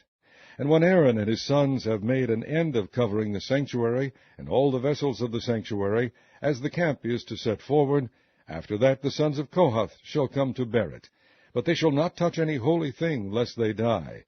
These things are the burden of the sons of Kohath in the tabernacle of the congregation. And to the office of Eleazar the son of Aaron the priest pertaineth the oil for the light, and the sweet incense, and the daily meat offering, and the anointing oil, and the oversight of the tabernacle, and of all that therein is, in the sanctuary, and in the vessels thereof. And the Lord spake unto Moses and unto Aaron, saying, Cut ye not off the tribe of the families of the Kohathites from among the Levites, but thus do unto them, that they may live and not die. When they approach unto the most holy things, Aaron and his sons shall go in, and appoint them every one to his service and to his burden. But they shall not go in to see when the holy things are covered, lest they die. And the Lord spake unto Moses, saying, Take also the sum of the sons of Gershon throughout the houses of their fathers, by their families, from 30 years old and upward until 50 years old shalt thou number them, all that enter in to perform the service, to do the work in the tabernacle of the congregation. This is the service of the families of the Gershonites, to serve and for burdens. And they shall bear the curtains of the tabernacle, and the tabernacle of the congregation, his covering, and the covering of the badger skins that is above upon it, and the hanging for the door of the tabernacle of the congregation, and the hangings of the court, and the hanging for the door of the gate of the court, which is by the tabernacle, and by the altar round about, and their cords, and all the instruments of their service, and all that is made for them, so shall they serve. At the appointment of Aaron and his sons shall be all the service of the sons of the Gershonites, in all their burdens, and in all their service, and ye shall appoint unto them in charge all their burdens. This is the service of the families of the sons of Gershon in the tabernacle of the congregation, and their charge shall be under the hand of Ithamar the son of Aaron the priest. As for the sons of Merari, thou shalt number them after their families by the house of their fathers. From 30 years old and upward, even unto 50 years old, shalt thou number them, every one that entereth into the service, to do the work of the tabernacle of the congregation. And this is the charge of their burden, according to all their service in the tabernacle of the congregation: the boards of the tabernacle, and the bars thereof, and the pillars thereof, and sockets thereof, and the pillars of the court round about, and their sockets, and their pins, and their cords, with all their instruments, and with all their service. And by name ye shall reckon the instruments of the charge of their burden. This is the service of the families of the sons of Merari, according to all their service, in the tabernacle of the congregation, under the hand of Ithamar the son of Aaron the priest. And Moses and Aaron and the chief of the congregation numbered the sons of the Kohathites after their families, and after the house of their fathers, from 30 years old and upward, even unto 50 years old, every one that entereth into the service, for the work in the tabernacle of the congregation. And those that were numbered of them by their families were 2,750. These were they that were numbered of the families of the Kohathites, all that might do service in the tabernacle of the congregation, which Moses and Aaron did number, according to the commandment of the Lord, by the hand of Moses. And those that were numbered of the sons of Gershon throughout their families, and by the house of their fathers, from 30 years old and upward, even unto 50 years old, every one that entereth into the service, for the work in the tabernacle of the congregation, even those that were numbered of them throughout their families, by the house of their fathers, were 2,630. These are they that were numbered of the families of the sons of Gershon, of all that might do service in the tabernacle of the congregation, whom Moses and Aaron did number according to the commandment of the Lord. And those that were numbered of the families of the sons of Merari, throughout their families, by the house of their fathers, from 30 years old and upward, even unto 50 years old, every one that entereth into the service, for the work of the tabernacle of the congregation, even those that were numbered of them after their families, were 3,200. These be those that were numbered of the families of the sons of Merari, whom Moses and Aaron numbered according to the word of the Lord, by the hand of Moses. All those that were numbered of the Levites, whom Moses and Aaron and the chief of Israel numbered, after their families and after the house of their fathers, from 30 years old and upward, even unto 50 years old, every one that came to do the service of the ministry, and the service of the burden in the tabernacle of the congregation, even those that were numbered of them, were 8,504 score. According to the commandment of the Lord they were numbered by the hand of Moses, every one according to his service, and according to his burden. Thus were they numbered of him, as the Lord commanded Moses. Chapter 5. And the Lord spake unto Moses, saying, Command the children of Israel that they put out of the camp every leper, and every one that hath an issue, and whosoever is defiled by the dead. Both male and female shall ye put out. Without the camp shall ye put them, that they defile not their camps, in the midst whereof I dwell. And the children of Israel did so, and put them out without the camp. As the Lord spake unto Moses, so did the children of Israel. And the Lord spake unto Moses, saying, Speak unto the children of Israel, when a man or woman shall commit any sin that men commit, to do a trespass against the Lord, and that person be guilty, then they shall confess their sin which they have done, and he shall recompense his trespass with the principal thereof, and add unto it the 5th part thereof, and give it unto him against whom he hath trespassed. But if the man have no kinsman to recompense the trespass unto, let the trespass be recompensed unto the Lord, even to the priest, beside the ram of the atonement, whereby an atonement shall be made for him.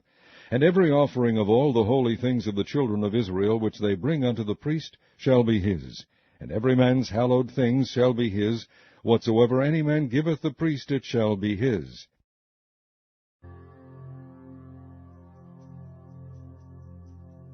And the Lord spake unto Moses, saying, Speak unto the children of Israel, and say unto them, If any man's wife go aside and commit a trespass against him, and a man lie with her carnally, and it be hid from the eyes of her husband, and be kept close, and she be defiled, and there be no witness against her, neither be taken with the manner, and the spirit of jealousy come upon him, and he be jealous of his wife, and she be defiled. Or if the spirit of jealousy come upon him, and he be jealous of his wife, and she be not defiled, then shall the man bring his wife unto the priest, and he shall bring her offering for her, the 10th part of an ephah of barley meal. He shall pour no oil upon it, nor put frankincense thereon, for it is an offering of jealousy, an offering of memorial, bringing iniquity to remembrance. And the priest shall bring her near, and set her before the Lord. And the priest shall take holy water in an earthen vessel, and of the dust that is in the floor of the tabernacle the priest shall take, and put it into the water. And the priest shall set the woman before the Lord, and uncover the woman's head, and put the offering of memorial in her hands, which is the jealousy offering. And the priest shall have in his hand the bitter water that causeth the curse. And the priest shall charge her by an oath, and say unto the woman, If no man have lain with thee, and if thou hast not gone aside to uncleanness with another instead of thy husband, be thou free from this bitter water that causeth the curse.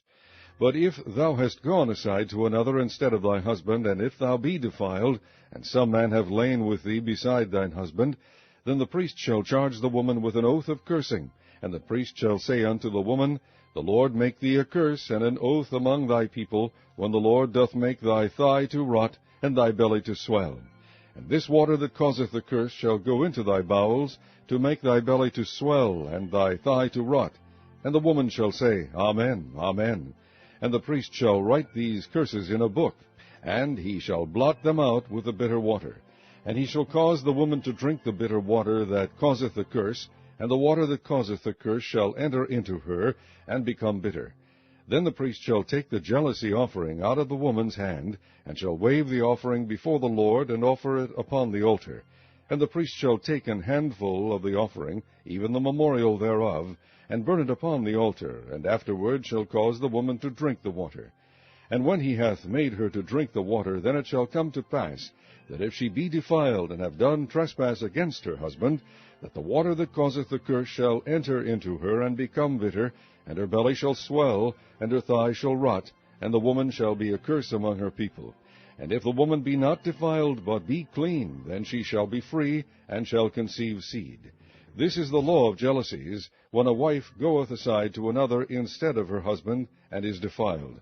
And when the spirit of jealousy cometh upon him, and he be jealous over his wife, and shall set the woman before the Lord, and the priest shall execute upon her all this law. Then shall the man be guiltless from iniquity, and this woman shall bear her iniquity. Chapter 6. And the Lord spake unto Moses, saying, Speak unto the children of Israel, and say unto them, When either man or woman shall separate themselves to vow a vow of a Nazarite, to separate themselves unto the Lord, he shall separate himself from wine and strong drink, and shall drink no vinegar of wine, or vinegar of strong drink, neither shall he drink any liquor of grapes, nor eat moist grapes, or dried. All the days of his separation shall he eat nothing that is made of the vine tree, from the kernels even to the husk. All the days of the vow of his separation there shall no razor come upon his head, until the days be fulfilled in the which he separateth himself unto the Lord. He shall be holy, and shall let the locks of the hair of his head grow. All the days that he separateth himself unto the Lord, he shall come at no dead body. He shall not make himself unclean for his father, or for his mother, for his brother, or for his sister, when they die, because the consecration of his God is upon his head. All the days of his separation he is holy unto the Lord. And if any man die very suddenly by him, and he hath defiled the head of his consecration, then he shall shave his head in the day of his cleansing. On the 7th day shall he shave it. And on the 8th day he shall bring 2 turtles, or 2 young pigeons, to the priest, to the door of the tabernacle of the congregation. And the priest shall offer the one for a sin offering, and the other for a burnt offering, and make an atonement for him, for that he sinned by the dead, and shall hallow his head that same day. And he shall consecrate unto the Lord the days of his separation, and shall bring a lamb of the first year for a trespass offering. But the days that were before shall be lost, because his separation was defiled. And this is the law of the Nazarite when the days of his separation are fulfilled. He shall be brought unto the door of the tabernacle of the congregation. And he shall offer his offering unto the Lord, 1 he-lamb of the first year without blemish for a burnt offering, and 1 ewe-lamb of the first year without blemish for a sin offering, and 1 ram without blemish for peace offerings. And a basket of unleavened bread, cakes of fine flour mingled with oil, and wafers of unleavened bread anointed with oil, and their meat offering, and their drink offerings. And the priest shall bring them before the Lord, and shall offer his sin offering and his burnt offering. And he shall offer the ram for a sacrifice of peace offerings unto the Lord, with the basket of unleavened bread. The priest shall offer also his meat offering and his drink offering.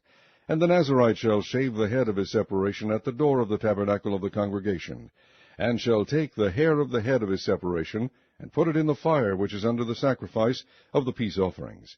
And the priest shall take the sodden shoulder of the ram, and 1 unleavened cake out of the basket, and 1 unleavened wafer, and shall put them upon the hands of the Nazarite, after the hair of his separation is shaven. And the priest shall wave them for a wave offering before the Lord. This is holy for the priest, with the wave breast and heave shoulder, and after that the Nazarite may drink wine. This is the law of the Nazarite who hath vowed, and of his offering unto the Lord for his separation, beside that his hand shall get. According to the vow which he vowed, so he must do after the law of his separation. And the Lord spake unto Moses, saying, Speak unto Aaron and unto his son, saying, On this wise ye shall bless the children of Israel, saying unto them, The Lord bless thee, and keep thee. The Lord make his face shine upon thee, and be gracious unto thee. The Lord lift up his countenance upon thee, and give thee peace. And they shall put my name upon the children of Israel, and I will bless them. Chapter 7. And it came to pass on the day that Moses had fully set up the tabernacle, and had anointed it, and sanctified it, and all the instruments thereof, both the altar and all the vessels thereof, and had anointed them, and sanctified them, that the princes of Israel, heads of the houses of their fathers, who were the princes of the tribes, and were over them that were numbered, offered. And they brought their offering before the Lord, 6 covered wagons, and 12 oxen, a wagon for 2 of the princes, and for each one an ox. And they brought them before the tabernacle. And the Lord spake unto Moses, saying, Take it of them, that they may be to do the service of the tabernacle of the congregation, and thou shalt give them unto the Levites, to every man according to his service. And Moses took the wagons and the oxen, and gave them unto the Levites. 2 wagons and 4 oxen he gave unto the sons of Gershon, according to their service. And 4 wagons and 8 oxen he gave unto the sons of Merari, according to their service, under the hand of Ithamar the son of Aaron the priest. But unto the sons of Kohath he gave none, because the service of the sanctuary belonging unto them was that they should bear upon their shoulders. And the princes offered for dedicating of the altar in the day that it was anointed, even the princes offered their offering before the altar. And the Lord said unto Moses, They shall offer their offering each prince on his day for the dedicating of the altar. And he that offered his offering the first day was Nahshon, the son of Amminadab of the tribe of Judah. And his offering was 1 silver charger, the weight thereof was 130 shekels, 1 silver bowl of 70 shekels, after the shekel of the sanctuary. Both of them were full of fine flour mingled with oil for a meat offering. 1 spoon of 10 shekels of gold, full of incense, 1 young bullock, 1 ram, 1 lamb of the first year for a burnt offering, 1 kid of the goats for a sin offering, and for a sacrifice of peace offerings, 2 oxen, 5 rams, 5 he-goats, 5 lambs of the first year. This was the offering of Nahshon the son of Amminadab. On the second day, Nethaneel the son of Zuar, prince of Issachar, did offer. He offered for his offering 1 silver charger, the weight whereof was 130 shekels, 1 silver bowl of 70 shekels, after the shekel of the sanctuary, both of them full of fine flour mingled with oil for a meat offering, 1 spoon of gold of 10 shekels full of incense, 1 young bullock, 1 ram, 1 lamb of the first year for a burnt offering, 1 kid of the goats for a sin offering, and for a sacrifice of peace offerings, 2 oxen, 5 rams, 5 he-goats, 5 lambs of the first year. This was the offering of Nethaneel the son of Zuar. On the third day, Eliab the son of Helon, prince of the children of Zebulun, did offer. His offering was 1 silver charger, the weight whereof was 130 shekels, 1 silver bowl of 70 shekels, after the shekel of the sanctuary, both of them full of fine flour mingled with oil for a meat offering, 1 gold spoon of 10 shekels full of incense, 1 young bullock, 1 ram, 1 lamb of the first year for a burnt offering, 1 kid of the goats for a sin offering, and for a sacrifice of peace offerings, 2 oxen, 5 rams, 5 he-goats, 5 lambs of the first year. This was the offering of Eliab the son of Helon. On the fourth day, Elizur the son of Shedeur, prince of the children of Reuben, did offer. His offering was 1 silver charger of the weight of 130 shekels, 1 silver bowl of 70 shekels, after the shekel of the sanctuary, both of them full of fine flour mingled with oil for a meat offering, 1 golden spoon of 10 shekels full of incense, 1 young bullock, 1 ram, 1 lamb of the first year for a burnt offering, 1 kid of the goats for a sin offering, and for a sacrifice of peace offerings, 2 oxen, 5 rams, 5 he-goats, 5 lambs of the first year.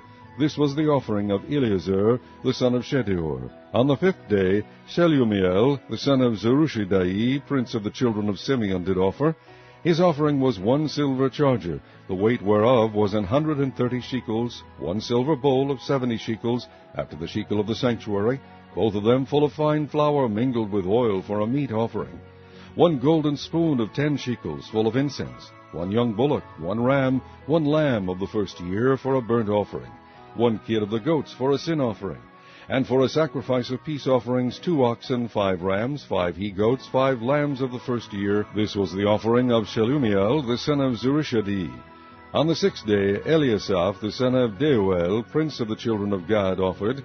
His offering was 1 silver charger of the weight of 130 shekels, a silver bowl of 70 shekels after the shekel of the sanctuary, both of them full of fine flour mingled with oil for a meat offering, 1 gold spoon of 10 shekels full of incense, 1 young bullock, 1 ram, 1 lamb of the first year for a burnt offering, 1 kid of the goats for a sin offering. And for a sacrifice of peace offerings, 2 oxen, 5 rams, 5 he-goats, 5 lambs of the first year. This was the offering of Eliasaph, the son of Deuel. On the 7th day, Elishama, the son of Ammihud, prince of the children of Ephraim, offered. His offering was 1 silver charger, the weight whereof was 130 shekels, 1 silver bowl of 70 shekels after the shekel of the sanctuary, both of them full of fine flour mingled with oil for a meat offering, 1 gold spoon of 10 shekels full of incense, 1 young bullock, 1 ram, 1 lamb of the first year for a burnt offering, 1 kid of the goats for a sin offering, and for a sacrifice of peace offerings, 2 oxen, 5 rams, 5 he-goats, 5 lambs of the first year. This was the offering of Elishama, the son of Ammihud. On the 8th day offered Gamaliel, the son of Pedazur, prince of the children of Manasseh. His offering was 1 silver charger of the weight of 130 shekels, 1 silver bowl of 70 shekels, after the shekel of the sanctuary, both of them full of fine flour mingled with oil for a meat offering, 1 golden spoon of 10 shekels full of incense, 1 young bullock, 1 ram, 1 lamb of the first year for a burnt offering, 1 kid of the goats for a sin offering, and for a sacrifice of peace offerings, 2 oxen, 5 rams, 5 he-goats, 5 lambs of the first year. This was the offering of Gamaliel, the son of Pedazur. On the 9th day, Abidan, the son of Gideoni, prince of the children of Benjamin, offered. His offering was 1 silver charger, the weight whereof was 130 shekels, 1 silver bowl of 70 shekels, after the shekel of the sanctuary, both of them full of fine flour mingled with oil for a meat offering, 1 golden spoon of 10 shekels full of incense, 1 young bullock, 1 ram, 1 lamb of the first year for a burnt offering, 1 kid of the goats for a sin offering, and for a sacrifice of peace offerings, 2 oxen, 5 rams, 5 he-goats, 5 lambs of the first year. This was the offering of Abidan, the son of Gideoni. On the 10th day, Ahiezer, the son of Ammishaddai, prince of the children of Dan, offered. His offering was 1 silver charger, the weight whereof was 130 shekels, 1 silver bowl of 70 shekels, after the shekel of the sanctuary, both of them full of fine flour mingled with oil for a meat offering, 1 golden spoon of 10 shekels full of incense, 1 young bullock, 1 ram, 1 lamb of the first year for a burnt offering, 1 kid of the goats for a sin offering, and for a sacrifice of peace offerings, 2 oxen, 5 rams, 5 he-goats, 5 lambs of the first year. This was the offering of Ahiezer, the son of Ammishaddai. On the 11th day, Pagiel, the son of Okran, prince of the children of Asher, offered. His offering was 1 silver charger, the weight whereof was 130 shekels, 1 silver bowl of 70 shekels, after the shekel of the sanctuary, both of them full of fine flour mingled with oil for a meat offering, 1 golden spoon of 10 shekels full of incense, 1 young bullock, 1 ram, 1 lamb of the first year for a burnt offering, 1 kid of the goats for a sin offering, and for a sacrifice of peace offerings, 2 oxen, 5 rams, 5 he-goats, 5 lambs of the first year. This was the offering of Pagiel, the son of Okran. On the 12th day, Ahira, the son of Enan, prince of the children of Naphtali, offered. His offering was 1 silver charger, the weight whereof was 130 shekels, 1 silver bowl of 70 shekels, after the shekel of the sanctuary, both of them full of fine flour mingled with oil for a meat offering, 1 golden spoon of 10 shekels full of incense, 1 young bullock, 1 ram, 1 lamb of the first year for a burnt offering, 1 kid of the goats for a sin offering, and for a sacrifice of peace offerings, 2 oxen, 5 rams, 5 he-goats, 5 lambs of the first year. This was the offering of Ahira the son of Enan. This was the dedication of the altar in the day when it was anointed by the princes of Israel. 12 chargers of silver, 12 silver bowls, 12 spoons of gold, each charger of silver weighing 130 shekels, each bowl 70. All the silver vessels weighed 2,400 shekels, after the shekel of the sanctuary. The golden spoons were 12, full of incense, weighing 10 shekels apiece. after the shekel of the sanctuary. All the gold of the spoons was 120 shekels. All the oxen for the burnt offering were 12 bullocks, the rams 12, the lambs of the first year 12, with their meat offering, and the kids of the goats for sin offering 12.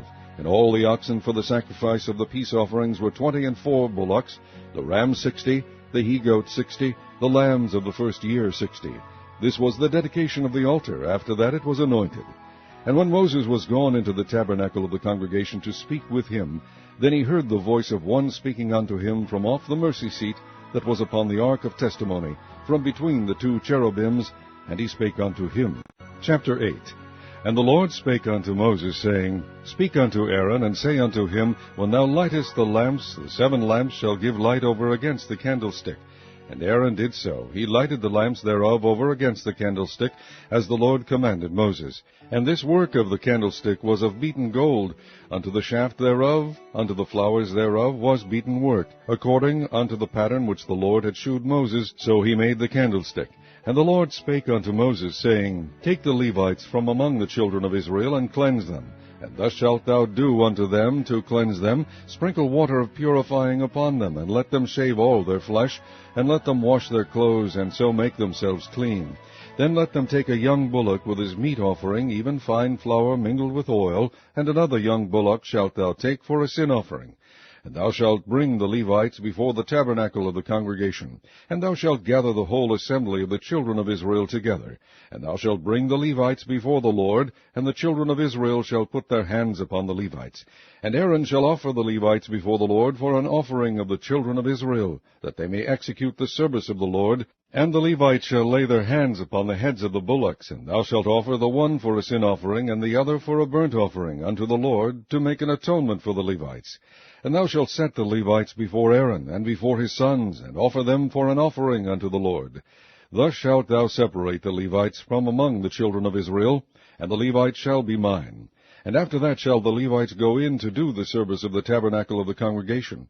And thou shalt cleanse them, and offer them for an offering, for they are wholly given unto me, from among the children of Israel. Instead of such as open every womb, even instead of the firstborn of all the children of Israel, have I taken them unto me. For all the firstborn of the children of Israel are mine, both man and beast. On the day that I smote every firstborn in the land of Egypt, I sanctified them for myself. And I have taken the Levites for all the firstborn of the children of Israel. And I have given the Levites as a gift to Aaron and to his sons, from among the children of Israel, to do the service of the children of Israel in the tabernacle of the congregation, and to make an atonement for the children of Israel, that there be no plague among the children of Israel, when the children of Israel come nigh unto the sanctuary. And Moses and Aaron and all the congregation of the children of Israel did to the Levites according unto all that the Lord commanded Moses concerning the Levites, so did the children of Israel unto them. And the Levites were purified, and they washed their clothes, and Aaron offered them as an offering before the Lord, and Aaron made an atonement for them to cleanse them. And after that went the Levites in to do their service in the tabernacle of the congregation before Aaron and before his sons. As the Lord had commanded Moses concerning the Levites, so did they unto them. And the Lord spake unto Moses, saying, This is it that belongeth unto the Levites. From 25 years old and upward they shall go in to wait upon the service of the tabernacle of the congregation. And from the age of 50 years they shall cease waiting upon the service thereof, and shall serve no more, but shall minister with their brethren in the tabernacle of the congregation, to keep the charge, and shall do no service. Thus shalt thou do unto the Levites touching their charge. Chapter 9. And the Lord spake unto Moses in the wilderness of Sinai in the 1st month of the 2nd year after they were come out of the land of Egypt, saying, Let the children of Israel also keep the Passover at his appointed season. In the 14th day of this month at even ye shall keep it in his appointed season, according to all the rites of it, and according to all the ceremonies thereof shall ye keep it. And Moses spake unto the children of Israel, that they should keep the Passover. And they kept the Passover on the 14th day of the 1st month at even in the wilderness of Sinai, according to all that the Lord commanded Moses, so did the children of Israel. And there were certain men who were defiled by the dead body of a man, that they could not keep the Passover on that day. And they came before Moses and before Aaron on that day. And those men said unto him, We are defiled by the dead body of a man. Wherefore are we kept back? that we may not offer an offering of the Lord in his appointed season among the children of Israel. And Moses said unto them, Stand still, and I will hear what the Lord will command concerning you. And the Lord spake unto Moses, saying, Speak unto the children of Israel, saying, If any man of you or of your posterity shall be unclean by reason of a dead body, or be in a journey afar off, yet he shall keep the Passover unto the Lord. The 14th day of the 2nd month at even they shall keep it, and eat it with unleavened bread and bitter herbs. They shall leave none of it unto the morning, nor break any bone of it. According to all the ordinances of the Passover they shall keep it. But the man that is clean, and is not in a journey, and forbeareth to keep the Passover, even the same soul shall be cut off from among his people. Because he brought not the offering of the Lord in his appointed season, that man shall bear his sin. And if a stranger shall sojourn among you, and will keep the Passover unto the Lord according to the ordinance of the Passover, and according to the manner thereof, so shall he do. Ye shall have one ordinance, both for the stranger and for him that was born in the land. And on the day that the tabernacle was reared up, the cloud covered the tabernacle, namely the tent of the testimony. And at even there was upon the tabernacle, as it were, the appearance of fire until the morning. So it was alway, the cloud covered it by day, and the appearance of fire by night. And when the cloud was taken up from the tabernacle, then after that the children of Israel journeyed. And in the place where the cloud abode, there the children of Israel pitched their tents. At the commandment of the Lord the children of Israel journeyed, and at the commandment of the Lord they pitched. As long as the cloud abode upon the tabernacle, they rested in their tents. And when the cloud tarried long upon the tabernacle many days, then the children of Israel kept the charge of the Lord, and journeyed not. And so it was, when the cloud was a few days upon the tabernacle, according to the commandment of the Lord, they abode in their tents, and according to the commandment of the Lord they journeyed. And so it was, when the cloud abode from even unto the morning, and that the cloud was taken up in the morning, then they journeyed. Whether it was by day or by night that the cloud was taken up, they journeyed. Or whether it were 2 days, or a month, or a year, that the cloud tarried upon the tabernacle, remaining thereon, the children of Israel abode in their tents, and journeyed not. But when it was taken up, they journeyed. At the commandment of the Lord they rested in the tents, and at the commandment of the Lord they journeyed. They kept the charge of the Lord, at the commandment of the Lord, by the hand of Moses. Chapter 10. And the Lord spake unto Moses, saying, Make thee 2 trumpets of silver, of a whole piece shalt thou make them, that thou mayest use them for the calling of the assembly, and for the journeying of the camps. And when they shall blow with them, all the assembly shall assemble themselves to thee at the door of the tabernacle of the congregation. And if they blow but with 1 trumpet, then the princes, which are heads of the houses of Israel, shall gather themselves unto thee.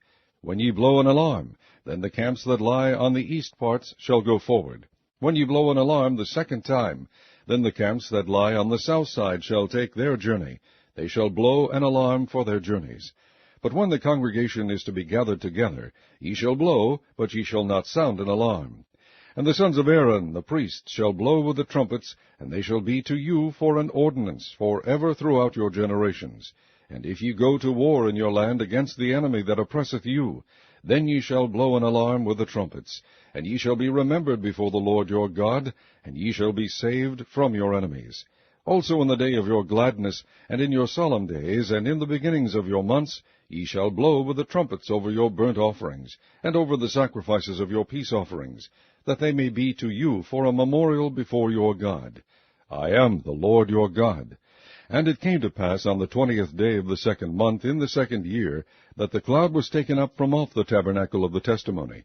And the children of Israel took their journeys out of the wilderness of Sinai, and the cloud rested in the wilderness of Paran.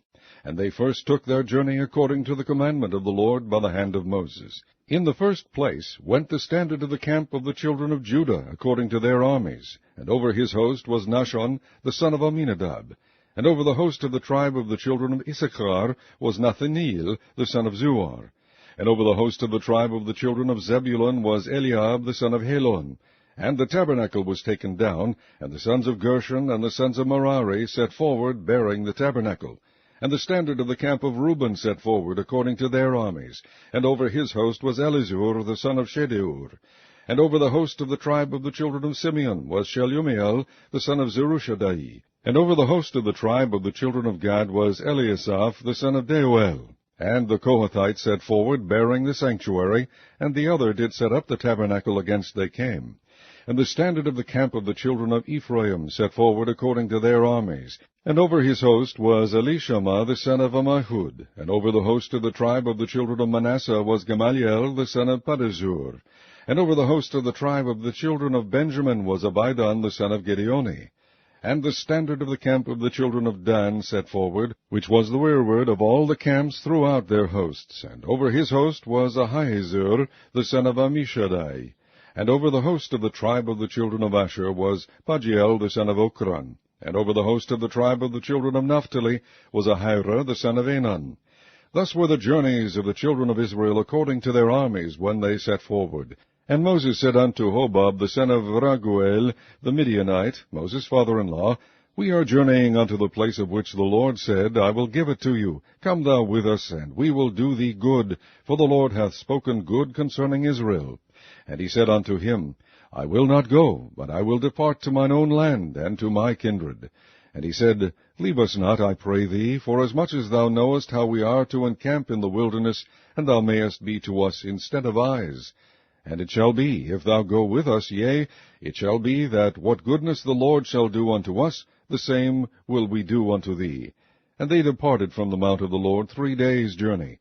And the ark of the covenant of the Lord went before them in the 3 days' journey, to search out a resting place for them.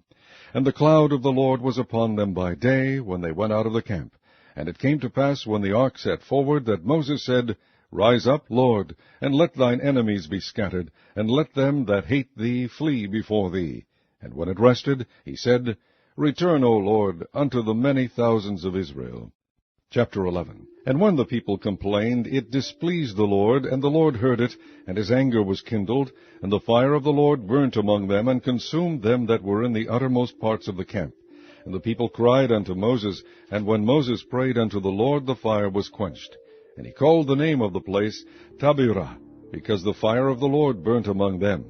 And the mixed multitude that was among them fell a-lusting. And the children of Israel also wept again, and said, Who shall give us flesh to eat? We remember the fish which we did eat in Egypt freely, the cucumbers and the melons and the leeks and the onions and the garlic. But now our soul is dried away. There is nothing at all beside this manna before our eyes. And the manna was as coriander seed, and the color thereof as the color of bdellium. And the people went about, and gathered it, and ground it in mills, or beat it in a mortar, and baked it in pans, and made cakes of it, and the taste of it was as the taste of fresh oil. And when the dew fell upon the camp in the night, the manna fell upon it. Then Moses heard the people weep throughout their families, every man in the door of his tent, and the anger of the Lord was kindled greatly. Moses also was displeased. And Moses said unto the Lord, Wherefore hast thou afflicted thy servant? And wherefore have I not found favor in thy sight, that thou layest the burden of all this people upon me? Have I conceived all this people? Have I begotten them, that thou shouldest say unto me, Carry them in thy bosom, as a nursing father beareth the sucking child, unto the land which thou swarest unto their fathers? When should I have flesh to give unto all this people? For they weep unto me, saying, Give us flesh, that we may eat. I am not able to bear all this people alone, because it is too heavy for me. And if thou deal thus with me, kill me, I pray thee, out of hand, if I have found favor in thy sight, and let me not see my wretchedness. And the Lord said unto Moses, Gather unto me 70 men of the elders of Israel, whom thou knowest to be the elders of the people, and officers over them, and bring them unto the tabernacle of the congregation, that they may stand there with thee. And I will come down and talk with thee there. And I will take of the Spirit which is upon thee, and will put it upon them, and they shall bear the burden of the people with thee, that thou bear it not thyself alone. And say thou unto the people, Sanctify yourselves against tomorrow, and ye shall eat flesh, for ye have wept in the ears of the Lord, saying, Who shall give us flesh to eat? For it was well with us in Egypt.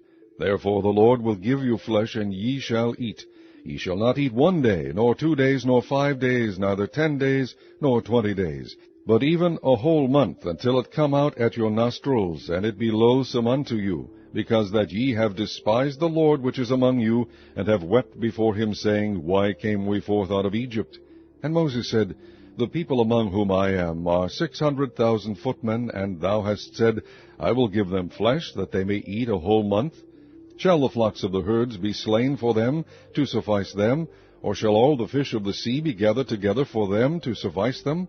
And the Lord said unto Moses, Is the Lord's hand waxed short? Thou shalt see now whether my word shall come to pass unto thee or not. And Moses went out and told the people the words of the Lord, and gathered the 70 men of the elders of the people, and set them round about the tabernacle. And the Lord came down in a cloud, and spake unto them, and took of the Spirit that was upon him, and gave it unto the 70 elders.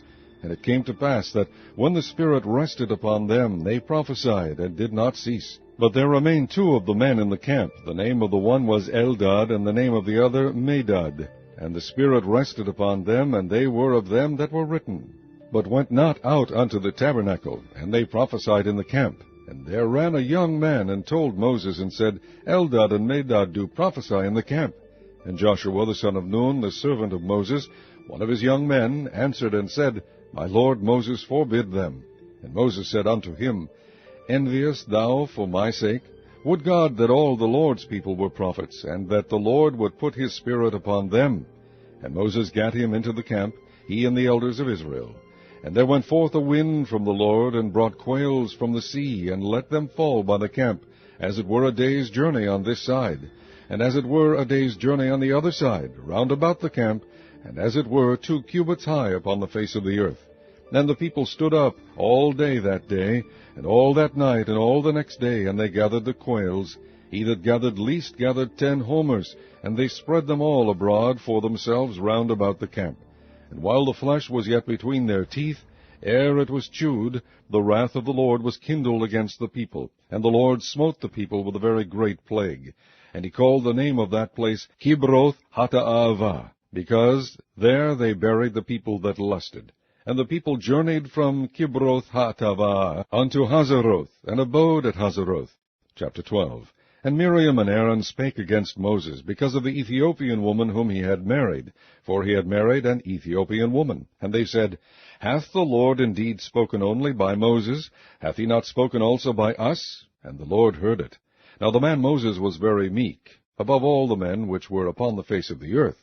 And the Lord spake suddenly unto Moses, and unto Aaron, and unto Miriam, Come out, ye 3, unto the tabernacle of the congregation.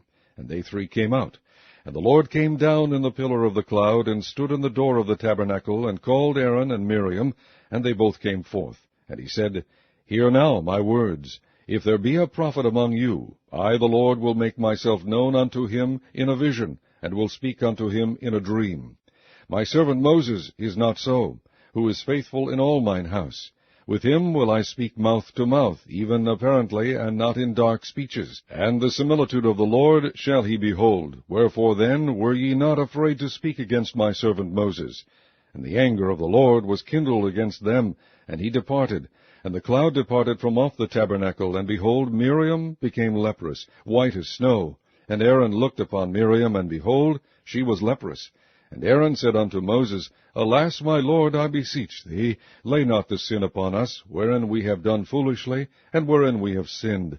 Let her not be as one dead, of whom the flesh is half consumed, when he cometh out of his mother's womb. And Moses cried unto the Lord, saying, Heal her now, O God, I beseech thee. And the Lord said unto Moses, If her father had but spit in her face, should she not be ashamed 7 days? Let her be shut out from the camp 7 days, and after that let her be received in again. And Miriam was shut out from the camp 7 days, and the people journeyed not till Miriam was brought in again. And afterward the people removed from Hazeroth, and pitched in the wilderness of Paran. Chapter 13. And the Lord spake unto Moses, saying, Send thou men, that they may search the land of Canaan, which I give unto the children of Israel. Of every tribe of their fathers shall ye send a man, every one a ruler among them. And Moses by the commandment of the Lord sent them from the wilderness of Paran. All those men were heads of the children of Israel.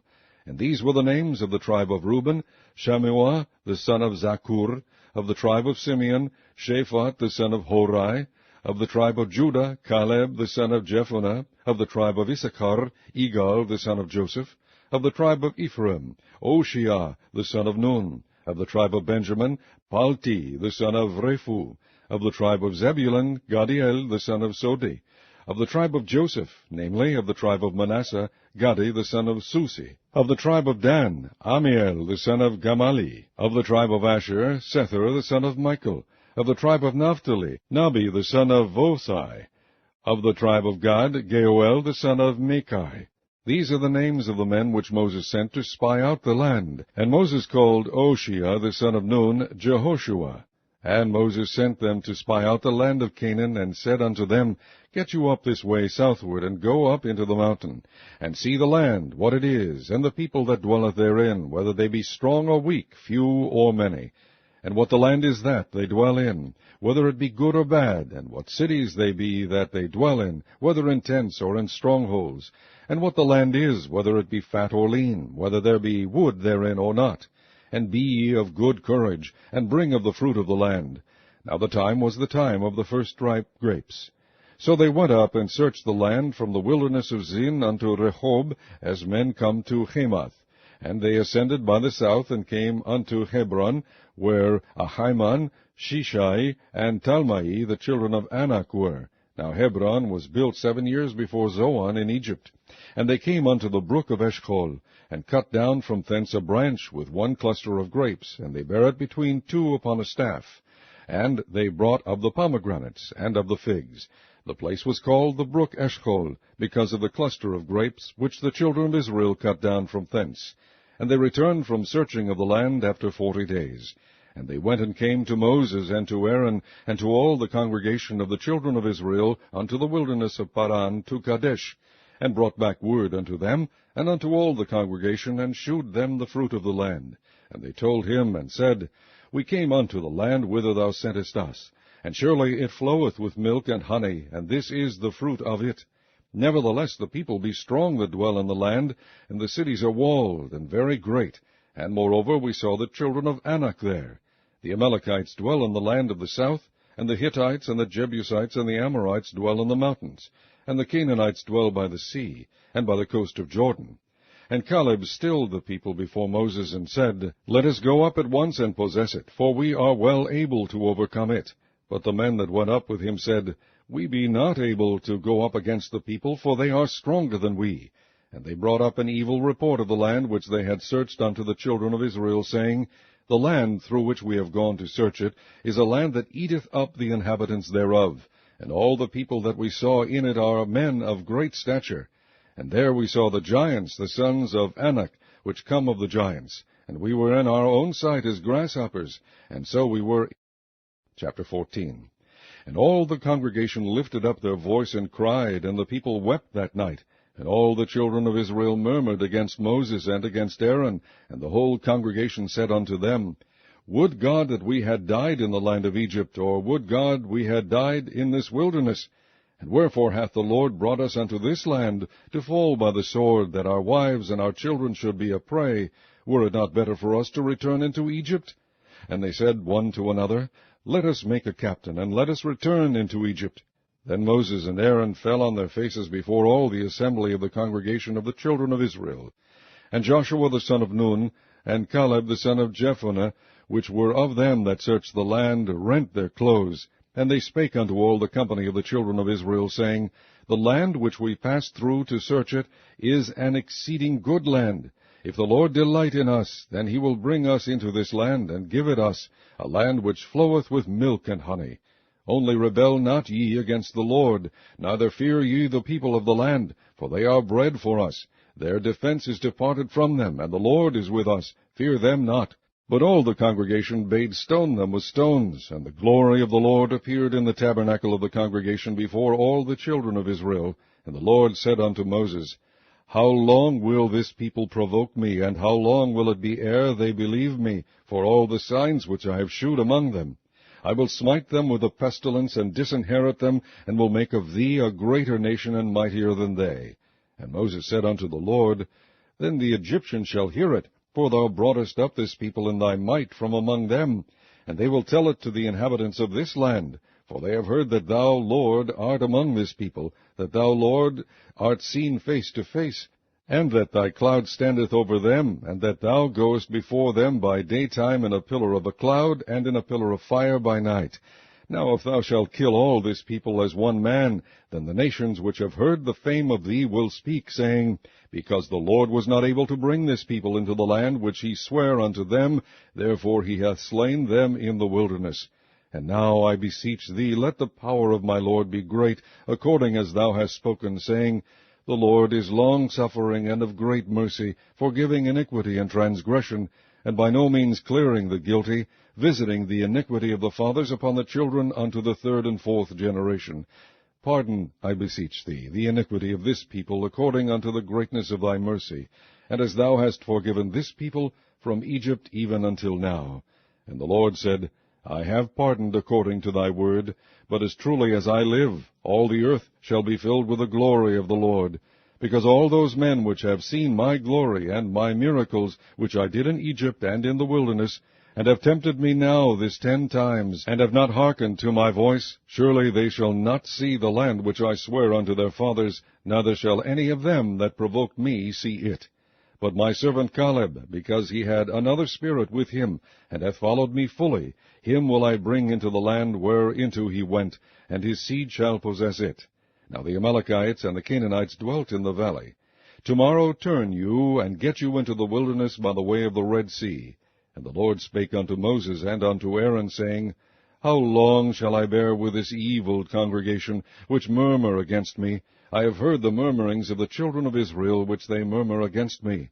Say unto them, As truly as I live, saith the Lord, as ye have spoken in mine ears, so will I do to you. Your carcasses shall fall in this wilderness, and all that were numbered of you, according to your whole number, from 20 years old and upward, which have murmured against me, doubtless ye shall not come into the land, concerning which I swear to make you dwell therein, save Caleb the son of Jephunneh, and Joshua the son of Nun. But your little ones, which ye said should be a prey, them will I bring in, and they shall know the land which ye have despised. But as for you, your carcasses, they shall fall in this wilderness. And your children shall wander in the wilderness 40 years, and bear your whoredoms, until your carcasses be wasted in the wilderness. After the number of the days in which ye search the land, even 40 days, each day for a year, shall ye bear your iniquities even 40 years. And ye shall know my breach of promise. I, the Lord, have said, I will surely do it unto all this evil congregation that are gathered together against me. In this wilderness they shall be consumed, and there they shall die. And the men which Moses sent to search the land, who returned and made all the congregation to murmur against him, by bringing up a slander upon the land, even those men that did bring up the evil report upon the land, died by the plague before the Lord. But Joshua the son of Nun, and Caleb the son of Jephunneh, which were of the men that went to search the land, lived still. And Moses told these sayings unto all the children of Israel, and the people mourned greatly. And they rose up early in the morning, and gat them up into the top of the mountain, saying, Lo, we be here, and will go up unto the place which the Lord hath promised, for we have sinned. And Moses said, Wherefore now do ye transgress the commandment of the Lord? But it shall not prosper. Go not up, for the Lord is not among you, that ye be not smitten before your enemies. For the Amalekites and the Canaanites are there before you, and ye shall fall by the sword, because ye are turned away from the Lord, therefore the Lord will not be with you. But they presumed to go up unto the hilltop. Nevertheless the ark of the covenant of the Lord and Moses departed not out of the camp. Then the Amalekites came down, and the Canaanites which dwelt in that hill, and smote them, and discomfited them, even unto Hormah. Chapter 15. And the Lord spake unto Moses, saying, Speak unto the children of Israel, and say unto them, When ye come into the land of your habitations, which I give unto you, and will make an offering by fire unto the Lord, a burnt offering, or a sacrifice in performing a vow, or in a freewill offering, or in your solemn feast, to make a sweet savour unto the Lord, of the herd or of the flock, then shall he that offereth his offering unto the Lord bring a meat offering of 1/10 deal of flour mingled with 1/4 part of an hin of oil. And the 1/4 part of an hin of wine for a drink offering shalt thou prepare with the burnt offering or sacrifice for 1 lamb. And for a ram thou shalt prepare for a meat offering 2/10 deals of flour mingled with 1/3 part of an hin of oil. And for a drink offering thou shalt offer the 1/3 part of an hin of wine for a sweet savour unto the Lord. And when thou preparest a bullock for a burnt offering, or for a sacrifice in performing a vow, or peace offerings unto the Lord, then shall he bring with a bullock a meat offering of 3/10 deals of flour mingled with half an hin of oil. And thou shalt bring for a drink offering half an hin of wine, for an offering made by fire, of a sweet savour unto the Lord.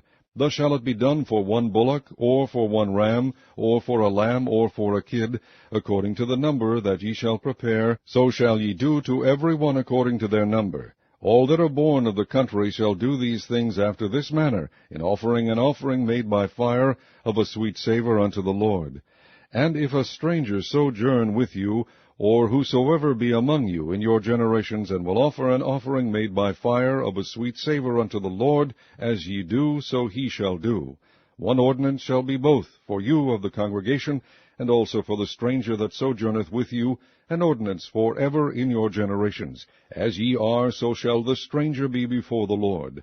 One law and one manner shall be for you, and for the stranger that sojourneth with you. And the Lord spake unto Moses, saying, Speak unto the children of Israel, and say unto them, When ye come into the land whither I bring you, then it shall be that when ye eat of the bread of the land, ye shall offer up an heave offering unto the Lord. Ye shall offer up a cake of the first of your dough for an heave offering. As ye do the heave offering of the threshing floor, so shall ye heave it.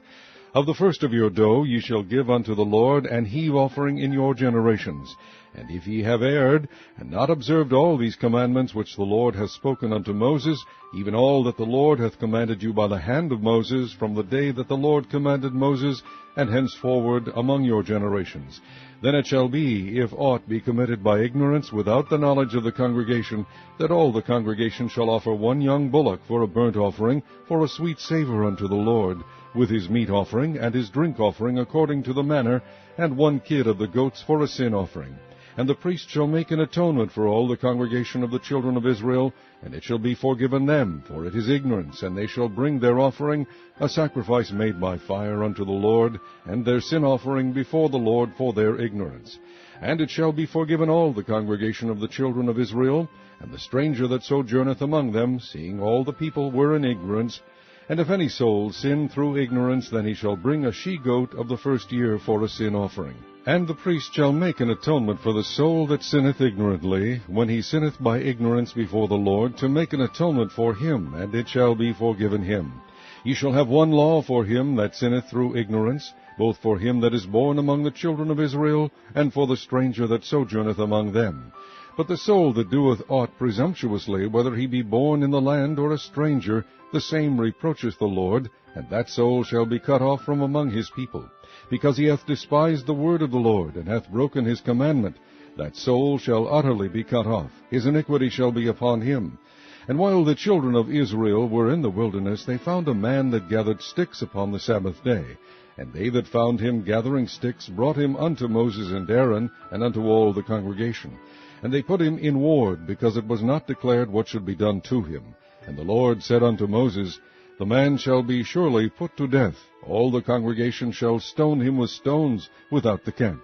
And all the congregation brought him without the camp, and stoned him with stones, and he died, as the Lord commanded Moses. And the Lord spake unto Moses, saying, Speak unto the children of Israel, and bid them that they make them fringes in the borders of their garments throughout their generations, and that they put upon the fringe of the borders a riband of blue. And it shall be unto you for a fringe, that ye may look upon it, and remember all the commandments of the Lord, and do them, and that ye seek not after your own heart and your own eyes, after which ye used to go a-whoring, that ye may remember and do all my commandments, and be holy unto your God. I am the Lord your God, which brought you out of the land of Egypt to be your God. I am the Lord your God. Chapter 16. Now Korah, the son of Ishar, the son of Kohath, the son of Levi, and Dathan, and Abiram, the sons of Eliab, and On, the son of Peleth, sons of Reuben, took men, and they rose up before Moses, with certain of the children of Israel, 250 princes of the assembly, famous in the congregation, men of renown. And they gathered themselves together against Moses and against Aaron, and said unto them, Ye take too much upon you, seeing all the congregation are holy, every one of them, and the Lord is among them. Wherefore then lift ye up yourselves above the congregation of the Lord. And when Moses heard it, he fell upon his face. And he spake unto Korah, and to all his company, saying, Even tomorrow the Lord will shew who are his, and who is holy, and will cause him to come near unto him. Even him who he hath chosen will he cause to come near unto him. This do, take you censers, Korah, and all his company, and put fire therein, and put incense in them before the Lord tomorrow. And it shall be that the man whom the Lord doth choose, he shall be holy. Ye take too much upon you, ye sons of Levi. And Moses said unto Korah, Hear, I pray you, ye sons of Levi, seemeth it but a small thing unto you, that the God of Israel hath separated you from the congregation of Israel, to bring you near to himself, to do the service of the tabernacle of the Lord, and to stand before the congregation to minister unto them? And he hath brought thee near to him, and all thy brethren the sons of Levi with thee, and seek ye the priesthood also, for which cause both thou and all thy company are gathered together against the Lord. And what is Aaron, that ye murmur against him? And Moses sent to call Dathan and Abiram, the sons of Eliab, which said, We will not come up. Is it a small thing that thou hast brought us up out of a land that floweth with milk and honey, to kill us in the wilderness, except thou make thyself altogether a prince over us? Moreover, thou hast not brought us into a land that floweth with milk and honey, or given us inheritance of fields and vineyards. Wilt thou put out the eyes of these men? We will not come up. And Moses was very wroth, and said unto the Lord, Respect not thou their offering. I have not taken one ass from them, neither have I hurt one of them. And Moses said unto Korah, Be thou and all thy company before the Lord, thou and they and Aaron tomorrow. And take every man his censer, and put incense in them, and bring ye before the Lord every man his censer, 250 censers, thou also and Aaron, each of you his censer. And they took every man his censer, and put fire in them, and laid incense thereon, and stood in the door of the tabernacle of the congregation with Moses and Aaron. And Korah gathered all the congregation against them unto the door of the tabernacle of the congregation, and the glory of the Lord appeared unto all the congregation. And the Lord spake unto Moses and unto Aaron, saying, Separate yourselves from among this congregation, that I may consume them in a moment. And they fell upon their faces, and said, O God, the God of the spirits of all flesh, shall one man sin, and wilt thou be wroth with all the congregation? And the Lord spake unto Moses, saying, Speak unto the congregation, saying, Get you up from about the tabernacle of Korah, Dathan, and Abiram. And Moses rose up and went unto Dathan and Abiram, and the elders of Israel followed him. And he spake unto the congregation, saying, Depart, I pray you, from the tents of these wicked men, and touch nothing of theirs, lest ye be consumed in all their sins. So they gat up from the tabernacle of Korah, Dathan, and Abiram, on every side. And Dathan and Abiram came out, and stood in the door of their tents, and their wives, and their sons, and their little children. And Moses said, Hereby ye shall know that the Lord hath sent me to do all these works, for I have not done them of mine own mind. If these men die the common death of all men, or if they be visited after the visitation of all men, then the Lord hath not sent me. But if the Lord make a new thing, and the earth open her mouth, and swallow them up with all that appertain unto them, and they go down quick into the pit, then ye shall understand that these men have provoked the Lord. And it came to pass, as he had made an end of speaking all these words, that the ground clave asunder that was under them, and the earth opened her mouth, and swallowed them up, and their houses, and all the men that appertained unto Korah, and all their goods. They and all that appertained to them went down alive into the pit, and the earth closed upon them, and they perished from among the congregation. And all Israel that were round about them fled at the cry of them, for they said, Lest the earth swallow us up also. And there came out a fire from the Lord, and consumed the 250 men that offered incense. And the Lord spake unto Moses, saying, Speak unto Eleazar the son of Aaron the priest, that he take up the censers out of the burning, and scatter thou the fire yonder, for they are hallowed. The censers of these sinners against their own souls, let them make them broad plates for a covering of the altar. For they offered them before the Lord, therefore they are hallowed, and they shall be a sign unto the children of Israel. And Eleazar the priest took the brazen censers, wherewith they that were burnt had offered, and they were made broad plates for a covering of the altar, to be a memorial unto the children of Israel, that no stranger which is not of the seed of Aaron come near to offer incense before the Lord, that he be not as Korah, and as his company, as the Lord said to him by the hand of Moses. But on the morrow all the congregation of the children of Israel murmured against Moses and against Aaron, saying, Ye have killed the people of the Lord. And it came to pass, when the congregation was gathered against Moses and against Aaron, that they looked toward the tabernacle of the congregation. And behold, the cloud covered it, and the glory of the Lord appeared. And Moses and Aaron came before the tabernacle of the congregation. And the Lord spake unto Moses, saying, Get you up from among this congregation, that I may consume them as in a moment. And they fell upon their faces.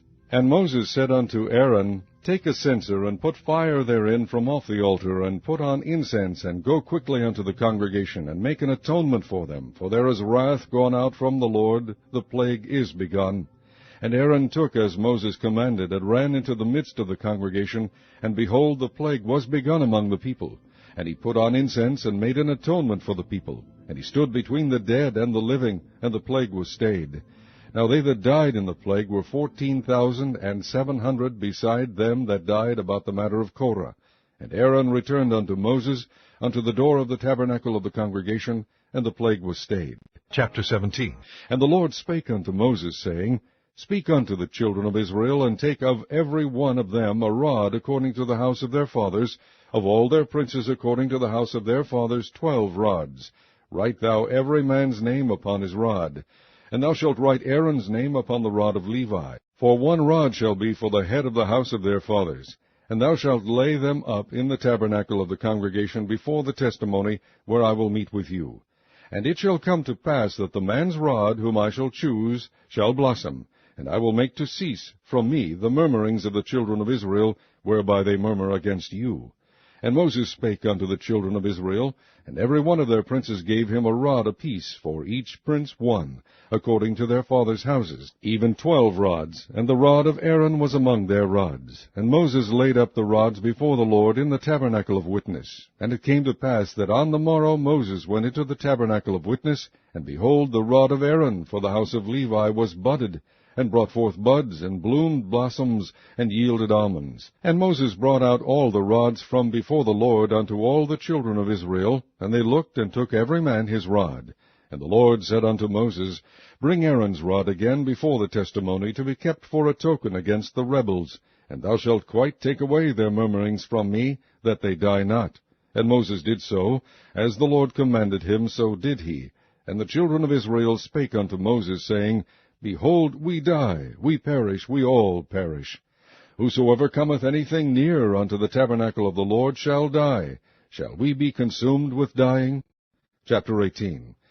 And the Lord said unto Aaron, Thou and thy sons and thy father's house with thee shall bear the iniquity of the sanctuary, and thou and thy sons with thee shall bear the iniquity of your priesthood.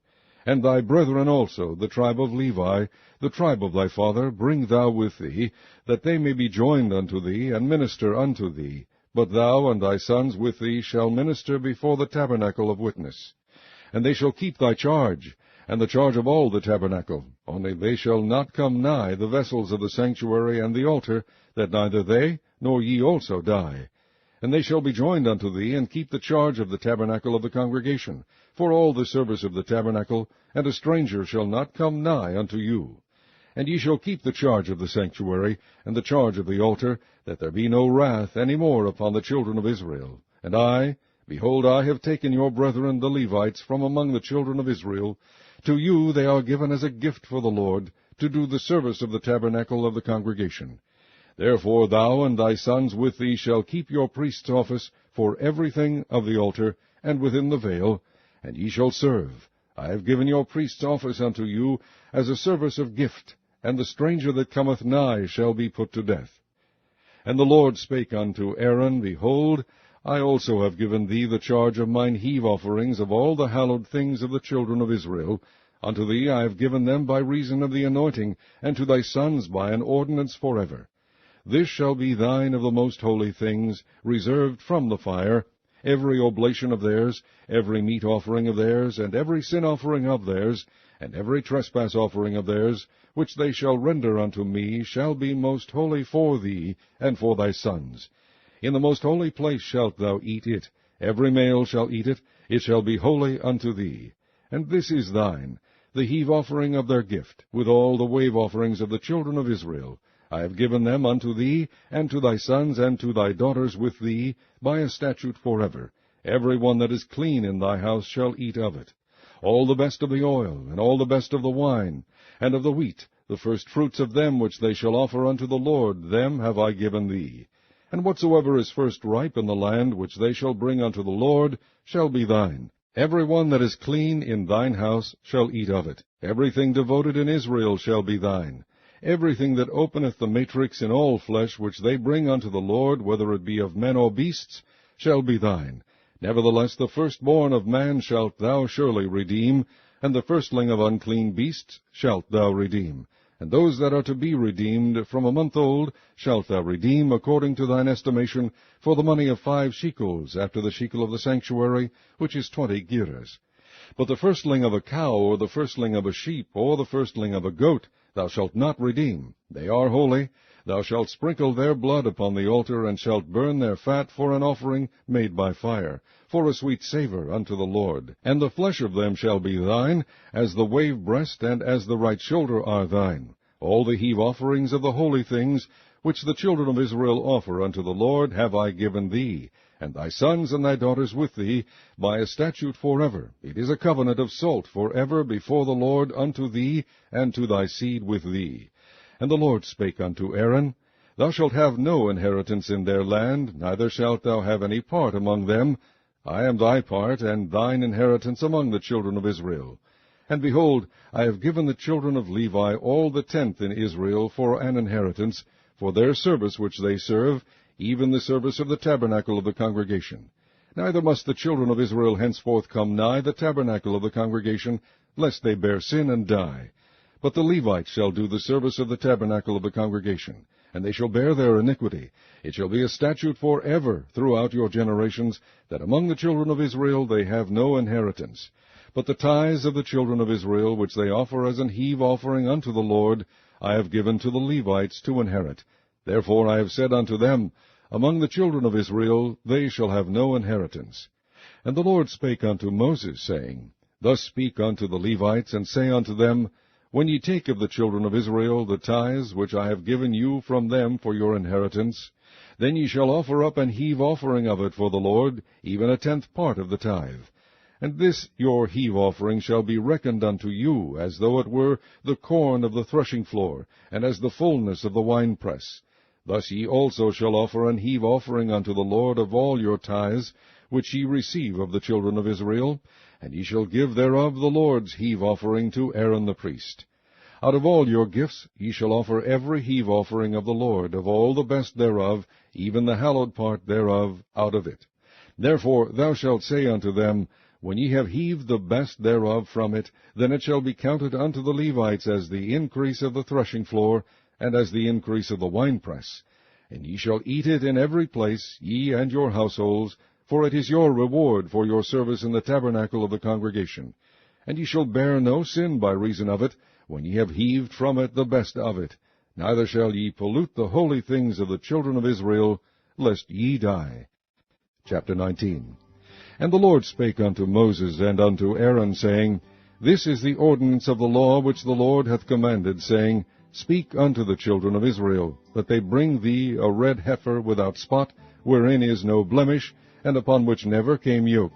And ye shall give her unto Eleazar the priest, that he may bring her forth without the camp, and one shall slay her before his face. And Eleazar the priest shall take of her blood with his finger, and sprinkle of her blood directly before the tabernacle of the congregation 7 times. And one shall burn the heifer in his sight, her skin, and her flesh, and her blood, with her dung shall he burn. And the priest shall take cedar wood, and hyssop, and scarlet, and cast it into the midst of the burning of the heifer. Then the priest shall wash his clothes, and he shall bathe his flesh in water, and afterward he shall come into the camp, and the priest shall be unclean until the even. And he that burneth her shall wash his clothes in water, and bathe his flesh in water, and shall be unclean until the even. And the man that is clean shall gather up the ashes of the heifer, and lay them up without the camp in a clean place, and it shall be kept for the congregation of the children of Israel for a water of separation. It is a purification for sin. And he that gathereth the ashes of the heifer shall wash his clothes, and be unclean until the even, and it shall be unto the children of Israel, and unto the stranger that sojourneth among them, for a statute forever. He that toucheth the dead body of any man shall be unclean 7 days. He shall purify himself with it on the 3rd day, and on the 7th day he shall be clean. But if he purify not himself the 3rd day, then the 7th day he shall not be clean. Whosoever toucheth the dead body of any man that is dead, and purifieth not himself, defileth the tabernacle of the Lord, and that soul shall be cut off from Israel, because the water of separation was not sprinkled upon him. He shall be unclean. His uncleanness is yet upon him. This is the law, when a man dieth in a tent. All that come into the tent, and all that is in the tent, shall be unclean 7 days. And every open vessel, which hath no covering bound upon it, is unclean. And whosoever toucheth one that is slain with a sword in the open fields, or a dead body, or a bone of a man, or a grave, shall be unclean 7 days. And for an unclean person they shall take of the ashes of the burnt heifer a purification for sin, and running water shall be put thereto in a vessel. And a clean person shall take hyssop, and dip it in the water, and sprinkle it upon the tent, and upon all the vessels, and upon the persons that were there, and upon him that touched a bone, or one slain, or one dead, or a grave.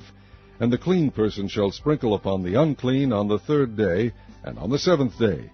And on the 7th day he shall purify himself, and wash his clothes, and bathe himself in water, and shall be clean at even. But the man that shall be unclean, and shall not purify himself, that soul shall be cut off from among the congregation, because he hath defiled the sanctuary of the Lord. The water of separation hath not been sprinkled upon him, he is unclean. And it shall be a perpetual statute unto them, that he that sprinkleth the water of separation shall wash his clothes, and he that toucheth the water of separation shall be unclean until even. And whatsoever the unclean person toucheth shall be unclean, and the soul that toucheth it shall be unclean until even. Chapter 20. Then came the children of Israel, even the whole congregation, into the desert of Zin in the 1st month. And the people abode in Kadesh, and Miriam died there, and was buried there. And there was no water for the congregation, and they gathered themselves together against Moses and against Aaron. And the people chode with Moses, and spake, saying, Would God that we had died when our brethren died before the Lord! And why have ye brought up the congregation of the Lord into this wilderness, that we and our cattle should die there? And wherefore have ye made us to come up out of Egypt, to bring us in unto this evil place? It is no place of seed, or of figs, or of vines, or of pomegranates, neither is there any water to drink. And Moses and Aaron went from the presence of the assembly unto the door of the tabernacle of the congregation. And they fell upon their faces, and the glory of the Lord appeared unto them. And the Lord spake unto Moses, saying, Take the rod, and gather thou the assembly together, thou and Aaron thy brother, and speak ye unto the rock before their eyes.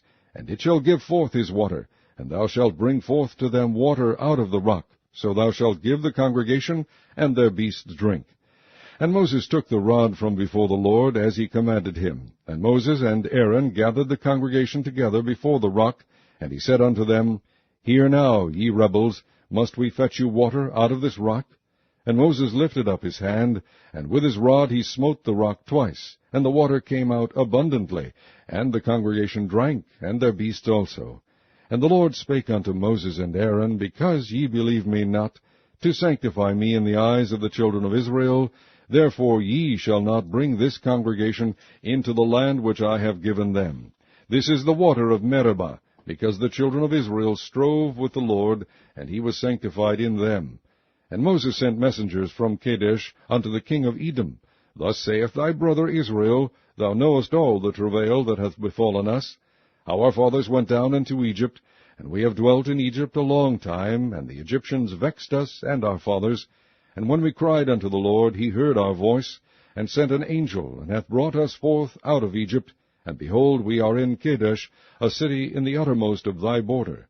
Let us pass, I pray thee, through thy country. We will not pass through the fields, or through the vineyards, neither will we drink of the water of the wells.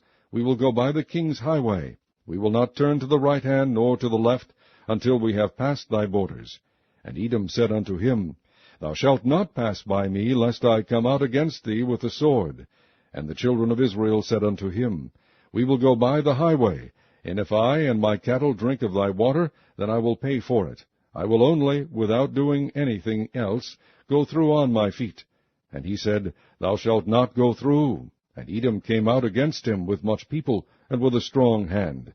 Thus Edom refused to give Israel passage through his border, wherefore Israel turned away from him. And the children of Israel, even the whole congregation, journeyed from Kadesh, and came unto Mount Hor. And the Lord spake unto Moses and Aaron in Mount Hor, by the coast of the land of Edom, saying, Aaron shall be gathered unto his people, for he shall not enter into the land which I have given unto the children of Israel, because ye rebelled against my word at the water of Meribah. Take Aaron and Eleazar his son, and bring them up unto Mount Hor, and strip Aaron of his garments, and put them upon Eleazar his son. And Aaron shall be gathered unto his people, and shall die there. And Moses did as the Lord commanded, and they went up into Mount Hor in the sight of all the congregation. And Moses stripped Aaron of his garments, and put them upon Eleazar his son. And Aaron died there in the top of the mount. And Moses and Eleazar came down from the mount. And when all the congregation saw that Aaron was dead, they mourned for Aaron 30 days, even all the house of Israel. Chapter 21. And when King Arad the Canaanite, which dwelt in the south, heard tell that Israel came by the way of the spies, then he fought against Israel, and took some of them prisoners. And Israel vowed a vow unto the Lord, and said, If thou wilt indeed deliver this people into my hand, then I will utterly destroy their cities. And the Lord hearkened to the voice of Israel, and delivered up the Canaanites, and they utterly destroyed them and their cities, and he called the name of the place Hormah. And they journeyed from Mount Hor by the way of the Red Sea, to compass the land of Edom, and the soul of the people was much discouraged because of the way.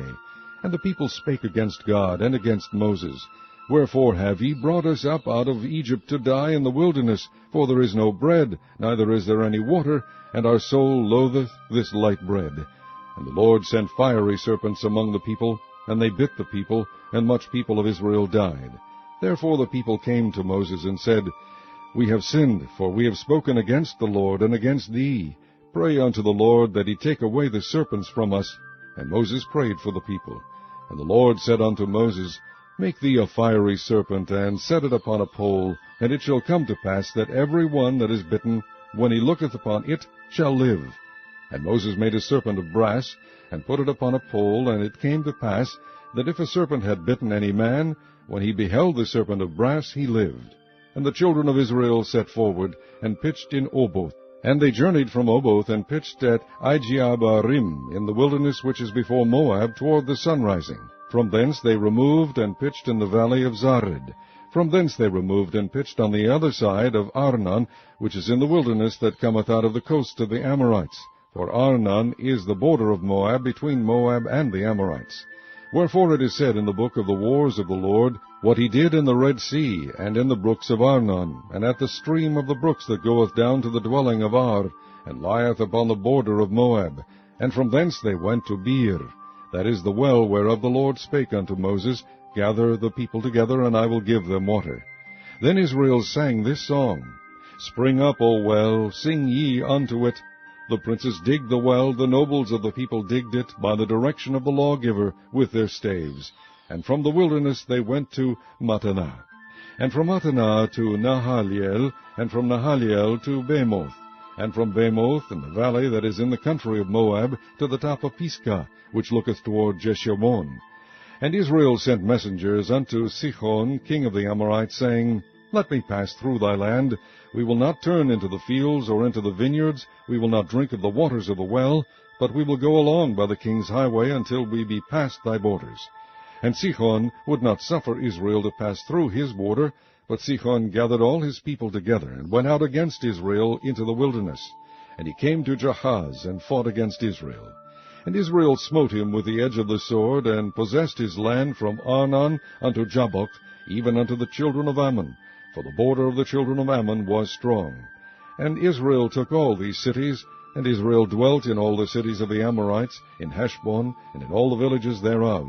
For Heshbon was the city of Sihon, the king of the Amorites, who had fought against the former king of Moab, and taken all his land out of his hand, even unto Arnon. Wherefore they that speak in Proverbs say, Come into Heshbon, let the city of Sihon be built and prepared. For there is a fire gone out of Heshbon, a flame from the city of Sihon. It hath consumed Ar of Moab, and the lords of the high places of Arnon. Woe to thee, Moab! Thou art undone, O people of Chemosh. He hath given his sons that escaped and his daughters into captivity unto Sihon king of the Amorites. We have shot at them. Heshbon is perished even unto Dibon, and we have laid them waste even unto Nophah, which reacheth unto Medeba. Thus Israel dwelt in the land of the Amorites. And Moses sent to spy out Jazer, and they took the villages thereof, and drove out the Amorites that were there. And they turned and went up by the way of Bashan, and Og the king of Bashan went out against them, he and all his people, to the battle of Edrei. And the Lord said unto Moses, Fear him not, for I have delivered him into thy hand, and all his people and his land, and thou shalt do to him as thou didst unto Sihon king of the Amorites, which dwelt at Heshbon. So they smote him, and his sons, and all his people, until there was none left him alive, and they possessed his land. Chapter 22. And the children of Israel set forward, and pitched in the plains of Moab on this side Jordan by Jericho. And Balak the son of Zippor saw all that Israel had done to the Amorites.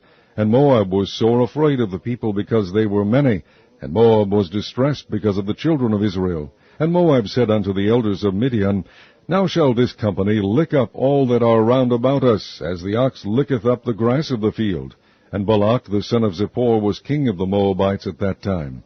He sent messengers therefore unto Balaam the son of Beor to Pethor, which is by the river of the land of the children of his people, to call him, saying, Behold, there is a people come out from Egypt. Behold, they cover the face of the earth, and they abide over against me. Come now, therefore, I pray thee, curse me this people, for they are too mighty for me. Peradventure I shall prevail, that we may smite them, and that I may drive them out of the land. For I wot that he whom thou blessest is blessed, and he whom thou cursest is cursed. And the elders of Moab and the elders of Midian departed with the rewards of divination in their hand. And they came unto Balak, spake unto him the words of Balak. And he said unto them, Lodge here this night, and I will bring you word again, as the Lord shall speak unto me. And the princes of Moab abode with Balaam. And God came unto Balaam, and said, What men are these with thee? And Balaam said unto God, Balak the son of Zippor, king of Moab, hath sent unto me, saying, Behold, there is a people come out of Egypt, which covereth the face of the earth.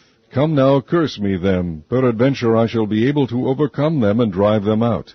And God said unto Balaam, Thou shalt not go with them, thou shalt not curse the people, for they are blessed. And Balaam rose up in the morning, and said unto the princes of Balak, Get you into your land, for the Lord refuseth to give me leave to go with you. And the princes of Moab rose up, and they went unto Balak, and said, Balaam refuseth to come with us. And Balak sent yet again princes, more and more honorable than they. And they came to Balaam, and said to him, Thus saith Balak the son of Zippor, Let nothing, I pray thee, hinder thee from coming unto me. For I will promote thee unto very great honor, and I will do whatsoever thou sayest unto me. Come therefore, I pray thee, curse me this people. And Balaam answered and said unto the servants of Balak, If Balak would give me his house full of silver and gold, I cannot go beyond the word of the Lord my God, to do less or more. Now therefore, I pray you, tarry ye also here this night, that I may know what the Lord will say unto me more. And God came unto Balaam at night, and said unto him, If the men come to call thee, rise up and go with them. But yet the word which I shall say unto thee, that shalt thou do. And Balaam rose up in the morning, and saddled his ass, and went with the princes of Moab. And God's anger was kindled because he went. And the angel of the Lord stood in the way for an adversary against him. Now he was riding upon his ass, and his 2 servants were with him. And the ass saw the angel of the Lord standing in the way, and his sword drawn in his hand, and the ass turned aside out of the way, and went into the field. And Balaam smote the ass to turn her into the way. But the angel of the Lord stood in a path of the vineyards, a wall being on this side, and a wall on that side. And when the ass saw the angel of the Lord, she thrust herself unto the wall, and crushed Balaam's foot against the wall, and he smote her again. And the angel of the Lord went further, and stood in a narrow place, where was no way to turn either to the right or to the left. And when the ass saw the angel of the Lord, she fell down under Balaam, and Balaam's anger was kindled, and he smote the ass with a staff. And the Lord opened the mouth of the ass, and she said unto Balaam, What have I done unto thee, that thou hast smitten me these 3 times? And Balaam said unto the ass, Because thou hast mocked me. I would there were a sword in mine hand, for now would I kill thee. And the ass said unto Balaam, Am not I thine ass, upon which thou hast ridden ever since I was thine unto this day? Was I ever wont to do so unto thee? And he said, Nay. Then the Lord opened the eyes of Balaam, and he saw the angel of the Lord standing in the way, and his sword drawn in his hand. And he bowed down his head, and fell flat on his face. And the angel of the Lord said unto him, Wherefore hast thou smitten thine ass these 3 times? Behold, I went out to withstand thee, because thy way is perverse before me. And the ass saw me, and turned from me these 3 times. Unless she had turned from me, surely now also I had slain thee, and saved her alive. And Balaam said unto the angel of the Lord, I have sinned, for I knew not that thou stoodest in the way against me. Now therefore, if it displease thee, I will get me back again. And the angel of the Lord said unto Balaam, Go with the men, but only the word that I shall speak unto thee, that thou shalt speak. So Balaam went with the princes of Balak. And when Balak heard that Balaam was come, he went unto a city of Moab, which is in the border of Arnon, which is in the utmost coast. And Balak said unto Balaam, Did I not earnestly send unto thee to call thee? Wherefore camest thou not unto me? Am I not able indeed to promote thee to honor? And Balaam said unto Balak, Lo, I am come unto thee. Have I now any power at all to say anything? The word that God putteth in my mouth, that shall I speak. And Balaam went with Balak, and they came unto Kirjath-Huzoth. And Balak offered oxen and sheep, and sent to Balaam, and to the princes that were with him. And it came to pass on the morrow that Balak took Balaam, and brought him up into the high places of Baal, that thence he might see the utmost part of the people.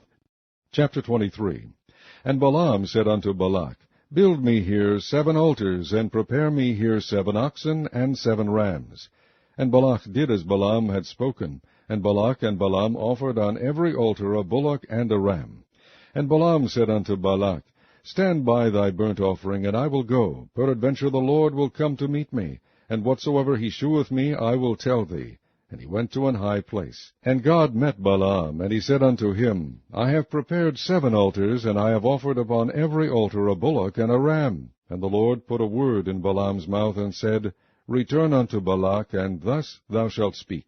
And he returned unto him, and lo, he stood by his burnt sacrifice, he and all the princes of Moab. And he took up his parable, and said, Balak the king of Moab has brought me from Aram out of the mountains of the east, saying, Come, curse me, Jacob, and come, defy Israel. How shall I curse whom God hath not cursed? Or how shall I defy whom the Lord hath not defied? For from the top of the rocks I see him, and from the hills I behold him. Lo, the people shall dwell alone, and shall not be reckoned among the nations. Who can count the dust of Jacob, and the number of the 4th part of Israel? Let me die the death of the righteous, and let my last end be like his. And Balak said unto Balaam, What hast thou done unto me? I took thee to curse mine enemies, and behold, thou hast blessed them altogether. And he answered and said, Must I not take heed to speak that which the Lord hath put in my mouth? And Balak said unto him, Come, I pray thee, with me unto another place, from whence thou mayest see them. Thou shalt see but the utmost part of them, and shalt not see them all, and curse me them from thence. And he brought him into the field of Zophim, to the top of Pisgah, and built 7 altars, and offered a bullock and a ram on every altar. And he said unto Balak, Stand here by thy burnt offering, while I meet the Lord yonder. And the Lord met Balaam, and put a word in his mouth, and said, Go again unto Balak, and say thus. And when he came to him, behold, he stood by his burnt offering, and the princes of Moab with him. And Balak said unto him, What hath the Lord spoken? And he took up his parable, and said, Rise up, Balak, and hear. Hearken unto me, thou son of Zippor. God is not a man, that he should lie, neither the son of man, that he should repent. Hath he said, and shall he not do it? For hath he spoken, and shall he not make it good? Behold, I have received commandment to bless, and he hath blessed, and I cannot reverse it. He hath not beheld iniquity in Jacob, neither hath he seen perverseness in Israel. The Lord his God is with him, and the shout of a king is among them. God brought them out of Egypt. He hath, as it were, the strength of an unicorn. Surely there is no enchantment against Jacob, neither is there any divination against Israel. According to this time it shall be said of Jacob and of Israel, What hath God wrought? Behold, the people shall rise up as a great lion, and lift up himself as a young lion. He shall not lie down until he eat of the prey, and drink the blood of the slain. And Balak said unto Balaam, Neither curse them at all, nor bless them at all. But Balaam answered and said unto Balak, Told not I thee, saying, All that the Lord speaketh, that I must do? And Balak said unto Balaam, Come, I pray thee, I will bring thee unto another place. Peradventure it will please God that thou mayest curse me them from thence.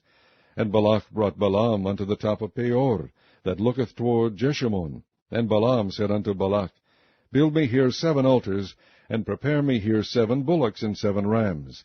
And Balak did as Balaam had said, and offered a bullock and a ram on every altar. Chapter 24. And when Balaam saw that it pleased the Lord to bless Israel, he went not, as at other times, to seek for enchantments, but he set his face toward the wilderness. And Balaam lifted up his eyes, and he saw Israel abiding in his tents according to their tribes, and the Spirit of God came upon him.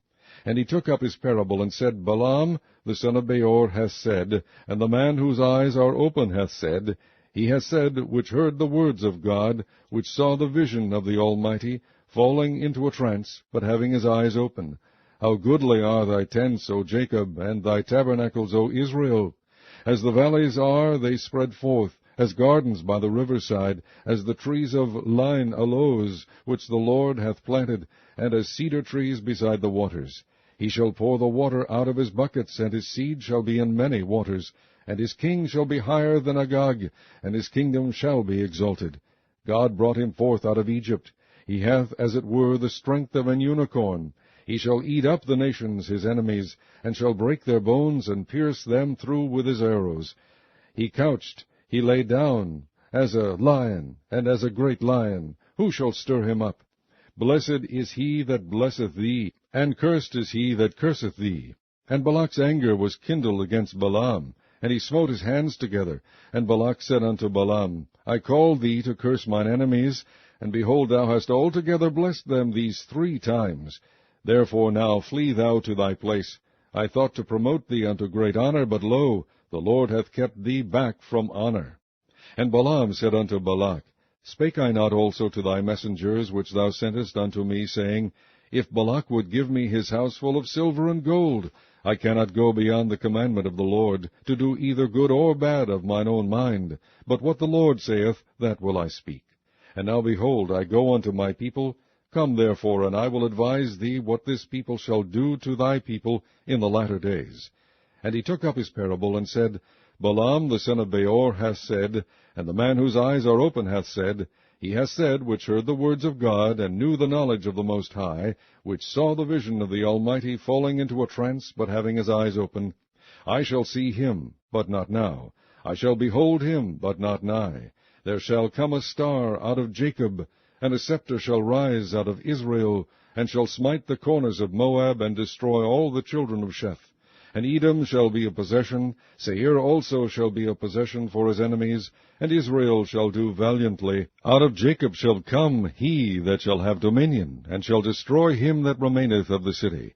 And when he looked on Amalek, he took up his parable, and said, Amalek was the first of the nations, but this latter end shall be that he perish forever. And he looked on the Kenites, and took up his parable, and said, Strong is thy dwelling place, and thou puttest thy nest in a rock. Nevertheless the Kenites shall be wasted, until Ashur shall carry thee away captive. And he took up his parable, and said, Alas, who shall live when God doeth this? And ships shall come from the coast of Chittim, and shall afflict Ashur, and shall afflict Eber, and he also shall perish forever. And Balaam rose up, and went and returned to his place, and Balak also went his way.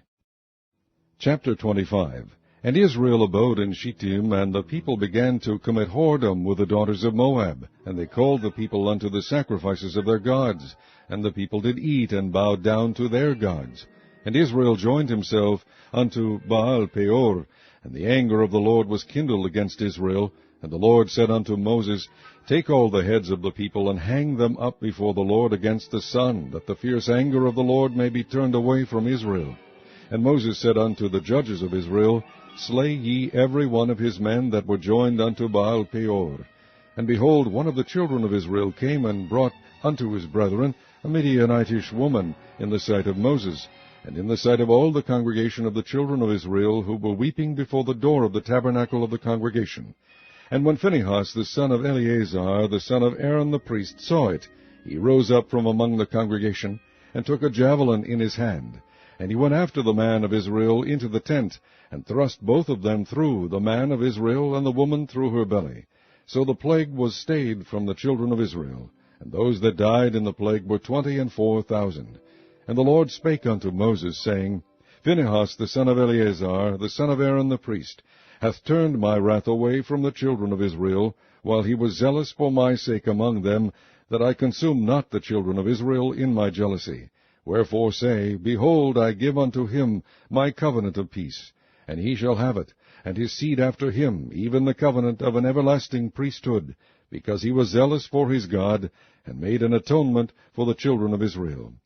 Now the name of the Israelite that was slain, even that was slain with the Midianitish woman, was Zimri the son of Selu, a prince of a chief house among the Simeonites. And the name of the Midianitish woman that was slain was Cosbi, the daughter of Zur. He was head over a people, and of a chief house in Midian. And the Lord spake unto Moses, saying, Vex the Midianites, and smite them, for they vex you with their wiles, wherewith they have beguiled you in the matter of Peor, and in the matter of Cosbi, the daughter of a prince of Midian, their sister, which was slain in the day of the plague for Peor's sake. Chapter 26. And it came to pass after the plague, that the Lord spake unto Moses and unto Eleazar the son of Aaron the priest, saying, Take the sum of all the congregation of the children of Israel, from 20 years old and upward, throughout their father's house, all that are able to go to war in Israel. And Moses and Eleazar the priest spake with them in the plains of Moab by Jordan near Jericho, saying, Take the sum of the people from 20 years old and upward, as the Lord commanded Moses and the children of Israel, which went forth out of the land of Egypt. Reuben, the eldest son of Israel, the children of Reuben, Hanoch, of whom cometh the family of the Hanochites, of Palu, the family of the Paluites, of Hezron, the family of the Hezronites, of Carmi, the family of the Carmites. These are the families of the Reubenites, and they that were numbered of them were 43,730.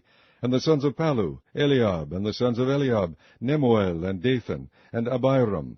That is that Dathan and Abiram which were famous in the congregation, who strove against Moses and against Aaron in the company of Korah, when they strove against the Lord. And the earth opened her mouth, and swallowed them up together with Korah, when that company died, what time the fire devoured 250 men, and they became a sign. Notwithstanding the children of Korah died not. The sons of Simeon after their families, of Nemuel the family of the Nemuelites, of Jamin the family of the Jaminites, of Jachin the family of the Jachinites, of Zerah the family of the Zerahites, of Shaul the family of the Shaulites. These are the families of the Simeonites, 22,200.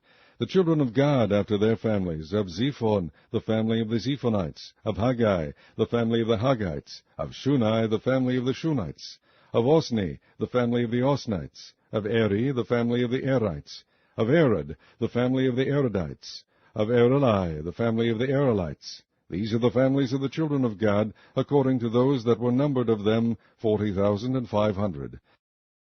The sons of Judah were and Onan, and and Onan died in the land of Canaan.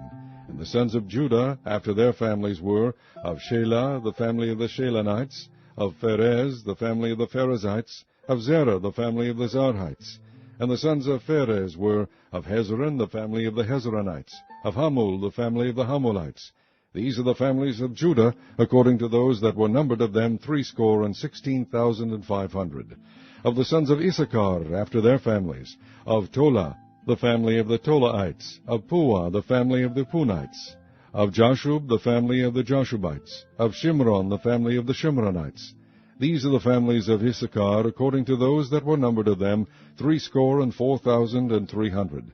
Of the sons of Zebulun after their families, of Sered the family of the Sardites. Of Elon, the family of the Elonites. Of Jalil, the family of the Jalilites. These are the families of the Zebulunites, according to those that were numbered of them, 65,500. The sons of Joseph after their families were Manasseh and Ephraim. Of the sons of Manasseh, of Machir, the family of the Machirites. And Machir begat Gilead. Of Gilead come the family of the Gileadites. These are the sons of Gilead. Of Jeezer, the family of the Jeezerites. Of Helek, the family of the Helekites. Of Azriel, the family of the Azrielites. And of Shechem, the family of the Shechemites. And of Shemida, the family of the Shemidites. And of Hepher, the family of the Hepherites. And Zelophehad, the son of Hepher, had no sons, but daughters. And the names of the daughters of Zelophehad were Mala and Noah, Hoglah, Milcah, and Tirzah. These are the families of Manasseh, and those that were numbered of them, 52,700. These are the sons of Ephraim after their families. Of Shuthelah, the family of the Shuthelites. Of Becher, the family of the Bakrites. Of Tachan, the family of the Tachanites. And these are the sons of Shuthelah. Of Aaron, the family of the Aaronites. These are the families of the sons of Ephraim, according to those that were numbered of them, 32,500. These are the sons of Joseph, after their families. The sons of Benjamin, after their family. Of Bela, the family of the Belaites. Of Ashbal, the family of the Ashbalites. Of Ahiram, the family of the Hiramites. Of Shupham, the family of the Shuphamites. Of Hupham, the family of the Huphamites. And the sons of Bela were Ard and Naaman. Of Ard, the family of the Ardites. And of Naaman, the family of the Naamites. These are the sons of Benjamin after their families, and they that were numbered of them were 45,600. These are the sons of Dan after their families. Of Shuham, the family of the Shuhamites. These are the families of Dan after their families. All the families of the Shuhamites, according to those that were numbered of them, were 64,400. Of the children of Asher, after their families. Of Jimnah, the family of the Jimnites. Of Jeshuai, the family of the Jeshuites. Of Beriah, the family of the Beriites. Of the sons of Beriah, of Eber, the family of the Heberites. Of Malchiel, the family of the Malchielites. And the name of the daughter of Asher was Sarah.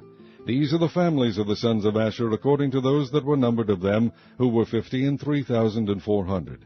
Of the sons of Naphtali, after their families. Of Jazeel, the family of the Jazelites. Of Guni, the family of the Gunites. Of Jezer, the family of the Jezerites. Of Shilem, the family of the Shilemites. These are the families of Naphtali, according to their families, and they that were numbered of them were 45,400. These were the numbered of the children of Israel, 600,1,730. And the Lord spake unto Moses, Unto these that the land shall be divided for an inheritance according to the number of names. To many thou shalt give the more inheritance, and to few thou shalt give the less inheritance. To every one shall his inheritance be given according to those that were numbered of him. Notwithstanding the land shall be divided by lot, according to the names of the tribes of their fathers they shall inherit. According to the lot shall the possession thereof be divided between many and few. And these are they that were numbered of the Levites after their families. Of Gershon, the family of the Gershonites. Of Kohath, the family of the Kohathites. Of Merari, the family of the Merarites. These are the families of the Levites. The family of the Libnites, the family of the Hebronites, the family of the Malites, the family of the Mushites, the family of the Korathites. And Kohath begat Amram. And the name of Amram's wife was Jochebed, the daughter of Levi, whom her mother bare to Levi in Egypt. And she bare unto Amram Aaron and Moses, and Miriam their sister. And unto Aaron was born Nadab, and Abihu, Eleazar, and Ithamar. And Nadab and Abihu died when they offered strange fire before the Lord. And those that were numbered of them were 23,000, all males from a month old and upward, for they were not numbered among the children of Israel, because there was no inheritance given them among the children of Israel. These are they that were numbered by Moses and Eleazar the priest, who numbered the children of Israel in the plains of Moab by Jordan near Jericho.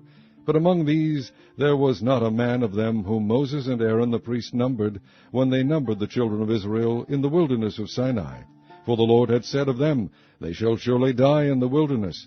And there was not left a man of them, save Caleb the son of Jephunneh, and Joshua the son of Nun. Chapter 27. Then came the daughters of Zelophehad, the son of Hepher, the son of Gilead, the son of Machir, the son of Manasseh, of the families of Manasseh, the son of Joseph. And these are the names of his daughters, Mala, Noah, and Hoglah, and Milcah, and Tirzah. And they stood before Moses, and before Eleazar the priest, and before the princes and all the congregation by the door of the tabernacle of the congregation, saying, Our father died in the wilderness, and he was not in the company of them that gathered themselves together against the Lord in the company of Korah, but died in his own sin, and had no sons. Why should the name of our father be done away from among his family, because he hath no son? Give unto us therefore a possession among the brethren of our father. And Moses brought their cause before the Lord. And the Lord spake unto Moses, saying, The daughters of Zelophehad speak right. Thou shalt surely give them a possession of an inheritance among their father's brethren, and thou shalt cause the inheritance of their father to pass unto them. And thou shalt speak unto the children of Israel, saying, If a man die and have no son, then ye shall cause his inheritance to pass unto his daughter. And if he have no children, then ye shall have his inheritance unto his brethren. And if he have no brethren, then ye shall give his inheritance unto his father's brethren. And if his father have no brethren, then ye shall give his inheritance unto his kinsman that is next to him of his family. And he shall possess it, and it shall be unto the children of Israel a statute of judgment, as the Lord commanded Moses. And the Lord said unto Moses, Get thee up into this mountain Abarim, and see the land which I have given unto the children of Israel. And when thou hast seen it, thou also shalt be gathered unto thy people, as Aaron thy brother was gathered. For ye rebelled against my commandment in the desert of Zin, in the strife of the congregation, to sanctify me at the water before their eyes. That is the water of Meribah in Kadesh, in the wilderness of Zin. And Moses spake unto the Lord, saying, Let the Lord, the God of the spirits of all flesh, set a man over the congregation, which may go out before them, and which may go in before them, and which may lead them out, and which may bring them in, that the congregation of the Lord be not as sheep which have no shepherd. And the Lord said unto Moses, Take thee Joshua the son of Nun, a man in whom is the Spirit, and lay thine hand upon him, and set him before Eleazar the priest, and before all the congregation, and give him a charge in their sight. And thou shalt put some of thine honor upon him, that all the congregation of the children of Israel may be obedient. And he shall stand before Eleazar the priest, who shall ask counsel for him after the judgment of Urim before the Lord. At his word shall they go out, and at his word they shall come in, both he and all the children of Israel with him, even all the congregation. And Moses did as the Lord commanded him, and he took Joshua, and set him before Eleazar the priest, and before all the congregation. And he laid his hands upon him, and gave him a charge, as the Lord commanded by the hand of Moses. Chapter 28. And the Lord spake unto Moses, saying, Command the children of Israel, and say unto them, My offering and my bread for my sacrifices made by fire, for a sweet savour unto me, shall ye observe to offer unto me in their due season. And thou shalt say unto them, This is the offering made by fire, which ye shall offer unto the Lord, 2 lambs of the first year without spot day by day, for a continual burnt offering. The 1 lamb shalt thou offer in the morning, and the other lamb shalt thou offer at even. And a 10th part of an ephah of flour for a meat offering, mingled with a 4th part of an hin of beaten oil. It is a continual burnt offering, which was ordained in Mount Sinai for a sweet savour, a sacrifice made by fire unto the Lord. And the drink offering thereof shall be the 4th part of an hin for the 1 lamb in the holy place. Shalt thou cause this strong wine to be poured unto the Lord for a drink offering. And the other lamb shalt thou offer at even, as the meat offering of the morning, and as the drink offering thereof thou shalt offer it, a sacrifice made by fire, of a sweet savour unto the Lord.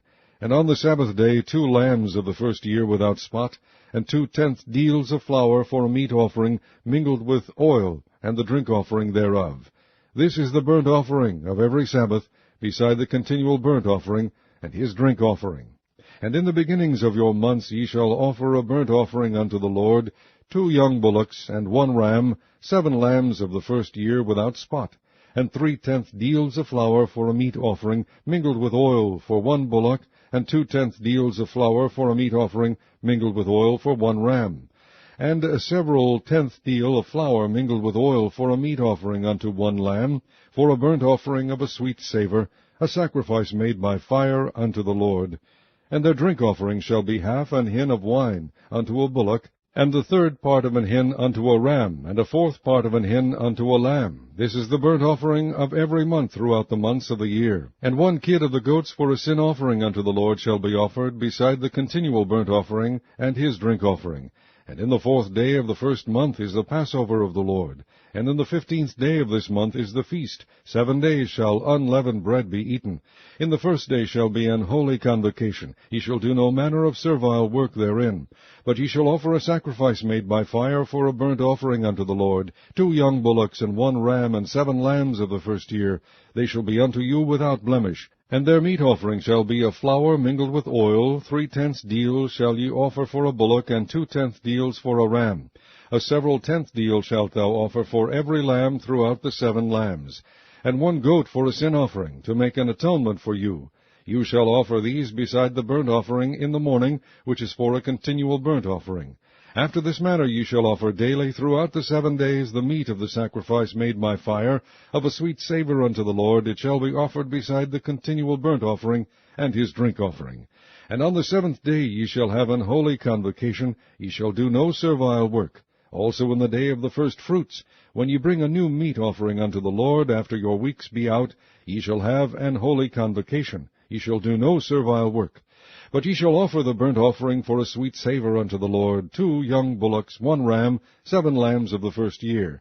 And their meat offering of flour mingled with oil, 3/10 deals unto 1 bullock, 2/10 deals unto 1 ram, a several 10th deal unto 1 lamb throughout the 7 lambs. And 1 kid of the goats, to make an atonement for you. Ye shall offer them beside the continual burnt offering, and his meat offering. They shall be unto you without blemish, and their drink offerings. Chapter 29.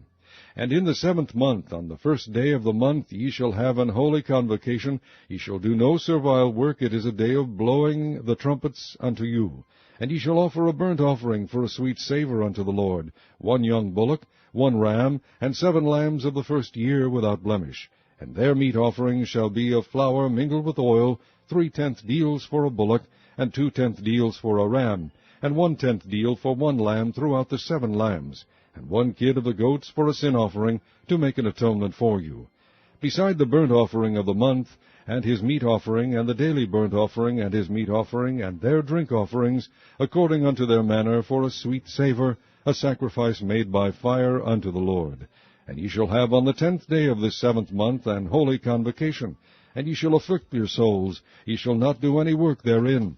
But ye shall offer a burnt offering unto the Lord for a sweet savour, 1 young bullock, 1 ram, and 7 lambs of the 1st year. They shall be unto you without blemish. And their meat offering shall be of flour mingled with oil, 3/10 deals to a bullock, and 2/10 deals to 1 ram, a several 10th deal for 1 lamb throughout the 7 lambs. 1 kid of the goats for a sin offering, beside the sin offering of atonement, and the continual burnt offering, and the meat offering of it, and their drink offerings. And on the 15th day of the 7th month ye shall have an holy convocation. Ye shall do no servile work, and ye shall keep a feast unto the Lord 7 days. And ye shall offer a burnt offering, a sacrifice made by fire of a sweet savour unto the Lord, 13 young bullocks, 2 rams, and 14 lambs of the 1st year. They shall be without blemish. And their meat offering shall be of flour mingled with oil, 3/10 deals unto every bullock of the 13 bullocks, 2/10 deals to each ram of the 2 rams, and a several 10th deal to each lamb of the 14 lambs, and 1 kid of goats for a sin offering, beside the continual burnt offering, his meat offering, and his drink offering. And on the 2nd day ye shall offer 12 young bullocks, 2 rams, 14 lambs of the 1st year without spot, and their meat offering and their drink offerings for the bullocks, for the rams, and for the lambs, shall be according to their number after the manner. And 1 kid of the goats for a sin offering, beside the continual burnt offering, and the meat offering thereof, and their drink offerings. And on the 3rd day 11 bullocks, 2 rams, 14 lambs of the 1st year without blemish, and their meat offering and their drink offerings for the bullocks, for the rams, and for the lambs, shall be according to their number after the manner. And 1 goat for a sin offering, beside the continual burnt offering, and his meat offering, and his drink offering. And on the 4th day 10 bullocks, 2 rams, and 14 lambs of the 1st year without blemish. Their meat offering and their drink offerings for the bullocks, for the rams, and for the lambs, shall be according to their number after the manner. And 1 kid of the goats for a sin offering, beside the continual burnt offering, his meat offering, and his drink offering. And on the 5th day 9 bullocks, 2 rams, and 14 lambs of the first year without spot, and their meat offering and their drink offerings for the bullocks, for the rams, and for the lambs, shall be according to their number after the manner. And 1 goat for a sin offering, beside the continual burnt offering, and his meat offering, and his drink offering. And on the 6th day 8 bullocks, 2 rams, and 14 lambs of the first year without blemish, and their meat offering and their drink offerings for the bullocks, for the rams, and for the lambs, shall be according to their number after the manner. And 1 goat for a sin offering, beside the continual burnt offering, his meat offering, and his drink offering. And on the 7th day 7 bullocks, 2 rams, and 14 lambs of the first year without blemish, and their meat offering and their drink offerings for the bullocks, for the rams, and for the lambs, shall be according to their number after the manner. And 1 goat for a sin offering, beside the continual burnt offering, his meat offering, and his drink offering. On the 8th day ye shall have a solemn assembly. Ye shall do no servile work therein. But ye shall offer a burnt offering, a sacrifice made by fire, of a sweet savour unto the Lord, 1 bullock, 1 ram, 7 lambs of the first year without blemish. Their meat offering and their drink offerings for the bullock, for the ram, and for the lambs, shall be according to their number, after the manner. And 1 goat for a sin offering, beside the continual burnt offering, and his meat offering, and his drink offering. These things ye shall do unto the Lord in your set feasts, beside your vows, and your freewill offerings, for your burnt offerings, and for your meat offerings, and for your drink offerings, and for your peace offerings. And Moses told the children of Israel according to all that the Lord commanded Moses. Chapter 30. And Moses spake unto the heads of the tribes concerning the children of Israel, saying, This is the thing which the Lord hath commanded. If a man vow a vow unto the Lord, or swear an oath to bind his soul with a bond, he shall not break his word. He shall do according to all that proceedeth out of his mouth. If a woman also vow a vow unto the Lord, and bind herself by a bond, being in her father's house, in her youth, and her father hear her vow, and her bond wherewith she hath bound her soul, and her father shall hold his peace at her, then all her vows shall stand, and every bond wherewith she hath bound her soul shall stand. But if her father disallow her in the day that he heareth, not any of her vows, or of her bonds wherewith she hath bound her soul, shall stand, and the Lord shall forgive her, because her father disallowed her. And if she had at all an husband when she vowed, or uttered aught out of her lips, wherewith she bound her soul, and her husband heard it, and held his peace at her in the day that he heard it, then her vows shall stand, and her bonds wherewith she bound her soul shall stand. But if her husband disallowed her on the day that he heard it, then he shall make her vow which she vowed, and that which she uttered with her lips, wherewith she bound her soul, of none effect, and the Lord shall forgive her. But every vow of a widow and of her that is divorced, wherewith they have bound their souls, shall stand against her. And if she vowed in her husband's house, or bound her soul by a bond with an oath, and her husband heard it, and held his peace at her, and disallowed her not, then all her vows shall stand, and every bond wherewith she bound her soul shall stand. But if her husband hath utterly made them void on the day he heard them, then whatsoever proceedeth out of her lips concerning her vows, or concerning the bond of her soul, shall not stand. Her husband hath made them void, and the Lord shall forgive her. Every vow, and every binding oath to afflict the soul, her husband may establish it, or her husband may make it void. But if her husband altogether hold his peace at her from day to day, then he establisheth all her vows, or all her bonds, which are upon her. He confirmeth them, because he held his peace at her in the day that he heard them. But if he shall any ways make them void after that he hath heard them, then he shall bear her iniquity. These are the statutes which the Lord commanded Moses, between a man and his wife, between the father and his daughter, being yet in her youth in her father's house. Chapter 31. And the Lord spake unto Moses, saying, Avenge the children of Israel of the Midianites, afterward shalt thou be gathered unto thy people. And Moses spake unto the people, saying, Arm some of yourselves unto the war, and let them go against the Midianites, and avenge the Lord of Midian. Of every tribe 1,000 throughout all the tribes of Israel shall ye send to the war. So there were delivered out of the thousands of Israel 1,000 of every tribe, 12,000 armed for war. And Moses sent them to the war, 1,000 of every tribe, them and Phinehas the son of Eleazar the priest, to the war, with the holy instruments, and the trumpets to blow in his hand. And they warred against the Midianites, as the Lord commanded Moses, and they slew all the males. And they slew the kings of Midian, beside the rest of them that were slain, namely Evi, and Rechem, and Zur, and Hur, and Reba, 5 kings of Midian. Balaam also the son of Beor they slew with the sword. And the children of Israel took all the women of Midian captives, and their little ones, and took the spoil of all their cattle, and all their flocks, and all their goods. And they burnt all their cities wherein they dwelt, and all their goodly castles with fire. And they took all the spoil, and all the prey, both of men and of beasts. And they brought the captives and the prey and the spoil unto Moses and Eleazar the priest, and unto the congregation of the children of Israel, unto the camp of the plains of Moab, which are by Jordan near Jericho. And Moses and Eleazar the priest, and all the princes of the congregation went forth to meet them without the camp. And Moses was wroth with the officers of the host, with the captains over thousands, and captains over hundreds, which came from the battle. And Moses said unto them, Have ye saved all the women alive? Behold, these caused the children of Israel, through the counsel of Balaam, to commit trespass against the Lord in the matter of Peor. And there was a plague among the congregation of the Lord. Now therefore kill every male among the little ones, and kill every woman that hath known man by lying with him. But all the women children that have not known a man by lying with him keep alive for yourselves. And do ye abide without the camp 7 days. Whosoever hath killed any person, and whosoever hath touched any slain, purify both yourselves and your captives on the 3rd day, and on the 7th day. And purify all your raiment, and all that is made of skins, and all work of goat's hair, and all things made of wood. And Eleazar the priest said unto the men of war which went to the battle, This is the ordinance of the law which the Lord commanded Moses. Only the gold, and the silver, the brass, the iron, the tin, and the lead, everything that may abide the fire, ye shall make it go through the fire, and it shall be clean. Nevertheless, it shall be purified with the water of separation. And all that abideth not the fire ye shall make go through the water. And ye shall wash your clothes on the 7th day, and ye shall be clean, and afterward ye shall come into the camp. And the Lord spake unto Moses, saying, Take the sum of the prey that was taken, both of man and of beast, thou and Eleazar the priest, and the chief fathers of the congregation, and divide the prey into 2 parts, between them that took the war upon them, who went out to battle, and between all the congregation.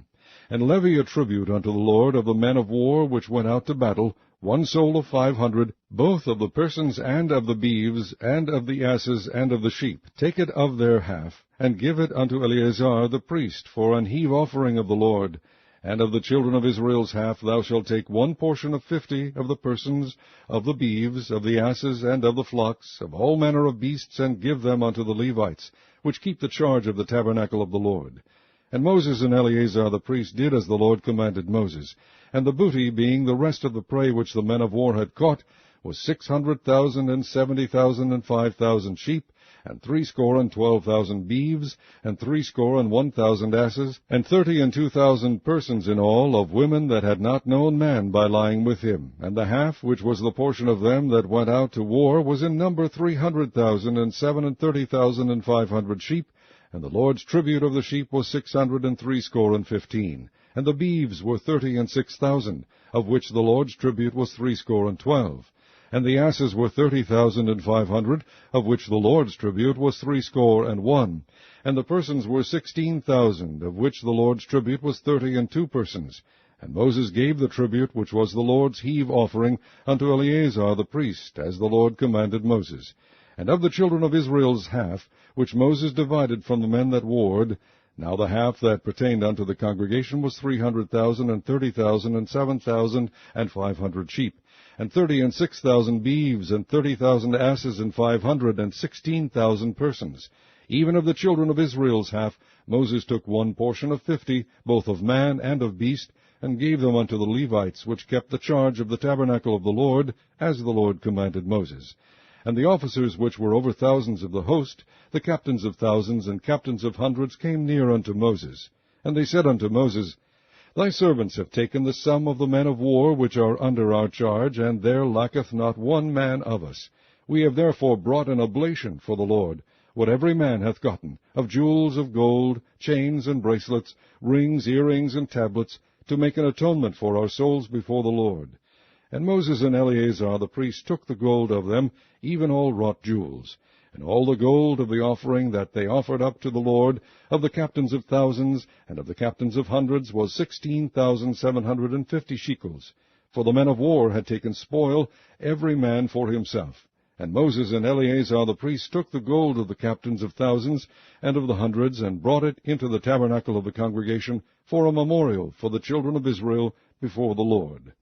Chapter 32. Now the children of Reuben and the children of Gad had a very great multitude of cattle, and when they saw the land of Jazer and the land of Gilead, that, behold, the place was a place for cattle, the children of Gad and the children of Reuben came and spake unto Moses and to Eleazar the priest, and unto the princes of the congregation, saying, Ataroth, and Dibon, and Jazer, and Nimrah, and Heshbon, and Elealeh, and Shebam, and Nebo, and Beon, even the country which the Lord smote before the congregation of Israel, is a land for cattle, and thy servants have cattle. Wherefore, said they, if we have found grace in thy sight, let this land be given unto thy servants for a possession, and bring us not over Jordan. And Moses said unto the children of Gad and to the children of Reuben, Shall your brethren go to war, and shall ye sit here? And wherefore discourage ye the heart of the children of Israel from going over into the land which the Lord hath given them? Thus did your fathers, when I sent them from Kadesh Barnea to see the land. For when they went up unto the valley of Eshcol, and saw the land, they discouraged the heart of the children of Israel, that they should not go into the land which the Lord had given them. And the Lord's anger was kindled at the same time, and he sware, saying, Surely none of the men that came up out of Egypt from 20 years old and upward shall see the land which I sware unto Abraham, unto Isaac, and unto Jacob, because they have not wholly followed me, save Caleb the son of Jephunneh the Kenizzite, and Joshua the son of Nun, for they have wholly followed the Lord.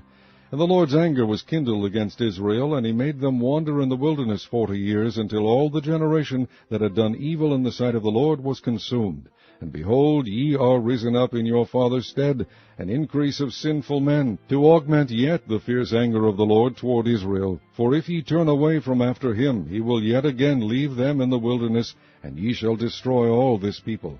And they came near unto him, and said, We will build sheepfolds here for our cattle, and cities for our little ones. But we ourselves will go ready armed before the children of Israel, until we have brought them unto their place. And our little ones shall dwell in the fenced cities because of the inhabitants of the land. We will not return unto our houses, until the children of Israel have inherited every man his inheritance. For we will not inherit with them on yonder side Jordan, or forward, because our inheritance is fallen to us on this side Jordan eastward. And Moses said unto them, If ye will do this thing, if ye will go armed before the Lord to war, and will go all of you armed over Jordan before the Lord, until he hath driven out his enemies from before him, and the land be subdued before the Lord, then afterward ye shall return, and be guiltless before the Lord and before Israel, and this land shall be your possession before the Lord. But if ye will not do so, behold, ye have sinned against the Lord, and be sure your sin will find you out. Build you cities for your little ones, and folds for your sheep, and do that which hath proceeded out of your mouth. And the children of Gad and the children of Reuben spake unto Moses, saying, Thy servants will do as my Lord commandeth. Our little ones, our wives, our flocks, and all our cattle shall be there in the cities of Gilead. But thy servants will pass over, every man armed for war, before the Lord to battle, as my Lord saith. So concerning them Moses commanded Eleazar the priest, and Joshua the son of Nun, and the chief fathers of the tribes of the children of Israel. And Moses said unto them, If the children of Gad and the children of Reuben will pass with you over Jordan, every man armed to battle before the Lord, and the land shall be subdued before you, then ye shall give them the land of Gilead for a possession. But if they will not pass over with you armed, they shall have possessions among you in the land of Canaan. And the children of Gad and the children of Reuben answered, saying, As the Lord hath said unto thy servants, so will we do. We will pass over armed before the Lord into the land of Canaan, that the possession of our inheritance on this side Jordan may be ours.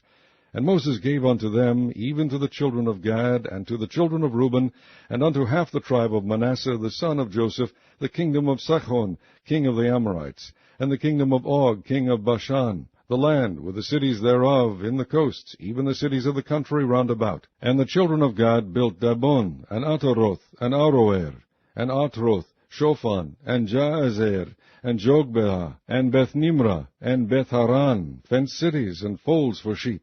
And the children of Reuben built Heshbon, and Elealeh, and Kirjathaim, and Nebo, and Baal-meon, their names being changed, and Shibmah, and gave other names unto the cities which they built. And the children of Machir, the son of Manasseh, went to Gilead, and took it, and dispossessed the Amorite which was in it. And Moses gave Gilead unto Machir the son of Manasseh, and he dwelt therein. And Jair the son of Manasseh went and took the small towns thereof, and called them Havoth Jair. And Nobah went and took Kenath, and the villages thereof, and called it Nobah, after his own name. Chapter 33. These are the journeys of the children of Israel, which went forth out of the land of Egypt, with their names under the hand of Moses and Aaron. And Moses wrote their goings out according to their journeys by the commandment of the Lord, and these are their journeys according to their goings out. And they departed from Ramses in the 1st month, on the 15th day of the 1st month.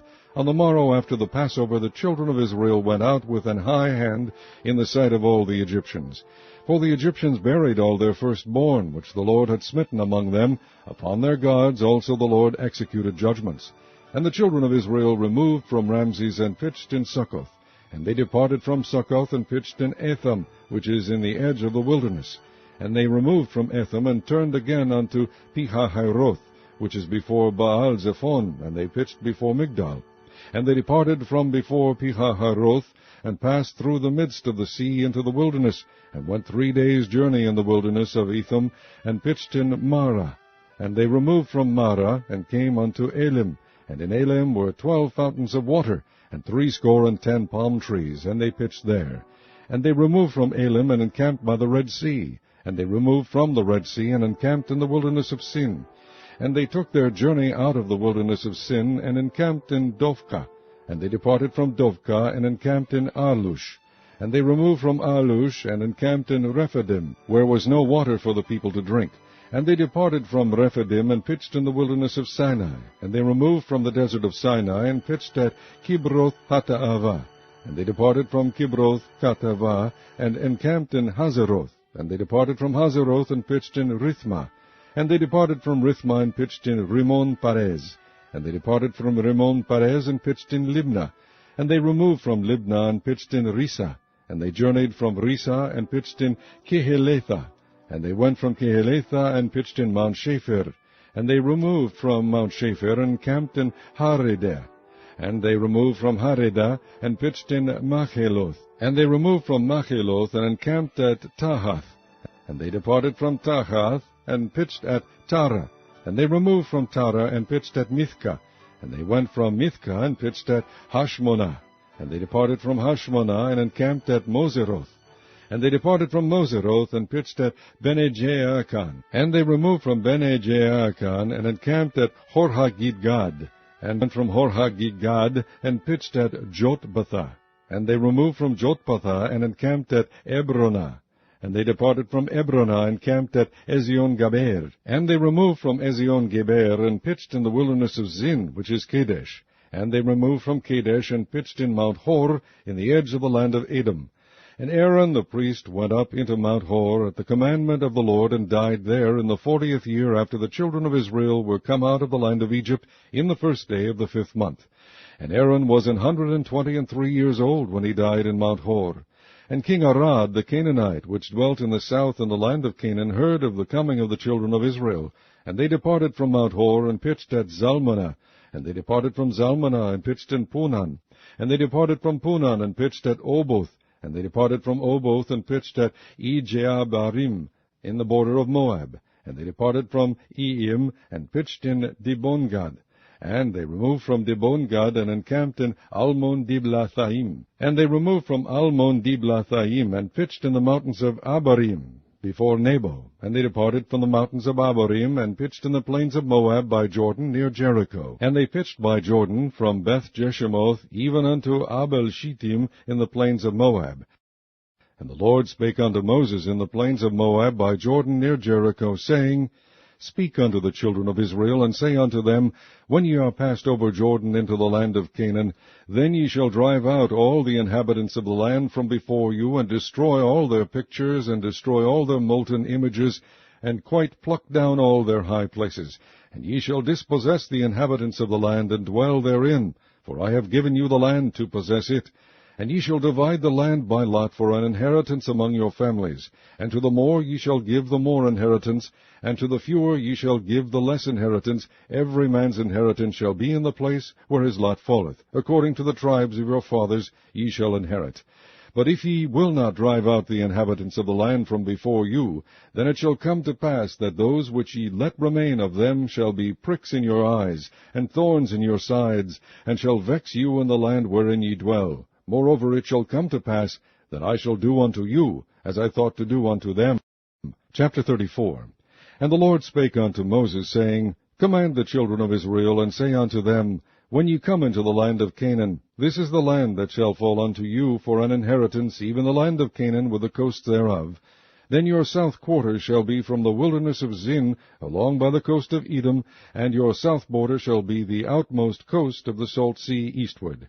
And your border shall turn from the south to the ascent of Akrabim, and pass on to Zin. And the going forth thereof shall be from the south of Kadesh Barnea, and shall go on to Hazar Adar, and pass on to Azmon. And the border shall fetch a compass from Azmon unto the river of Egypt, and the goings out of it shall be at the sea.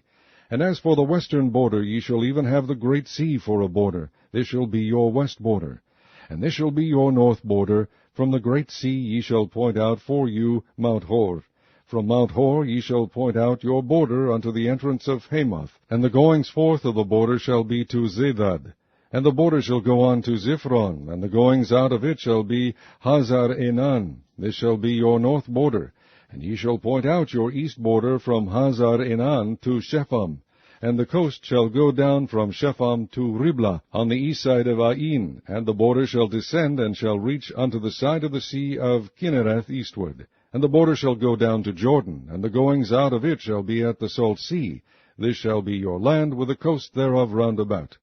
And Moses commanded the children of Israel, saying, This is the land which ye shall inherit by lot, which the Lord commanded to give unto the 9 tribes, and to the half-tribe, for the tribe of the children of Reuben according to the house of their fathers, and the tribe of the children of Gad according to the house of their fathers, have received their inheritance, and half the tribe of Manasseh have received their inheritance. The 2 tribes and the half-tribe have received their inheritance on this side Jordan near Jericho eastward toward the sunrising. And the Lord spake unto Moses, saying, These are the names of the men which shall divide the land unto you, Eleazar the priest, and Joshua the son of Nun. And ye shall take 1 prince of every tribe to divide the land by inheritance. And the names of the men are these: of the tribe of Judah, Caleb the son of Jephunneh; and of the tribe of the children of Simeon, Shemuel the son of Ammihud; of the tribe of Benjamin, Elidad the son of Chislon; and the prince of the tribe of the children of Dan, Buki the son of Jogli; the prince of the children of Joseph for the tribe of the children of Manasseh, Haniel the son of Ephod; and the prince of the tribe of the children of Ephraim, Kemuel the son of Shiptan; and the prince of the tribe of the children of Zebulun, Elizaphan the son of Parnach; and the prince of the tribe of the children of Issachar, Paltiel the son of Azan; and the prince of the tribe of the children of Asher, Ahihud the son of Shelomi; and the prince of the tribe of the children of Naphtali, Pedahel the son of Ammihud. These are they whom the Lord commanded to divide the inheritance unto the children of Israel in the land of Canaan. Chapter 35. And the Lord spake unto Moses in the plains of Moab by Jordan near Jericho, saying, Command the children of Israel that they give unto the Levites of the inheritance of their possession cities to dwell in, and ye shall give also unto the Levites suburbs for the cities round about them. And the city shall they have to dwell in, and the suburbs of them shall be for their cattle, and for their goods, and for all their beasts. And the suburbs of the cities which ye shall give unto the Levites shall reach from the wall of the city and outward 1,000 cubits round about. And ye shall measure from without the city on the east side 2,000 cubits, and on the south side 2,000 cubits, and on the west side 2,000 cubits, and on the north side 2,000 cubits, and the city shall be in the midst. This shall be to them the suburbs of the city. And among the cities which ye shall give unto the Levites there shall be 6 cities for refuge, which ye shall appoint for the manslayer, that he may flee thither. And to them ye shall add 42 cities. So all the cities which ye shall give to the Levites shall be 48 cities. Them shall ye give with their suburbs.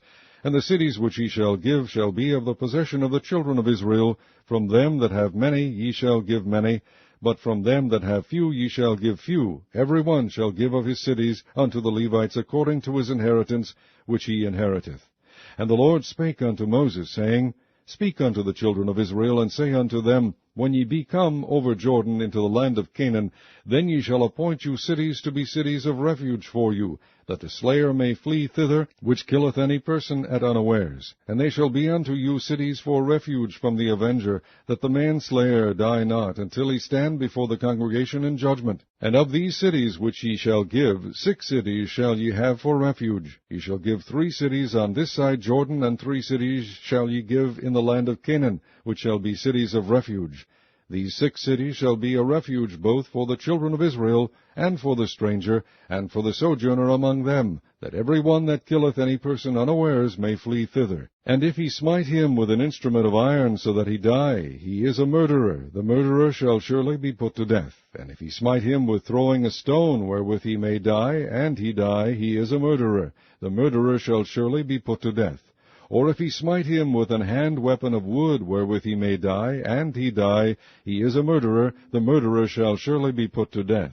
The revenger of blood himself shall slay the murderer. When he meeteth him, he shall slay him. But if he thrust him of hatred, or hurl at him by laying of weight, that he die, or in enmity smite him with his hand, that he die, he that smote him shall surely be put to death, for he is a murderer. The revenger of blood shall slay the murderer when he meeteth him. But if he thrust him suddenly without enmity, or have cast upon him anything without laying of weight, or with any stone, wherewith a man may die, seeing him not, and cast it upon him that he die, and was not his enemy, neither sought his harm, then the congregation shall judge between the slayer and the revenger of blood according to these judgments. And the congregation shall deliver the slayer out of the hand of the revenger of blood, and the congregation shall restore him to the city of his refuge, whither he was fled, and he shall abide in it unto the death of the high priest, which was anointed with the holy oil. But if the slayer shall at any time come without the border of the city of his refuge, whither he was fled, and the revenger of blood find him without the borders of the city of his refuge, and the revenger of blood kill the slayer, he shall not be guilty of blood, because he should have remained in the city of his refuge until the death of the high priest. But after the death of the high priest, the slayer shall return into the land of his possession. So these things shall be for a statute of judgment unto you throughout your generations in all your dwellings. Whoso killeth any person, the murderer shall be put to death by the mouth of witnesses. But one witness shall not testify against any person to cause him to die. Moreover, ye shall take no satisfaction for the life of a murderer, which is guilty of death, but he shall be surely put to death. And ye shall take no satisfaction for him that is fled to the city of his refuge, that he should come again to dwell in the land until the death of the priest. So ye shall not pollute the land wherein ye are, for blood it defileth the land, and the land cannot be cleansed of the blood that is shed therein, but by the blood of him that shed it. Defile not therefore the land which ye shall inhabit, wherein I dwell, for I the Lord dwell among the children of Israel. Chapter 36. And the chief fathers of the families of the children of Gilead, the son of Machir, the son of Manasseh, of the families of the sons of Joseph, came near, and spake before Moses, and before the princes, the chief fathers of the children of Israel. And they said, The Lord commanded my Lord to give the land for an inheritance by lot to the children of Israel, and my Lord was commanded by the Lord to give the inheritance of Zelophehad our brother unto his daughters. And if they be married to any of the sons of the other tribes of the children of Israel, then shall their inheritance be taken from the inheritance of our fathers, and shall be put to the inheritance of the tribe whereunto they are received. So shall it be taken from the lot of our inheritance. And when the Jubilee of the children of Israel shall be, then shall their inheritance be put unto the inheritance of the tribe whereunto they are received.